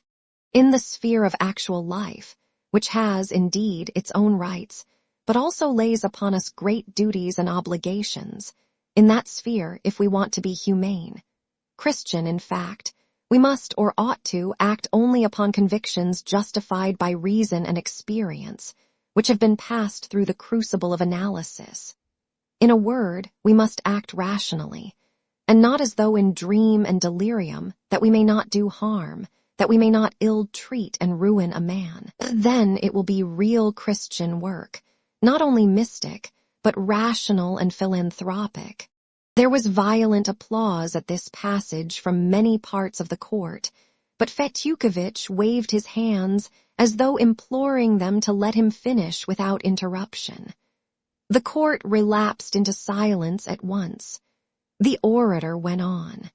Do you suppose, gentlemen, that our children, as they grow up and begin to reason, can avoid such questions? No, they cannot, and we will not impose on them an impossible restriction. The sight of an unworthy father involuntarily suggests tormenting questions to a young creature, especially when he compares him with the excellent fathers of his companions. The conventional answer to this question is, he begot you, and you are his flesh and blood, and therefore you are bound to love him. The youth involuntarily reflects, but did he love me when he begot me? He asks, wondering more and more. Was it for my sake he begot me? He did not know me, not even my sex at that moment, at the moment of passion, perhaps, inflamed by wine, and he has only transmitted to me a propensity to drunkenness. That's all he's done for me. Why am I bound to love him simply for begetting me when he has cared nothing for me all my life after? Oh, perhaps those questions strike you as coarse and cruel, but do not expect an impossible restraint from a young mind. Drive nature out of the door and it will fly in at the window, and above all, let us not be afraid of words, but decide the question according to the dictates of reason and humanity, and not of mystic ideas.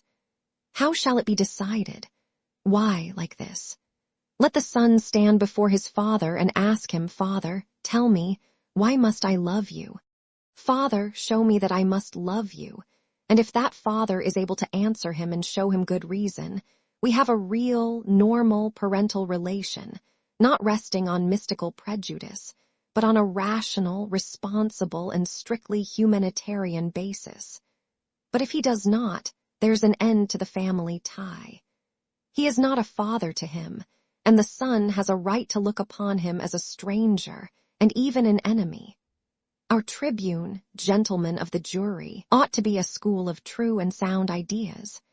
Here the orator was interrupted by irrepressible and almost frantic applause. Of course, it was not the whole audience, but a good half of it applauded. The fathers and mothers present applauded. Shrieks and exclamations were heard from the gallery, where the ladies were sitting. Handkerchiefs were waved. The president began ringing his bell with all his might. He was obviously irritated by the behavior of the audience, but did not venture to clear the court as he had threatened. Even persons of high position, old men with stars on their breasts, sitting on specially reserved seats behind the judges, applauded the orator and waved their handkerchiefs. So that when the noise died down, the president confined himself to repeating his stern threat to clear the court, and Fetyukovitch, excited and triumphant, continued his speech. Gentlemen of the jury, you remember that awful night of which so much has been said today, when the son got over the fence and stood face to face with the enemy and persecutor who had begotten him. I insist most emphatically it was not for money he ran to his father's house. The charge of robbery is an absurdity, as I proved before. And it was not to murder him he broke into the house. Oh, no. If he had had that design he would, at least, have taken the precaution of arming himself beforehand. The brass pestle he caught up instinctively, without knowing why he did it. Granted that he deceived his father by tapping at the window. Granted that he made his way in. I've said already that I do not for a moment believe that legend, but let it be so. Let us suppose it for a moment. Gentlemen, I swear to you by all that's holy, if it had not been his father, but an ordinary enemy, he would, after running through the rooms and satisfying himself that the woman was not there, have made off, post-haste, without doing any harm to his rival. He would have struck him, pushed him away perhaps, nothing more, for he had no thought and no time to spare for that. What he wanted to know was where she was. But his father, the mere sight of the father who had hated him from his childhood, had been his enemy, his persecutor, and now his unnatural rival, was enough. A feeling of hatred came over him involuntarily, irresistibly, clouding his reason. It all surged up in one moment.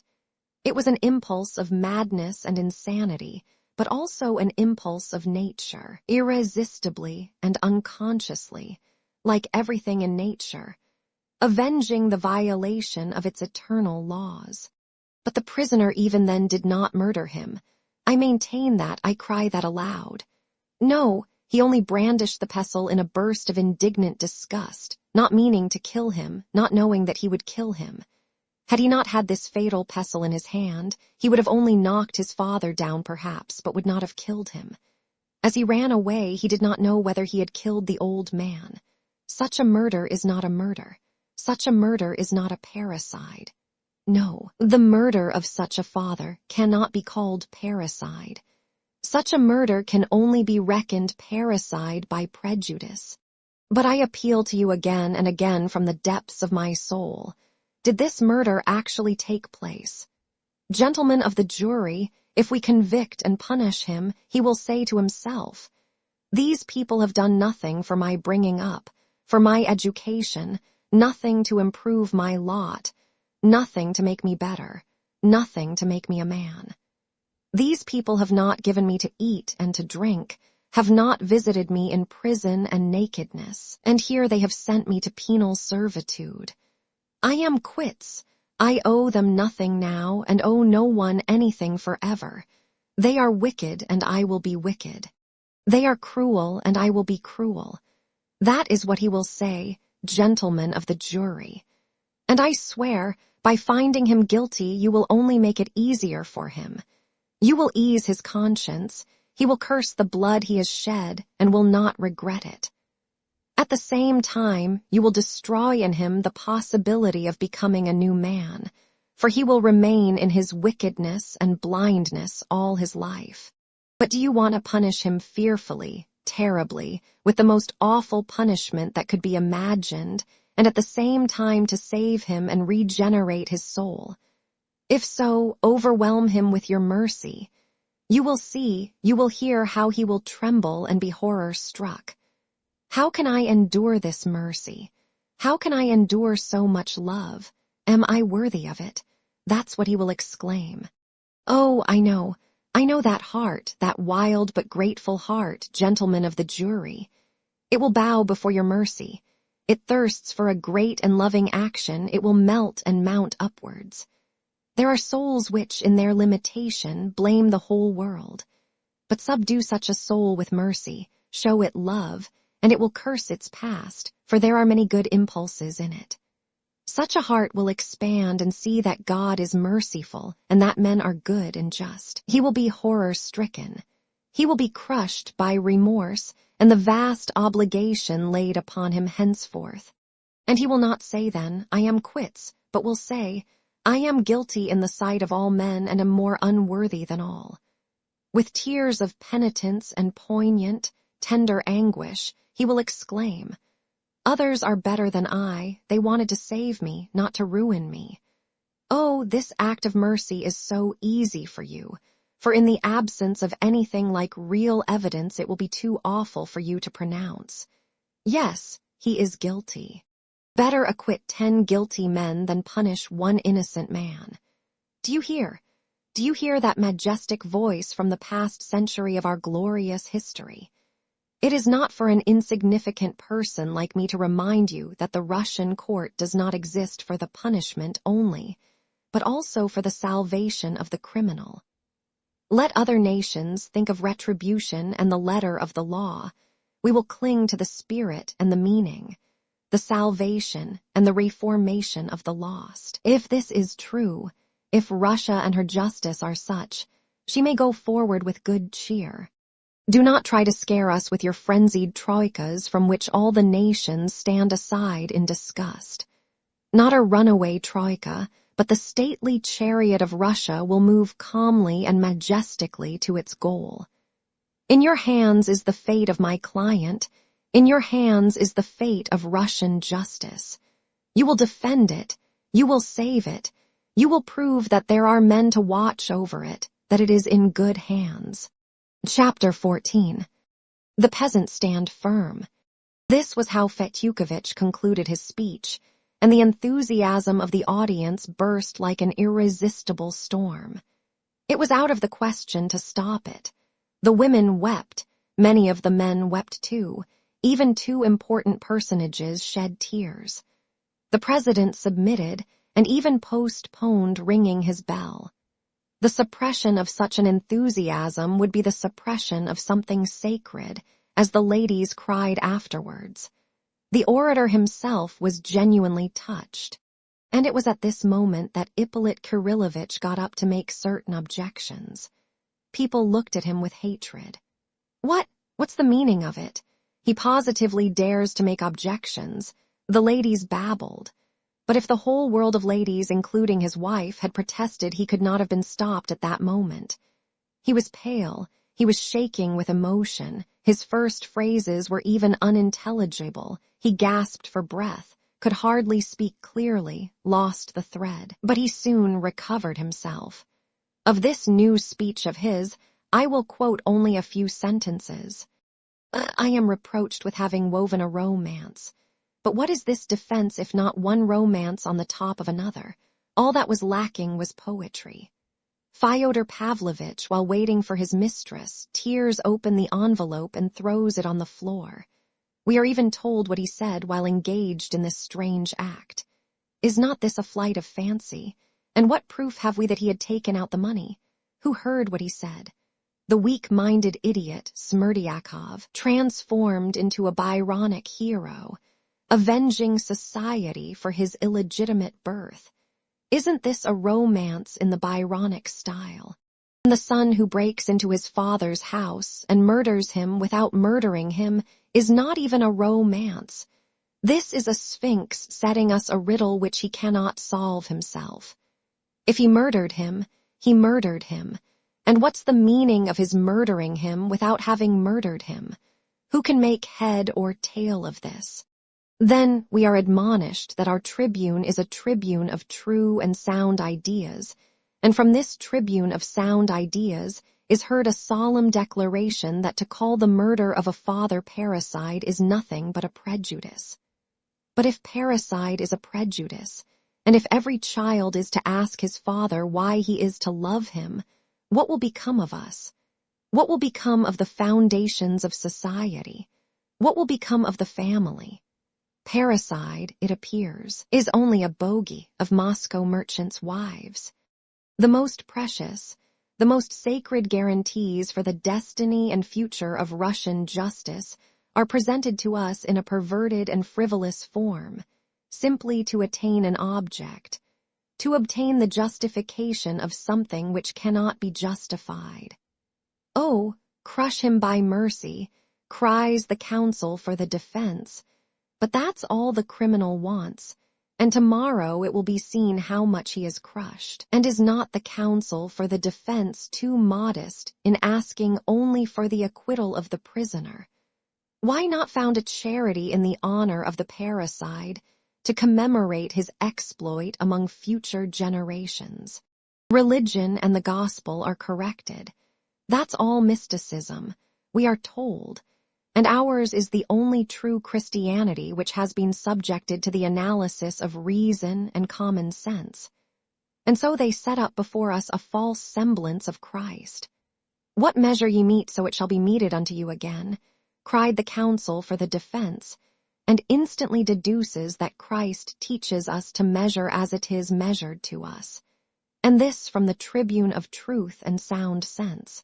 We peep into the gospel only on the eve of making speeches, in order to dazzle the audience by our acquaintance with what is, anyway, a rather original composition, which may be of use to produce a certain effect, all to serve the purpose.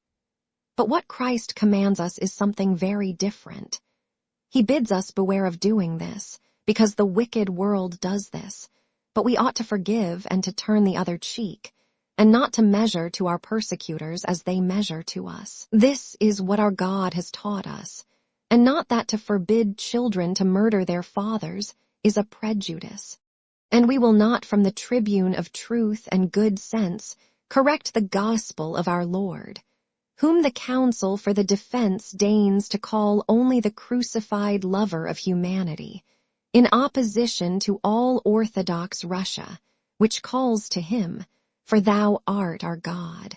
At this the president intervened and checked the overzealous speaker, begging him not to exaggerate, not to overstep the bounds, and so on, as presidents always do in such cases. The audience, too, was uneasy. The public was restless. There were even exclamations of indignation. Fetyukovitch did not so much as reply. He only mounted the tribune to lay his hand on his heart, and with an offended voice, utter a few words full of dignity. He only touched again, lightly and ironically, on romancing and psychology, and in an appropriate place quoted, "Jupiter, you are angry, therefore you are wrong." which provoked a burst of approving laughter in the audience, for Ippolit Kirillovich was by no means like Jupiter. Then, apropos of the accusation that he was teaching the young generation to murder their fathers, Fetyukovich observed, with great dignity, that he would not even answer. As for the prosecutor's charge of uttering unorthodox opinions, Fetyukovich hinted that it was a personal insinuation, and that he had expected in this court to be secure from accusations damaging to my reputation as a citizen and a loyal subject. But at these words, the president pulled him up too, and Fetyukovich concluded his speech with a bow, amid a hum of approbation in the court. And Ippolit Kirillovich was, in the opinion of our ladies, crushed for good. Then the prisoner was allowed to speak. Mitya stood up but said very little. He was fearfully exhausted, physically and mentally. The look of strength and independence with which he had entered in the morning had almost disappeared. He seemed as though he had passed through an experience that day, which had taught him for the rest of his life something very important he had not understood till then. His voice was weak. He did not shout as before. In his words there was a new note of humility, defeat, and submission. What am I to say, gentlemen of the jury? The hour of judgment has come for me. I feel the hand of God upon me. The end has come to an erring man. But before God, I repeat to you, I am innocent of my father's blood. For the last time I repeat, it wasn't I killed him. I was erring, but I loved what is good. Every instant I strove to reform, but I lived like a wild beast. I thank the prosecutor. He told me many things about myself that I did not know. But it's not true that I killed my father. The prosecutor is mistaken. I thank my counsel, too. I cried listening to him, but it's not true that I killed my father, and he needn't have supposed it. And don't believe the doctors. I am perfectly sane, only my heart is heavy. If you spare me, if you let me go, I will pray for you. I will be a better man. I give you my word before God I will. And if you will condemn me, I'll break my sword over my head myself and kiss the pieces. But spare me, do not rob me of my God. I know myself, I shall rebel. My heart is heavy, gentlemen. Spare me. He almost fell back in his place. His voice broke. He could hardly articulate the last phrase. Then the judges proceeded to put the questions and began to ask both sides to formulate their conclusions. But I will not describe the details. At last the jury rose to retire for consultation. The president was very tired, and so his last charge to the jury was rather feeble. Be impartial. Don't be influenced by the eloquence of the defense, but yet weigh the arguments. Remember that there is a great responsibility laid upon you, and so on and so on. The jury withdrew and the court adjourned. People could get up, move about, exchange their accumulated impressions, refresh themselves at the buffet. It was very late, almost 1 o'clock in the night, but nobody went away. The strain was so great that no one could think of repose. All waited with sinking hearts, though that is, perhaps, too much to say, for the ladies were only in a state of hysterical impatience, and their hearts were untroubled. An acquittal, they thought, was inevitable. They all prepared themselves for a dramatic moment of general enthusiasm. I must own there were many among the men, too, who were convinced that an acquittal was inevitable. Some were pleased, others frowned, while some were simply dejected, not wanting him to be acquitted. Fetyukovich himself was confident of his success. He was surrounded by people congratulating him and fawning upon him. There are, he said to one group as I was told afterwards, there are invisible threads binding the counsel for the defense with the jury. One feels during one's speech if they are being formed. I was aware of them. They exist. Our cause is one. Set your mind at rest. What will our peasants say now?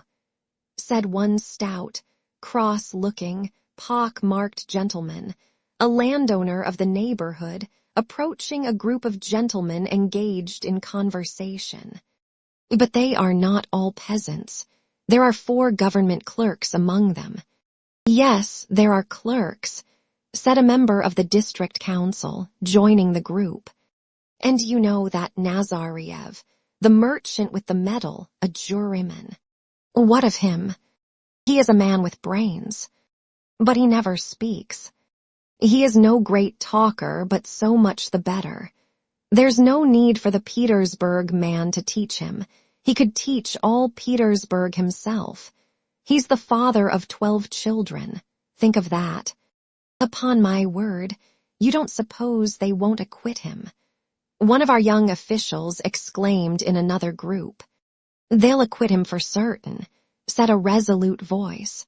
It would be shameful, disgraceful not to acquit him, cried the official.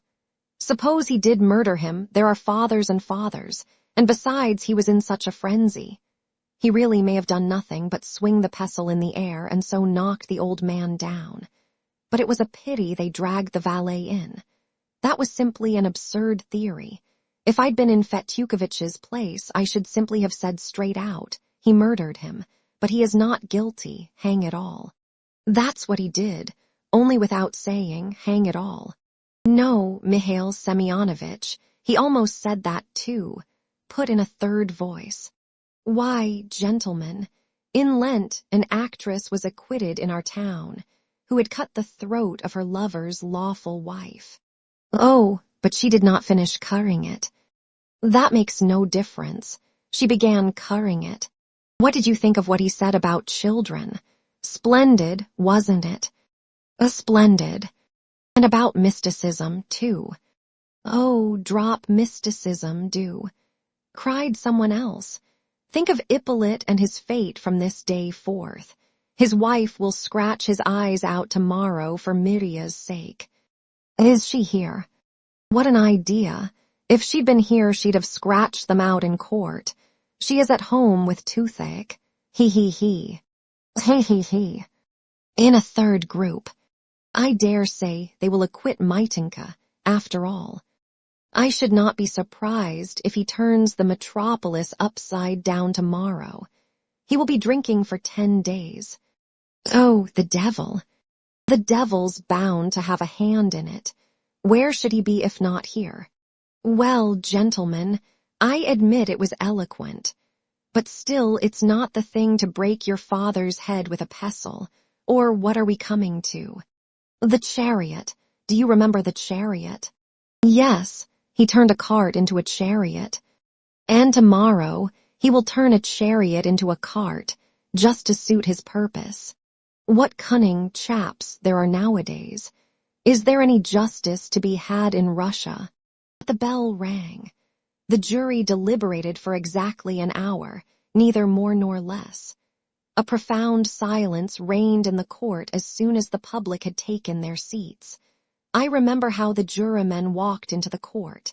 At last, I won't repeat the questions in order, and indeed, I have forgotten them. I remember only the answer to the president's first and chief question. Did the prisoner commit the murder for the sake of robbery and with premeditation? I don't remember the exact words. There was a complete hush. The foreman of the jury, the youngest of the clerks, pronounced, in a clear, loud voice, amidst the death-like stillness of the court, "Yes, guilty." And the same answer was repeated to every question. Yes, guilty. And without the slightest extenuating comment. This no one had expected. Almost everyone had reckoned upon a recommendation to mercy, at least. The death-like silence in the court was not broken. All seemed petrified. Those who desired his conviction as well as those who had been eager for his acquittal. But that was only for the first instant, and it was followed by a fearful hubbub. Many of the men in the audience were pleased. Some were rubbing their hands with no attempt to conceal their joy. Those who disagreed with the verdict seemed crushed, shrugged their shoulders, whispered, but still seemed unable to realize this. But how shall I describe the state the ladies were in? I thought they would create a riot. At first, they could scarcely believe their ears. Then suddenly the whole court rang with exclamations. "What's the meaning of it? What next?" They leapt up from their places. They seemed to fancy that it might be at once reconsidered and reversed. At that instant, Mirya suddenly stood up and cried in a heart-rending voice, stretching his hands out before him. "I swear by God and the dreadful day of judgment I am not guilty of my father's blood. Katia, I forgive you. Brothers, friends, have pity on the other woman." He could not go on, and broke into a terrible sobbing wail that was heard all over the court in a strange, unnatural voice unlike his own. From the farthest corner at the back of the gallery came a piercing shriek. It was Grushenka. She had succeeded in begging admittance to the court again before the beginning of the lawyer's speeches. Mirya was taken away. The passing of the sentence was deferred till next day. The whole court was in a hubbub, but I did not wait to hear. I only remember a few exclamations I heard on the steps as I went out. "He'll have a 20 years' trip to the mines." "Not less." "Well, our peasants have stood firm, and have done for our Mirya." Epilogue. Chapter 1. Plans for Mirya's escape. Very early, at 9 o'clock in the morning, 5 days after the trial, Alyosha went to Katerina Ivanovna's to talk over a matter of great importance to both of them, and to give her a message. She sat and talked to him in the very room in which she had once received Grushenka. In the next room, Ivan Fyodorovitch lay unconscious in a high fever. Katerina Ivanovna had immediately after the scene at the trial ordered the sick and unconscious man to be carried to her house, disregarding the inevitable gossip and general disapproval of the public. One of the two relations who lived with her had departed to Moscow immediately after the scene in court. The other remained. But if both had gone away, Katerina Ivanovna would have adhered to her resolution, and would have gone on nursing the sick man and sitting by him day and night. Varvinsky and Herzenstube were attending him. The famous doctor had gone back to Moscow, refusing to give an opinion as to the probable end of the illness. Though the doctors encouraged Katerina Ivanovna and Alyosha, it was evident that they could not yet give them positive hopes of recovery. Alyosha came to see his sick brother twice a day. But this time he had specially urgent business, and he foresaw how difficult it would be to approach the subject, yet he was in great haste. He had another engagement that could not be put off for that same morning, and there was need of haste. They had been talking for a quarter of an hour. Katerina Ivanovna was pale and terribly fatigued, yet at the same time in a state of hysterical excitement. She had a presentiment of the reason why Alyosha had come to her. "Don't worry about his decision," she said with confident emphasis to Alyosha. "One way or another he is bound to come to it. He must escape. That unhappy man, that hero of honor and principle, not he, not Dmitri Fyodorovitch, but the man lying the other side of that door, who has sacrificed himself for his brother," Katia added with flashing eyes, "told me the whole plan of escape long ago.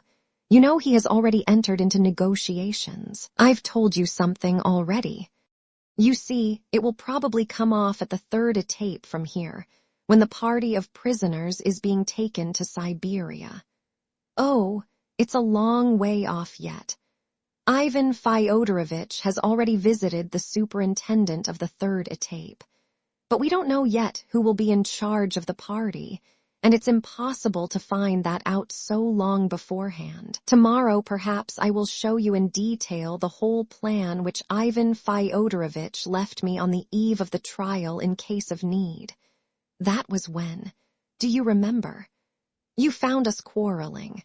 He had just gone downstairs, but seeing you, I made him come back. Do you remember? Do you know what we were quarreling about then?" "No, I don't," said Alyosha. "Of course he did not tell you. It was about that plan of escape. He had told me the main idea 3 days before, and we began quarreling about it at once and quarreled for 3 days. We quarreled because, when he told me that if Dmitri Fyodorovich were convicted he would escape abroad with that creature, I felt furious at once. I can't tell you why, I don't know myself why. Oh, of course, I was furious then about that creature, and that she, too, should go abroad with Dmitri. Katerina Ivanovna exclaimed suddenly, her lips quivering with anger. As soon as Ivan Fyodorovich saw that I was furious about that woman, he instantly imagined I was jealous of Dmitri, and that I still loved Dmitri. That is how our first quarrel began. I would not give an explanation. I could not ask forgiveness. I could not bear to think that such a man could suspect me of still loving that. And when I myself had told him long before that I did not love Dmitri, that I loved no one but him, it was only resentment against that creature that made me angry with him. 3 days later, on the evening you came, he brought me a sealed envelope, which I was to open at once, if anything happened to him. Oh, he foresaw his illness. He told me that the envelope contained the details of the escape, and that if he died or was taken dangerously ill, I was to save Mirya alone. Then he left me money, nearly 10,000, those notes to which the prosecutor referred in his speech, having learnt from someone that he had sent them to be changed. I was tremendously impressed to find that Ivan Fyodorovich had not given up his idea of saving his brother, and was confiding this plan of escape to me, though he was still jealous of me and still convinced that I loved Mirya. Oh, that was a sacrifice. No, you cannot understand the greatness of such self-sacrifice, Alexei Fyodorovich. I wanted to fall at his feet in reverence, but I thought at once that he would take it only for my joy at the thought of Mirya's being saved, and he certainly would have imagined that. And I was so exasperated at the mere possibility of such an unjust thought on his part that I lost my temper again, and instead of kissing his feet, flew into a fury again. Oh, I am unhappy. It's my character, my awful, unhappy character. Oh, you will see, I shall end by driving him, too, to abandon me for another with whom he can get on better, like Dmitri. But, no, I could not bear it, I should kill myself. And when you came in then, and when I called to you and told him to come back, I was so enraged by the look of contempt and hatred he turned on me that, do you remember? I cried out to you that it was he alone who had persuaded me that his brother Dmitri was a murderer.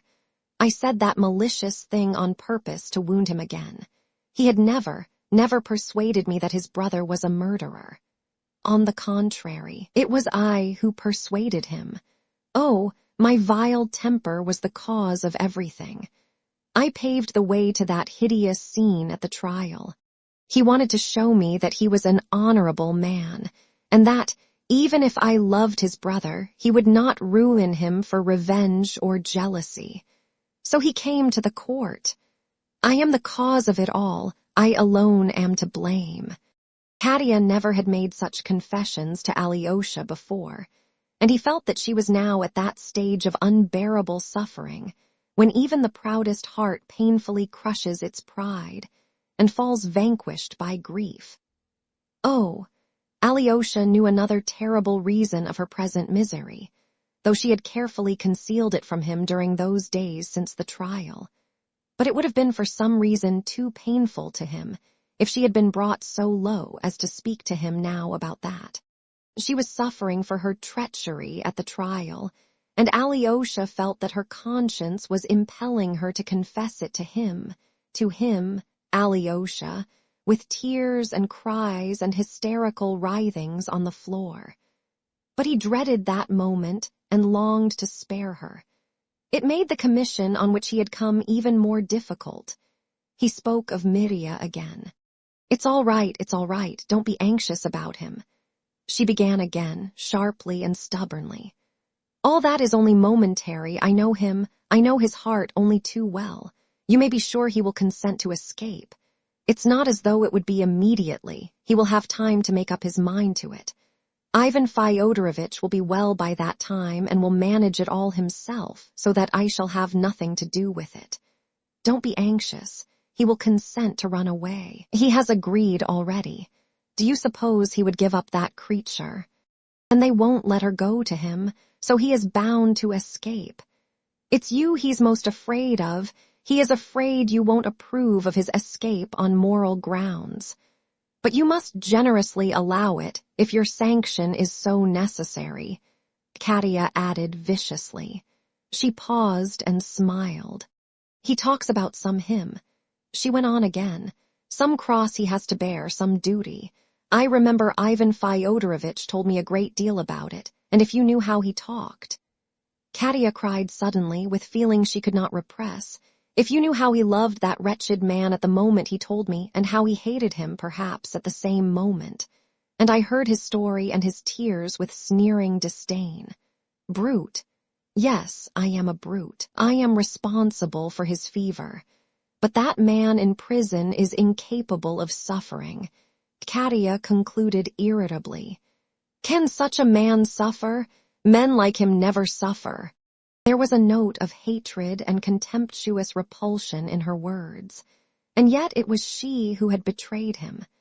Perhaps because she feels how she's wronged him, she hates him at moments, Alyosha thought to himself. He hoped that it was only at moments. In Katya's last words he detected a challenging note, but he did not take it up. I sent for you this morning to make you promise to persuade him yourself. Or do you, too, consider that to escape would be dishonorable, cowardly, or something? Unchristian, perhaps. Katya added, even more defiantly. Oh, no, I'll tell him everything, muttered Alyosha. He asks you to come and see him today, he blurted out suddenly, looking her steadily in the face. She started and drew back a little from him on the sofa. Me, can that be? She faltered, turning pale. It can and ought to be.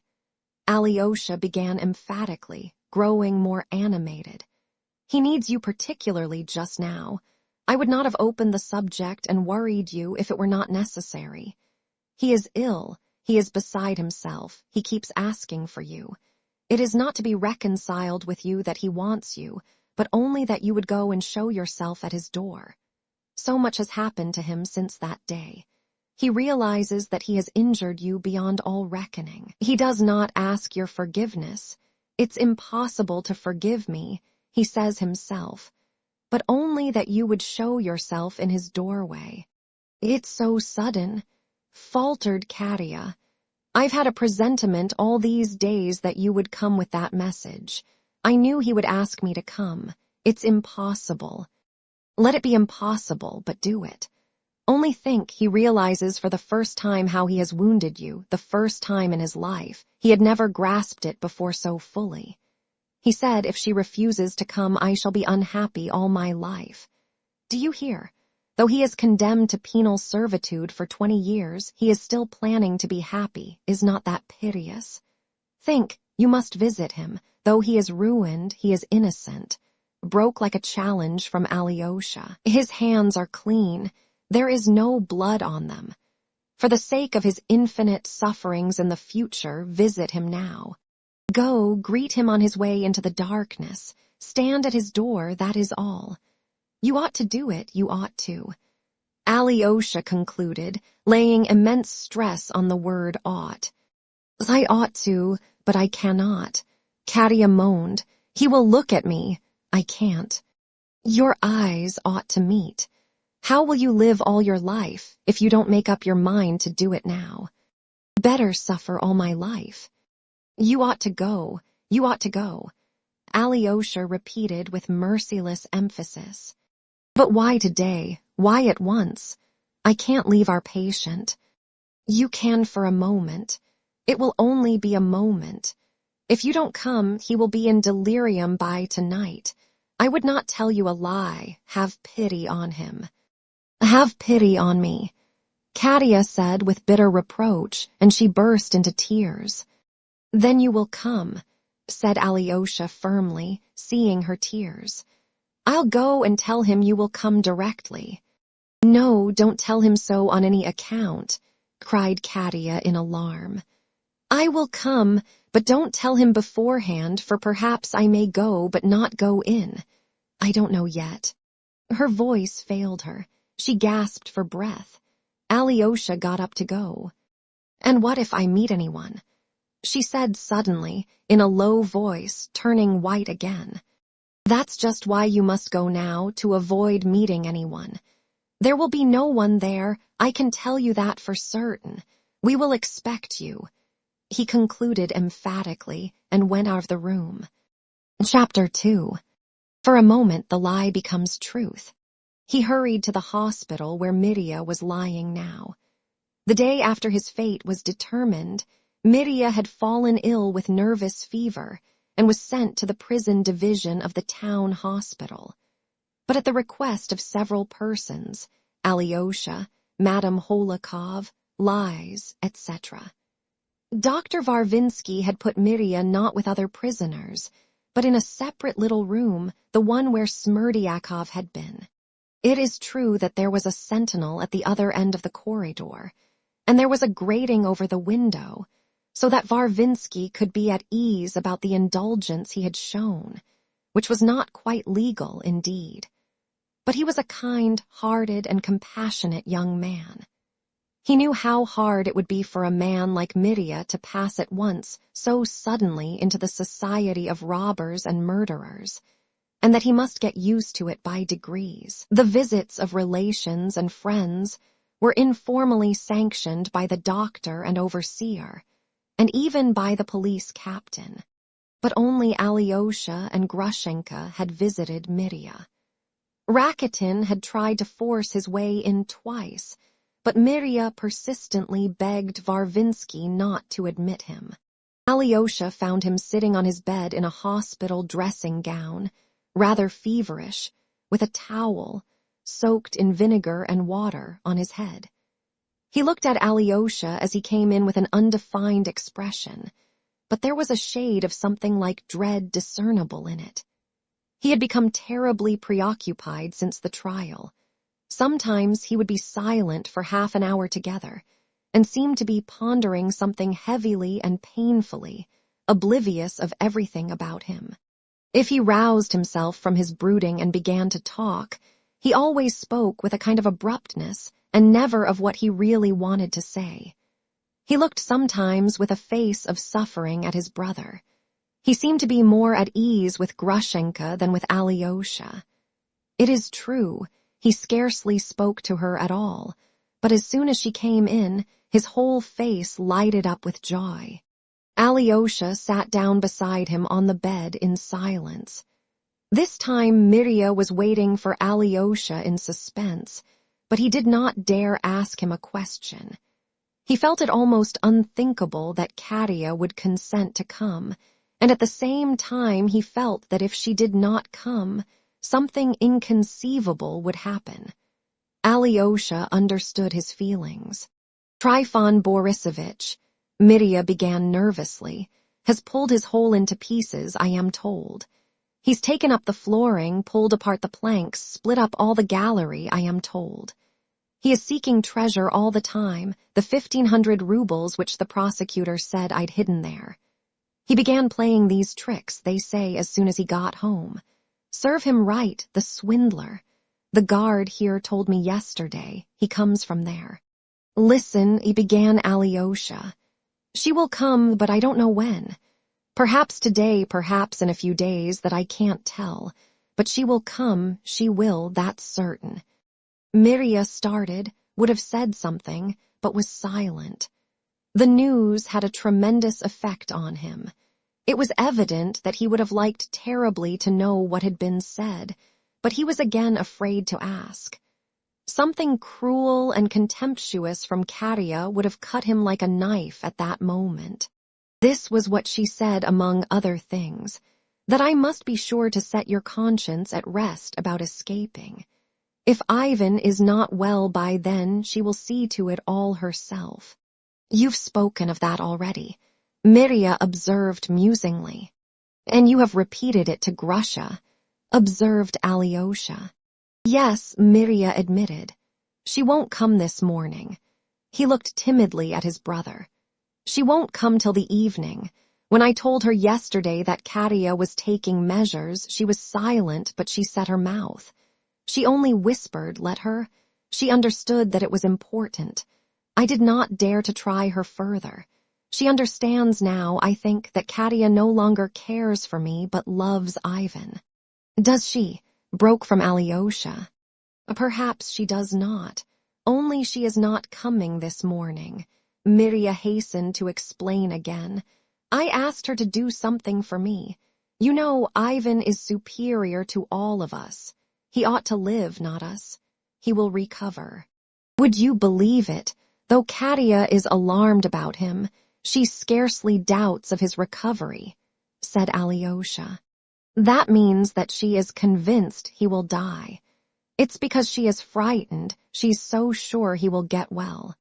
Ivan has a strong constitution, and I, too, believe there's every hope that he will get well, Alyosha observed anxiously. Yes, he will get well, but she is convinced that he will die. She has a great deal of sorrow to bear. A silence followed. A grave anxiety was fretting Mirya. Alyosha, I love Grusha terribly, he said suddenly in a shaking voice, full of tears. They won't let her go out there to you, Alyosha put in at once. And there is something else I wanted to tell you, Mirya went on with a sudden ring in his voice. If they beat me on the way or out there, I won't submit to it. I shall kill someone and shall be shot for it. And this will be going on for 20 years. They speak to me rudely as it is. I've been lying here all night, passing judgment on myself. I am not ready. I am not able to resign myself. I wanted to sing a hymn, but if a guard speaks rudely to me, I have not the strength to bear it. For Grusha, I would bear anything except blows. But she won't be allowed to come there. Alyosha smiled gently. Listen, brother, once for all, he said. This is what I think about it, and you know that I would not tell you a lie. Listen, you are not ready, and such a cross is not for you. What's more, you don't need such a martyr's cross when you are not ready for it. If you had murdered our father, it would grieve me that you should reject your punishment. But you are innocent, and such a cross is too much for you. You wanted to make yourself another man by suffering. I say, only remember that other man always, all your life and wherever you go. And that will be enough for you. Your refusal of that great cross will only serve to make you feel all your life an even greater duty, and that constant feeling will do more to make you a new man, perhaps, than if you went there. For there you would not endure it and would repine, and perhaps at last would say, I am quits. The lawyer was right about that. Such heavy burdens are not for all men. For some they are impossible. These are my thoughts about it if you want them so much. If other men would have to answer for your escape, officers or soldiers, then I would not have allowed you, smiled Alyosha. But they declare, the superintendent of that tape told Ivan himself, that if it's well managed there will be no great inquiry, and that they can get off easily. Of course, bribing is dishonest even in such a case, but I can't undertake to judge about it, because if Ivan and Katya commission me to act for you, I know I should go and give bribes. I must tell you the truth, and so I can't judge of your own action. But let me assure you that I shall never condemn you, and it would be a strange thing if I could judge you in this. Now I think I've gone into everything. But I do condemn myself, cried Mirya. I shall escape, that was settled apart from you. Could Mirya Karamazov do anything but run away? But I shall condemn myself, and I will pray for my sin forever. That's how the Jesuits talk, isn't it? Just as we are doing. Yes, Alyosha smiled gently. I love you for always telling the whole truth and never hiding anything, cried Mirya with a joyful laugh. So I've caught my Alyosha being Jesuitical. I must kiss you for that. Now listen to the rest. I'll open the other side of my heart to you. This is what I planned and decided. If I run away, even with money and a passport, and even to America, I should be cheered up by the thought that I am not running away for pleasure, not for happiness, but to another exile as bad, perhaps, as Siberia. It is as bad, Alyosha, it is. I hate that America, damn it already. Even though Grusha will be with me. Just look at her. Is she an American? She is Russian, Russian to the marrow of her bones. She will be homesick for the mother country, and I shall see every hour that she is suffering for my sake, that she has taken up that cross for me. And what harm has she done? And how shall I, too, put up with the rabble out there, though they may be better than I, every one of them? I hate that America already. And though they may be wonderful at machinery, every one of them, damn them, they are not of my soul. I love Russia, Alyosha. I love the Russian God, though I am a scoundrel myself. I shall choke there.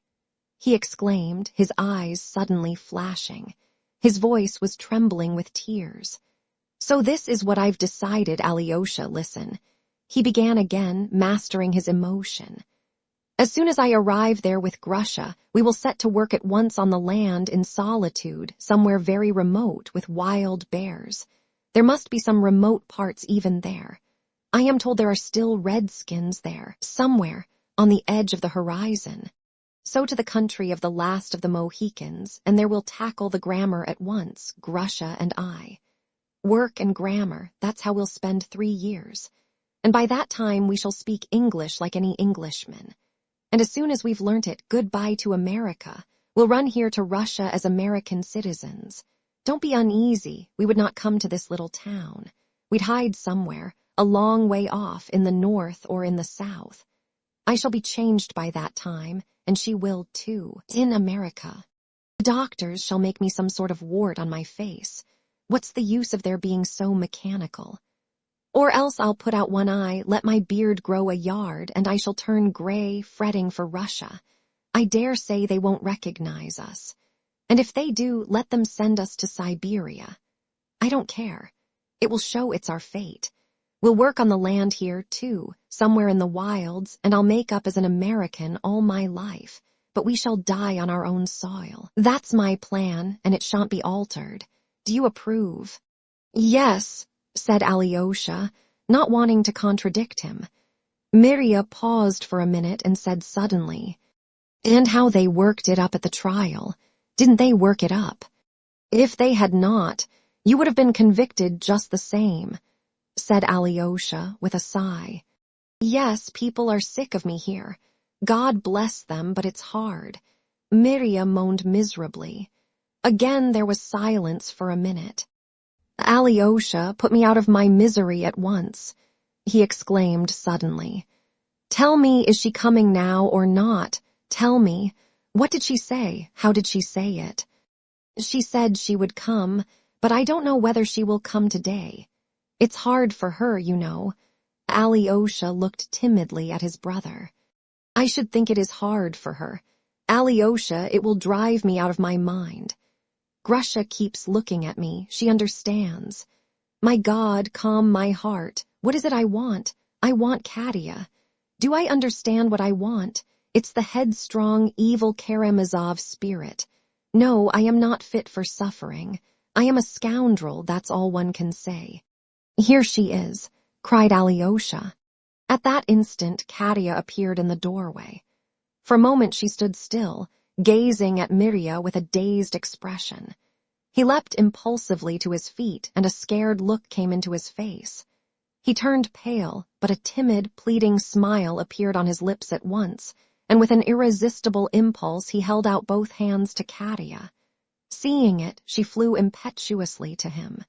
She seized him by the hands, and almost by force made him sit down on the bed.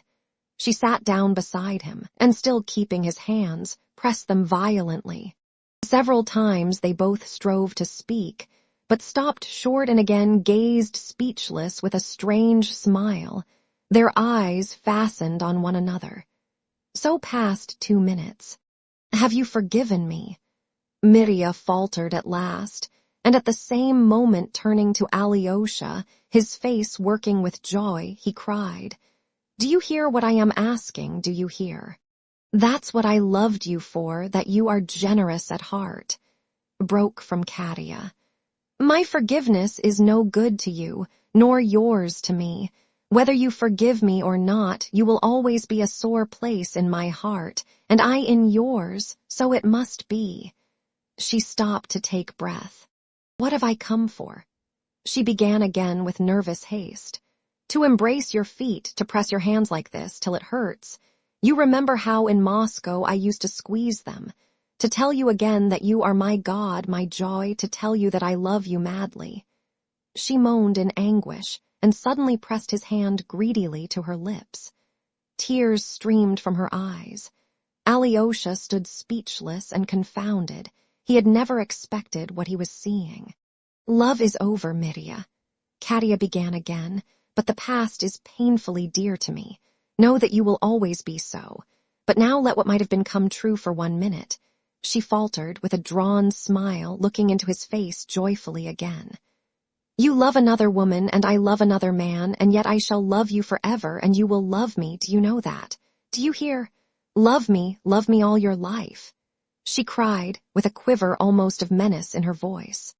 "I shall love you and, do you know, Katya," Mirya began, drawing a deep breath at each word, "do you know, 5 days ago, that same evening, I loved you.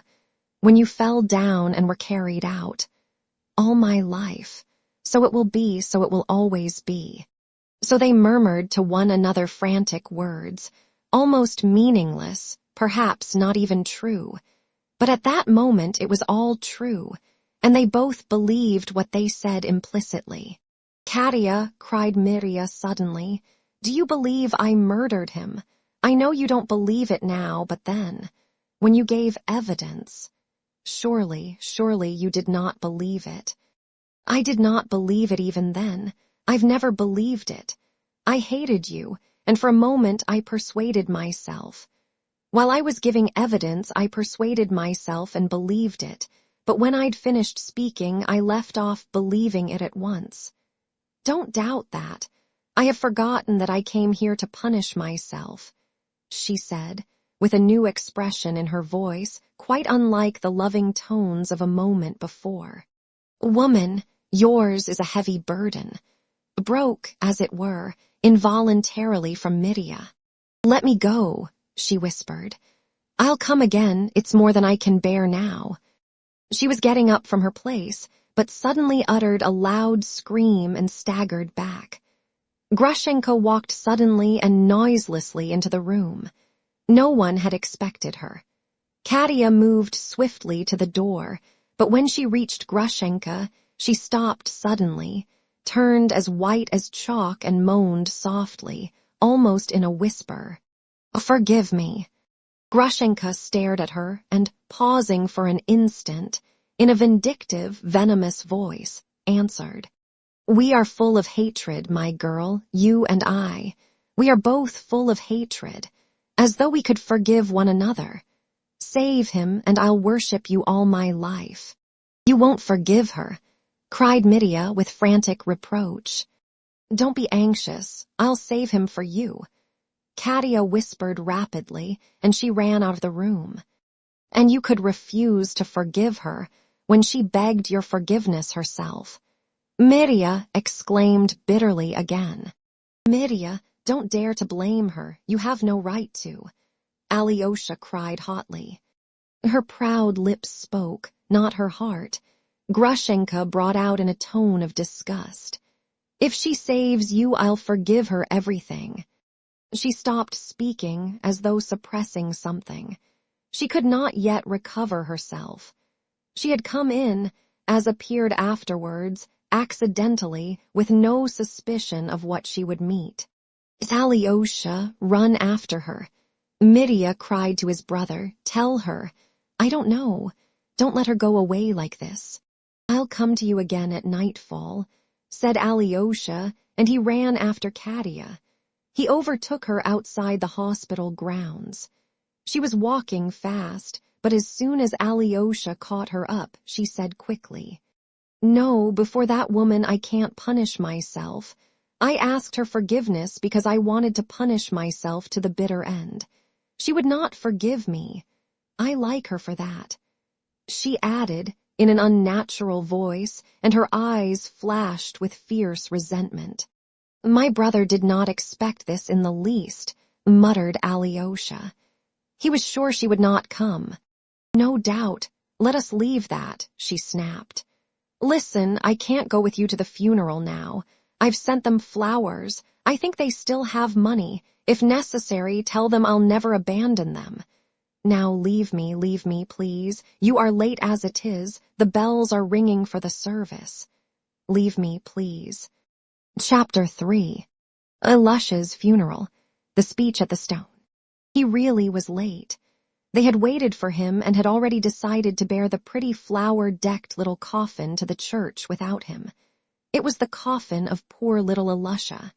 He had died 2 days after Mirya was sentenced. At the gate of the house, Alyosha was met by the shouts of the boys, Alyosha's schoolfellows. They had all been impatiently expecting him and were glad that he had come at last. There were about 12 of them. They all had their school bags or satchels on their shoulders.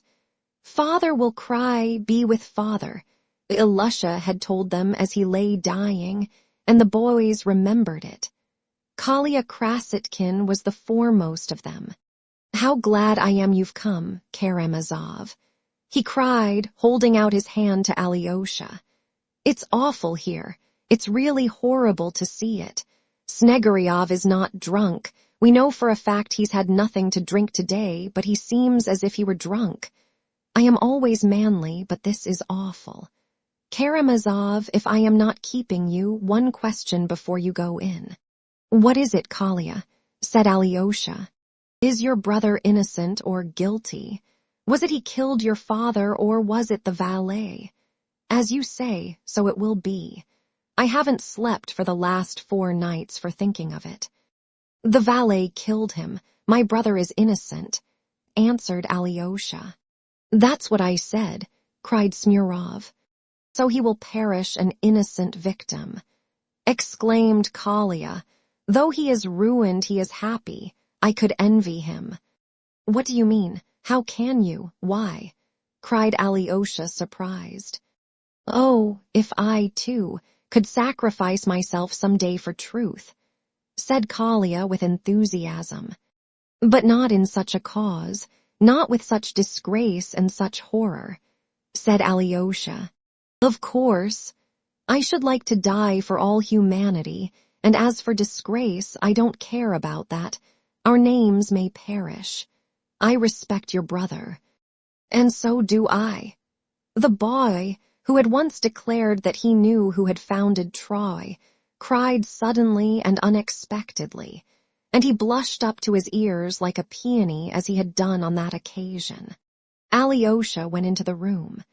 Alyosha lay with his hands folded and his eyes closed in a blue coffin with a white frill round it.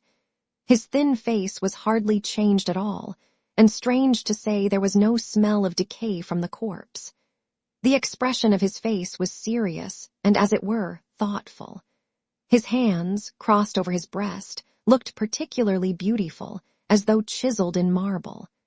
There were flowers in his hands, and the coffin, inside and out, was decked with flowers, which had been sent early in the morning by Liz Holakov. But there were flowers, too, from Katerina Ivanovna, and when Alyosha opened the door, the captain had a bunch in his trembling hands and was strewing them again over his dear boy. He scarcely glanced at Alyosha when he came in, and he would not look at anyone, even at his crazy, weeping wife, Mama, who kept trying to stand on her crippled legs to get a nearer look at her dead boy. Nina had been pushed in her chair by the boys close up to the coffin. She sat with her head pressed to it, and she too was no doubt quietly weeping. Snegiryov's face looked eager, yet bewildered and exasperated. There was something crazy about his gestures and the words that broke from him. "Old man, dear old man," he exclaimed every minute, gazing at Alyosha. It was his habit to call Elisha old man as a term of affection when he was alive. "Father, give me a flower, too. Take that white one out of his hand and give it me," the crazy mother begged, whimpering.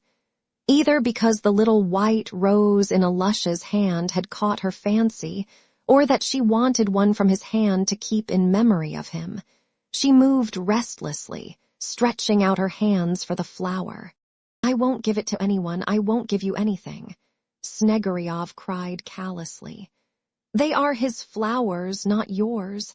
Everything is his, nothing is yours." "Father, give mother a flower," said Nina, lifting her face wet with tears. "I won't give away anything, and to her less than anyone. She didn't love Elisha. She took away his little cannon and he gave it to her."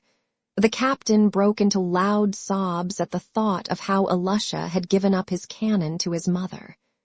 The poor, crazy creature was bathed in noiseless tears, hiding her face in her hands. The boys, seeing that the father would not leave the coffin, and that it was time to carry it out, stood round it in a close circle and began to lift it up. "I don't want him to be buried in the churchyard," Snegiryov wailed suddenly. "I'll bury him by the stone, by our stone. Elisha told me to. I won't let him be carried out." He had been saying for the last 3 days that he would bury him by the stone. But Alyosha, Krasotkin, the landlady, her sister, and all the boys interfered. What an idea, bury him by an unholy stone, as though he had hanged himself. The old landlady said sternly, "There in the churchyard the ground has been crossed. He'll be prayed for there. One can hear the singing in church, and the deacon reads so plainly and verbally that it will reach him every time, just as though it were read over his grave." At last the captain made a gesture of despair as though to say, "Take him where you will." The boys raised the coffin, but as they passed the mother, they stopped for a moment and lowered it that she might say goodbye to Elisha.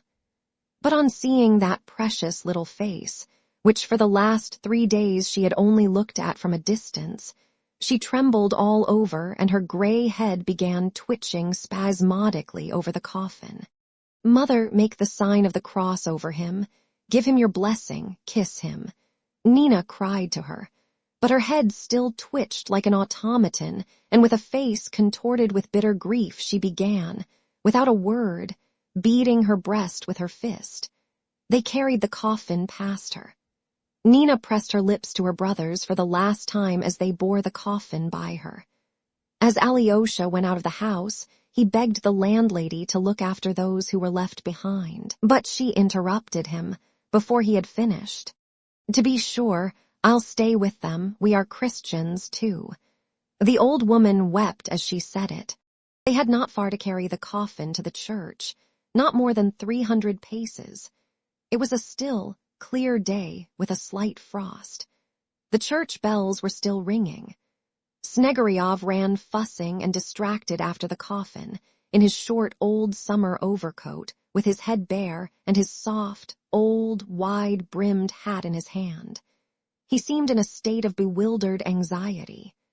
At one minute he stretched out his hand to support the head of the coffin and only hindered the bearers. At another he ran alongside and tried to find a place for himself there. A flower fell on the snow, and he rushed to pick it up as though everything in the world depended on the loss of that flower.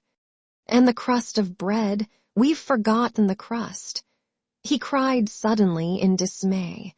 But the boys reminded him at once that he had taken the crust of bread already and that it was in his pocket. He instantly pulled it out and was reassured. "Elisha told me to, Elisha," he explained at once to Alyosha. "I was sitting by him one night and he suddenly told me, 'Father, when my grave is filled up, crumble a piece of bread on it so that the sparrows may fly down. I shall hear and it will cheer me up not to be lying alone.'" "That's a good thing," said Alyosha. "We must often take some." Every day, said the captain quickly, seeming cheered at the thought. They reached the church at last and set the coffin in the middle of it. The boys surrounded it and remained reverently standing so, all through the service. It was an old and rather poor church. Many of the icons were without settings, but such churches are the best for praying in. During the Mass, Snegiryov became somewhat calmer, though at times he had outbursts of the same unconscious and, as it were, incoherent anxiety. At one moment, he went up to the coffin to set straight the cover or the wreath. When a candle fell out of the candlestick, he rushed to replace it, and was a fearful time fumbling over it. Then he subsided and stood quietly by the coffin with a look of blank uneasiness and perplexity. After the epistle, he suddenly whispered to Alyosha, who was standing beside him, that the epistle had not been read properly but did not explain what he meant. During the prayer, like the cherubim, he joined in the singing, but did not go on to the end. Falling on his knees, he pressed his forehead to the stone floor and lay so for a long while. At last came the funeral service itself, and candles were distributed. The distracted father began fussing about again, but the touching and impressive funeral prayers moved and roused his soul. He seemed suddenly to shrink together and broke into rapid, short sobs, which he tried at first to smother, but at last he sobbed aloud. When they began taking leave of the dead and closing the coffin, he flung his arms about, as though he would not allow them to cover Alyosha, and began greedily and persistently kissing his dead boy on the lips. At last they succeeded in persuading him to come away from the step, but suddenly he impulsively stretched out his hand and snatched a few flowers from the coffin. He looked at them, and a new idea seemed to dawn upon him, so that he apparently forgot his grief for a minute. Gradually he seemed to sink into brooding and did not resist when the coffin was lifted up and carried to the grave. It was an expensive one in the churchyard close to the church. Katerina Ivanovna had paid for it. After the customary rites, the grave diggers lowered the coffin. Snegiryov, with his flowers in his hands, bent down so low over the open grave that the boys caught hold of his coat in alarm and pulled him back. He did not seem to understand fully what was happening. When they began filling up the grave, he suddenly pointed anxiously at the falling earth and began trying to say something, but no one could make out what he meant, and he stopped suddenly. Then he was reminded that he must crumble the bread, and he was awfully excited, snatched up the bread, and began pulling it to pieces and flinging the morsels on the grave. "Come, fly down, birds, fly down, sparrows," he muttered anxiously. One of the boys observed that it was awkward for him to crumble the bread with the flowers in his hands, and suggested he should give them to someone to hold for a time. But he would not do this, and seemed indeed suddenly alarmed for his flowers, as though they wanted to take them from him altogether. And after looking at the grave, and as it were, satisfying himself that everything had been done and the bread had been crumbled, he suddenly, to the surprise of everyone, turned, quite composedly even, and made his way homewards. But his steps became more and more hurried. He almost ran. The boys and Alyosha kept up with him. "The flowers are for Mama. The flowers are for Mama. I was unkind to Mama," he began exclaiming suddenly. Someone called to him to put on his hat as it was cold, but he flung the hat in the snow as though he were angry and kept repeating, "I won't have the hat. I won't have the hat." Smurov picked it up and carried it after him. All the boys were crying, and Kolya and the boy who discovered about Troy most of all.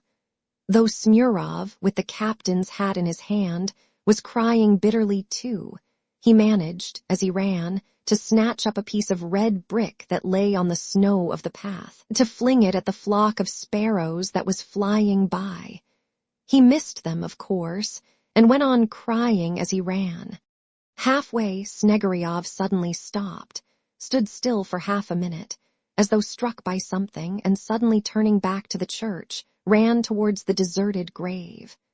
But the boys instantly overtook him and caught hold of him on all sides. Then he fell helpless on the snow as though he had been knocked down, and struggling, sobbing, and wailing, he began crying out, "Ilusha, old man, dear old man." Alyosha and Kalia tried to make him get up, soothing and persuading him. "Captain, give over, a brave man must show fortitude," muttered Kalia. "You'll spoil the flowers," said Alyosha, "and Mama is expecting them. She is sitting crying because you would not give her any before.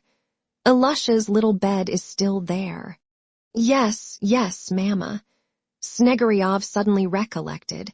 "They'll take away the bed, they'll take it away," he added as though alarmed that they really would.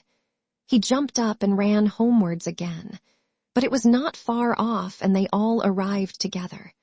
Snegiryov opened the door hurriedly and called to his wife with whom he had so cruelly quarreled just before. "Mama, poor crippled darling, Ilusha has sent you these flowers," he cried, holding out to her a little bunch of flowers that had been frozen and broken while he was struggling in the snow. But at that instant he saw in the corner, by the little bed, Ilusha's little boots, which the landlady had put tidily side by side. Seeing the old, patched, rusty-looking, stiff boots, he flung up his hands and rushed to them, fell on his knees, snatched up one boot and pressing his lips to it, began kissing it greedily, crying, "Ilusha, old man, dear old man, where are your little feet? Where have you taken him away? Where have you taken him?" The lunatic cried in a heart-rending voice. Nina, too, broke into sobs. Collier ran out of the room, the boys followed him. At last Alyosha too went out. "Let them weep," he said to Kalia. "It's no use trying to comfort them just now. Let us wait a minute and then go back." "No, it's no use, it's awful," Kalia assented. "Do you know, Karamazov," he dropped his voice so that no one could hear them, "I feel dreadfully sad, and if it were only possible to bring him back, I'd give anything in the world to do it." "Ah, so would I," said Alyosha. "What do you think, Karamazov? Had we better come back here tonight? He'll be drunk, you know." "Perhaps he will. Let us come together, you and I, that will be enough to spend an hour with them, with the mother and Nina. If we all come together, we shall remind them of everything again," Alyosha suggested. "The landlady is laying the table for them now. There'll be a funeral dinner or something. The priest is coming. Shall we go back to it, Karamazov?" "Of course," said Alyosha. "It's all so strange, Karamazov, such sorrow and then pancakes after it. It all seems so unnatural in our religion.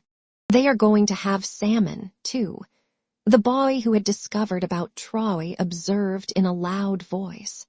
"I beg you most earnestly, Kardashov, not to interrupt again with your idiotic remarks, especially when one is not talking to you and doesn't care to know whether you exist or not." Kalia snapped out irritably. The boy flushed crimson but did not dare to reply.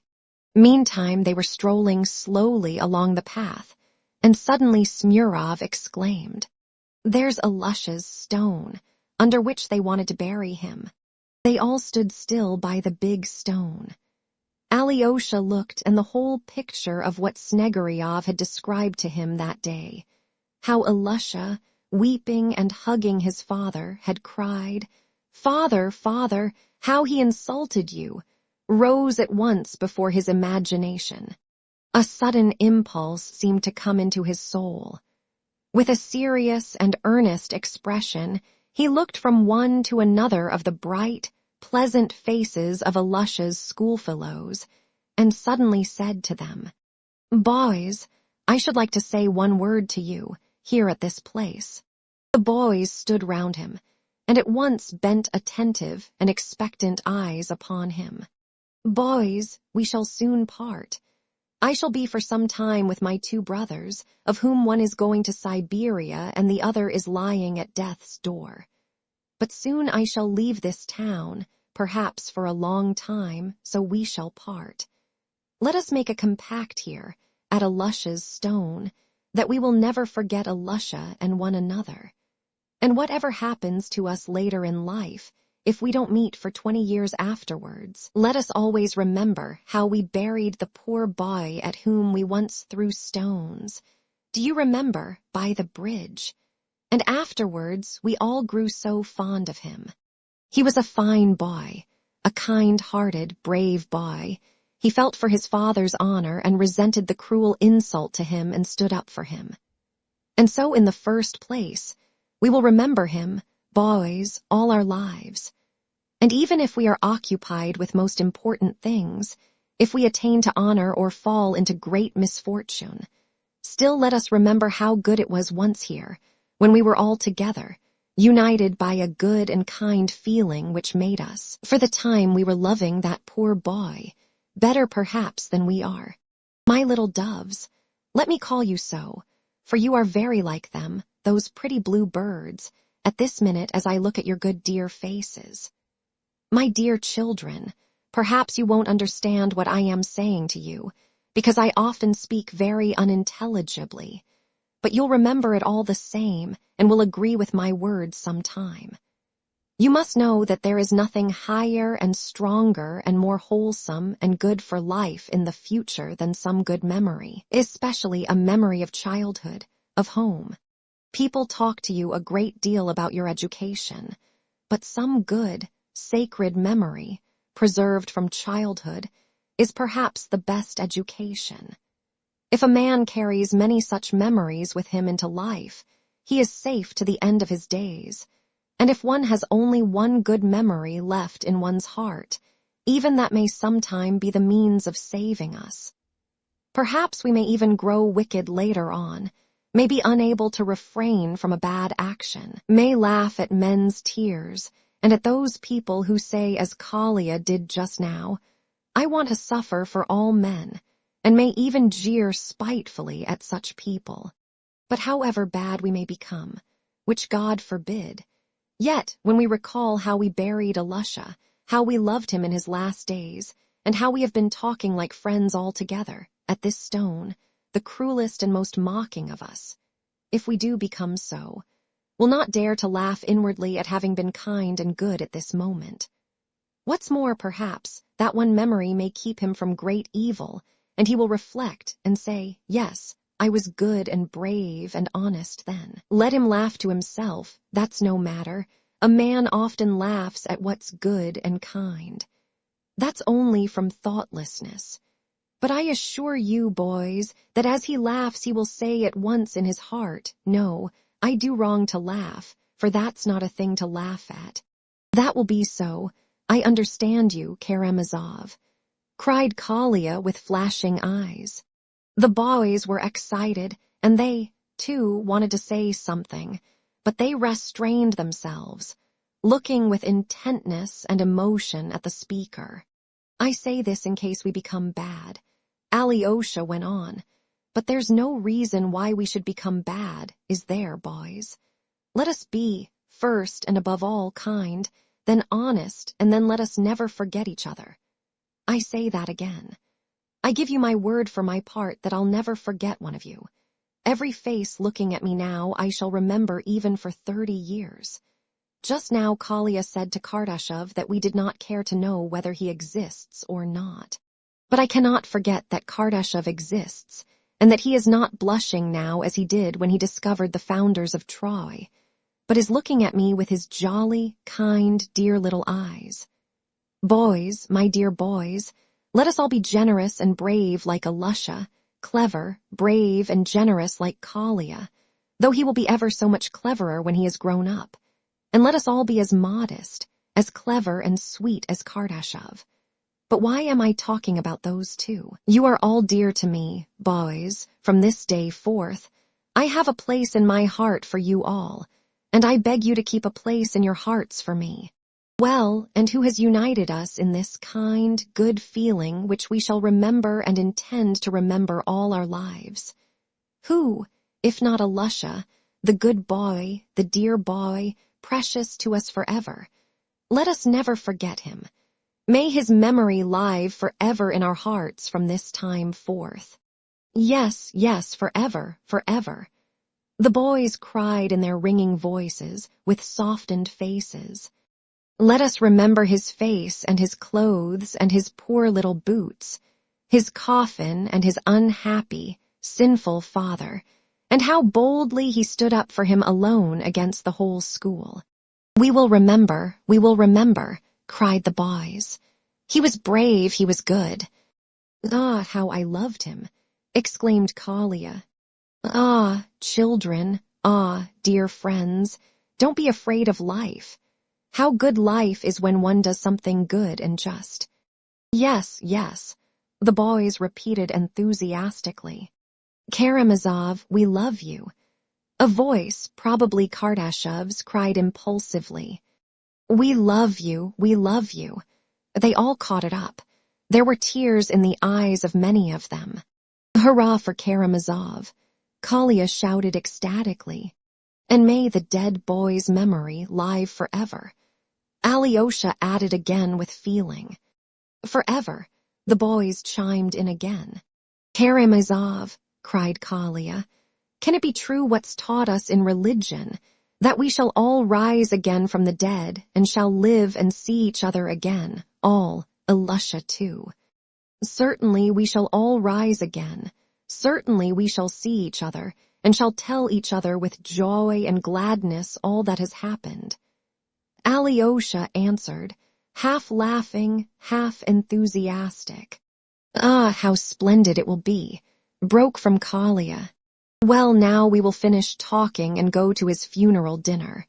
Don't be put out at our eating pancakes. It's a very old custom and there's something nice in that. Laughed Alyosha. Well, let us go, and now we go hand in hand.